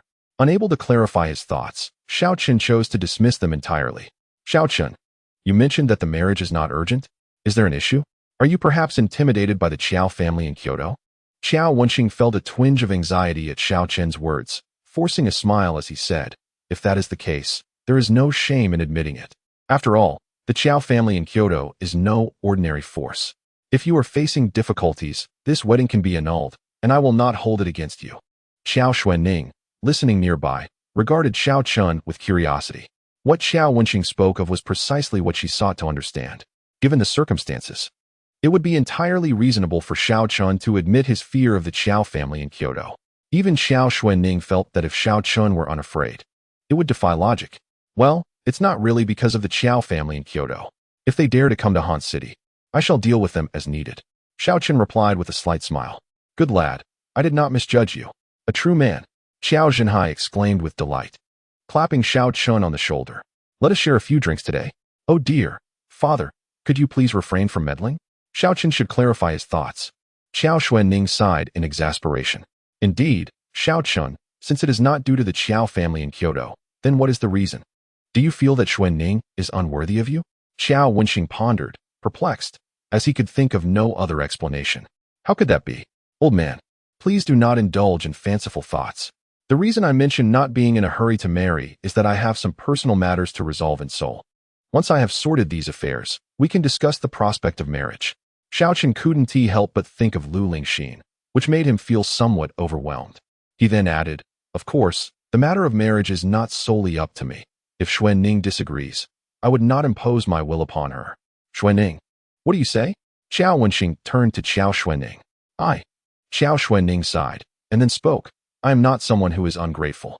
During this period, I will make an effort to spend more time with Xiaochun and enhance our understanding of each other.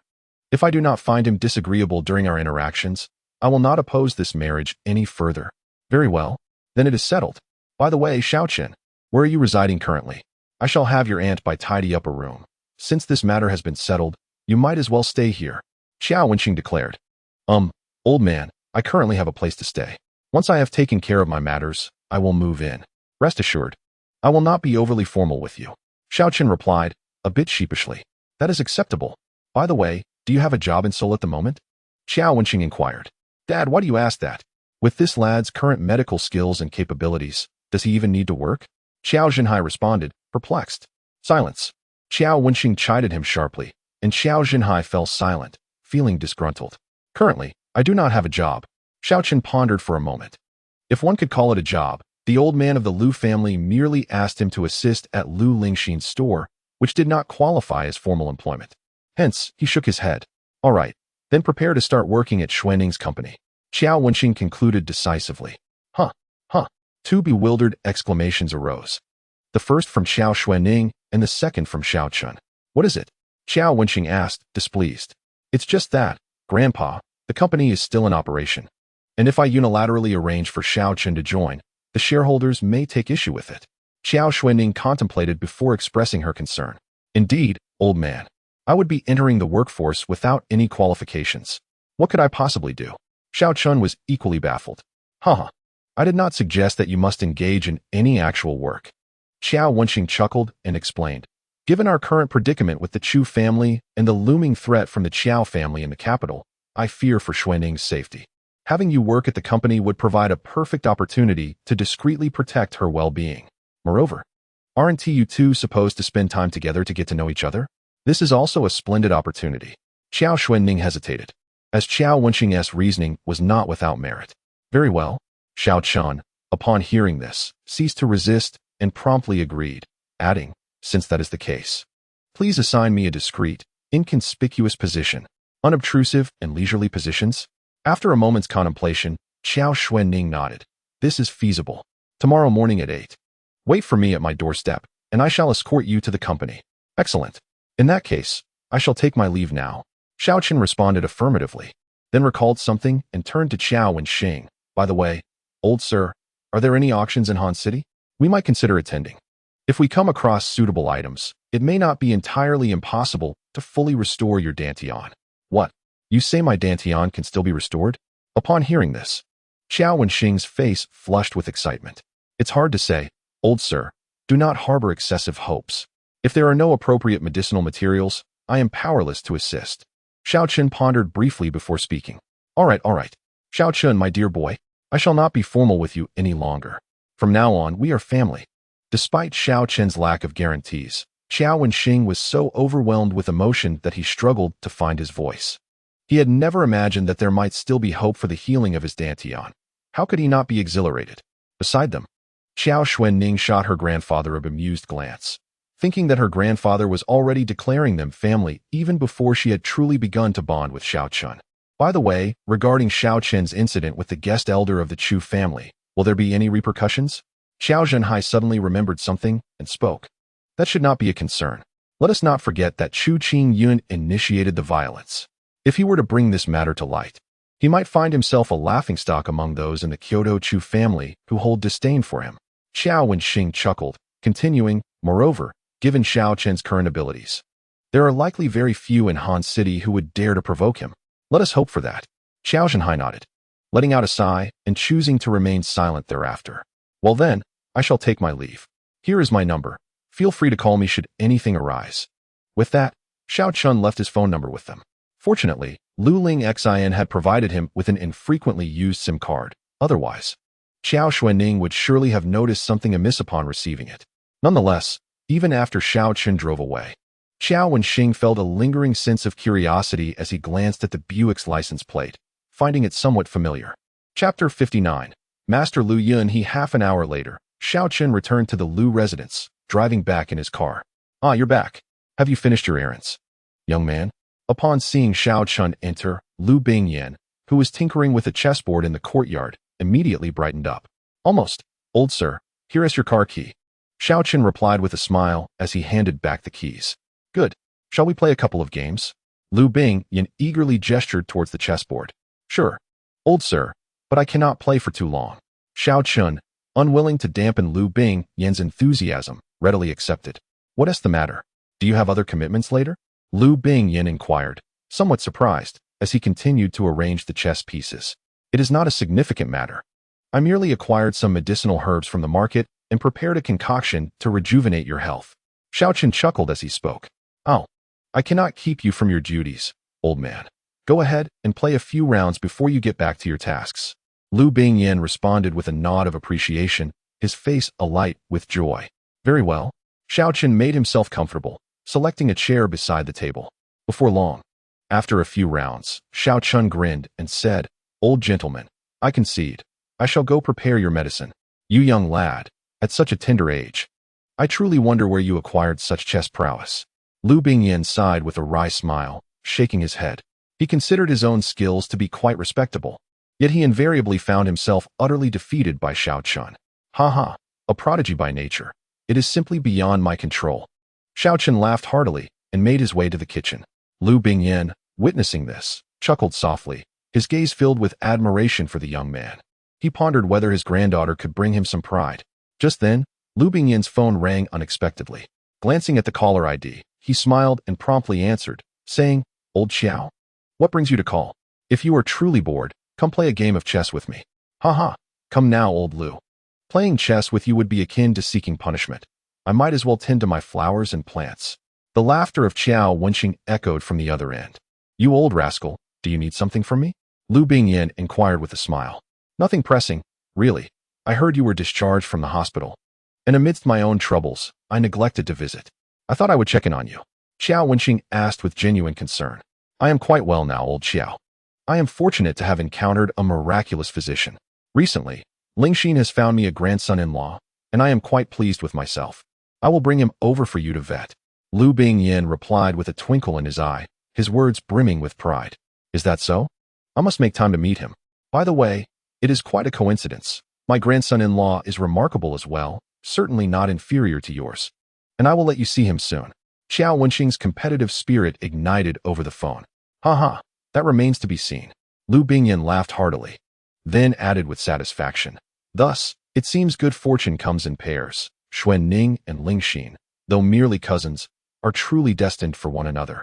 Not only do they resemble each other, but they also choose their partners at the same time. Indeed.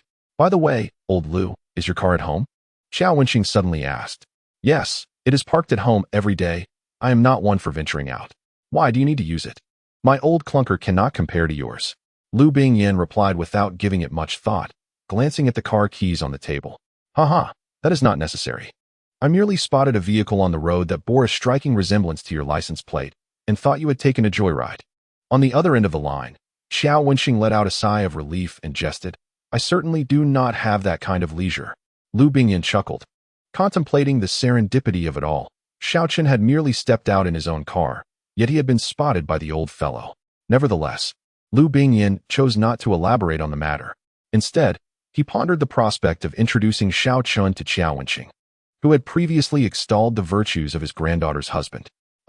It would be splendid to bring Xiaochen along, allowing the old man to witness what true youthful talent looks like. After exchanging a few more pleasantries, they mutually concluded the call. Meanwhile, in the kitchen, Xiaochen was diligently adding medicinal herbs to the simmering clay pot while monitoring the heat. Yet, amidst his tasks, a sense of unease stirred within him. The spiritual bloodwood and century-old fire ginseng he held could not be absorbed directly. However, if concocted into a medicinal broth, he could absorb a mere 30% of its efficacy. In contrast, should he refine these precious herbs into pills, their potency could reach at least 60%, potentially unleashing their full effects. Years prior, Xiaochen had reached a bottleneck in his cultivation, unable to break through, which led him to devote most of his energy to alchemy. His talent in alchemy was no less remarkable than his prowess in martial arts, while the latter faced restrictions. His insights and understanding in alchemy flourished purely through innate ability. Thus, crafting pills was second nature to him. Yet, to do so, he required an alchemical furnace. If he could transcend the qi refinement stage, he might even dispense with the furnace altogether. Currently, he had a 70% chance of producing pills without one, though the quality would undoubtedly suffer. Therefore, it was prudent to seek a suitable furnace. But where to find such a thing? It could not be just any furnace. It had to possess age and be nourished by the essence of heaven and earth. Just as he was at a loss, a sudden spark of inspiration struck him, and he slapped his thigh in realization. Of course, the Taoist temple. Some of the larger temples had been in existence for countless years, and their alchemical furnaces would certainly suffice. He resolved to seek out the nearby temple at the earliest opportunity to see if they had a suitable furnace. With his mind set, a weight lifted from Xiaochen's heart. Meanwhile, in the only five-star hotel in Han City, Chu Qingyun was shattering items in his room in a fit of rage. The young master doctor has arrived. At that moment, a beautifully dressed woman entered, visibly trembling. Her name was Su Ting, a high-achieving finance student from a university in Kyoto, recruited by the Chu family and subsequently brought into the company by Chu Qingyun. This trip was twofold: to manage the family's interests in Han City and to fulfill some of Chu Qingyun's occasional peculiar demands. However, witnessing his fury made Su Ting hesitant to approach. Let him wait. Chu Qingyun spoke indistinctly, then retrieved his phone, gazing at a particular number with an increasingly resentful expression. This number belonged to Li Qi's senior, a man named Lu Yunhe. According to Li Qi, Lu Yunhe had secluded himself for 3 years and successfully ascended to the Master Realm 2 years prior. Before arriving in Han City, Li Qi had introduced Lu Yunhe to Chu Qingyun, and the three had dined together. However, Lu Yunhe was reluctant to be bound by the constraints of a prominent family, thus politely declining Chu Qingyun's overtures. Nonetheless, as Li Qi had mentioned, while Lu Yunhe was not avaricious, he possessed a notorious penchant for sensual pursuits. Contemplating this, Chu Qingyun snapped a photograph of Su Ting beside him and sent it to Lu Yunhe, accompanied by a message. "Come to Han City, I'll introduce you soon." A reply from Lu Yunhe arrived, succinctly stating, "Send the location." Chapter 60. Zhao Nangong. 2 hours later, at the entrance of the Zhao family estate in Han City, Chu Qingyun, his face thickly coated with concealer, alighted from the vehicle.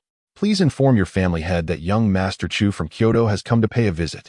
Su Ting, though appearing demure before Chu Qingyun, exuded an air of superiority in front of others.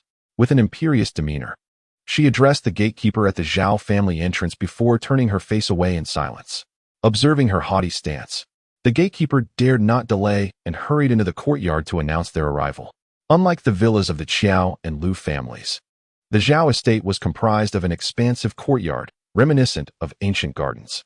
After the gatekeeper's announcement, Zhao Nangong, the head of the Zhao family, promptly emerged.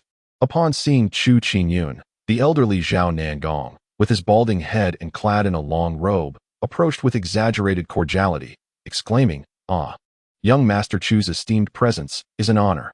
Please forgive our humble welcome." However, upon noticing the heavy layer of makeup on Chu Qingyun's face, Zhao Nangong felt a wave of discomfort, inwardly questioning the appropriateness of such an appearance for a grown man. Yet, as he drew closer, Zhao Nangong perceived something amiss. Chu Qingyun's face appeared somewhat swollen. Despite sensing the discrepancy, Zhao Nangong refrained from voicing his thoughts and cautiously inquired, "Young Master Chu, what brings you to my Zhao family?" Indeed, an important matter required discussion with the family head, one that bore significance for the future development of the Zhao family. Chu Qingyun forced a strained smile, his expression grim, and began to speak. Meanwhile, Zhao Nangong, who had been surreptitiously observing Su Ting, immediately sensed a shift in the atmosphere. Although he was unaware of Chu Qingyun's true intentions, the matter at hand pertained to the Zhao family's prospects, and as the family head, he could not afford to be negligent. Thus, he promptly responded, "Young Master Chu, please, let us discuss this in detail at my home." After which, Zhao Nangong respectfully ushered Chu Qingyun inside and summoned all the notable members of the Zhao family to the hall to accompany them. After all, the name of the Chu family from Kyoto still held considerable weight in Han City. Once all the prominent members of the Zhao family had gathered, Zhao Nangong personally prepared a cup of tea for Chu Qingyun, handing it over with a face full of confusion. "Earlier, you mentioned that there is a matter of great importance to discuss, one that pertains to the future of my Zhao family. Might I inquire what this matter is?" Upon hearing Zhao Nangong's words, the influential figures within the Zhao family exchanged glances, their expressions shifting, for this was no trivial matter. Moreover, the individual in question was none other than the young master of the Chu family from the capital, which warranted utmost respect. Consequently, they instinctively turned their gazes towards Chu Qingyun. Observing their reactions, Chu Qingyun took a sip of tea before breaking into a light smile and addressing Zhao Nangong. "Master Zhao, if I may speak candidly, I wonder when you anticipate breaking through to the Master Realm?" This unexpected inquiry left Zhao Nangong momentarily speechless. A naturally suspicious man, he felt uncertain about how to respond to Chu Qingyun's question. Given the sensitivity of the topic and his lack of clarity regarding Chu Qingyun's intentions, Zhao Nangong found himself in a quandary. Chu Qingyun was well aware of Zhao Nangong's concerns. To put it plainly, the timeline for Zhao Nangong's advancement to the Master Realm was intrinsically linked to the Zhao family's standing in Hanqing. For instance, if Zhao Nangong claimed he could achieve this in 10 years, and news reached Su Wentian, the head of the Su family, who then declared he could do so in 5, the various factions in Hanqing would surely gravitate towards the Su family. Thus, this topic was indeed a challenging one for Zhao Nangong to address. Understanding this, Chu Qingyun continued with a gentle smile. There is no need for you to fret. Master Zhao, I harbor no ulterior motives. I merely seek your honest response. The Chu family possesses numerous grandmasters. If I had other intentions, I certainly would not go to such lengths to elicit your thoughts. Realizing the sincerity in Chu Qingyun's words, Zhao Nangong pondered for a moment before resolutely stating, to be candid, based on my current feelings, I believe I can break through to the Master Realm within 7 years. What? 7 years? Is that truly so, Master? The members of the Zhao family erupted with joy upon hearing Zhao Nangong's declaration. 7 years may seem a long time, yet Hanqing had not witnessed a master-level figure in years. Even the previous heads of the Zhao family had only reached the 9th rank of innate talent, never having breached the Master Realm. The same held true for the Su family, which was equally renowned. Over the years, they had subconsciously reached a consensus that the 9th rank was the pinnacle of their respective powers. Now, with Zhao Nangong proclaiming that he could ascend to the Master Realm within 7 years, how could they not rejoice? The Zhao and Su families had been at odds for years, their strengths nearly equal, leading to constant minor skirmishes without ever daring to sever ties completely. However, should either family produce a master-level powerhouse, the equilibrium would be irrevocably shattered. Both families understood that the first to cultivate a master would spell disaster for the other. 7 years. Merely 7 years for the esteemed head of the Zhao family, Zhao Nangong, to transcend into the Master Realm. At that moment, the Su family shall undoubtedly face a tempestuous retribution. Contemplating this, the influential figures of the Zhao family felt their hearts ablaze. Not to mention the Su family's immensely prosperous assets, the allure of their enchanting ladies alone could provide them with ample indulgence for an extended period. As they envisioned this day, they cast adoring glances at Zhao Nangong. Chapter 61. Assist you in breaking into the Master Realm in half a year. Feeling the adulation from his kin, Zhao Nangong was enveloped in a swell of pride. As the head of the Zhao family, he was on the verge of surpassing the highest achievements of his forebears and stepping into the Master Realm. His name would indubitably be etched in bold strokes within the family annals. Haha, head of Zhao, I initially intended to grant your family a fortuitous opportunity, but it appears your sincerity is lacking.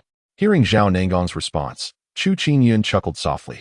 Upon hearing this, the Zhao family members were momentarily taken aback, their brows furrowing in confusion as they turned their gaze towards Chu Qingyun. What could this mean? Was their family head's declaration of breaking into the Master Realm within 7 years merely a ruse? Just as the crowd was engulfed in uncertainty, Zhao Nangong suddenly grasped the implications, a smile gracing his lips as he inquired, Chu, what do you mean by that? I am absolutely confident in achieving the Master Realm within 7 years. Zhao Nangong's assertion eased the tension in the hearts of the Zhao family, reigniting their fervor. What unwavering confidence! Their head was certainly not deceiving them. Observing their reaction, Chu Qingyun chuckled lightly. 7 years seems rather prolonged, does it not? With the prowess of the head of Zhao, transcending into the Master Realm should require far less time. After all, I am aware that your family possesses a precious item known as the mirror-breaking pill. With such assistance, I dare say you could attain the Master Realm in less than 2 years. What? The Master Realm within 2 years? Head, is what Chu says true? The Zhao family members nearly leaped from their seats, their excitement directed towards Zhao Nangong. Yet, Zhao Nangong's expression shifted slightly, casting a troubled look at Chu Qingyun as he questioned, Did you come here for the mirror-breaking pill? It was no wonder Zhao Nangong harbored concerns. The mirror-breaking pill was undoubtedly the most treasured possession of the Zhao family. Without it, his aspiration to break into the Master Realm would require at least a decade. Moreover, the head of the Su family, Su Wentian, possessed a talent that slightly surpassed his own.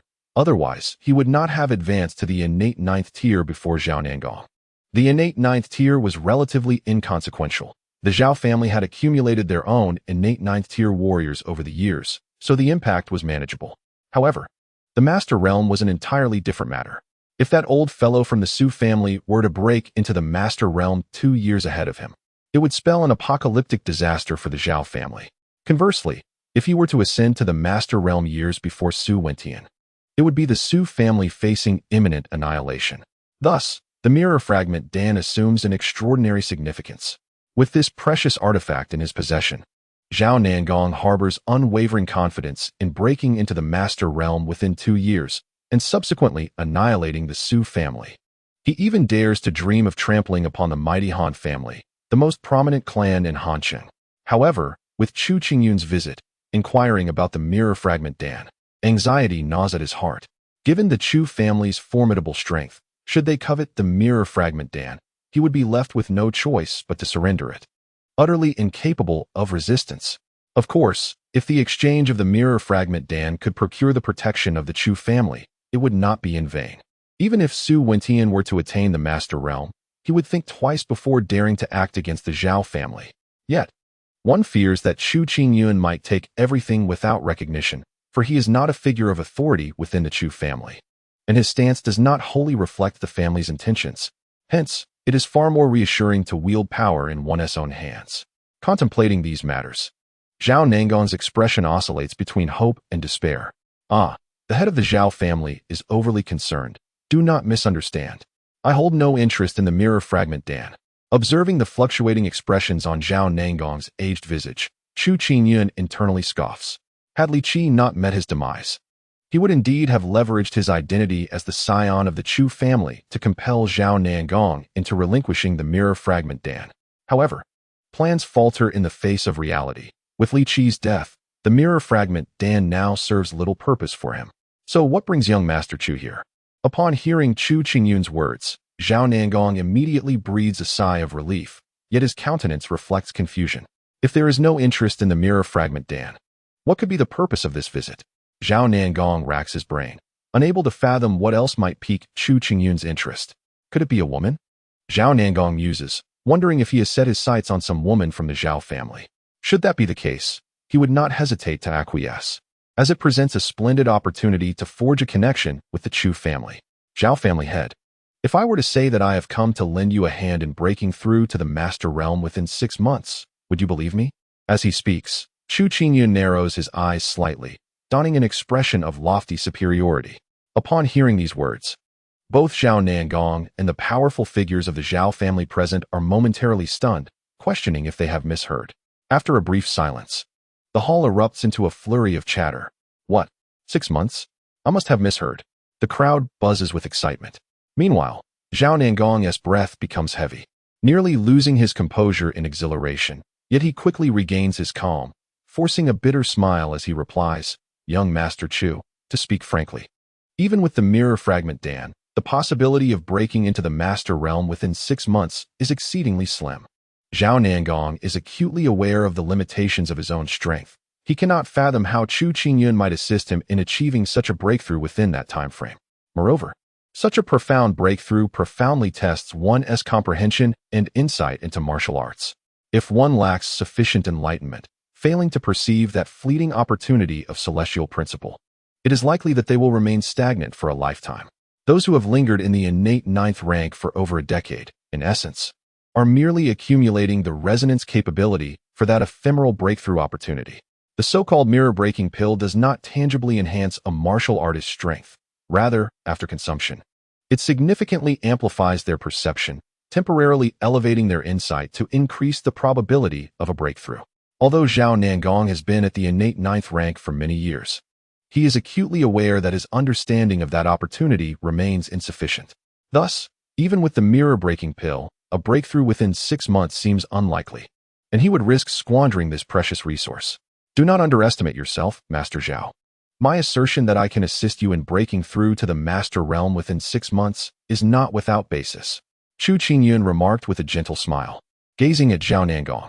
Is young Master Chu jesting? Zhao Nangong's expression tightened, and he hastily inquired, "Do you think I am joking?" Chu Qingyun teased, observing Zhao Nangong with a glint of mischief. "How do you intend to assist me?" Realizing the seriousness of Chu Qingyun's intent, Zhao Nangong's face flushed. and his breath quickened as he rose abruptly to pose his pressing question. If I were to bring a powerful master-level expert to guide you in seclusion and help you comprehend the celestial mysteries, coupled with the mirror-breaking pill, do you not think you would have a chance to break into the master realm within 6 months? Chu Qingyun narrowed his eyes, scrutinizing Zhao Nangong as he articulated each word with deliberation. Is young Master Chu speaking earnestly? Can you truly invite a master-level expert to aid me in my breakthrough? In his excitement, Zhao Nangong stammered. If he had a master-level expert to guide him, along with the assistance of the mirror-breaking pill, breaking through to the master realm within 6 months would not be impossible. Moreover, there would be at least a 70% chance. 6 months. How could this not excite Zhao Nangong? Tonight, you shall discern truth from illusion, Master Zhao. Chu Qingyun replied nonchalantly. However, he then recalled something and added, yet, this master-level expert is known for his roguish nature. While I can summon him, retaining him within your Zhao family may require some preparation. As he spoke, a sly smile adorned Chu Qingyun's lips. Zhao Nangong readily grasped the implication behind Chu Qingyun's words and promptly patted his chest, declaring, a daughter is all it takes. My Zhao family is not lacking in that regard. Should young Master Chu indeed assist me in breaking through to the master realm within 6 months, such a monumental favor would compel my Zhao family to repay you with utmost loyalty, regardless of the peril. As he expressed his intentions publicly, the onlookers from the Zhao family found no fault in his words. To have a master within their ranks in just 6 months, and a member of their own family at that, was indeed a favor of immense magnitude. As for the roguish master-level expert what nonsense about flirtation? Isn't it merely lust? The Zhao family has flourished for many years, and truly, they are not lacking in women. What is paramount is that as long as one member of the Zhao family breaks through to the master realm, they can subsequently guide those old fellows who have languished in the innate 9th grade for a lifetime. At that point, the Zhao family might even witness the emergence of a 2nd or 3rd master. Upon contemplating this, the members of the Qiao family nearly fainted from joy, eagerly echoing, indeed. Young Master Chu, as long as we can assist the family head in breaking into the master realm, the Qiao family shall spare no effort. Absolutely. In the future, our Qiao family will certainly reward you handsomely. Observing the Qiao family's keen understanding, Chu Qingyun nodded in satisfaction. I ask for no recompense from you. Merely assist me in eliminating a few individuals when the time comes. Of course, the thorn in your side, the Su family, is among them, Chu Qingyun remarked. He bore no deep-seated hatred towards the Su family, yet the thought of that little wretch from the Su family being close to Xiaochun made her demise seem justifiable. Additionally, implicating the Su family would garner the Zhao family's approval. The Su family? Ha! Even without your mention, we would have flattened them.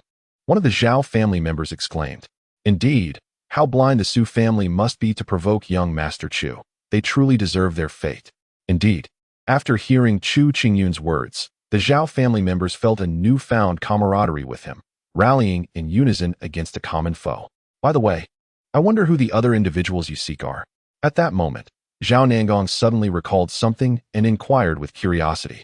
He was eager to learn about those whom Chu Qingyun held such disdain for. Just some insignificant characters. Chu Qingyun gritted his teeth and subsequently named Qiao Wenxing and Xiaochun among others. What? Young Master Chu, are you saying that Qiao Wenxing from the Qiao family is a concealed martial artist and possesses the strength of the innate 9th grade? That is impossible. Zhao Nangong and the Zhao family members could scarcely believe their ears. After having dominated Han City for so many years, how could they have been unaware of another innate 9th grade martial artist lurking within? Such a revelation was hard for the Zhao family, who prided themselves on their martial lineage, to accept. How can it be impossible? Chu Qingyun coldly scoffed, his expression filled with resentment. Otherwise, how do you think I acquired the scars on my face? Seeing Chu Qingyun's demeanor, the Zhao family fell silent, lost in contemplation. Noting their reaction, Chu Qingyun continued coldly.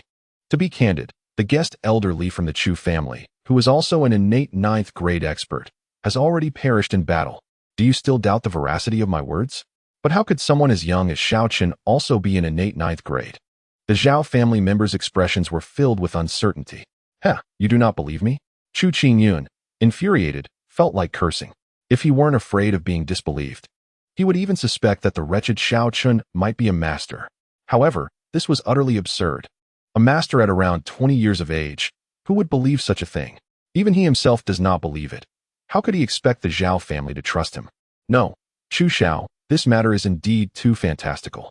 Achieving the innate 9th rank at around 20 years of age, what kind of prodigy is this? Zhao Nangong's expression was bitter as he spoke.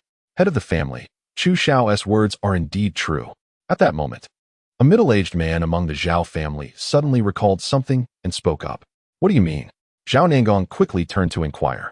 Just now, when Chu Xiao mentioned Xiao Chun, it reminded me that early this morning, my cousin's daughter, Zhao Qian, came to report, saying she was bullied last night at Chun Yuhua's bar, and the perpetrator was none other than Xiao Chun.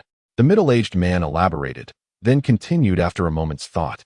Moreover, this individual even severed my Zhao family disciple Wang Hui's arms. Most importantly, he defeated the innate 2nd rank Chun Yuhua with a single move. Is this child's talent truly so terrifying? Zhao Nangong's expression darkened, and he quickly grasped the stakes involved. He coldly stated, since this child has made an enemy of our Zhao family, we must eliminate him sooner rather than later. Otherwise, he will become a significant threat in the future. Indeed, the head of the Zhao family is a wise man. Furthermore, allow me to share another piece of information. Upon hearing Zhao Nangong's words, Chu Qingyun finally revealed a satisfied smile. Oh, what news does Chu Xiao have? Zhao Nangong felt a shift in his heart and asked. This fellow named Xiao Chun seems to be quite close to Su family's Su Lanlan. Chu Qingyun stated nonchalantly. What? Zhao Nangong was taken aback, his already grim expression darkening further. Yes, head of the family, according to my niece Xiao Qian, this boy was indeed invited by Su Lanlan of the Su family. The middle-aged man confirmed the accuracy of Chu Qingyun's information. Humph, if that is the case, this child must be eliminated even sooner. Zhao Nangong's gaze became intensely grave. With each increment in the Su family's strength, the Zhao family would face greater peril. He would not allow such a situation to unfold. He thus, head of the Zhao family, in a certain sense, our objectives are aligned. After hearing Zhao Nangong's words, Chu Qingyun realized his mission had been accomplished. Moreover, with Li Qi deceased, and Lu Yunhe as Li Qi's senior brother, it was impossible he would not react upon learning of Li Qi's murder. By then, with Lu Yunhe and Zhao Nangong, 2 Master Realm powerhouses, they would ensure that Xiao Chun, this scoundrel, would meet his demise. Chapter 63. The Arrival of Lu Yunhe. All right. Chu Xiao, our Zhao family will heed your counsel. As long as you can assist me in achieving the Master Realm within 6 months, I shall join forces with you to eradicate this child and level the Su family. After contemplating Chu Qingyun's words, Zhao Nangong gritted his teeth and spoke. That would be for the best, head of the Zhao family. I shall await your good news. Although he had long been aware that the purpose of his endeavor had been achieved, the moment he saw Zhao Nangong explicitly express his stance, a faint smile involuntarily graced Chu Qingyun's lips. Ah, Master Chu. Zhao Nangong suddenly seemed to recall something, his expression turning somewhat troubled. Yet he ultimately posed the question, might I inquire when the esteemed master you mentioned will be available for us to meet? It was no wonder Zhao Nangong felt anxious. After all, he had yet to lay eyes on this master. And what if Chu Qingyun were merely deceiving him? Without an audience with this master, how could he hope to receive guidance, let alone aspire to step into the realm of mastery within half a year? No later than tonight. Chu Qingyun declared with confidence, for he knew that since Lu Yunhe was exceedingly fond of beauty, upon seeing Su Ting's photograph, he would undoubtedly rush over to indulge in the allure of the fair maiden. However, despite his words, Chu Qingyun hesitated momentarily before retrieving his phone to call Lu Yunhe. The call connected swiftly. Master Lu, may I ask where you are at the moment? Chu Qingyun inquired as soon as the connection was established. Master Chu, I shall arrive in Hansheng within an hour. I hope the woman in the photograph does not disappoint. Came Lu Yunhe's voice over the line. Rest assured, once Master Lu arrives, you shall not be left wanting. Hearing that Lu Yunhe would reach Hansheng in an hour filled Chu Qingyun with joy, causing him to straighten his posture considerably. After ending the call, he turned to Zhao Nangong with a triumphant smile, saying, So, Master Zhao, you can rest easy now. I must thank Master Chu for this. Zhao Nangong, possessing keen hearing, had naturally caught Lu Yunhe's words and felt a great weight lift from his heart, elated beyond measure. However, we need to consider the selection of someone to entertain Master Lu. Otherwise, it would be unfortunate if he were to lose interest. Chu Qingyun remarked with a smile. Understood. Zhao Nangong replied, then paused momentarily, turning to the middle-aged man from the Zhao family with a stern expression. Tonight, summon your niece Zhao Qian. The middle-aged man appeared somewhat hesitant. What? This young girl can entertain outsiders, yet is unwilling to serve a master? Do not think I am oblivious to her indiscretions.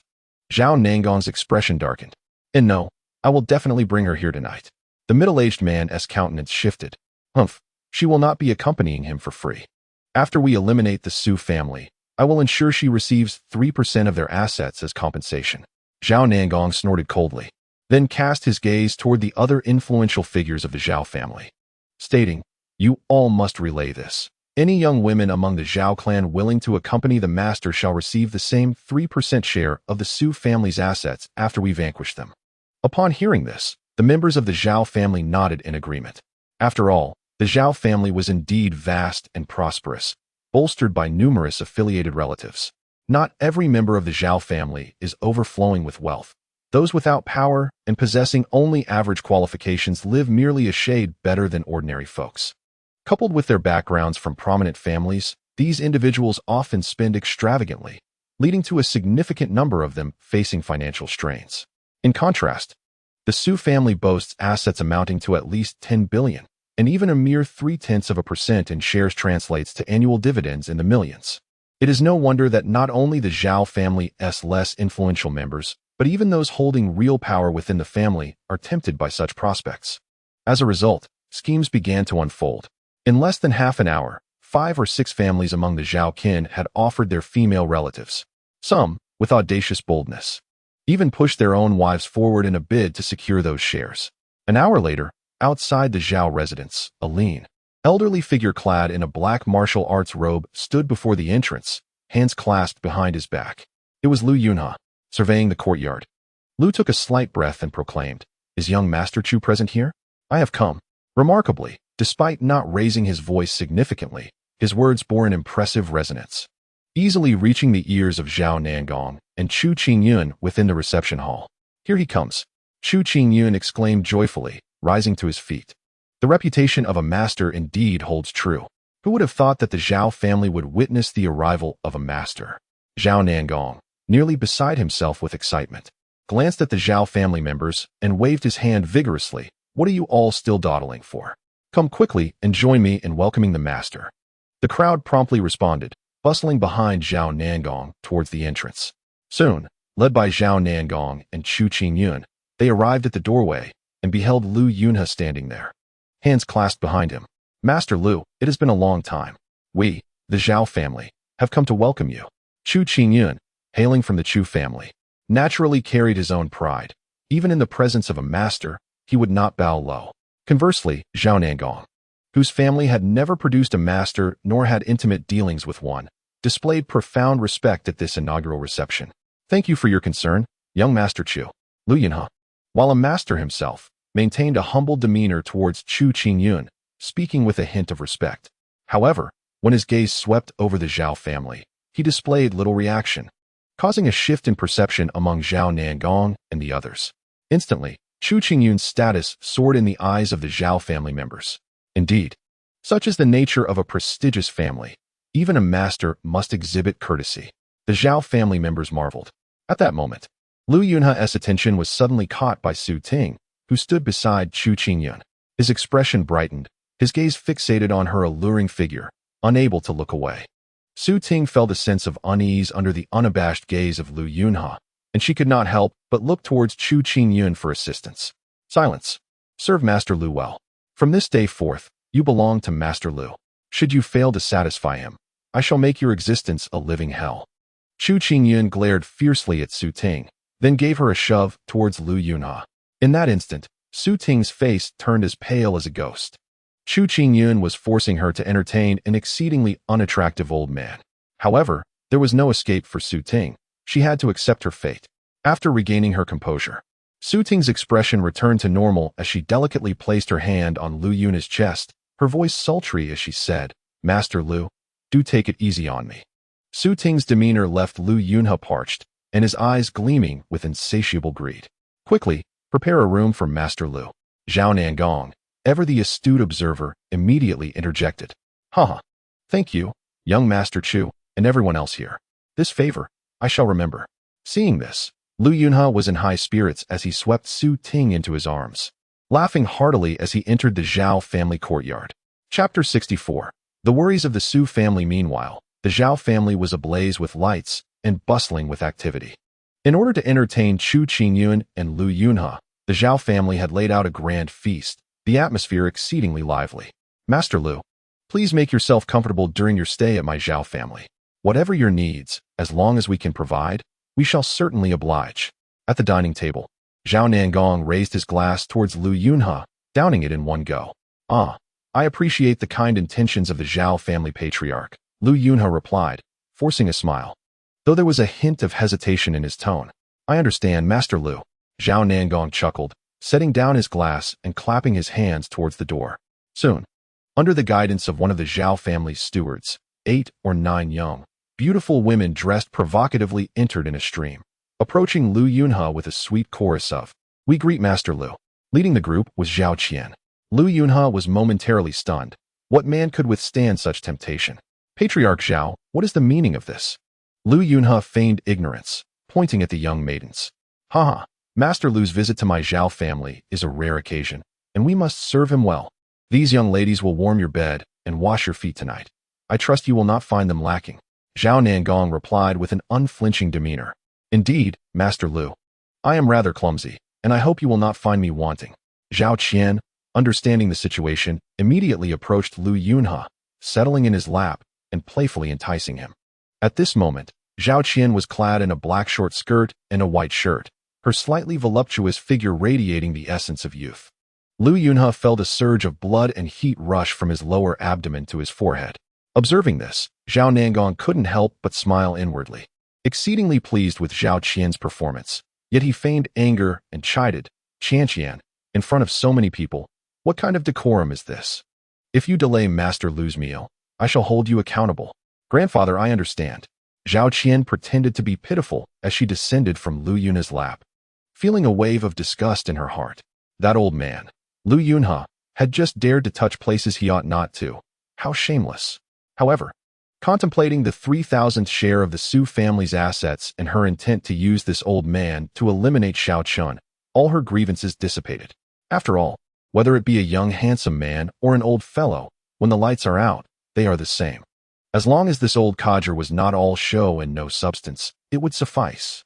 Humph, Su Lanfan, you vile creature, once the Zhao family eradicates the Su family, I shall relish making you kneel at my feet, enduring humiliation. With such thoughts, Zhao Qian felt a flicker of anticipation arise within her. Ah, no trouble at all. No trouble at all. The head of the Zhao family is gracious. Lu Yunhe, upon seeing Zhao Qian rise from his embrace, gritted his teeth reluctantly and remarked, since the head of the Zhao family is so kind, I shall take residence in the Zhao manor. Should you have any questions regarding your cultivation, feel free to ask me. Really? Oh, I am immensely grateful, Master Lu. Zhao Nangong replied, his heart brimming with elation. The head of the Zhao family is too courteous.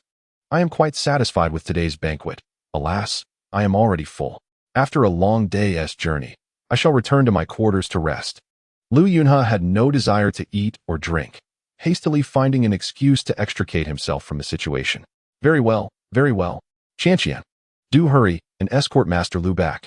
Zhao Nangong wore a beaming smile, yet inwardly he cursed Lu Yunhe, thinking, this old lecher.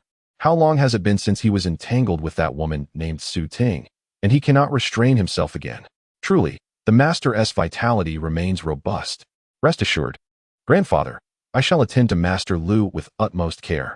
Zhao Qian forced a sweet smile, then stepped closer to Lu Yunhe, her body brushing against his shoulder as she sweetly said, Master Lu, you seem a bit tipsy. Let me assist you back to your room. As the faint scent of her perfume wafted towards him, Lu Yunhe felt a stirring within, quickly responding, deliberately pressing his forehead. Ah, my tolerance for alcohol is indeed lacking. I must trouble you, dear lady. Soon, with Zhao Qian's support, Lu Yunhe made his way towards the room prepared for him by Zhao Nangong. His thoughts ignited by the image of the mature woman, Su Ting, still asleep in the bed, a remnant of their earlier entanglement. This night was destined to be one of wakefulness. After the two departed, Chu Qingyun, who had been silently observing the scene at the dining table, finally revealed a smile that was both ambiguous and intriguing. Master Qiao, you've done well. It's getting late. I must take my leave. Zhao Nangong, fully aware of the dissatisfaction concealed within Chu Qingyun's words, chuckled and leaned closer, gesturing toward the young women remaining at the table. That won't do. It's not every day that young Master Chu graces us with his presence.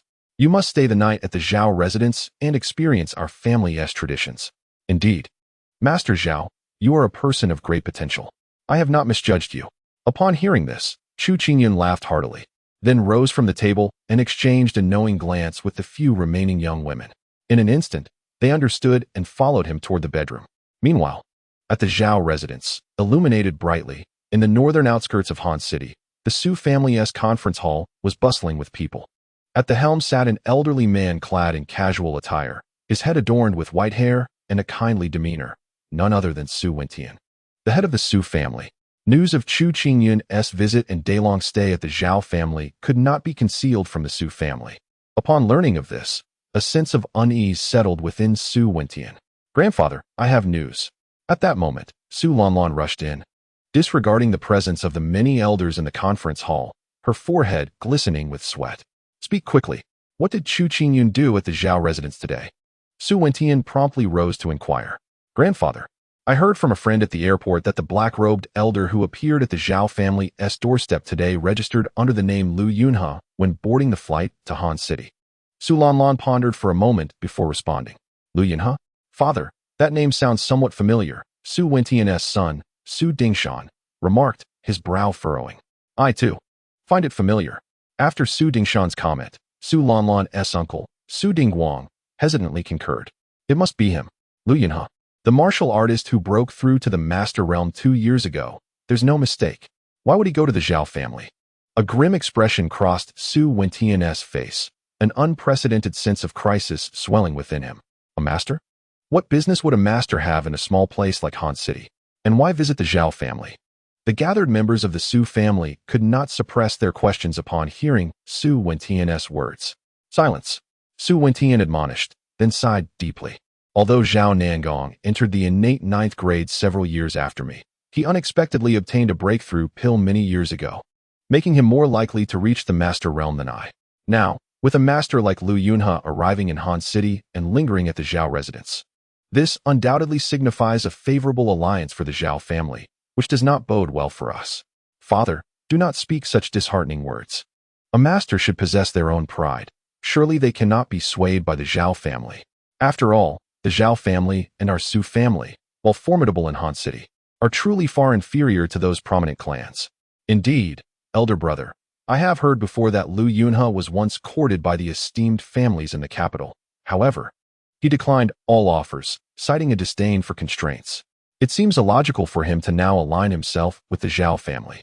Su Dingshan and Su Dingguang expressed their views. And upon hearing their analyses, the members of the Su family present could not help but nod in agreement, for their reasoning was quite sound. Indeed, Dingshan and Dingguang, your assessments are astute, but Su Wentian also nodded in agreement, though his words betrayed an underlying concern as he furrowed his brow and sighed. What if the Zhao family were to extend an offer, and with Chu Qingyun mediating? Lu Yunhe might guide Zhao Nangong in breaking through? Is that even possible? The crowd was taken aback, their expressions darkening. What is impossible? You may not know, but the innate 9th-tier expert from the Chu family, Li Qi, who accompanied Chu Qingyun this time, is Lu Yunhe's fellow disciple. With such a connection, and with a few flattering words from Chu Qingyun, such a scenario is not beyond reason. Su Wentian voiced his deepest fears. What should we do, father? If that is indeed the case, then Zhao Nangong may soon step into the realm of masters, and it would spell disaster for our Su family. Indeed. What can we do? Upon hearing Su Wentian's speculation, the crowd grew anxious. The current situation between the Su and Zhao families was clear to each of them. Either both families would remain without a master or both would rise to possess one. Otherwise, this delicate balance would inevitably be shattered, leading to one family facing annihilation. Head of the family, how long until you reach the Master Realm? One member of the Su family could not restrain their thoughts, as the resolution of their predicament hinged upon Su Wentian's ascension. I fear it will be at least 5 years. Su Wentian sighed, admitting that 5 years was perhaps overly optimistic, based on his current progress. He believed it would take no less than 8 years to even approach the threshold of mastery. Instantly, silence fell over the Su family's living room. They understood all too well what 5 years meant for them. The Qiao family, with their masters and the breakthrough pill, would not permit them to wait that long. By the way, I haven't seen Li Qi by Chu Qingyun's side today. What could be the reason? Jingcheng, go send someone to investigate. As the Su family grew quiet, Su Wentian suddenly recalled something, turning his gaze toward a young man in his 30s, wearing glasses. This individual was Su Dingguang's son and also the cousin of Su Lanlan. Despite his youth, he wielded significant power within the Su family and held an important position in Han City, marking him as a rare talent among the youth. Very well, grandfather. I just happened to have a friend at the Special Administration Bureau. The information regarding these foreign practitioners should not escape their notice. I will inquire immediately. Upon hearing this, Su Jingqing nodded earnestly and without hesitation turned to leave. Indeed, go ahead. Su Wentian nodded in response and then addressed the members of the Su family, saying, "This matter is still undecided. All of this is merely my conjecture. Everyone, return to your rest for now. And do not disclose this to the younger members of the Su family to avoid unnecessary complications." Understood. The crowd responded, their spirits somewhat eased as they nodded in agreement. Meanwhile, Su Lanlan's eyes darted about. Noticing that Su Wentian and her father were still deeply engrossed in thought, she swiftly turned and stealthily slipped into Su Wentian's study. There. She rummaged around and discreetly tucked a palm-sized wooden box into her embrace. "Grandfather, father, uncle, I too shall return to rest." After emerging from the study, Su Lanlan greeted the three with a hint of guilt. "Yes, go on, but do not wander outside aimlessly, especially as a young lady." Su Dingshan admonished her with a hint of irritation. "What is wrong with a young person wanting to stretch their legs? In your youth, I did not see you so obedient and well-behaved." Su Wentian shot a disapproving glare at Su Dingshan, who promptly fell silent, slightly disgruntled. "Haha, off you go. Your father, grandfather, and I have matters to discuss." Su Dingguang cheerfully interjected.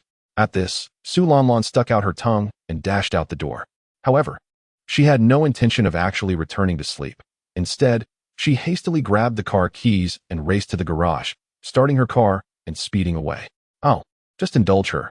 Hearing the roar of the engine, Su Dingshan sighed with a wry smile as he spoke to Su Wentian. "A bit of running around is fine. If the family appears normal, the rest of the clan will not panic." Su Wentian sighed, feeling at a loss regarding the hidden crisis looming over the Su family. On the spacious highway at night, Su Lanlan sped along in her red sports car. "Humph, that scoundrel. How dare he ignore my calls?" With one hand on the wheel and the other clutching her phone, she repeatedly dialed Xiao Chen's number, but each time, it went unanswered. Eventually, the situation grew worse. After just a few rings, the call was abruptly disconnected, accompanied by a message stating that the number was temporarily unreachable. Temporarily unreachable? This is clearly a case of someone hanging up after a few rings. After cursing Xiao Chun under her breath, Su Lanlan decided to pull over to the roadside. She then took out her phone and sent him a message. "You scoundrel, daring to ignore my calls. Are you planning to forfeit the 300-year-old snow lotus I promised you?" After sending the message, she intended to wait a little longer. But before she could even set her phone down, a reply from Xiao Chen came through. "Yes, where are you?" A few terse words nearly made Su Lanlan jump out of her skin. Indeed, this scoundrel was deliberately ignoring her calls. Chapter 66. A favor owed to the Su family that night, at the Lu family villa, after Xiao Chun and Lu Lingxin finished dinner and returned to their room. Xiao Chun received a call from Su Lanlan. However, he chose not to answer. It was not out of fear of angering Lu Lingxin, but rather because he held no fondness for Su Lanlan at present and intended to limit their interactions. Thus, when Su Lanlan called for the last time, he simply hung up and set his phone to vibrate. Yet, upon reading a message from Su Lanlan, Xiao Chen swiftly altered his decision. There was no escaping the allure of a 300-year-old ice mountain snow lotus. It was simply too tempting. "I'm heading out, brother Xiao Chun. Please send me the address, and I will bring it to you." On his phone, Su Lanlan sent another message. "There's no need. Just tell me a location, and I will come to collect it." Without a moment's hesitation, Xiao Chun dismissed Su Lanlan's proposal. What a ridiculous notion. If she were to show up at his door in the dead of night, how could he explain himself to both her and old Master Lu? "All right, there's a bar called Hong Yanqing at Sanhuan Chang'an Road. You may come here to pick it up." On the other end of the line, Su Lanlan acquiesced. Okay, I'll be there. With that, Xiao Chun grabbed his phone and called out to Lu Lingxin, who was in the bathroom. Little rich girl, I have something to attend to. I'll be back shortly. However, it seemed Lu Lingxin did not hear him due to the sound of the shower. Xiao Chun shrugged, having at least given her a heads up. As he descended the stairs, he spotted Lu Bingyin seated on the sofa, engrossed in the news. Old master, I need to borrow the car keys again. Xiao Chun was quite bold. Sure. Out for a late-night adventure, are we? Lu Bingyin had no intention of prying further and readily tossed the keys to Xiao Chun. Just going out to grab something. By the way, how are you feeling? Xiao Chun asked. Quite well. Your medicine really works wonders. Just look at me. Brimming with energy and unable to sleep.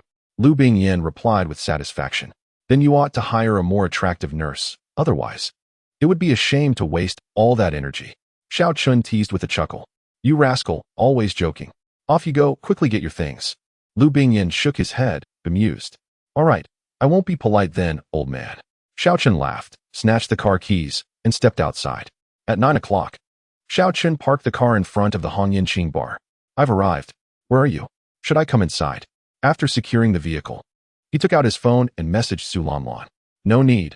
I'm right here in the car, the one with the hazard lights on. In no time, Su Lanlan replied. Upon witnessing the scene, Xiao Chun disembarked from his vehicle and soon spotted Su Lanlan's red sports car, its hazard lights flashing in the distance. Come on in, Su Lanlan beckoned, rolling down her window and gesturing towards the passenger seat. No, just hand it over to me. Xiao Chun replied without hesitation, wary that if he entered the car, she would whisk him away on another escapade. Hee, brother Xiao Chun, don't be so distant.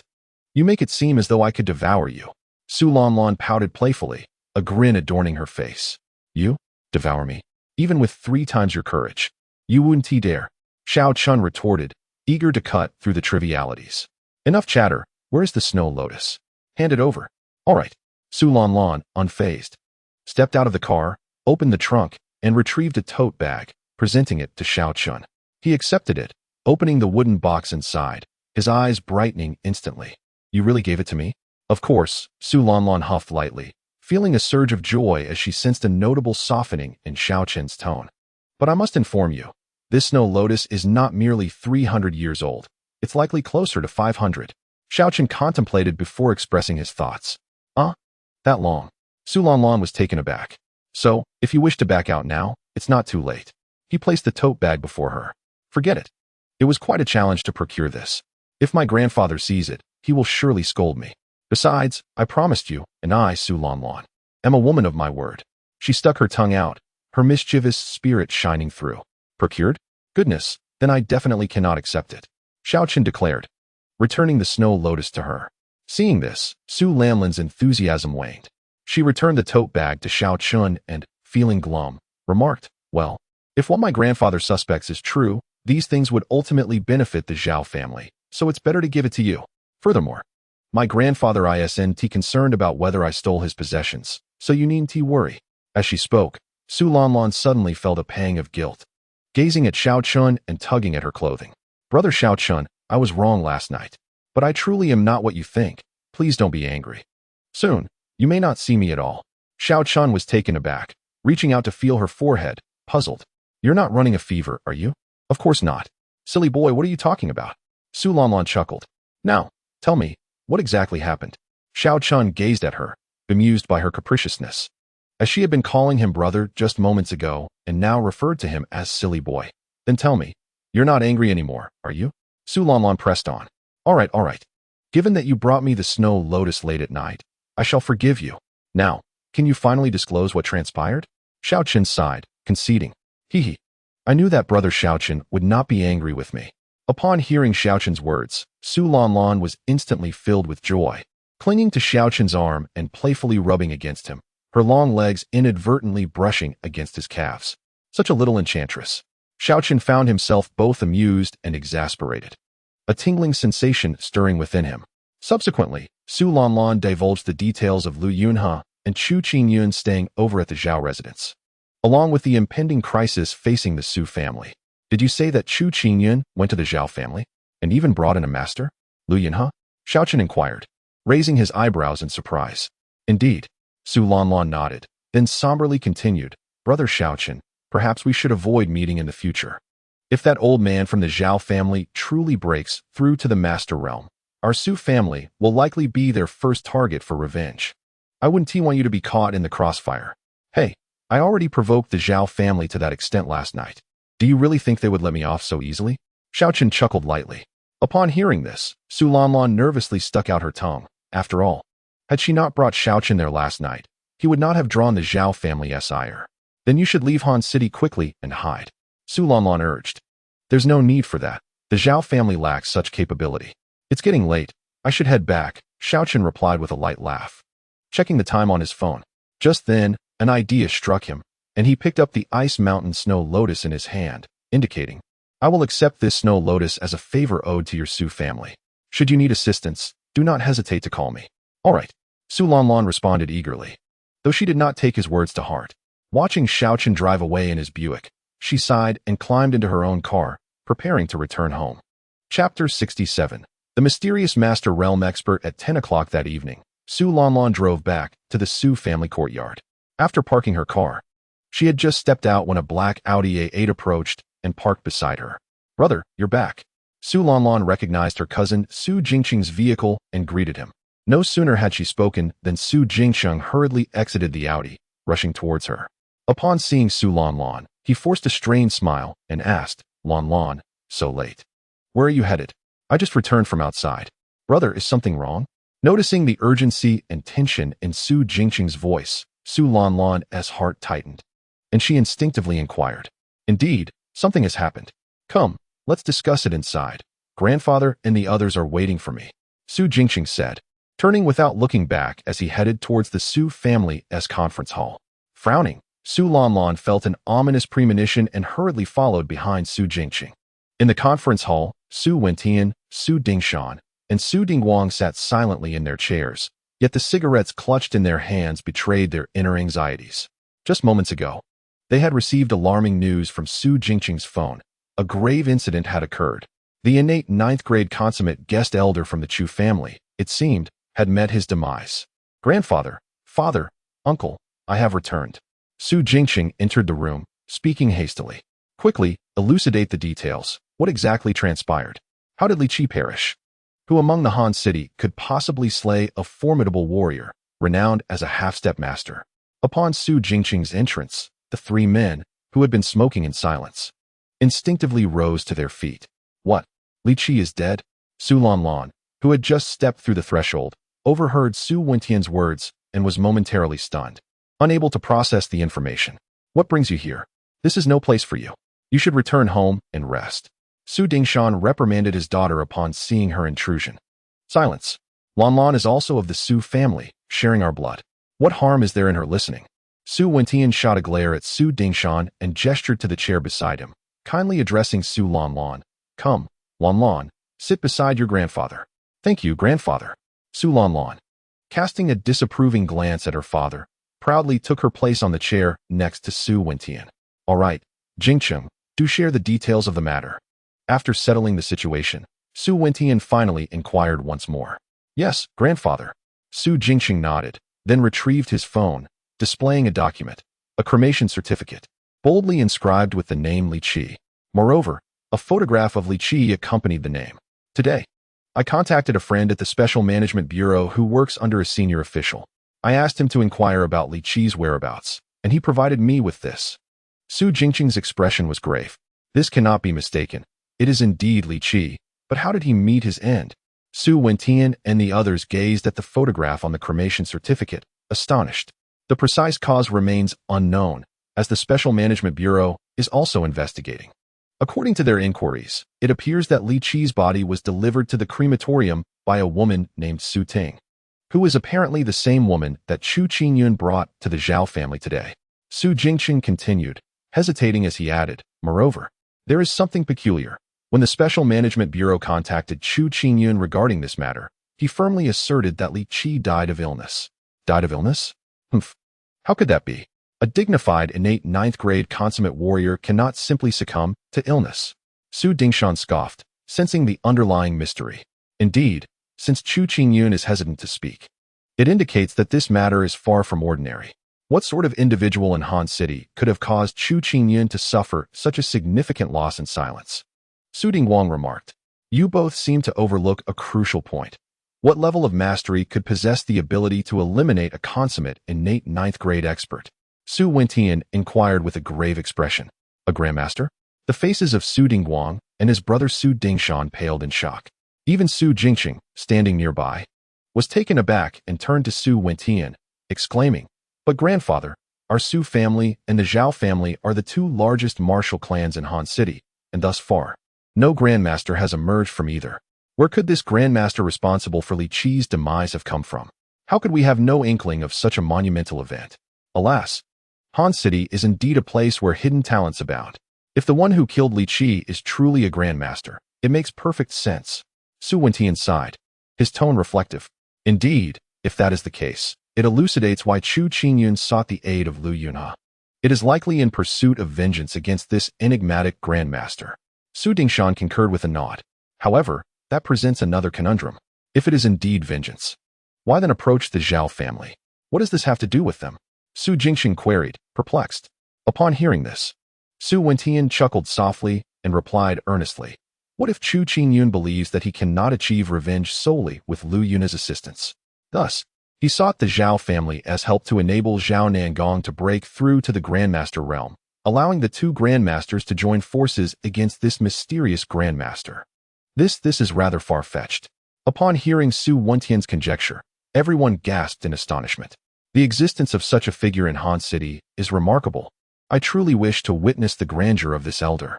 Su Jingqing murmured in admiration. Su Wentian's eyes suddenly sparkled at Su Jingqing's words. Grandfather, what is it? Su Jingqing, fearing he had misspoken, looked anxiously at Su Wentian.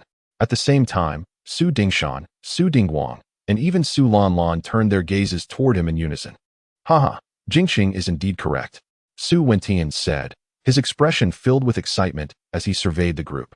Given that this mysterious grandmaster is an adversary of Chu Qingyun, and Chu Qingyun has allied with the Zhao family, it follows that the Zhao family must also be in opposition to this enigmatic grandmaster. Father, are you suggesting we seek out this mysterious grandmaster and forge an alliance with him for our Su family? Su Dingshan and Su Dingguang, both astute, quickly grasped the implication. Indeed, grandfather, you are brilliant. If we can locate this mysterious grandmaster and cultivate a relationship with him, given our shared adversary, he may not refuse to join forces with us. Thus, the current predicament would be effortlessly resolved. Su Jingqing replied, his face flushed with excitement as he voiced his thoughts. Chapter 68. Could it really be him? Indeed, the pressing matter at hand is to ascertain the identity of this enigmatic master of the realm. Su Wentian's expression was one of fervent excitement as he spoke, his palms continuously rubbing together in anticipation.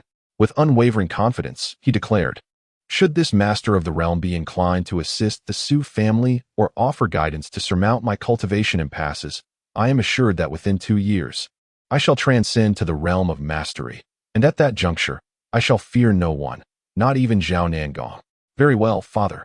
I shall immediately arrange for individuals to uncover the information regarding this mysterious master at all costs.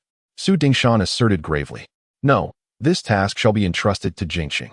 Such a formidable figure cannot be investigated without the Special Management Bureau's involvement.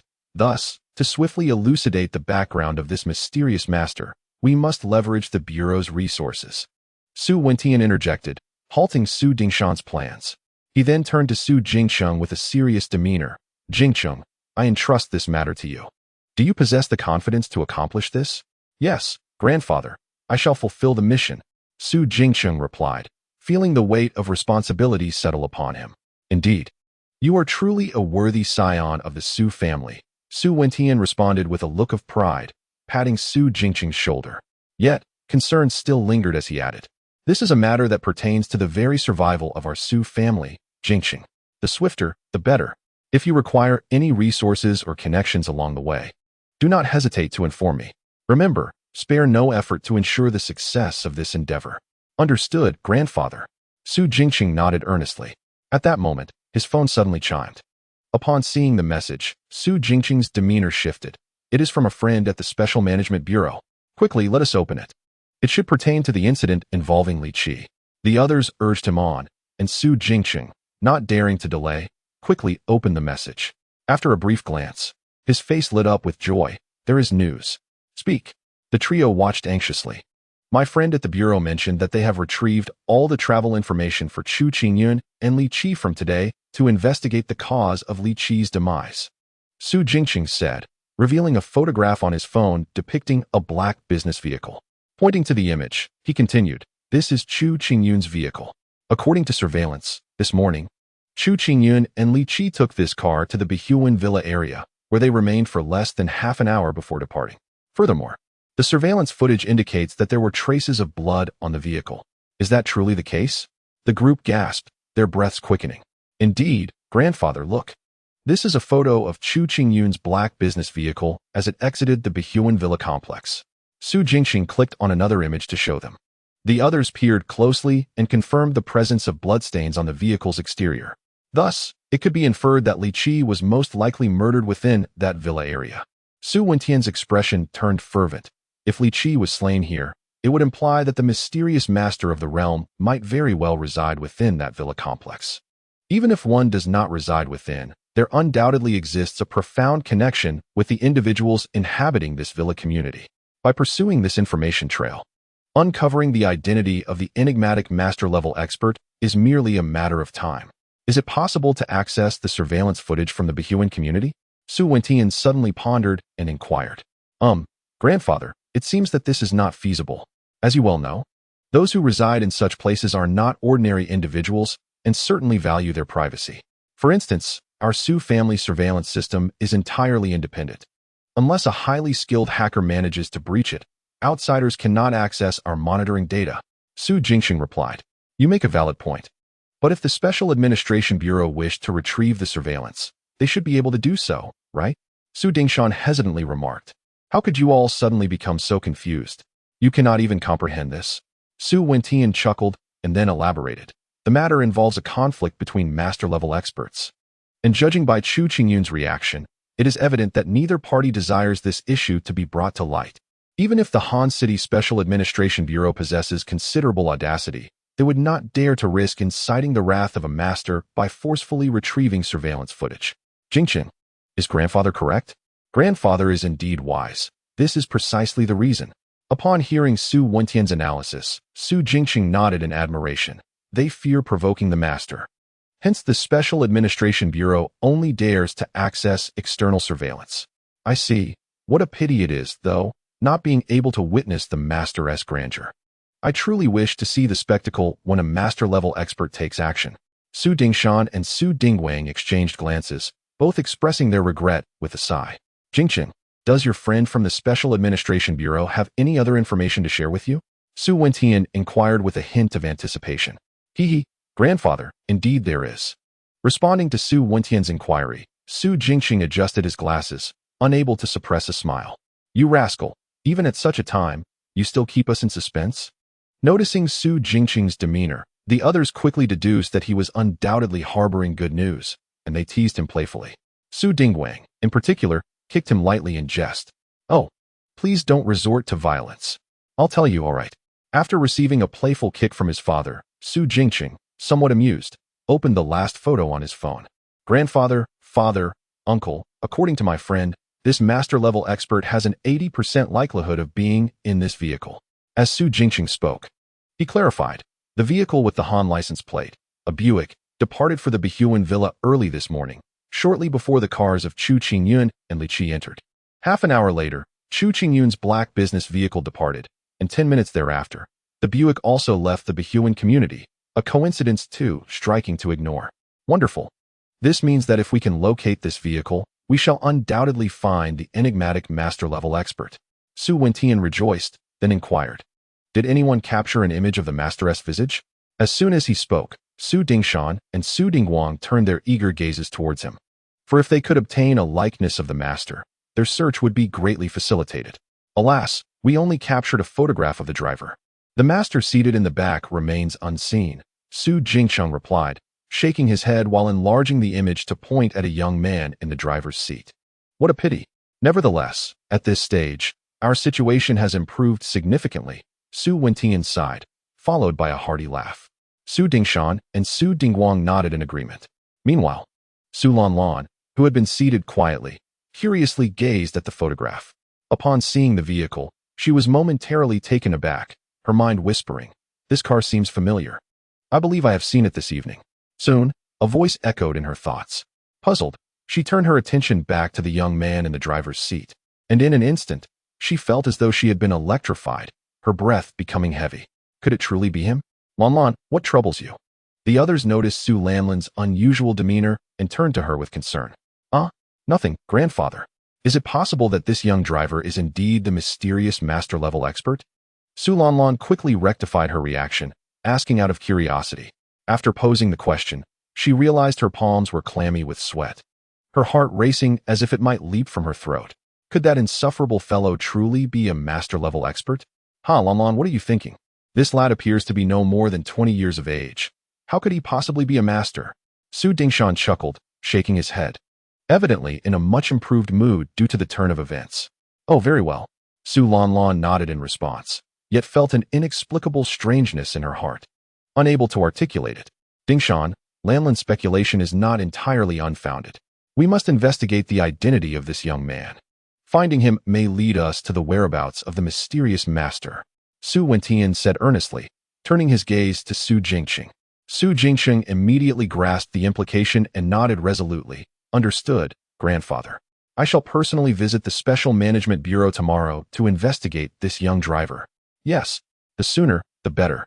We must not delay, Su Wentian affirmed, glancing around at the others with a hint of fatigue. All right, it is getting late. Let us conclude for today. Everyone should return to rest, for there is much to be done tomorrow. Understood, father. We shall take our leave now. Very well, grandfather. Su Dingshan and several others nodded in agreement, while Su Lanlan hesitated, contemplating whether to disclose her relationship with Xiao Chun. Ultimately, she chose to remain silent. She thought it prudent to call Xiao Chun later to clarify matters. After all, her impulsive decision to take him to the bar for her own contest had nearly led to him distancing himself from her. Now, if she recklessly revealed these affairs, who could predict whether he would become angry with her again? After bidding farewell to Su Wentian and the others, Su Lanlan returned to her room. Once there, she hesitated for a moment before sending Xiao Chen a message. Li Qi is dead. Does it relate to you? In no time, Xiao Chen replied. What does that have to do with me? Su Lanlan pressed on. Are you truly not involved? Xiao Chen responded. I could take down Qin Yuhu. But killing a perfected innate 9th-tier master? You overestimate me. Su Lanlan retorted. All right, many are investigating who killed Li Qi. Surveillance captured a photo of you driving. Xiao Chen dismissed her concerns. You're overthinking it. I was out driving for ride-hailing services. After a few trips, I realized it wasn't for me. So I decided to quit. Su Lanlan scoffed. I believe you, sure. Good night. Xiao Chen replied. Good night. After putting down her phone, Su Lanlan lay in bed, unable to find sleep. Although Xiao Chun had categorically denied any connection to Li Qi's death, her instincts suggested that the situation was far more complex than it appeared. Meanwhile, at the Liu family villa, Lu Lingxin had already fallen asleep. On the balcony, after responding to Su Lanlan's message, Xiao Chun furrowed his brow, deep in thought. He had not anticipated that Li Qi's death would so swiftly draw suspicion toward him. Yet, upon reflection, it was hardly surprising, after all. He and Chu Qingyun had left the Bihu Bei villa in quick succession, and anyone with a modicum of intelligence would suspect him. However, despite the suspicions, he would never confess to the deed. Even if everyone believed he had killed Li Qi, as long as Chu Qingyun remained silent. The special administration or any governmental officials would lack direct evidence. With this realization, Xiao Chen cast the matter aside and settled down to meditate peacefully. The night passed without incident. The following morning, when Xiao Chen awoke, the petite heiress Lu Lingxin was already absent from the room. Glancing at the clock, he noted it was just past 6. As he descended the stairs, he found Lu Bingyin setting the table with bowls and chopsticks. Noticing only 2 sets, Xiao Chen inquired, Elder, has Lingxin left? Indeed, Lu Bingyin replied cheerfully. Lingxin has gone to personally oversee the arrival of new stock for her cosmetics store, so she left a bit early. No need to worry about her. Let us eat. Lu Bingyin served Xiao Chen a bowl of millet porridge, placing it before him. Oh, understood. By the way, Elder, I need to head out today. Xiao Chen acknowledged, nodding in response. Is there still something unfinished? Do you require a vehicle? I can get the keys for you. If it comes to that, You might as well keep the car keys. I hardly drive this old body of mine even once every 6 months. Lu Bingyin stood up as he spoke. Never mind, old man. I won't be needing the car. I'll take a taxi today. There's nothing pressing on my agenda. Mainly I've secured a new job and plan to check it out today. If all goes well, I'll resume regular work thereafter. Xiaochen offered a brief explanation, aware that Lu Bingyin's Buick had drawn attention, and continuing to drive it would be too conspicuous.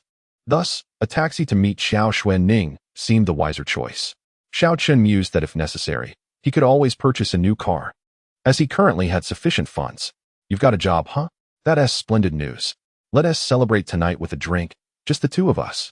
Hearing that Xiaochen was preparing for an interview, Lu Bingyin felt genuine happiness for him. Absolutely no problem. Xiaochen readily agreed. After enjoying 2 bowls of porridge, for eggs, and 3 buns, he bid farewell to Lu Bingyin and stepped outside.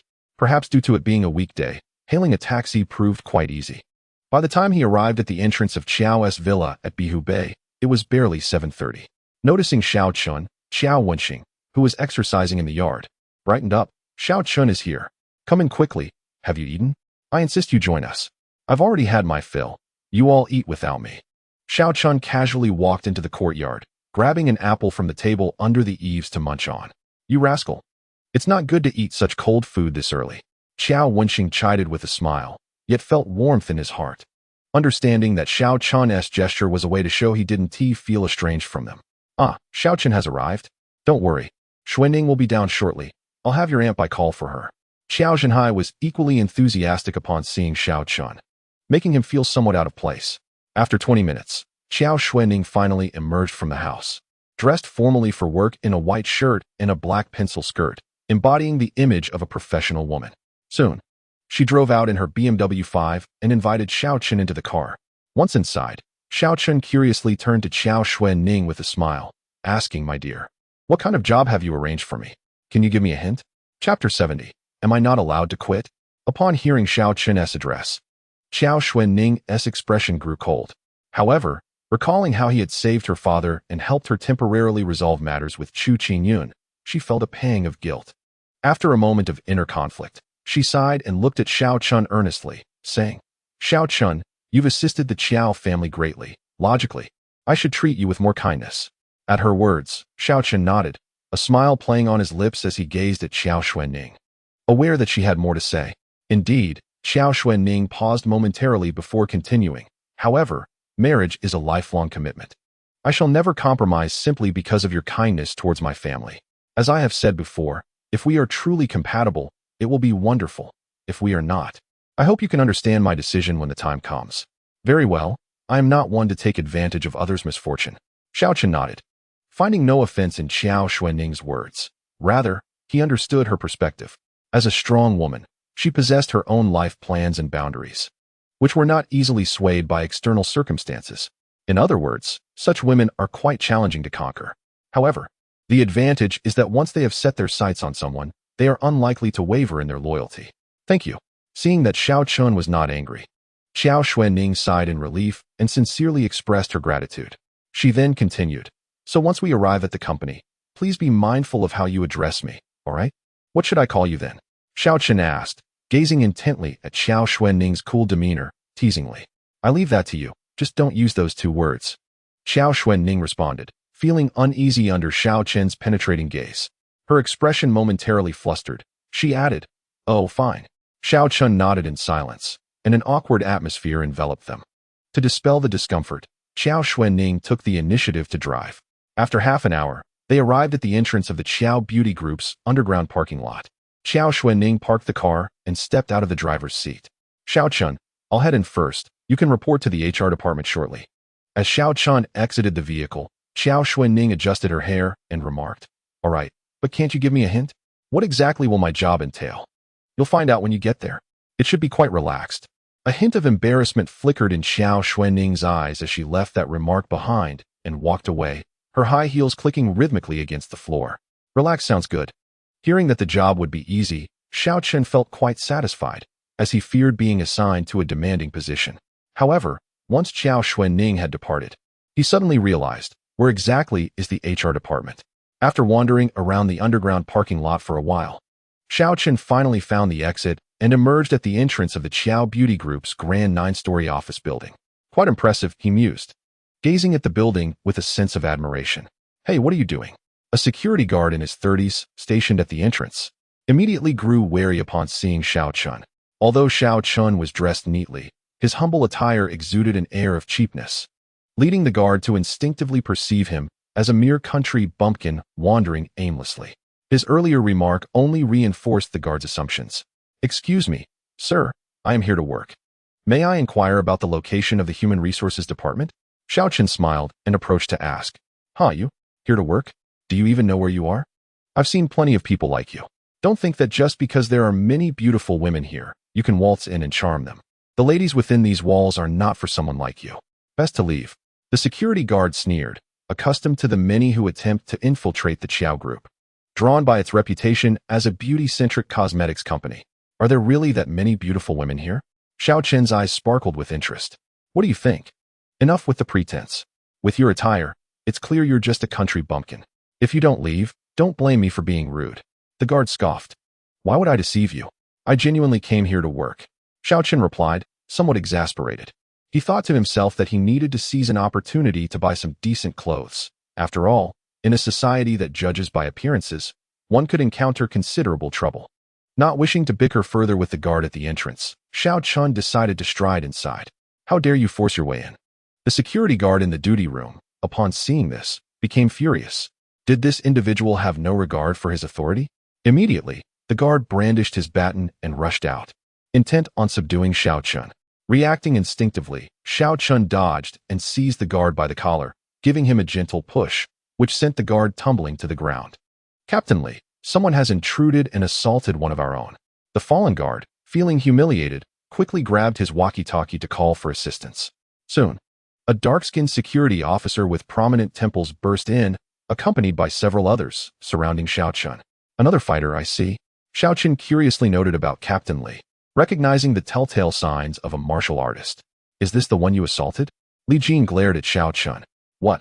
Are you defending him, dark face? Xiao Chen replied nonchalantly. You're asking for trouble. Li Jin, who had always detested being referred to as dark-skinned, felt his temper flare at Xiao Chen's taunt.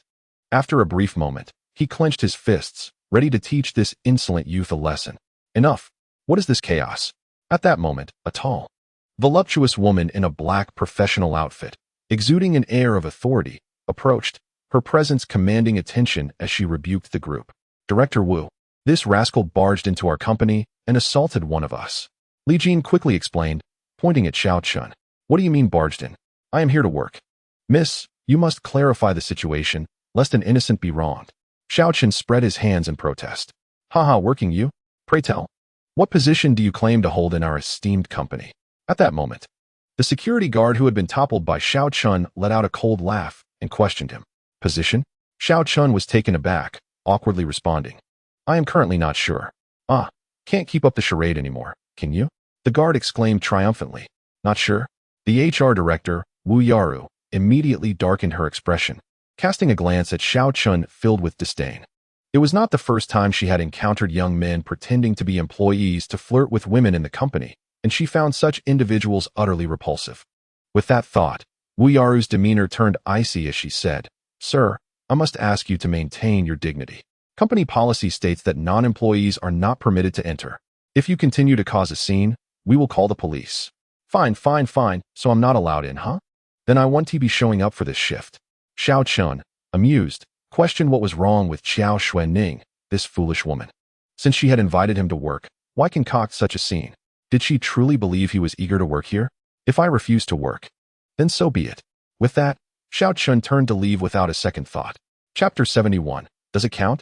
Hey you. Stop right there. Just as Xiao Chen was about to exit, he was suddenly called out by Li Jin from the side. What? Looking for trouble? Xiao Chen's frustration boiled over. You think you can just walk away after hitting my brother? Li Jin's expression darkened. What do you want then? Planning to fight? Fine. All of you can come at me together. Xiao Chen, growing impatient, shouted to the crowd, and then turned his gaze towards Wu Yaru. Beautiful lady, you too.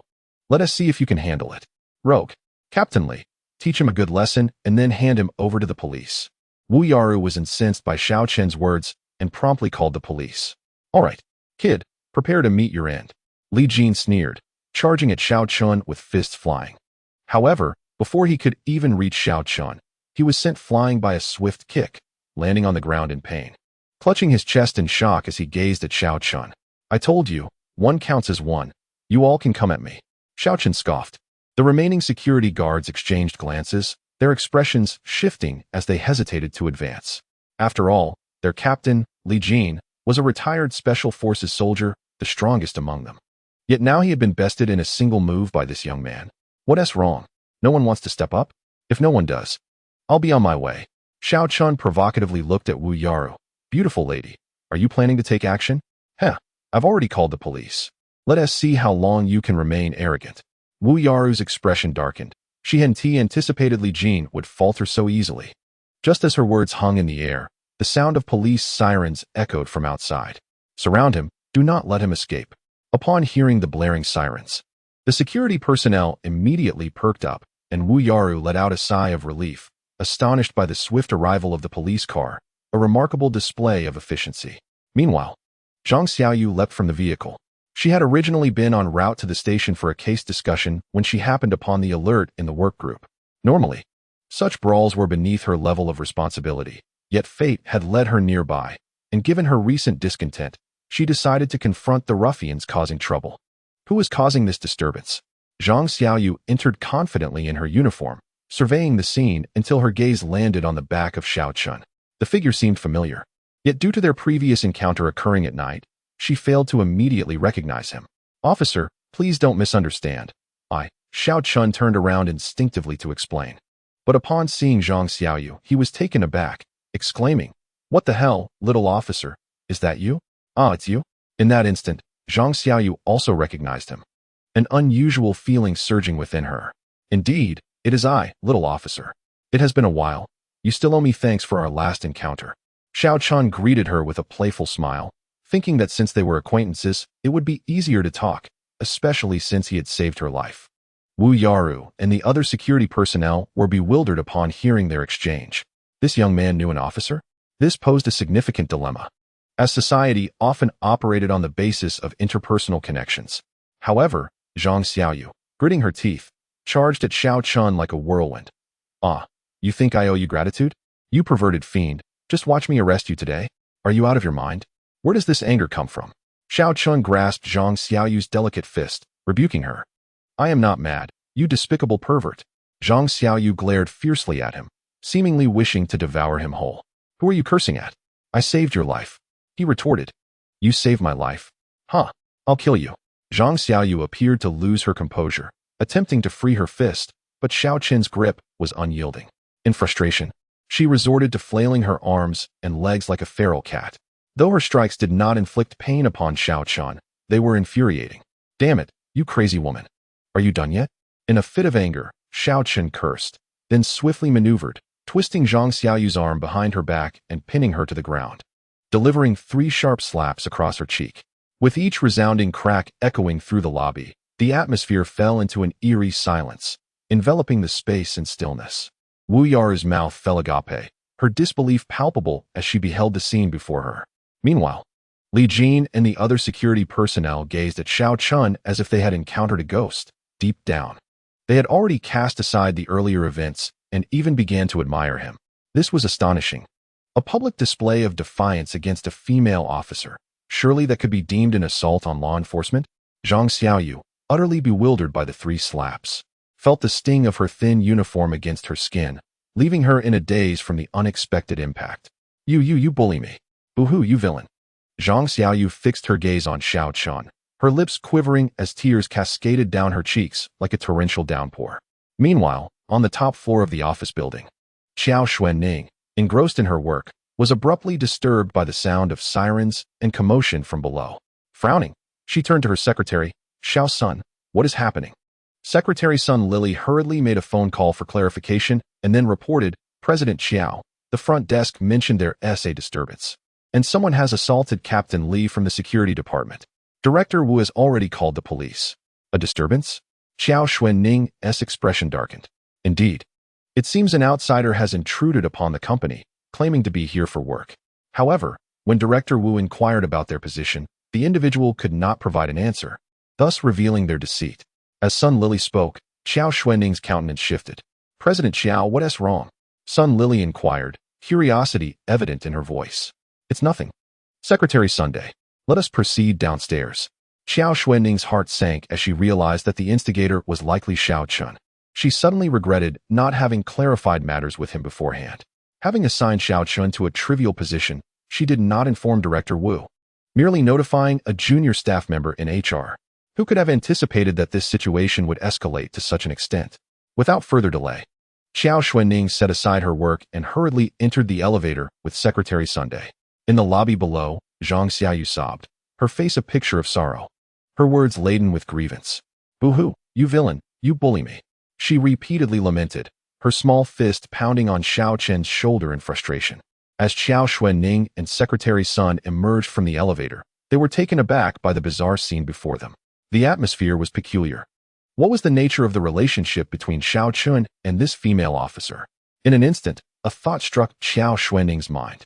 Chapter 72. A grave misunderstanding. Xiao Chun was entirely oblivious to Qiao Xuanning's arrival.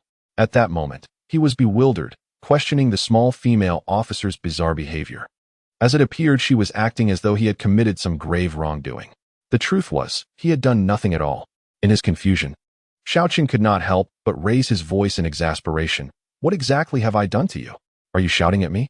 Zhang Xiaoyu trembled in fury, her tears flowing more profusely than before, oblivious to her surroundings as she looked at Xiao Chun with tear-filled eyes, her voice hoarse with anguish. You cowardly scoundrel. Daring to act, but not to admit it. I swear I shall kill you.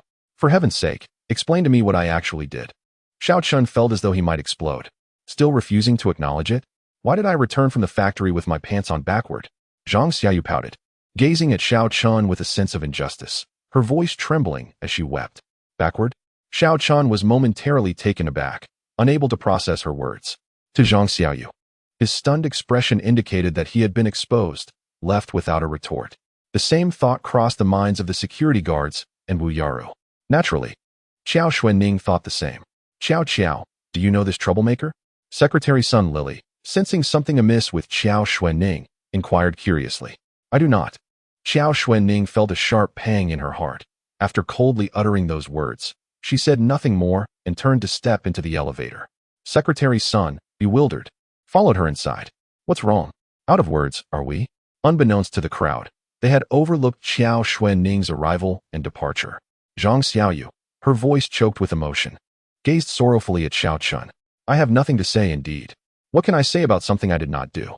It dawned on Xiao Chun that this foolish woman had misunderstood him. You wretched fool. You coward. Are you even a man? Daring to act yet refusing to confess. Xiao Chun. You truly make me despise you. Zhang Xiaoyu was utterly despondent, her teeth clenched in indignation.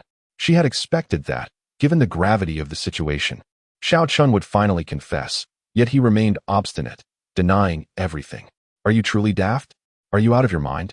Xiao Chun, infuriated, exclaimed, staring at Zhang Xiaoyu as though she were a simpleton. Go and blame that girl from the Han family. She dressed you, not I. What nonsense is this? Has a donkey kicked your brain? You can't blame me. Who else am I to blame?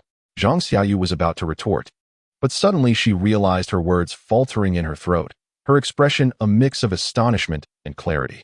Rubbing her swollen eyes, she hesitated with a quivering voice. So you're saying it was the young lady from the Han family who undressed me, and she also dressed me? Is there any other explanation? Xiao Chun replied, exasperated. You're not deceiving me, are you?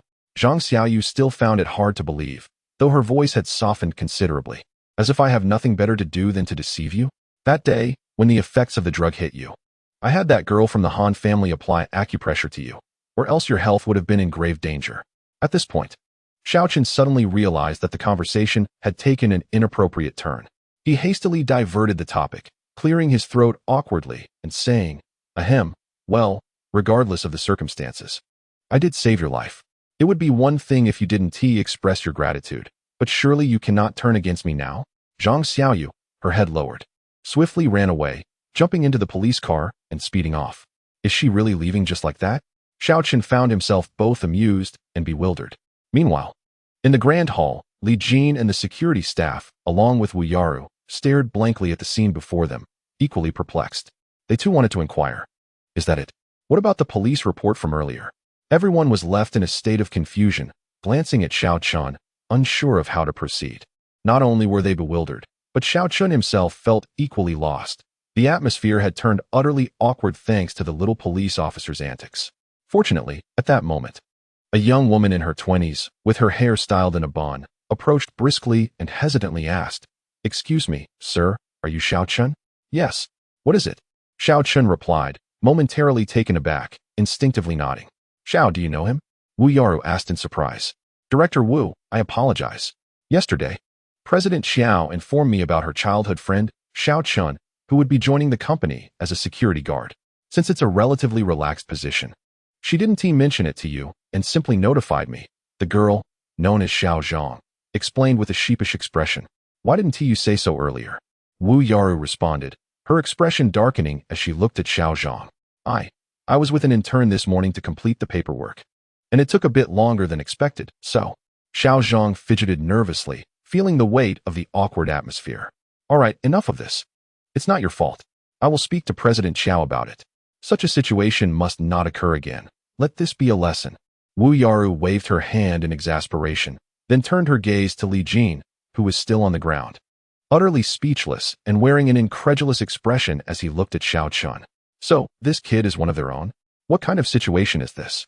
On the other side, having pieced together the conversation and understood the sequence of events, Xiao Chun found himself at a loss. He hadn't even officially started working and had already gotten into a scuffle with his superior. Chapter 73, Collecting Debts. President Qiao, what's the matter? Are you upset? Should we have the finance department deduct the salaries of those security personnel? In the president's office, Qiao Xuanning, now back at her seat, wore a cold expression, exuding an aura that discouraged any approach. Secretary Sun Lily cautiously poured a cup of tea for Qiao Xuanning, believing that her displeasure stemmed from the inefficacy of the security staff downstairs, which had negatively impacted the company's reputation. "No, Li Jin has sustained an injury, and regardless of the circumstances, it is classified as a workplace accident. Please notify the finance department to provide him with some compensation for medical expenses." Qiao Xuanning was well aware of Sun Li's intentions, yet she was disinclined to elaborate. "Oh, very well, General Qiao. I shall attend to it immediately." Sun Li left in a state of confusion. However, Qiao Xuanning's mood had soured to an extreme. "Xiao Chun, I never expected you to be such a person." Sitting in her seat, lost in thought for quite some time, Xiao Xuanning finally sighed in disappointment. Initially, due to Xiao Chun's considerable contributions to the Qiao family, she had consistently reminded herself to adopt a more amiable demeanor towards him. Even if they were indeed incompatible, they could still remain friends. Yet, to her dismay, Xiao Chun turned out to be a despicable scoundrel, bullying a female officer and refusing to acknowledge it. A scoundrel. Achoo. Downstairs, in the security department's training room, Xiao Chun, clad in the newly issued uniform, suddenly sneezed. "Are you all speaking ill of me?" He rubbed his nose and directed his gaze towards the group of security personnel led by Li Jin. The crowd stared at Xiao Chun, bewildered. Feeling the weight of Xiao Chun's gaze, the security officer who had been on duty earlier became flustered. "You mustn't wrongfully accuse anyone. Words must be supported by evidence." This officer, named Chen Lu, was now considerably more cautious than before. After all, even the retired captain of the Special Forces, Li Jin, could not withstand a single strike from this young man. He certainly stood no chance. Although he had indeed cursed Xiao Chun in his heart numerous times just moments ago, he dared not admit it now. "Xiao Chun, do not speak carelessly." Li Jin, too, wore an unpleasant expression, yet he was helpless against Xiao Chun. After all, he could not best him in a confrontation. "What? Feeling guilty?" Xiao Chun chuckled, yet he was uninterested in squabbling with them. Considering he would be staying here for a while, Xiao Chun decided to express his stance clearly. He looked at Li Jin and the others and inquired, "So, what shall it be? Shall we let today's incident slide, or shall we continue?" Upon hearing Xiao Chun's words, the group exchanged glances, silence enveloping them, their expressions exceedingly grim. "Let me make myself clear. You may seek vengeance if you wish. Such matters between men are not shameful, but they must be conducted with honor. Should I discover anyone attempting to undermine me in secret, do not blame me for being ungracious in the future." Noticing their silence, Xiao Chun continued. Upon hearing this, their faces grew even more somber. "Kid, do not be so arrogant. We are all men here. Who on earth would resort to underhanded tactics against you? Chen Lu's composure began to waver. Very well. Today I shall offer you a chance. As I said before, shall we confront this together? Xiao Chen gestured towards the group. Are you serious? At this moment, Li Jin raised his head, glaring at Xiao Chen through clenched teeth. He was well aware of the difficulty of taking on multiple opponents unarmed. Absolutely, I will not hold it against you for using your numbers. Xiao Chen replied with a smile. All right, whether you mind or not. We are indeed taking advantage of our numbers. Xiao Chen, after our confrontation. Regardless of who emerges victorious or defeated, let us put this matter to rest, shall we? Although Xiao Chen was indifferent, Li Jin felt a tinge of dishonor. Yet, there was no avoiding a clash today, lest the brothers feel discontented. No problem, let us get this over with. Xiao Chen nodded. All right, brothers, let us take him down. Charge. With Xiao Chen's command, the security personnel surged forward like a frenzied tide, rolling up their sleeves, intent on overwhelming him. In their minds, even a pile of bodies could bring this young man to his knees. However, events unfolded quite differently than they had anticipated. 2 minutes later, the group of security guards were either clutching their arms or cradling their waists, sprawled on the ground, wailing in agony. Well, are you convinced now?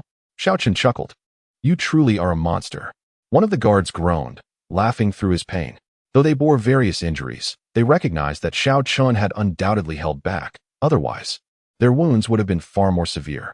Heh, I'll teach you a few tricks in the future. Observing their reactions, Xiao Chen discerned that this matter had been settled satisfactorily. You'd better keep your word, lad. We've reached an understanding. Li Jin's eyes sparkled with excitement. As a former member of a special forces unit, he was no fool. Xiao Chen's prowess indicated he was likely a martial artist.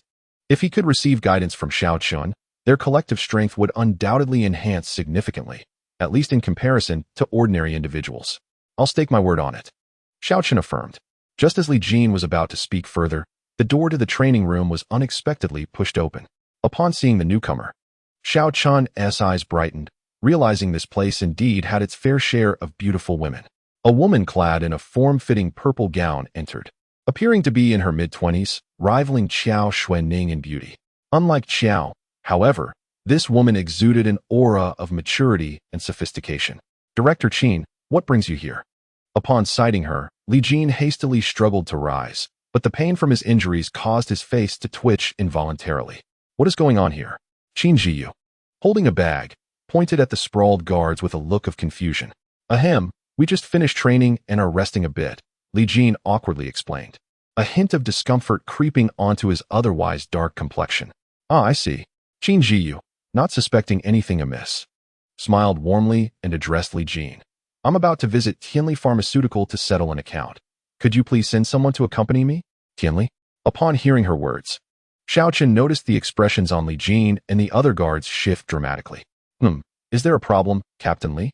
Qin Jiyu nodded gently, her tone imbued with an undeniable authority. No, Director Qin, please wait for me outside. I shall accompany you shortly, Li Jin asserted through gritted teeth. That would be splendid. I shall await you in the parking lot. Qin Jiyu responded with a smile, then turned gracefully, swaying her hips as she departed. Once Qin Jiyu had left, Chen Lu suddenly turned to Li Jin and cautioned, Captain, are you truly going? The Tianli Pharmaceutical Factory is not to be trifled with. Have you forgotten the incident with Deputy Captain Niu? Chapter 74. It's you, what is going on? Xiao Chen inquired, his curiosity piqued. Xiao Chen, you are unaware. The Tianli Pharmaceutical Factory is quite unscrupulous.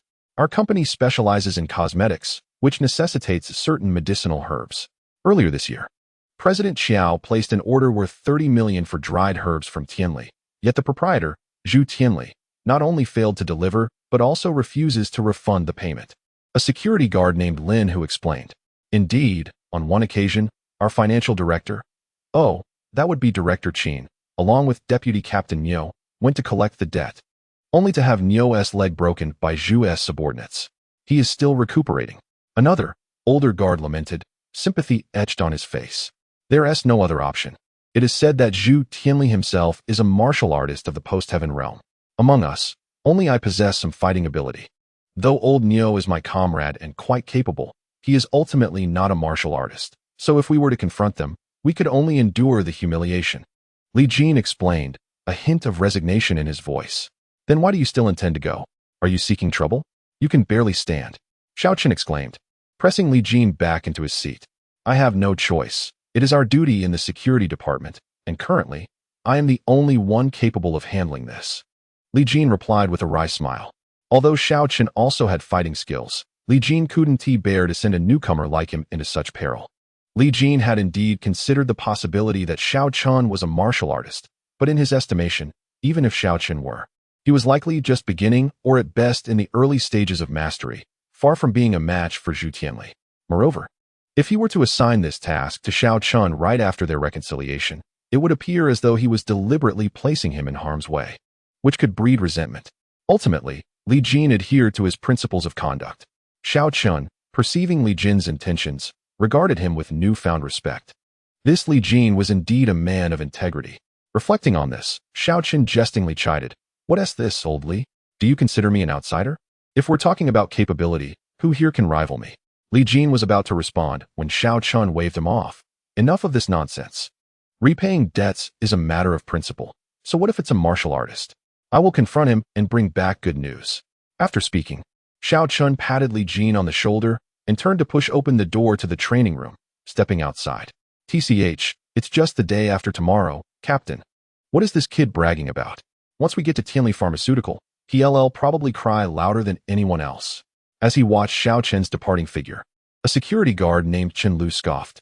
However, before he could finish his sentence, Li Jin delivered a sharp slap to his face. Captain, why did you hit me? Chen Lu asked, covering his face with a look of grievance and confusion directed at Li Jin. Huh, you wonder why I hit you? Before Li Jin could respond, Lin Hu interjected with a cold smirk, disdainfully looking at Chen Lu and spitting out, even if Brother Chen is boasting, at least he dares to go. What is your problem? Not satisfied? If you're not, why don't you go? I'm not going. I'm afraid of getting beaten, Chen Lu stammered.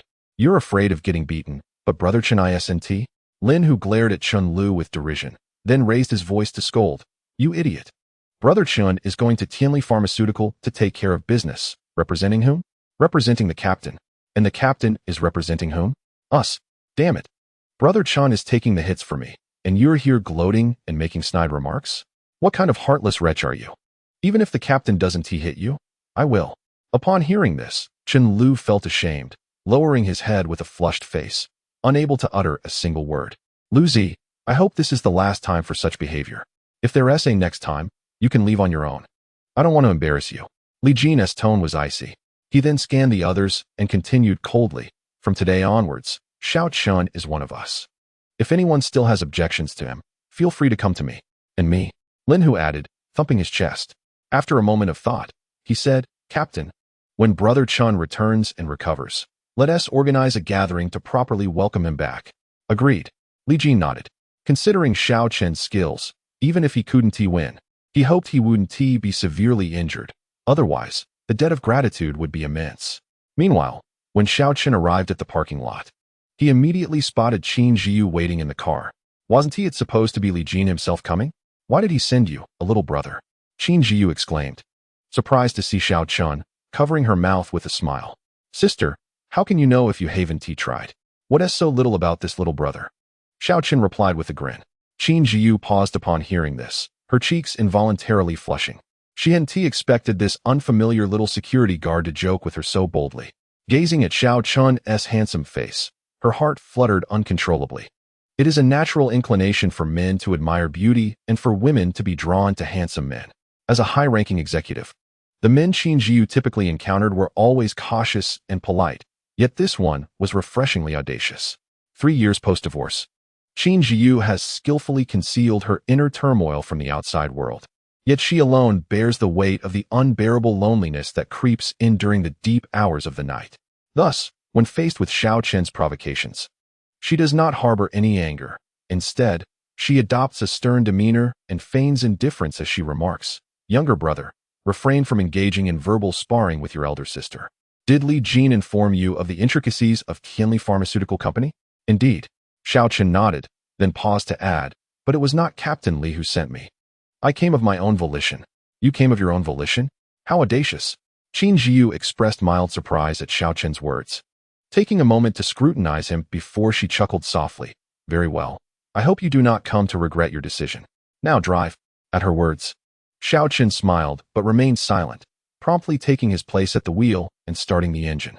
As they journeyed, Qin Jiyu, seated in the passenger seat, hesitated for a considerable time before finally advising, "Once we arrive, speak sparingly.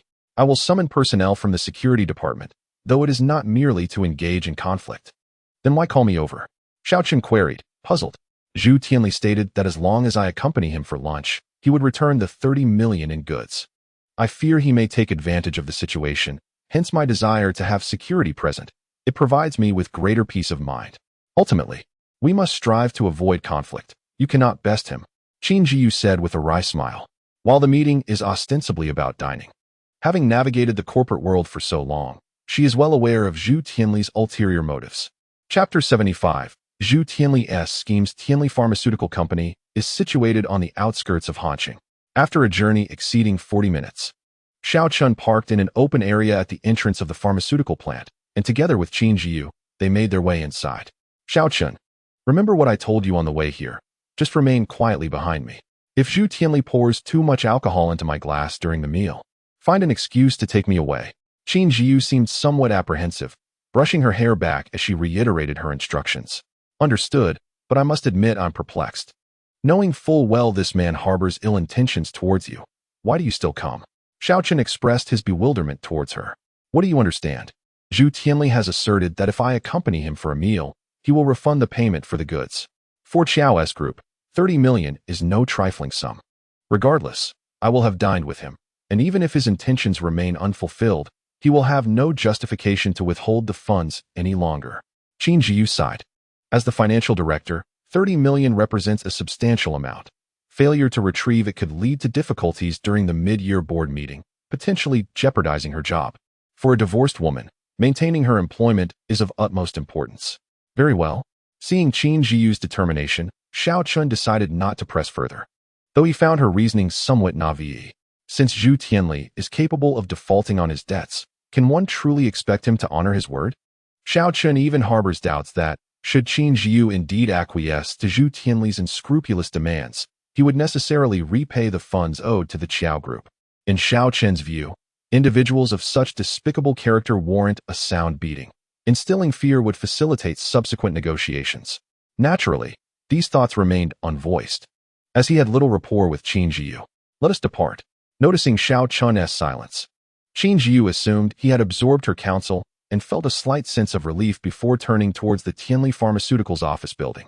The scale of Tianli Pharmaceutical was quite considerable, its office building impressively constructed, with a processing workshop for medicinal materials situated at the rear.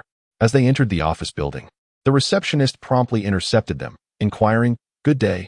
Do you have an appointment?" "Hello. I have an arrangement with General Manager Zhu. Would you kindly announce our arrival?" Qin Jiyu politely retrieved a business card from her bag and handed it over. "Certainly, please hold on." The receptionist took the card, glanced at it, and made a phone call. After reporting Qin Jiyu's identity, she soon hung up and replied, "I apologize, Miss Qin, but General Manager Zhu is currently accompanying the leaders from the Drug Administration on a tour of the workshop. He will return shortly." "Very well, we can wait." Qin Jiyu responded calmly, leading Xiao Chun to a seat in the waiting area of the lobby where they sat in silence. However, as half an hour passed, Xiao Chun was on the verge of dozing off, yet there was still no sign of Zhu Tianli. He glanced at his phone. It was already past 10 o'clock, making it evident that Zhu Tianli was disregarding them entirely. "Director Qin, it's clear that they are not inclined to meet with us. Why are we still waiting here?" Xiao Chen yawned and remarked, "Let us wait a little longer," Qin Jiyu replied, her expression reflecting her displeasure. Xiao Chen merely nodded in response, falling silent. Meanwhile, in the chairman's office, Zhu Tianli reclined in his chair, enjoying a massage from his female assistant. A pot of tea rested on his desk, while opposite him sat a bald man wearing glasses, accompanied by another female assistant tending to his shoulders. "General Zhu, Director Qin from the Qiao Group has been waiting for you downstairs. Are you truly not going to meet with her?" inquired the bald man, Du Rusen, the director of the Drug Administration Office in Han City, wielding considerable influence. Zhu Tianli took a sip of tea, glanced at his watch, and coldly chuckled. The receptionist mentioned that Qin Jiyu brought along some help. Judging by their attire, they appear to be security personnel from the Qiao Group. This woman is rather astute. Haha. But what of it? That Deputy Captain Nio from last time was almost incapacitated by you, General Zhu, Du Rusin scoffed. Subsequently, pondering over something, Du Rusin turned to Zhu Tianli and said, Mr. Zhu, do you truly intend to repay the funds owed to the Qiao group after your liaison with this woman? Repay? Huh. Once it enters my pocket, do you think it can ever return? Zhu Tianli scoffed mockingly. Will that woman even consent to it? Du Rusin inquired, seemingly unfazed yet puzzled. Hee, Director Du, I never claimed to give nothing. $1 million up front, and for the remaining $2 million, I can simply enjoy her company a few more times. Zhu Tianli chuckled, his eyes gleaming with avarice. Ha ha ha, Mr. Zhu is indeed a man of grand ambitions. That woman is certainly exquisite. Despite her past marriage, her beauty and figure could enchant anyone. Such a gem indeed. Mr. Zhu is truly fortunate, Du Rusin remarked, unabashedly revealing his envy.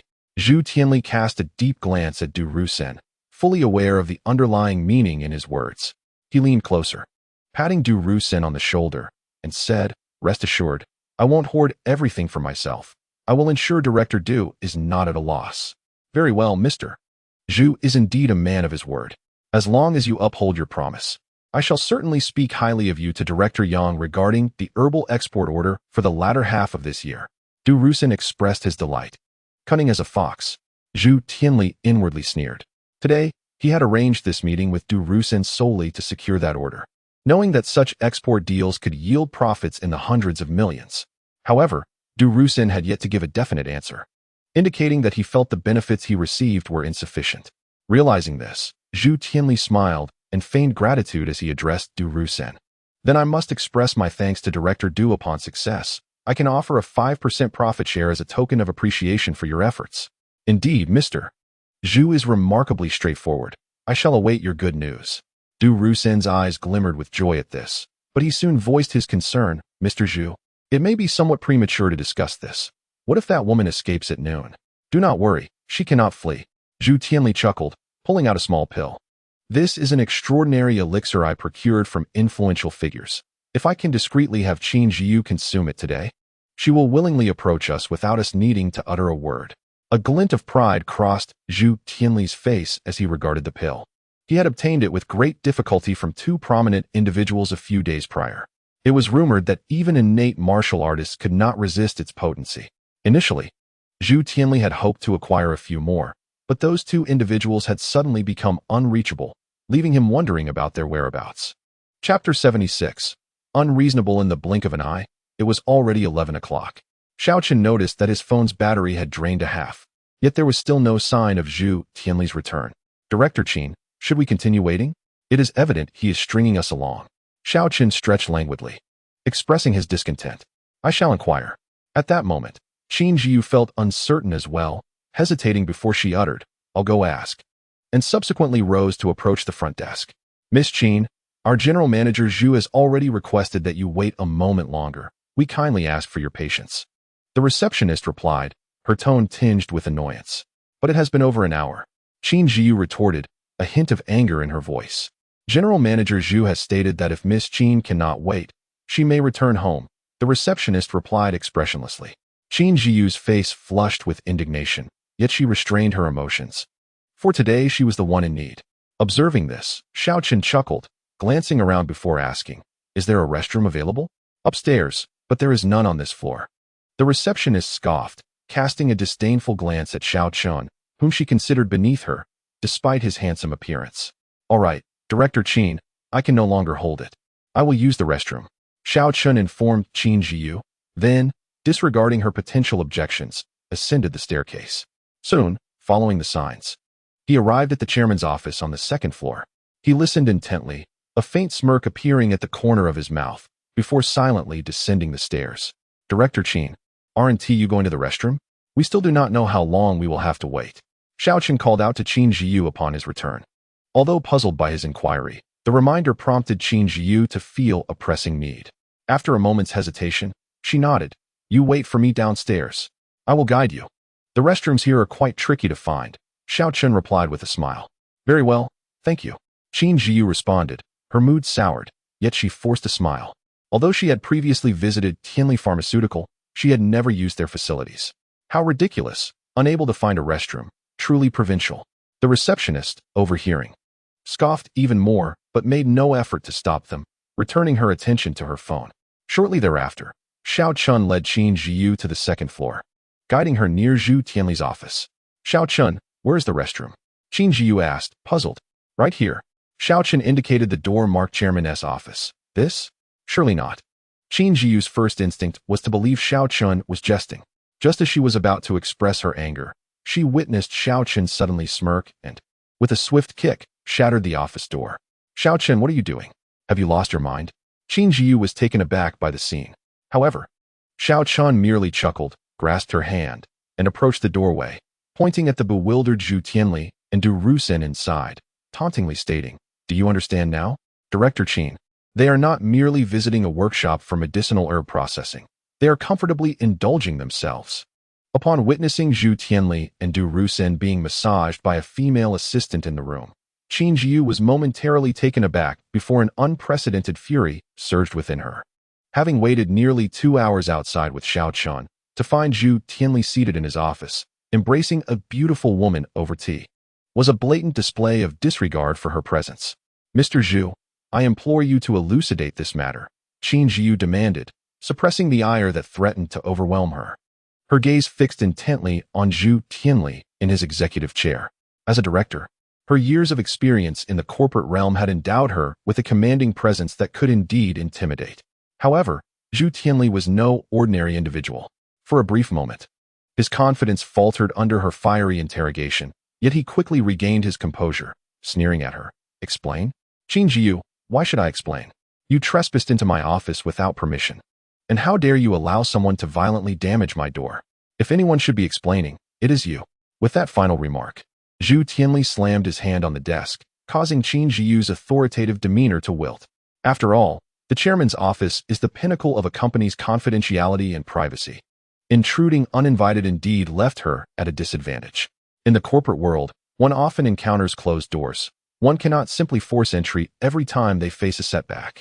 Furthermore, given her current predicament, wherein she sought something from him, Zhu Tianli's retort left her feeling unsteady, and she began to resent Xiao Chun for his recklessness.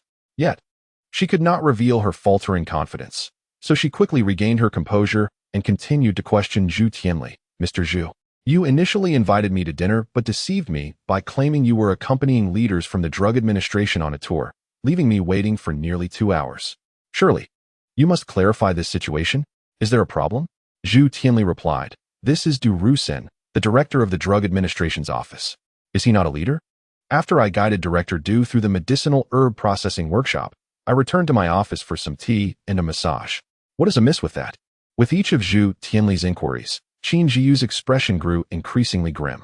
Noticing her changing demeanor, Zhu Tianli suppressed a smirk before derisively addressing her. Furthermore, while I did invite you to dinner, might I remind you that it is not yet mealtime? Has the Qiao group fallen so low that Director Qin can no longer afford breakfast? Or perhaps you are simply a glutton, unable to wait for this meal? His humiliating words caused Qin Jiyu's face to pale significantly, and she even swayed slightly. Zhu Tianli, do not go too far, she admonished, her voice trembling. Humph. Is it I who have gone too far, or is it you, Director Qin? He retorted coldly. Indeed. Is the chief financial officer of the Qiao group truly of such a low caliber? Merely waiting outside for a brief moment, he could not contain his arrogance and barged in. Ha! Do you believe that the individuals of the Qiao group hold more significance than the Drug Administration?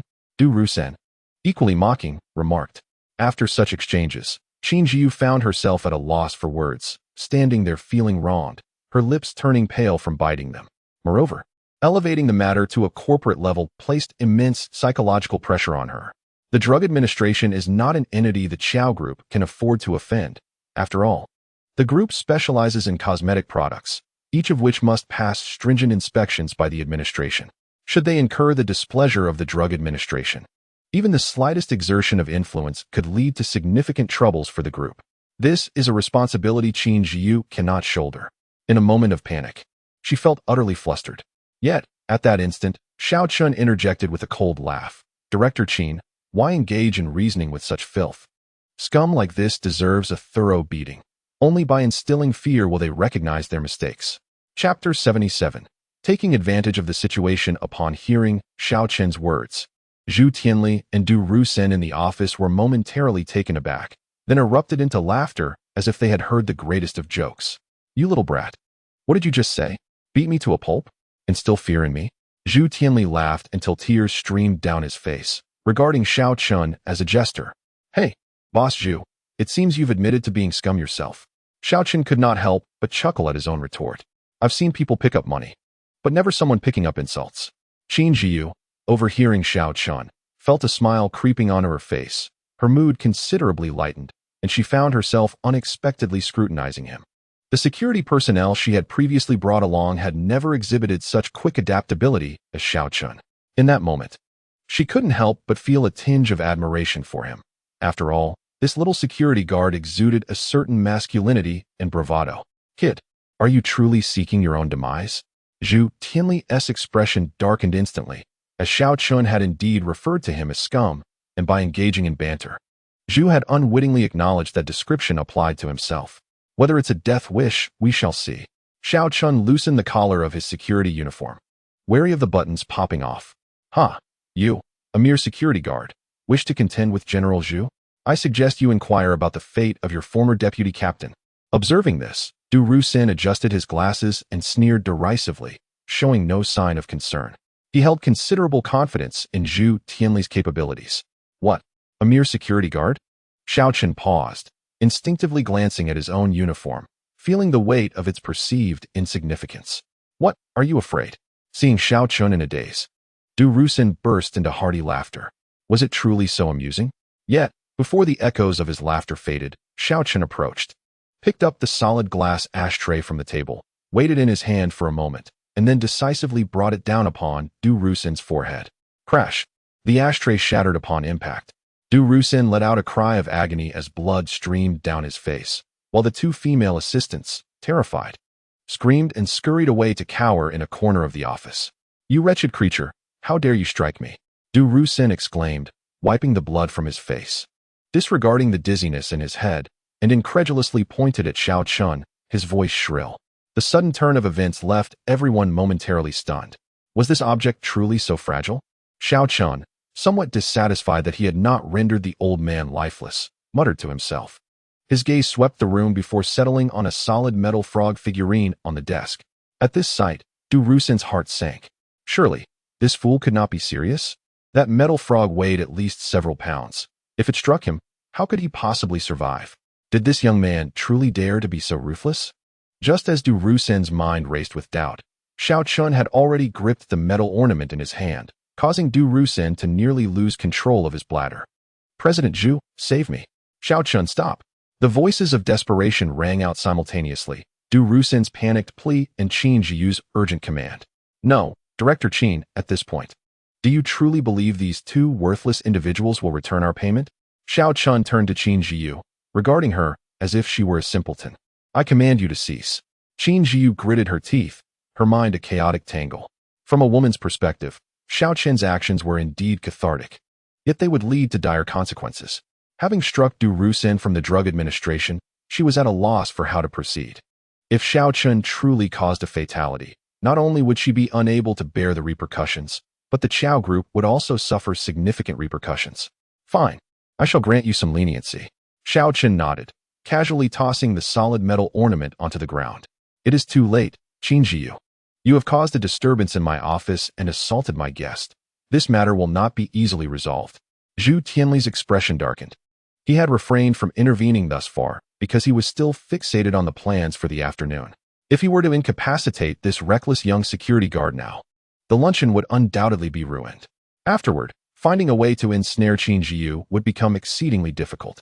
President Zhu, I sincerely apologize for today's events. Qin Jiu spoke with a complex expression. Is an apology truly sufficient? Zhu Tianli retorted mockingly. Then, Mr. Zhu, how can we resolve this matter? I will certainly find a way to do so, as long as it is within my capacity. Qin Jiu sighed. All right.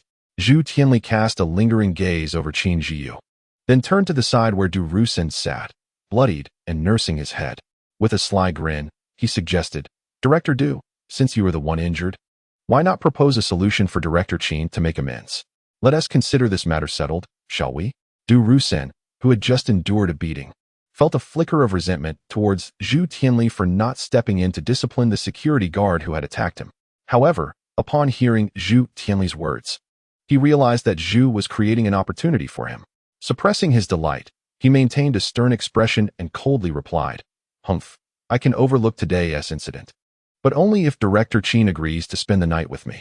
Otherwise, you can forget about your products ever appearing in the Han City market again." Upon hearing this, Qin Jiyu turned pale. Director Qin, Xiao Chun, unable to contain himself, was about to assure Qin Jiyu that he could handle the situation when she interrupted him, her eyes glistening with tears. "Enough. Xiao Chun, what are you trying to prove? Do you think you are impressive? I have already warned you against being impulsive. Why didn't you listen? Do you understand the consequences of your actions just now?" Qin Jiyu clenched her fists, reproaching him with tearful eyes. Xiao Chun was at a loss for words, bewildered that the blame was being placed upon him when it was clearly these two fools causing the trouble. Silence. Qin Jiyu no longer wished to engage with Xiao Chun. Taking a deep breath, she appeared to make a significant decision, turning her ashen face towards Du Rusen, her expression devoid of emotion. "Director Du, if I can comply, will today's incident truly be considered over? Can you guarantee that you will not make things difficult for the Qiao group and Xiao Chun in the future?" Xiao Chun was brought by me.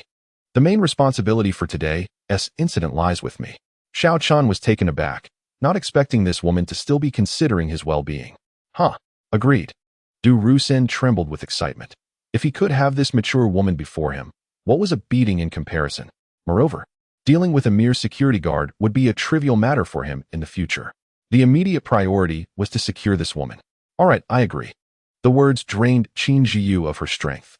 She then turned to Zhu Tianli and asked, "Mr. Zhu, can you return the 30 million in goods payment?" This 30 million had been entrusted to Zhu Tianli under her supervision, and she could not bear the weight of either the sum or the wrath of the Drug Regulatory Authority. "Director Qin, are you dreaming?" Zhu Tianli replied, a teasing glint in his eyes as he regarded her. "Your agreement to accompany Director Du is to ensure he does not pursue today's assault against him. What does that have to do with the 30 million? Chapter 78. A master as a bodyguard? "Mr. Zhu, what do you mean?"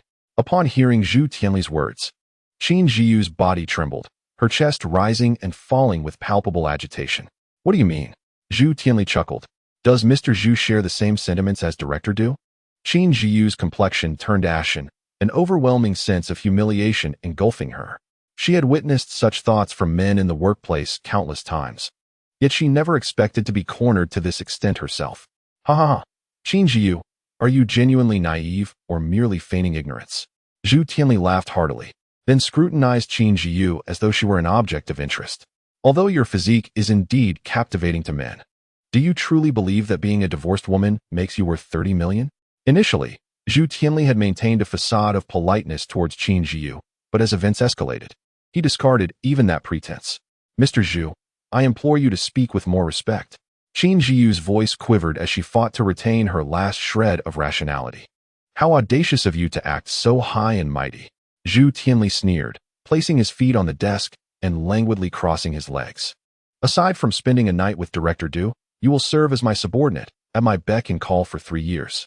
If you agree, I will return the 30 million in 3 installments. If I am not mistaken, should you fail to reclaim the 30 million, the board of directors of the Qiao Group may pursue legal action against you. After all, it was you, the financial director, who authorized the transfer. Of course, they could also sue me, but I'm not concerned. As for you, perhaps prison awaits? I hear you have a 3-year-old daughter?" As Zhu Tianli continued speaking, the color drained from Qin Jiyu's face, leaving her pallid and trembling, tears shimmering in her eyes. In that moment, the title of financial director seemed a cruel joke. Qin Jiyu appeared more like a helpless woman ensnared in despair. "You are going too far."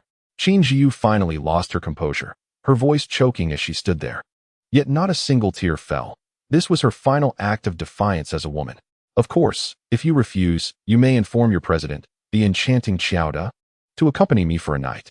Not only will I return the 30 million, but I shall also offer an additional 30 million as interest." Seeing Qin Jiyu's demeanor, Zhu Tianli's expression shifted unexpectedly, and he uttered a thoughtless remark with a sinister grin. "Do not go too far." Qin Jiyu could no longer contain herself and began to sob. Unbeknownst to everyone, at that moment, Xiao Chun, who had been idly observing the scene, suddenly narrowed his eyes. Mr. Zhu, I implore you. Qin Zhu relinquished her facade as a strong woman, her gaze revealing a hint of desperation. Just as she began to voice her plea, a hand suddenly patted her back. Turning her head, she discovered Xiao Chun, his expression serene as he regarded her. Step outside and wait for me, he uttered softly. Upon seeing Xiao Chun, the pent-up anger within Qin Zhu surged uncontrollably. If it weren't for him, matters would never have escalated to this extent. Just as she was about to unleash her frustrations, Xiao Chun spoke again. I instructed you to wait outside. Do not make me repeat myself. His tone, equally calm, rendered her words of indignation lodged in her throat. For reasons unknown, at that moment, she found herself devoid of the courage to refute him, and to her astonishment, she subconsciously nodded in acquiescence. Gazing into Xiao Chen's profound and tranquil eyes, an inexplicable sense of calm washed over her. Why did this man evoke such a sensation within her? Unable to fathom it, she chose to dismiss it. The situation had reached this point. If imprisonment was inevitable, so be it. Should Xiao Chun truly be harmed, she would sacrifice half of her savings to compensate him. Resolving herself, Qin Zhu sniffed, turned, and departed. Within the office, only 3 individuals remained.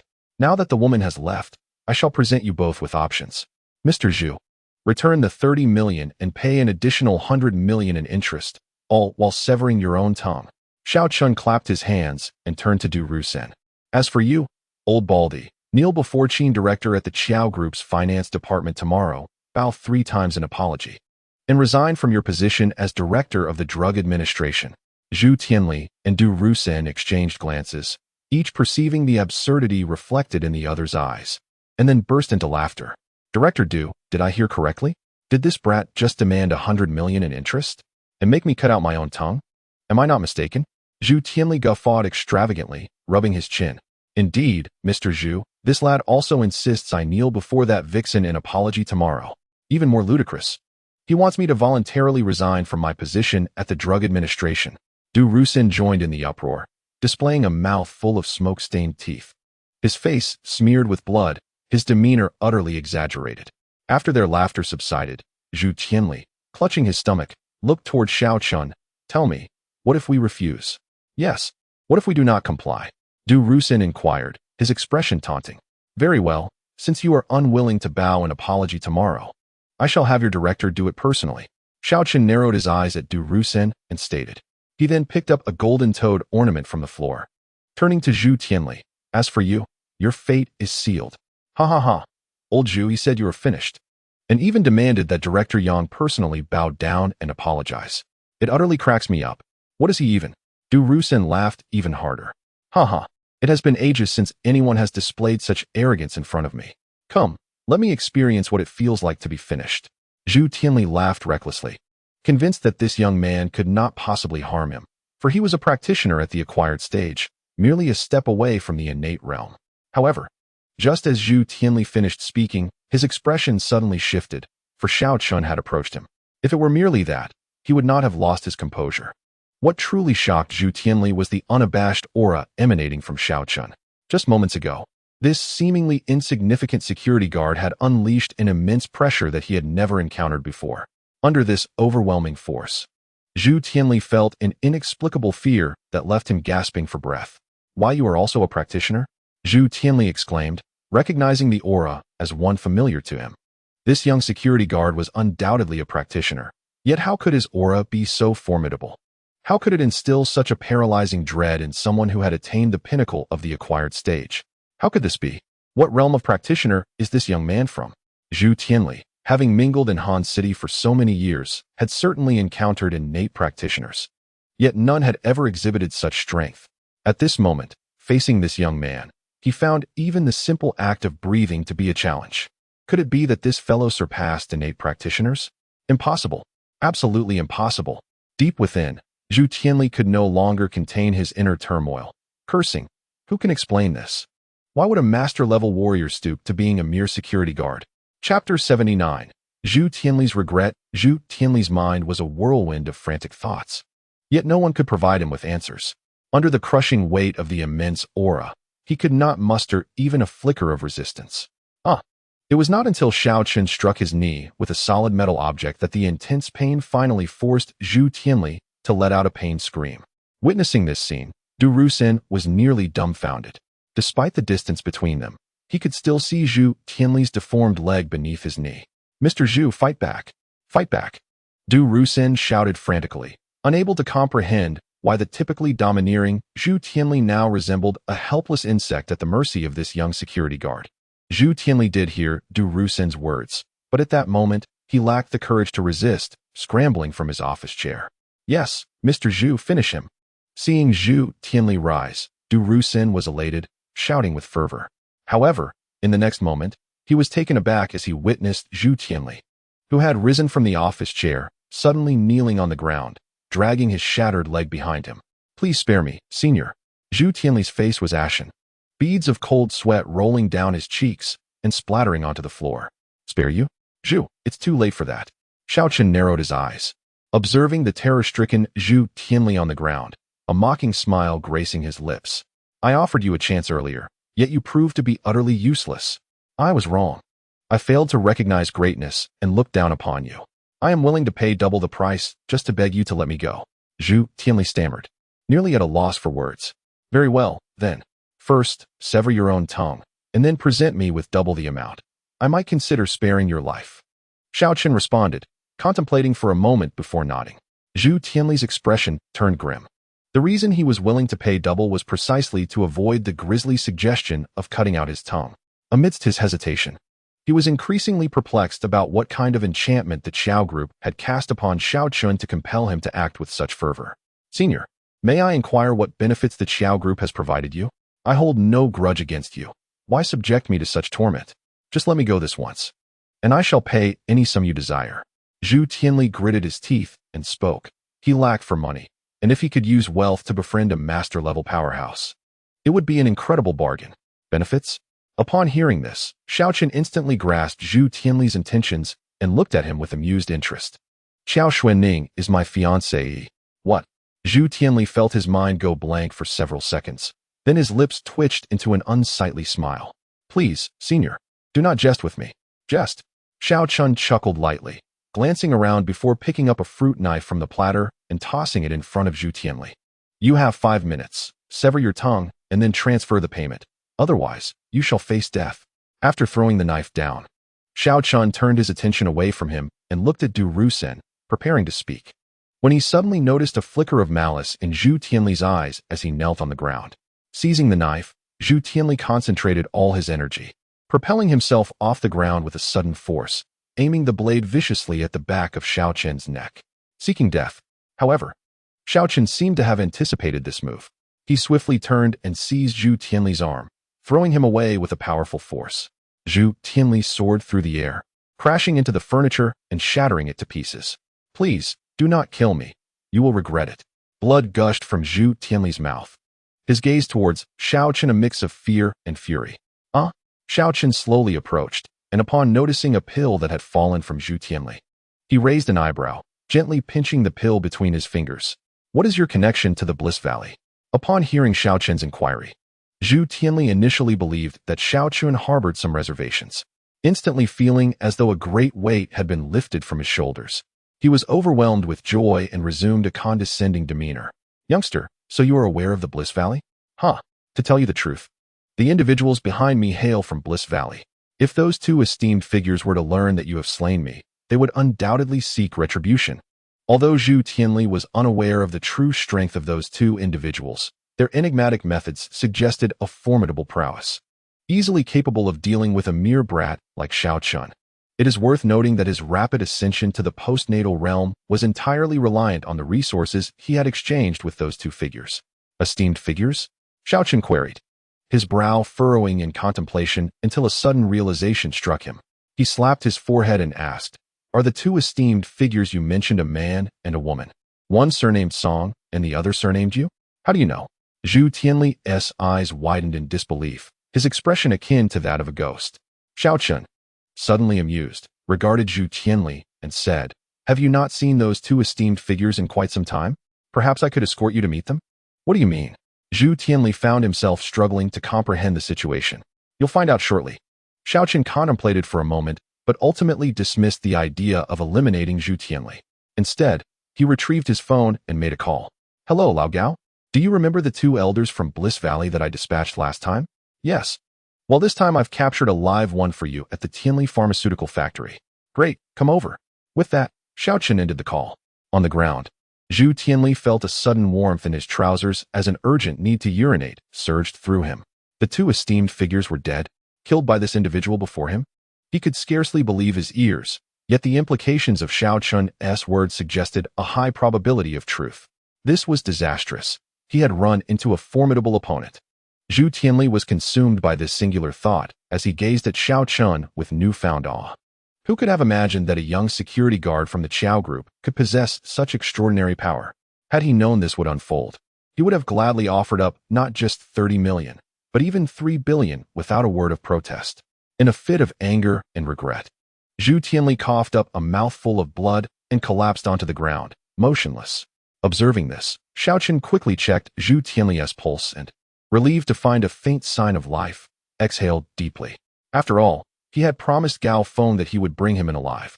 However, even if Zhu Tianli survived, his future was likely that of a half-invalid, as the kick he had received had shattered his dantian.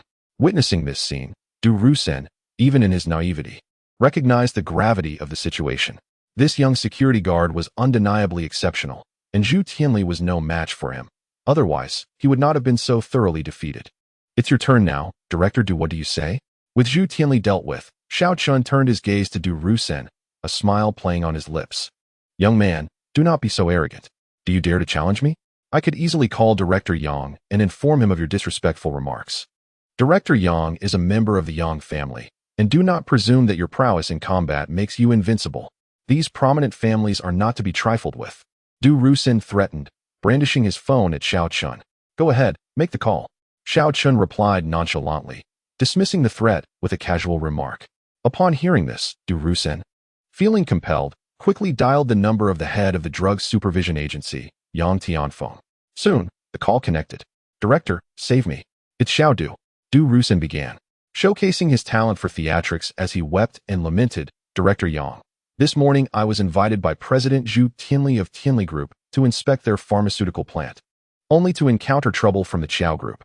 They not only assaulted President Zhu, but audaciously demanded that you, Director, kneel and apologize to them. It is simply outrageous. I merely spoke a few good words on your behalf, and they left me injured. As Du Rusen spoke, he switched the phone to speaker mode. Is this true? I will come immediately. Yang Tianfeng's voice resonated through the phone before the call ended abruptly. At this moment, Qin Jiu, feeling a sense of unease, approached the door. Upon witnessing the scene within the office, she was momentarily taken aback, followed by a wave of bitterness, especially after hearing Du Rusen's call to Yang Tianfeng. She mentally prepared herself to resign upon returning home. As for the 30 million, should the Qiao Group decide to sue her, she would have no choice but to accept her fate. Having come to terms with all this, a sense of relief washed over Qin Jiu.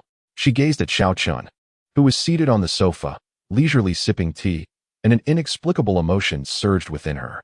Xiaochun, are you all right? You're not hurt, are you? Setting aside corporate matters, her feelings for Xiaochun were quite complex at this moment. On one hand, she was astonished by his skills. On the other hand, she felt he was rather immature and reckless, acting without regard for the consequences. Yet, amidst these feelings, a flicker of gratitude lingered in her heart. I'm fine, Jiu. No need to worry. Just sit for a while. In half an hour, today's affairs will be resolved. Xiaochen smiled gently as he spoke. Alas, once we return, you should take full responsibility for today. Qin Jiu sighed, noticing Xiaochen's nonchalant demeanor. Not to that extent.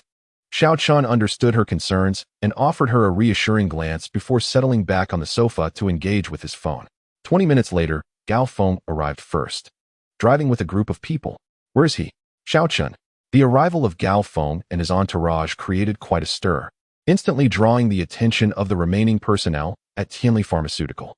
Upon witnessing Zhu Tianli lying on the floor, blood spilling from his mouth, the mid-level and senior staff were utterly bewildered, uncertain of what had transpired. He should still be alive. He just admitted to having ties with Jiao Valley. This is the Haluan powder we extracted from him, Xiaochen remarked as he tossed the pill to Gao Feng. All right, I'll treat you to dinner later. I'll have someone take Zhu Tianli back for a thorough interrogation. Gao Feng promptly caught the pill and turned to Xiaochen. Xiaochen, who are they? Qin Jiyu, feeling somewhat anxious, observed Gao Feng's uniform for the first time. Yet, from the demeanor of Gao Feng and his companions, she discerned that they were far from ordinary individuals. They're from the Special Management Bureau. Don't worry, Jiyu. That old rascal Zhu Tianli won't have a chance to emerge again. Xiaochen chuckled, then suddenly recalled something and addressed Gao Feng. By the way, that scoundrel still owes our company 30 million in goods. Before you take him away, make sure to settle the accounts. Otherwise, I'll be docked on my salary. What the hell? Dock your salary? Gao Feng was taken aback, looking at Xiao Chun in his security uniform with an expression as if he had just tasted something foul. What? Is that a problem? Xiao Chun shrugged. All right. Gao Feng chuckled helplessly before turning towards the door. Where's the finance department? I'm the one in charge. At that moment, a bespectacled, refined middle-aged man nervously approached. Clear the account immediately, right now? Gao Feng commanded authoritatively. I can't make that decision, leader. If I act without permission, Zhu will not let me off the hook. The middle-aged man stuttered, clearly distressed. Zhu. Don't worry. Your Zhu will never see the sun again in this lifetime. As for Tianli Group, it is about to be confiscated. If you wish to keep your position, you better transfer the funds quickly. Gao Feng scoffed, his impatience palpable. The middle-aged man was taken aback but soon grasped the gravity of the situation, nodding vigorously. Yes. I'll transfer it right away. With that, he hurriedly dashed back to the finance office, visibly flustered. In less than 5 minutes, Qin Jiyu received a notification from the financial system indicating that 30 million had been credited to the company account. Staring at the notification, she was momentarily dumbfounded, almost feeling as if she were dreaming. Was it truly resolved just like that? Qin Jiyu was left in a daze, and when she turned to Xiaochen again, her mind was filled with astonishment. Who exactly was this seemingly ordinary security guard? Not only had he dealt with the arrogant Zhu Tianli, but he also had connections to such formidable figures. Meanwhile, Du Rusen, standing nearby, was already in a state of panic, realizing that the situation had far exceeded his expectations. It seemed that Zhu Tianli had committed a grave offense. Just as Du Rusen was feeling anxious, a sudden commotion erupted from outside the door. Director Yang from the Drug Administration has arrived. Quickly make way for him. A voice suddenly called out at the entrance. Director Yang is here. Du Rusen's face shifted. And then he was filled with ecstatic joy as he stood up, his eyes reddening. Director Yang, I'm right here. Yang Tianfeng walked in with a frown, his expression grave. Upon entering, he immediately heard Du Rusen's exclamation. Upon recognizing Yang Tianfeng's voice, Qin Jiyu felt a wave of anxiety. This Director Yang directly oversees the fate of many beauty industries in Han City. The 30 million in goods was about to be reclaimed, and if the Drug Administration mishandled the situation, it would become troublesome. After all, Xiao Chun had struck a member of the Drug Administration. One could only hope that Director Yang's wrath would not spill over onto the Qiao Group's products. What on earth is going on with Du Rusen? As Yang Tianfeng entered, his instinctive glance fell upon Du Rusen. He initially failed to notice Xiao Chun, who was mostly obscured by Gao Feng and others sitting on the sofa. Director, it was this brat who not only struck me, but also audaciously declared that he would make you apologize to the Qiao Group. Du Rusen embellished the tale. Director Yang, it's not as you think. Qin Jiyu urgently interjected to clarify. However, Yang Tianfeng merely cast a cold glance at Qin Jiyu and replied with dissatisfaction. Is the Qiao Group so arrogant? I must see who possesses such audacity. With that, Yang Tianfeng turned his gaze toward the sofa. Chapter 81. Qin Jiyu surprise. Hi Director, what brings you here? Yang Tianfeng turned his head, and, although he spotted Xiao Chun seated in the corner of the sofa, he did not recognize him immediately due to Xiao Chun's absorbed focus on his phone. He only felt a sense of familiarity. It was the sight of Gao Feng beside him that surprised Yang Tianfeng. Although Gao Feng's position as the director of the Special Administration Bureau was not particularly high, the department's unique nature made Yang Tianfeng cautious. After all, he was well aware of the intricacies within the martial artist community. With regard to personnel from the Special Administration Bureau, one need not cultivate a close relationship, but it was imperative to avoid provoking them. Consequently, Yang Tianfeng's tone remained exceedingly polite towards Gao Feng. Please attend to your own matters, Director Yang. Do not let me interrupt. Gao Feng, though only acquainted with Yang Tianfeng, responded with equal courtesy. Well then, I shall treat you to a meal another time, Director Gao. Yang Tianfeng nodded, a light smile gracing his lips. I appreciate it. Director Yang, Gao Feng replied, both aware that their exchange of pleasantries regarding a meal was merely a formality, with neither taking it to heart. The two exchanged a few pleasantries before Yang Tianfeng turned his gaze toward Xiao Chun, who was absorbed in his phone on the sofa. Noticing the security uniform worn by the latter, Yang Tianfeng hesitated momentarily. You are the one who suggested I kneel and apologize to the Qiao group? He inquired. Xiao Chun then lifted his head, offering a light laugh as he looked at Yang Tianfeng. What's the matter, Director Yang? Are you unwilling? Upon seeing Xiao Chun, Yang Tianfeng's expression shifted dramatically. You insolent wretch, do not dare to be disrespectful to Director Yang. At this moment, Du Rusen, who was nearby, observed Xiao Chen's flippant demeanor and immediately positioned himself next to Yang Tianfeng, pointing at Xiao Chun and cursing vehemently. Who do you think you are to speak to Director Yang like that? Yang Tianfeng's countenance grew dark. Noticing the change in Yang Tianfeng's expression, Du Rusen felt a surge of exhilaration. You have angered Director Yang. Let us see how you handle this. Similarly, Qin Jiu detected the shift in Yang Tianfeng's demeanor. Observing the stormy expression on his face, she felt a sudden pang of anxiety and began contemplating how to diffuse Yang Tianfeng's wrath. Suddenly, a resounding slap echoed through the room, startling Qin Jiu. Instinctively, she feared that Xiao Chun had been struck, and that would spell disaster. If Xiao Chun were to retaliate and assault Director Yang, the situation would spiral out of control. Xiao Chun, do not act impulsively, she exclaimed as she raised her head, hoping to counsel him. However, upon lifting her gaze, she was taken aback, unable to believe her eyes. It was not Xiao Chun who had been slapped, but rather Du Rusen. Qin Jiu found herself at a loss. Director, why did you hit me? Du Rusen echoed her confusion, for he had anticipated that Yang Tianfeng would strike Xiao Chun, not him. Who do you think you are to speak to Mr. Xiao in such a manner? Yang Tianfeng's expression was dark, his gaze fixed on Du Rusen as he scolded him furiously. Mr. Xiao? The mere mention of those two words left everyone in the room stunned. Qin Jiu could hardly believe her ears. Was there another person named Xiao present in the room? Du Rusen's mind went blank as he stammered, pointing at Xiao Chun. Director, this fellow is merely a worthless security guard. Before he could finish his sentence, Yang Tianfeng unleashed another slap across Du Rusen's face, his eyes cold as he retorted, Dare to insult Mr. Xiao? Du Rusen, you must be courting death. I. Du Rusen, though dim-witted, began to realize that something was amiss. The identity of this seemingly inconsequential security guard was evidently far from ordinary. A wave of unprecedented fear washed over him, and he thought to himself, Heavens, whom have I provoked today? Mr. Xiao, I sincerely apologize. I was unaware of your identity earlier and hope you will not take offense. After delivering a slap to Du Rusen, Yang Tianfeng glanced at Xiao Chun, feeling somewhat uneasy. In regard to Xiao Chun, Yang Tianfeng felt not only gratitude, setting aside the fact that the man had rescued his daughter.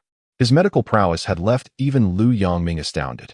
Such an individual ought to be befriended, both emotionally and rationally.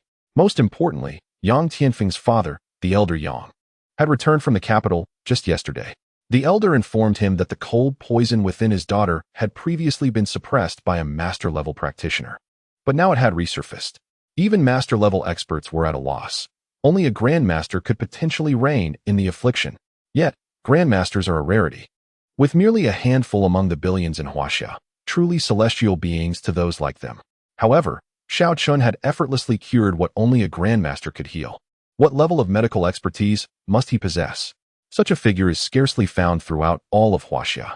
Thus, upon hearing this from his father, Xiao Chen's status in Yang Tianfeng's heart grew ever more significant. In fact, the elder had been clamoring these past few days to meet Xiao Chun in person to express his gratitude. Yet Yang Tianfeng had not dared to assure his father that he could summon Xiao Chun. Now, however, one of his subordinates had inadvertently offended Xiao Chun, inciting his ire. As for Du Rusen's claim that Xiao Chun demanded an apology by kneeling, Yang Tianfeng was no fool. After years in the bureaucratic realm, he understood Du Rusen's convoluted ways. Moreover, although their interactions had been brief, Yang Tianfeng had already grasped Xiao Chen's approach to matters. For Xiao Chen to utter such words, it was evident that Du Rusen had acted excessively. Mr. Xiao, I truly did not recognize you just now. As Xiao Chen remained silent, regarding him with a semblance of a smile, Yang Tianfeng suddenly felt a surge of anxiety, beads of sweat beginning to form on his forehead. Witnessing this scene, Du Rusen's legs buckled, collapsing to the ground. He knew today would likely be his end. Meanwhile, Qin Jiu was even more astonished. After the initial shock, her beautiful eyes shimmered with intrigue as she gazed at Xiao Chun. This man had brought her countless surprises. How could someone who made Yang Tianfeng uneasy merely be a security guard in the company? Curiosity about Xiao Chen's origins engulfed Qin Jiu, a strange sentiment enveloping her heart.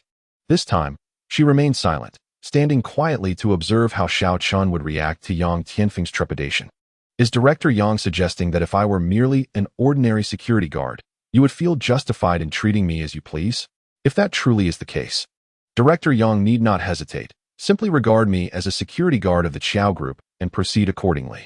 Xiao Chen chuckled softly, his calm words laced with sharp irony. Chapter 82. Doubts from the Pinnacle. I did not mean it that way. Xiao Chen's seemingly indifferent words struck Yang Tianfeng's ears with a particularly jarring resonance, causing his face to flush with embarrassment, leaving him momentarily at a loss for words. What do you mean by that? Xiao Chun reclined casually on the sofa, a playful smile gracing his lips as he regarded Yang Tianfeng. Duo Rusen, you better clarify this for me. What exactly is going on?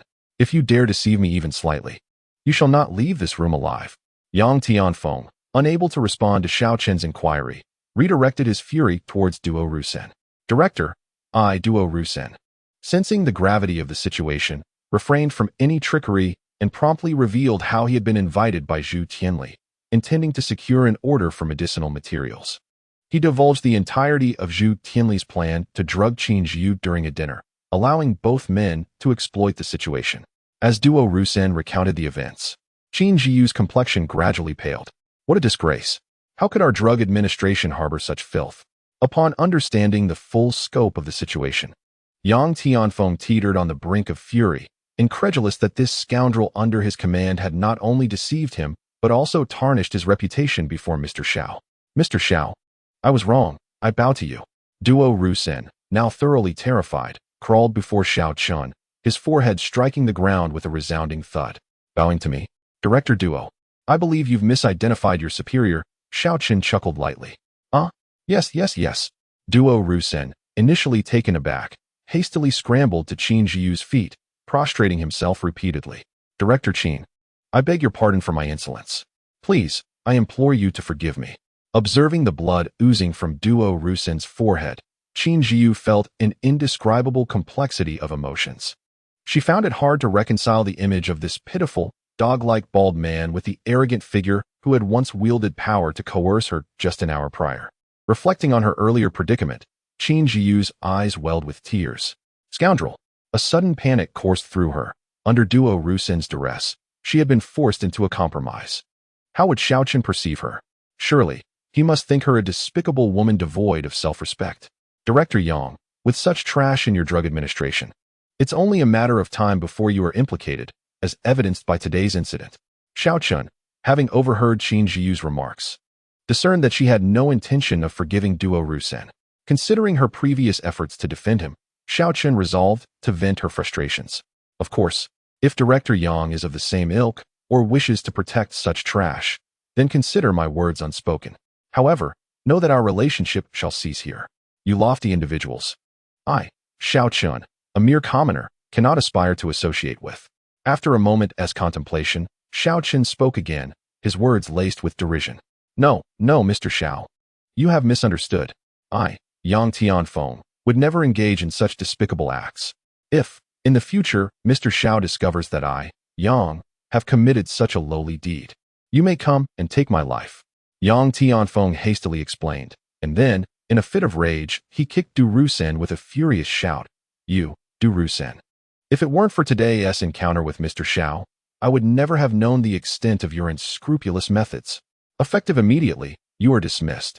Not only will I terminate your position, but I shall also report to higher authorities to thoroughly investigate the matters you have been involved in over the years. Upon hearing Yang Tianfeng's words, Du Rusen's mind buzzed. A thorough investigation? Du Rusen was acutely aware of the wrongdoings he had committed over the years. If these were to come to light, he would likely spend the rest of his life behind bars. With this thought, he rolled his eyes and fainted from fear. Mr. Xiao, are you satisfied with my handling of this situation? Yang Tianfeng cautiously turned to Xiao Chun. As he spoke, He found himself in a dilemma. What can I say?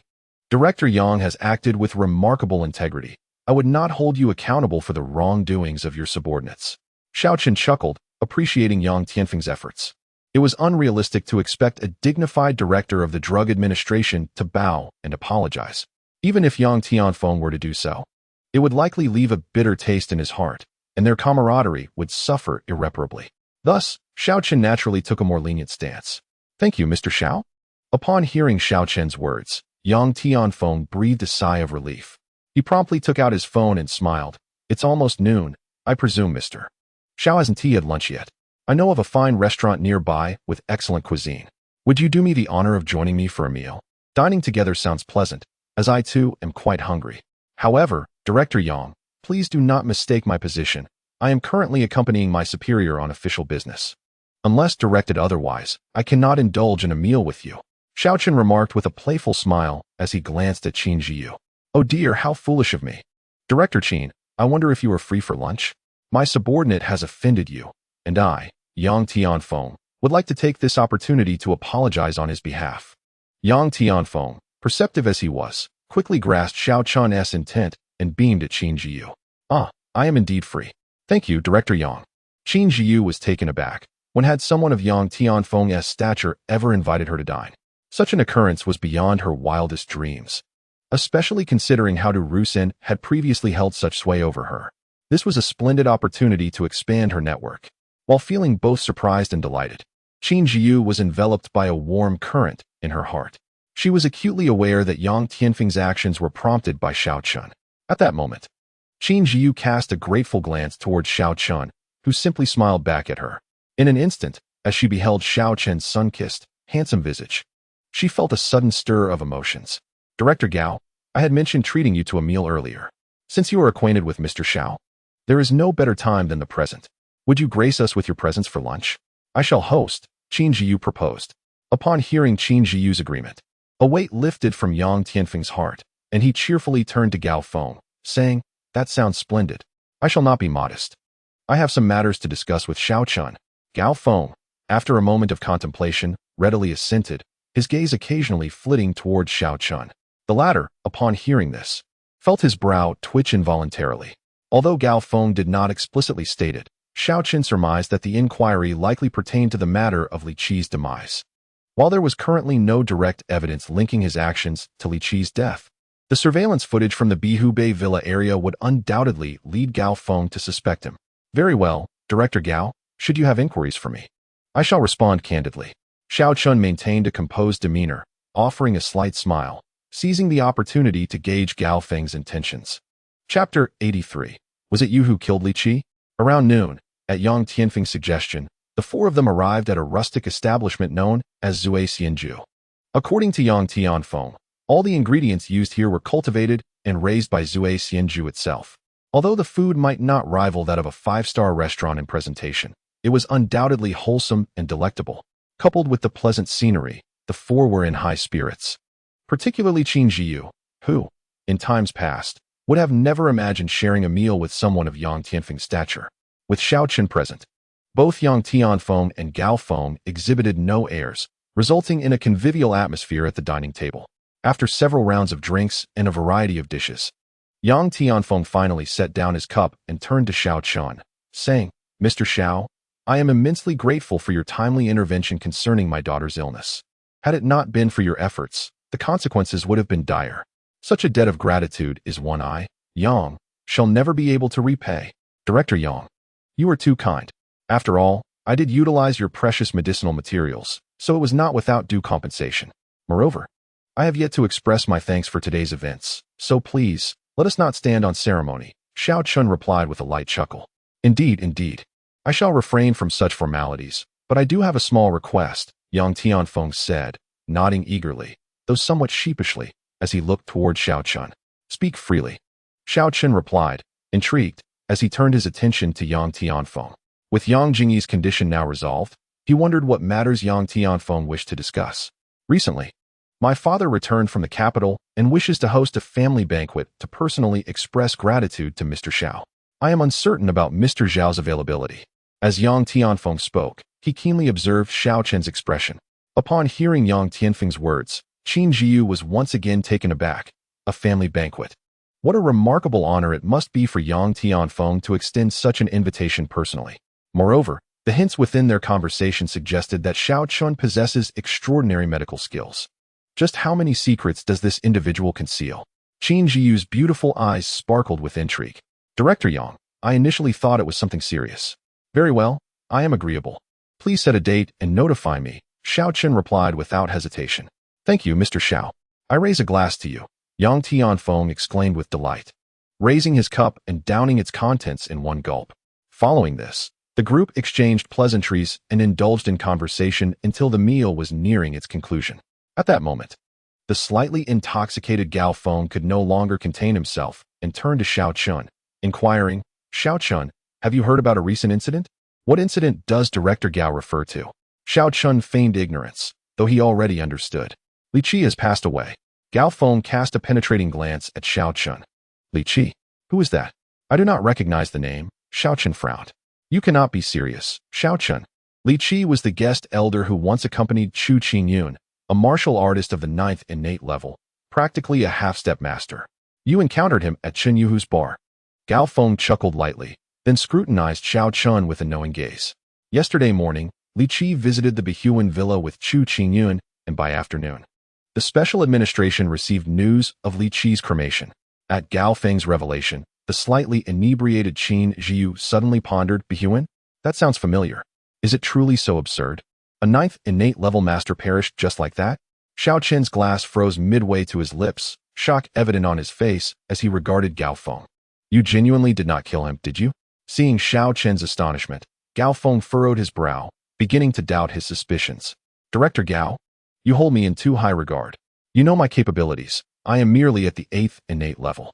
To kill a 9th innate level master seems utterly ludicrous. Does it not? Xiao Chen looked at Gao Feng as if he were a fool. However, why does surveillance footage show you leaving the Behuan villa? You must provide an explanation. Gao Feng's brows knitted tightly. Truthfully, he did not believe that someone of Xiao Chen's age could possess the strength to slay a 9th innate level master. Yet throughout the investigation, Xiao Chen remained the prime suspect. Meanwhile, Yang Tianfeng was astonished by their conversation, particularly by the revelation that Xiao Chun was indeed at the 8th innate level. At such a young age, what heights could he possibly achieve in the future? After the initial shock, joy followed. Yang Tianfeng realized that although his family had deeply infiltrated the political sphere, they had long been deficient in connections with martial artists. Otherwise, his grandfather wouldn't have had to toil away to the capital for his daughter's medical treatment. Given Xiao Chen's current prowess and innate talent, a breakthrough to the master realm was surely a foregone conclusion. Thus, Yang Tianfeng saw the opportunity to forge a bond with a formidable master. This thought filled him with elation and solidified his determination to cultivate a relationship with Xiao Chun. As for the claim that Xiao Chun could slay a consummate innate 9th-grade martial artist, Yang Tianfeng found it hard to believe.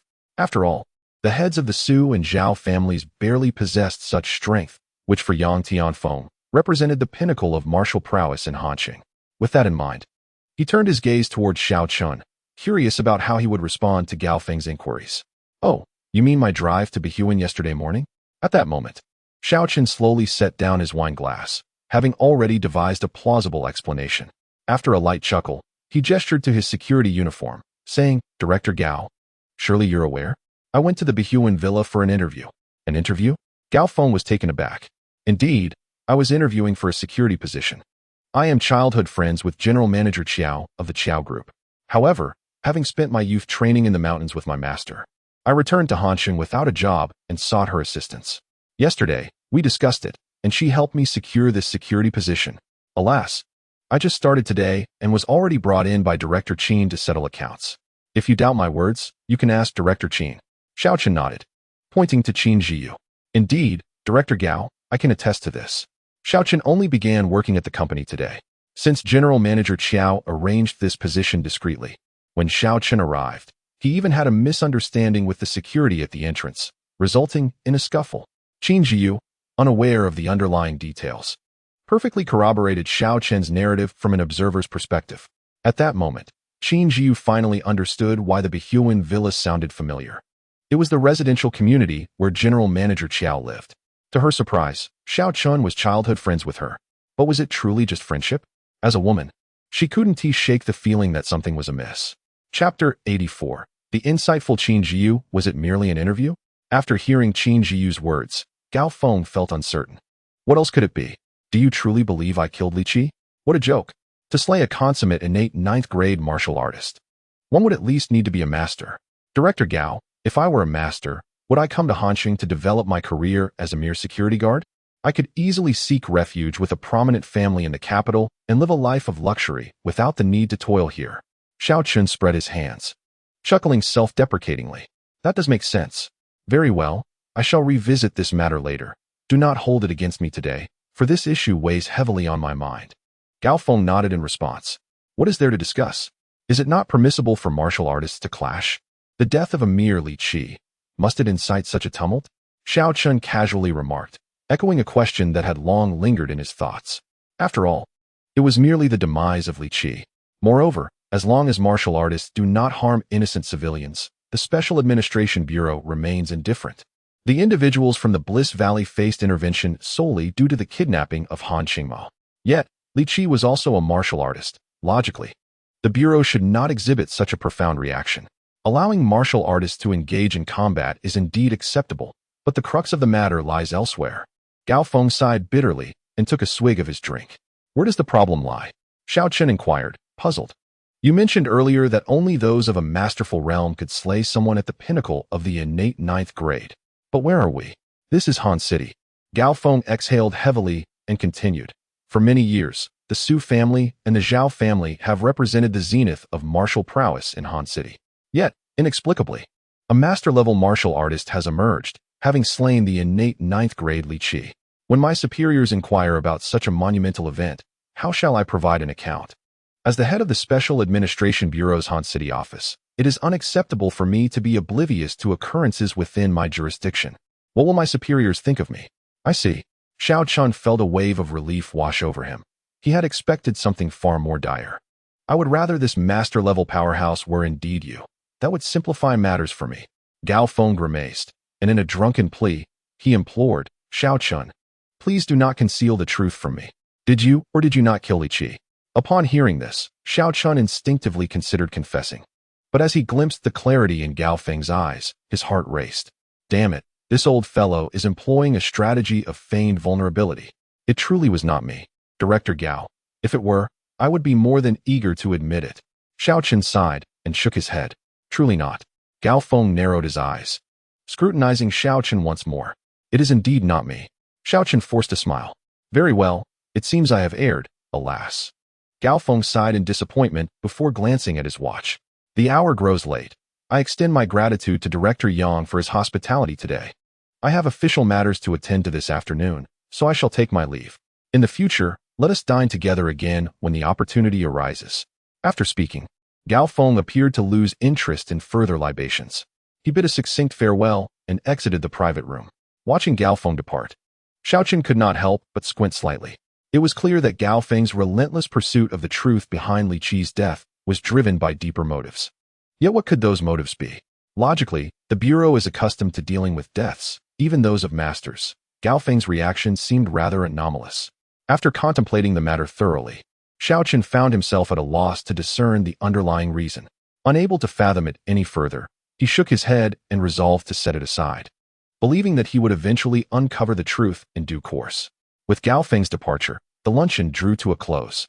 Mr. Xiao, I have business to attend to this afternoon, so I must take my leave, Yang Tianfeng remarked as he rose. Let us arrange a time in the future. I sincerely hope you will grace us with your presence, Mr. Xiao. Very well, I shall not see you off, Director Yang, as I too have matters to tend to. Xiao Chen replied, gesturing to his security uniform with a smile. Haha, indeed. Mr. Xiao, your demeanor is truly that of a great sage concealed within the mundane. What a remarkable presence you possess. I shall take my leave now. Yang Tianfeng laughed heartily. As Qin Jiyu stood to escort Yang Tianfeng, he halted her, saying, Director Qin, no need to see me off. There will be many days ahead. You and Mr. Xiao take your time. Should you require anything, do not hesitate to ask. It will be on my account. Thank you, Director Yang. Qin Jiyu expressed her gratitude, feeling that excessive modesty would only create distance at such a moment. Once Yang Tianfeng departed, the door to the private room was closed. Xiao Chun, thank you. The atmosphere turned somewhat awkward with only Xiao Chun and Qin Jiu remaining. After a brief silence, Qin Jiu turned to him and said, I don't know if it's the wine, but I feel rather flushed. Her already mature demeanor was enhanced by the effects of alcohol, exuding an air of intellectual allure. Simply saying thank you won't suffice. Xiao Chun noticed the awkwardness in her tone and, in an effort to ease the tension, playfully teased, So, how would you like to express your gratitude, dear sister? Qin Jiu, caught in a moment of thought, felt her face grow warmer. How about you, dear sister? Xiao Chun was about to suggest that Qin Jiu treat him to a meal, but before he could finish, she suddenly stood up and leaped into his embrace. Director Qin. You. Xiao Chun was momentarily stunned, instinctively starting to speak, but his words were abruptly silenced by her cool lips pressing against his. In that instant, Xiao Chen's mind went blank. Qin Jiu's next move plunged him into a frenzy. She swiftly locked the door to the private room. The obvious implication left Xiao Chen no room for misunderstanding. Overcome by the thrill of the moment, the last vestige of his rationality dissolved into oblivion. Chapter 85. Come to my house tonight. Inside the private room, the 30-something proprietor of the dining establishment approached the door, but abruptly halted her knocking. Hastily retreating in a fluster, Xiao Chen supported Qin Jiu as they exited the room. Dear sister, I told you not to drink so much, yet you wouldn't listen. Upon exiting, Xiao Chun noticed the peculiar gaze of the counter lady and cleared his throat, nonchalantly stating, the after effects of this wine are quite potent. To which Qin Jiu responded with a chuckle, Indeed, I can barely walk straight. Next time, drink less. Xiao Chun chuckled in return, while Qin Jiu playfully pinched him on the lower back in a mix of shyness and indignation. Due to Yang Tianfeng's prior payment, the two departed directly. And only after they stepped out of the restaurant did the flustered counter lady murmur, That young man is quite impressive. What are you mumbling about, dear? The restaurant owner inquired curiously. Mind your own business, you useless man. The lady's expression hardened as she scolded him, frustrated by his lack of understanding. Outside the restaurant, Xiao Chen assisted Qin Jiu to the parking lot. After seating her in the back, he was about to drive when he suddenly slapped his forehead, recalling that he had consumed alcohol. Although it was a trivial amount for him, he realized he had indeed been drinking. He turned to Qin Jiu and said, Sister Jiu, what should we do? We both had drinks. Let's call a designated driver, Xiao Chun. I feel a bit dizzy, Qin Jiu replied, her cheeks flushing once more at the end of her statement. All right. Xiao Chun smiled, without hesitation, and took a seat beside her. After securing a designated driver, they settled in the back seat and headed towards the Qiao group. Following the events that transpired in the private room, the bond between Qin Jiu and Xiao Chun had evidently grown closer. Before long, the car stopped in a secluded corner of the Qiao group's underground parking lot, which was nearly deserted due to the workday. Once the designated driver departed, Xiao Chen playfully slapped Qin Jiu's shoulder, teasing, Director Qin, do not provoke me, or you shall face the consequences. Come on, little brother, if you have the guts, then bring it on. Qin Jiu, having been married before, was certainly more open-minded than the average woman. Cough, cough, let us not be too playful. We still have work this afternoon, Xiao Chen reminded her, aware that he needed to return to the security department. Do you think I can go to work looking like this? Qin Jiu's cheeks flushed as she spoke with a sorrowful gaze. What will you do then? Xiao Chen felt a bit awkward. Her current state clearly rendered her unfit for work, as anyone could easily discern what was amiss. Don't worry, I'll ask President Qiao for leave. Just saying I drank too much. Besides, the payment is coming back, and I've already settled with Director Yang, which is quite an achievement. Qin Jiu pondered aloud. That's fine, but why did you let the designated driver leave? You'll need to call one again to get home, Xiao Chen exclaimed, smacking his forehead in realization. Just go back, I'll manage to catch some sleep in the car this afternoon. Could you please take me home after you finish work? Qin Jiu is an astute woman who chose not to dwell on the matter with Xiao Chen for too long. After a moment of contemplation, she remarked, Take me home. I shall treat you to dinner tonight. Wait for me after work. Xiao Chen swallowed hard, cursing under his breath, and then closed the car door, leaving without a backward glance. Inside the vehicle, Qin Jiu adjusted her attire, gazing at Xiao Chen's receding figure with a dreamy smile. As a wave of long-forgotten happiness enveloped her heart. This man is truly remarkable. Qin Jiu was acutely aware that she would not be the only woman in his life. Nevertheless, she felt no discontent. The fact that he had never looked down upon her was enough to satisfy her.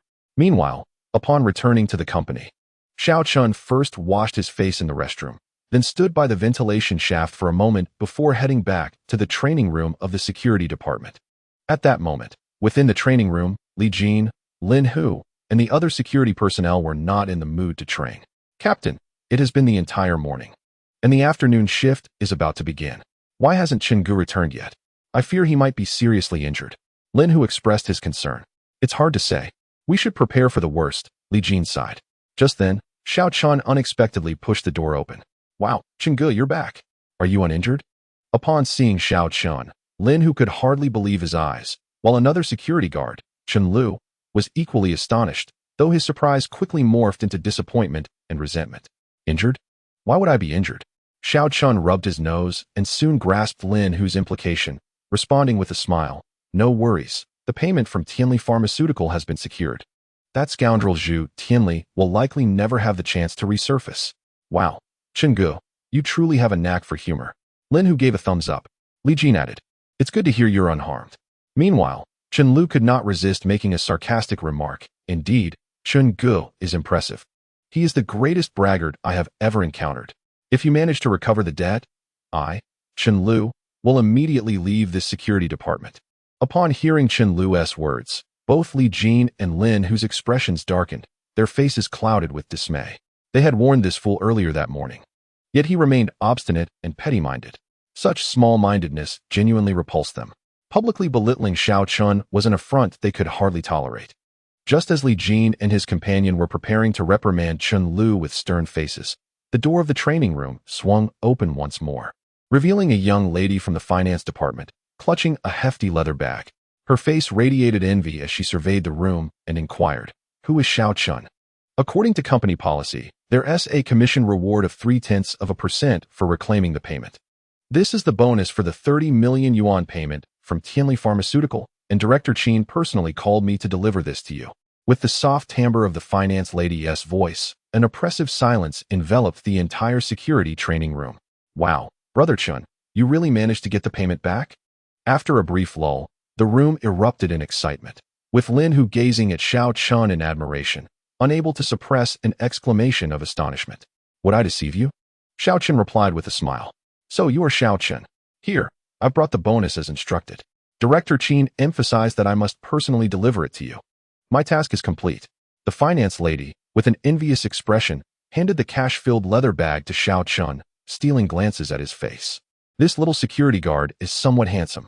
Xiao Chun opened the leather bag to inspect its contents. Although he had over 10 million on his card, the cash felt entirely different. Observing the thick bundle of bills elevated his spirits. That woman, Qin Jiu, certainly has her heart in the right place. It was impossible for the finance lady to deliver the bonus so efficiently without her subtle influence. Having someone in a high position makes tasks easier. With that thought, Xiao Chun smiled and generously took a bundle of cash from the bag, tossing it to the finance lady. The finance lady was taken aback. What was this gesture? Not only she, but the other security personnel in the training room were also stunned. 10,000 yuan was equivalent to 2 months' salary for a security guard. Please thank Director Qin for me. Use this money to treat your finance department to some milk tea or a meal as a casual activity fund. Xiao Chun declared with a wave of his hand. Isn't that inappropriate? The finance lady was flustered, unsure how to react. There's nothing inappropriate about it. Don't worry, Director Qin won't say anything. Xiao Chun replied nonchalantly. Well, then I'll thank you on behalf of my finance colleagues. Handsome. The finance lady, now charmed, playfully stuck out her tongue at Xiao Chun, her affection for him soaring several notches. A man who is both handsome and generous. What woman could resist? Afterward, the finance lady happily departed with the money. Wow, Brother Chun, you're really generous. Lin Hu teased, genuinely growing fonder of Xiao Chun. Xiao Chun, impressive. Li Jin added, giving Xiao Chun a thumbs up. Hee, Captain, there's nothing remarkable about it. Xiao Chun humbly responded. Brother Chun, how did you manage to retrieve the payment? Is it possible that Zhu Tianli was no match for you? What exactly is your strength, Brother Chun? Could it be innate? Lin Hu inquired with curiosity. It's nothing extraordinary. I was merely fortunate. When Director Qin and I arrived, we happened to encounter the relevant department investigating Tianli Pharmaceutical Factory, and Zhu Tianli was taken away. One of the investigators was somewhat acquainted with me. I explained our company's situation, and with their assistance, Tianli Pharmaceutical promptly returned the payment. In response to Lin Hu's inquiry, Xiao Chun remained non-committal, weaving a tale that was half truth, half fabrication. I thought this kid was truly impressive. Turns out it was just luck. If you had gone, Captain, that 90,000 would have been yours. Chen Lu scoffed disdainfully, filled with resentment. Chen Lu, don't overstep your bounds. Lin Hu shot a fierce glance at Chen Lu. What? Did I say something wrong? Captain, shouldn't that money have been yours from the start? If it weren't for this kid retrieving the payment for you, how could those bonuses possibly end up in his hands? Chen Lu defiantly looked at Li Jin. Upon hearing this, the training room fell silent once more, the atmosphere turning awkward. Xiao Chen took a seat, lit a cigarette, and watched the unfolding scene with interest, eager to see how Li Jin would react. 90,000 is not a trifling sum for an ordinary person. It can truly test one's character. Chen Lu, stop trying to sow discord. The payment was retrieved by Xiao Chun, so the money rightfully belongs to him. Don't try to incite trouble here. Li Jin's face darkened with palpable anger, the veins on his forehead bulging. He added with a cold laugh, I recall someone saying that if Xiao Chun successfully retrieved the payment, he would immediately roll out of this security department? Indeed, Captain, you heard correctly. It was this scoundrel Chen Lu who said that. Lin Hu chimed in with a sneer. Chen Lu, will you leave on your own, or shall I take action? Li Jin narrowed his eyes, regarding Chen Lu with contempt. Chen Lu, who had attempted to incite discord, now found himself facing the combined wrath of Li Jin and Lin Hu, causing his expression to sour dramatically. Just a mere security guard. I'm done here. Li Jin, Lin Hu, you two wait. And you, Xiao, don't let me cross paths with you again, or you will regret it. Finally, Chen Lu gritted his teeth and cursed fiercely. What are you, a worthless coward trying to threaten me? Today I, Lin Hu, will see just what you can do. Seeing Chen Lu's demeanor, Lin Hu's anger flared, and he rolled up his sleeves to take action, only to be stopped by Li Jin. As Lin Hu prepared to take action, Chen Lu suddenly panicked, refraining from uttering any further words, and turned to leave the training room in disappointment. Captain, why are you stopping me? This scoundrel is nothing but a petty individual. I merely wish to teach him a lesson to relieve my anger. Lin Hu queried, puzzled. Let it go. I have heard that this fellow's cousin has certain connections in Seoul. It's better to avoid unnecessary trouble, especially since Chen Lu has already departed. Li Jin comforted, patting Lin Hu on the shoulder. What's the matter? We both have shoulders to bear the weight of our heads. Who is afraid of whom? Lin Hu retorted defiantly. It is said he is associated with the Black Dragon Society. It's best not to provoke them, Li Jin reflected, stating, the Black Dragon Society? Feng Tianlong. Lin Hu gasped, his expression darkening. If it were indeed the Black Dragon Society, he would be unable to contend with them, given their unscrupulous methods, which sometimes extend to family members. Although Lin Hu himself was unafraid, he had a sister attending university in Seoul. Noticing Lin Hu's reaction, Li Jin understood his feelings and promptly shifted the topic. Turning to Xiao Chun with a grin, Xiao Chun, you are so generous with the beauties in the finance department. Shouldn't you be even more generous in compensating us?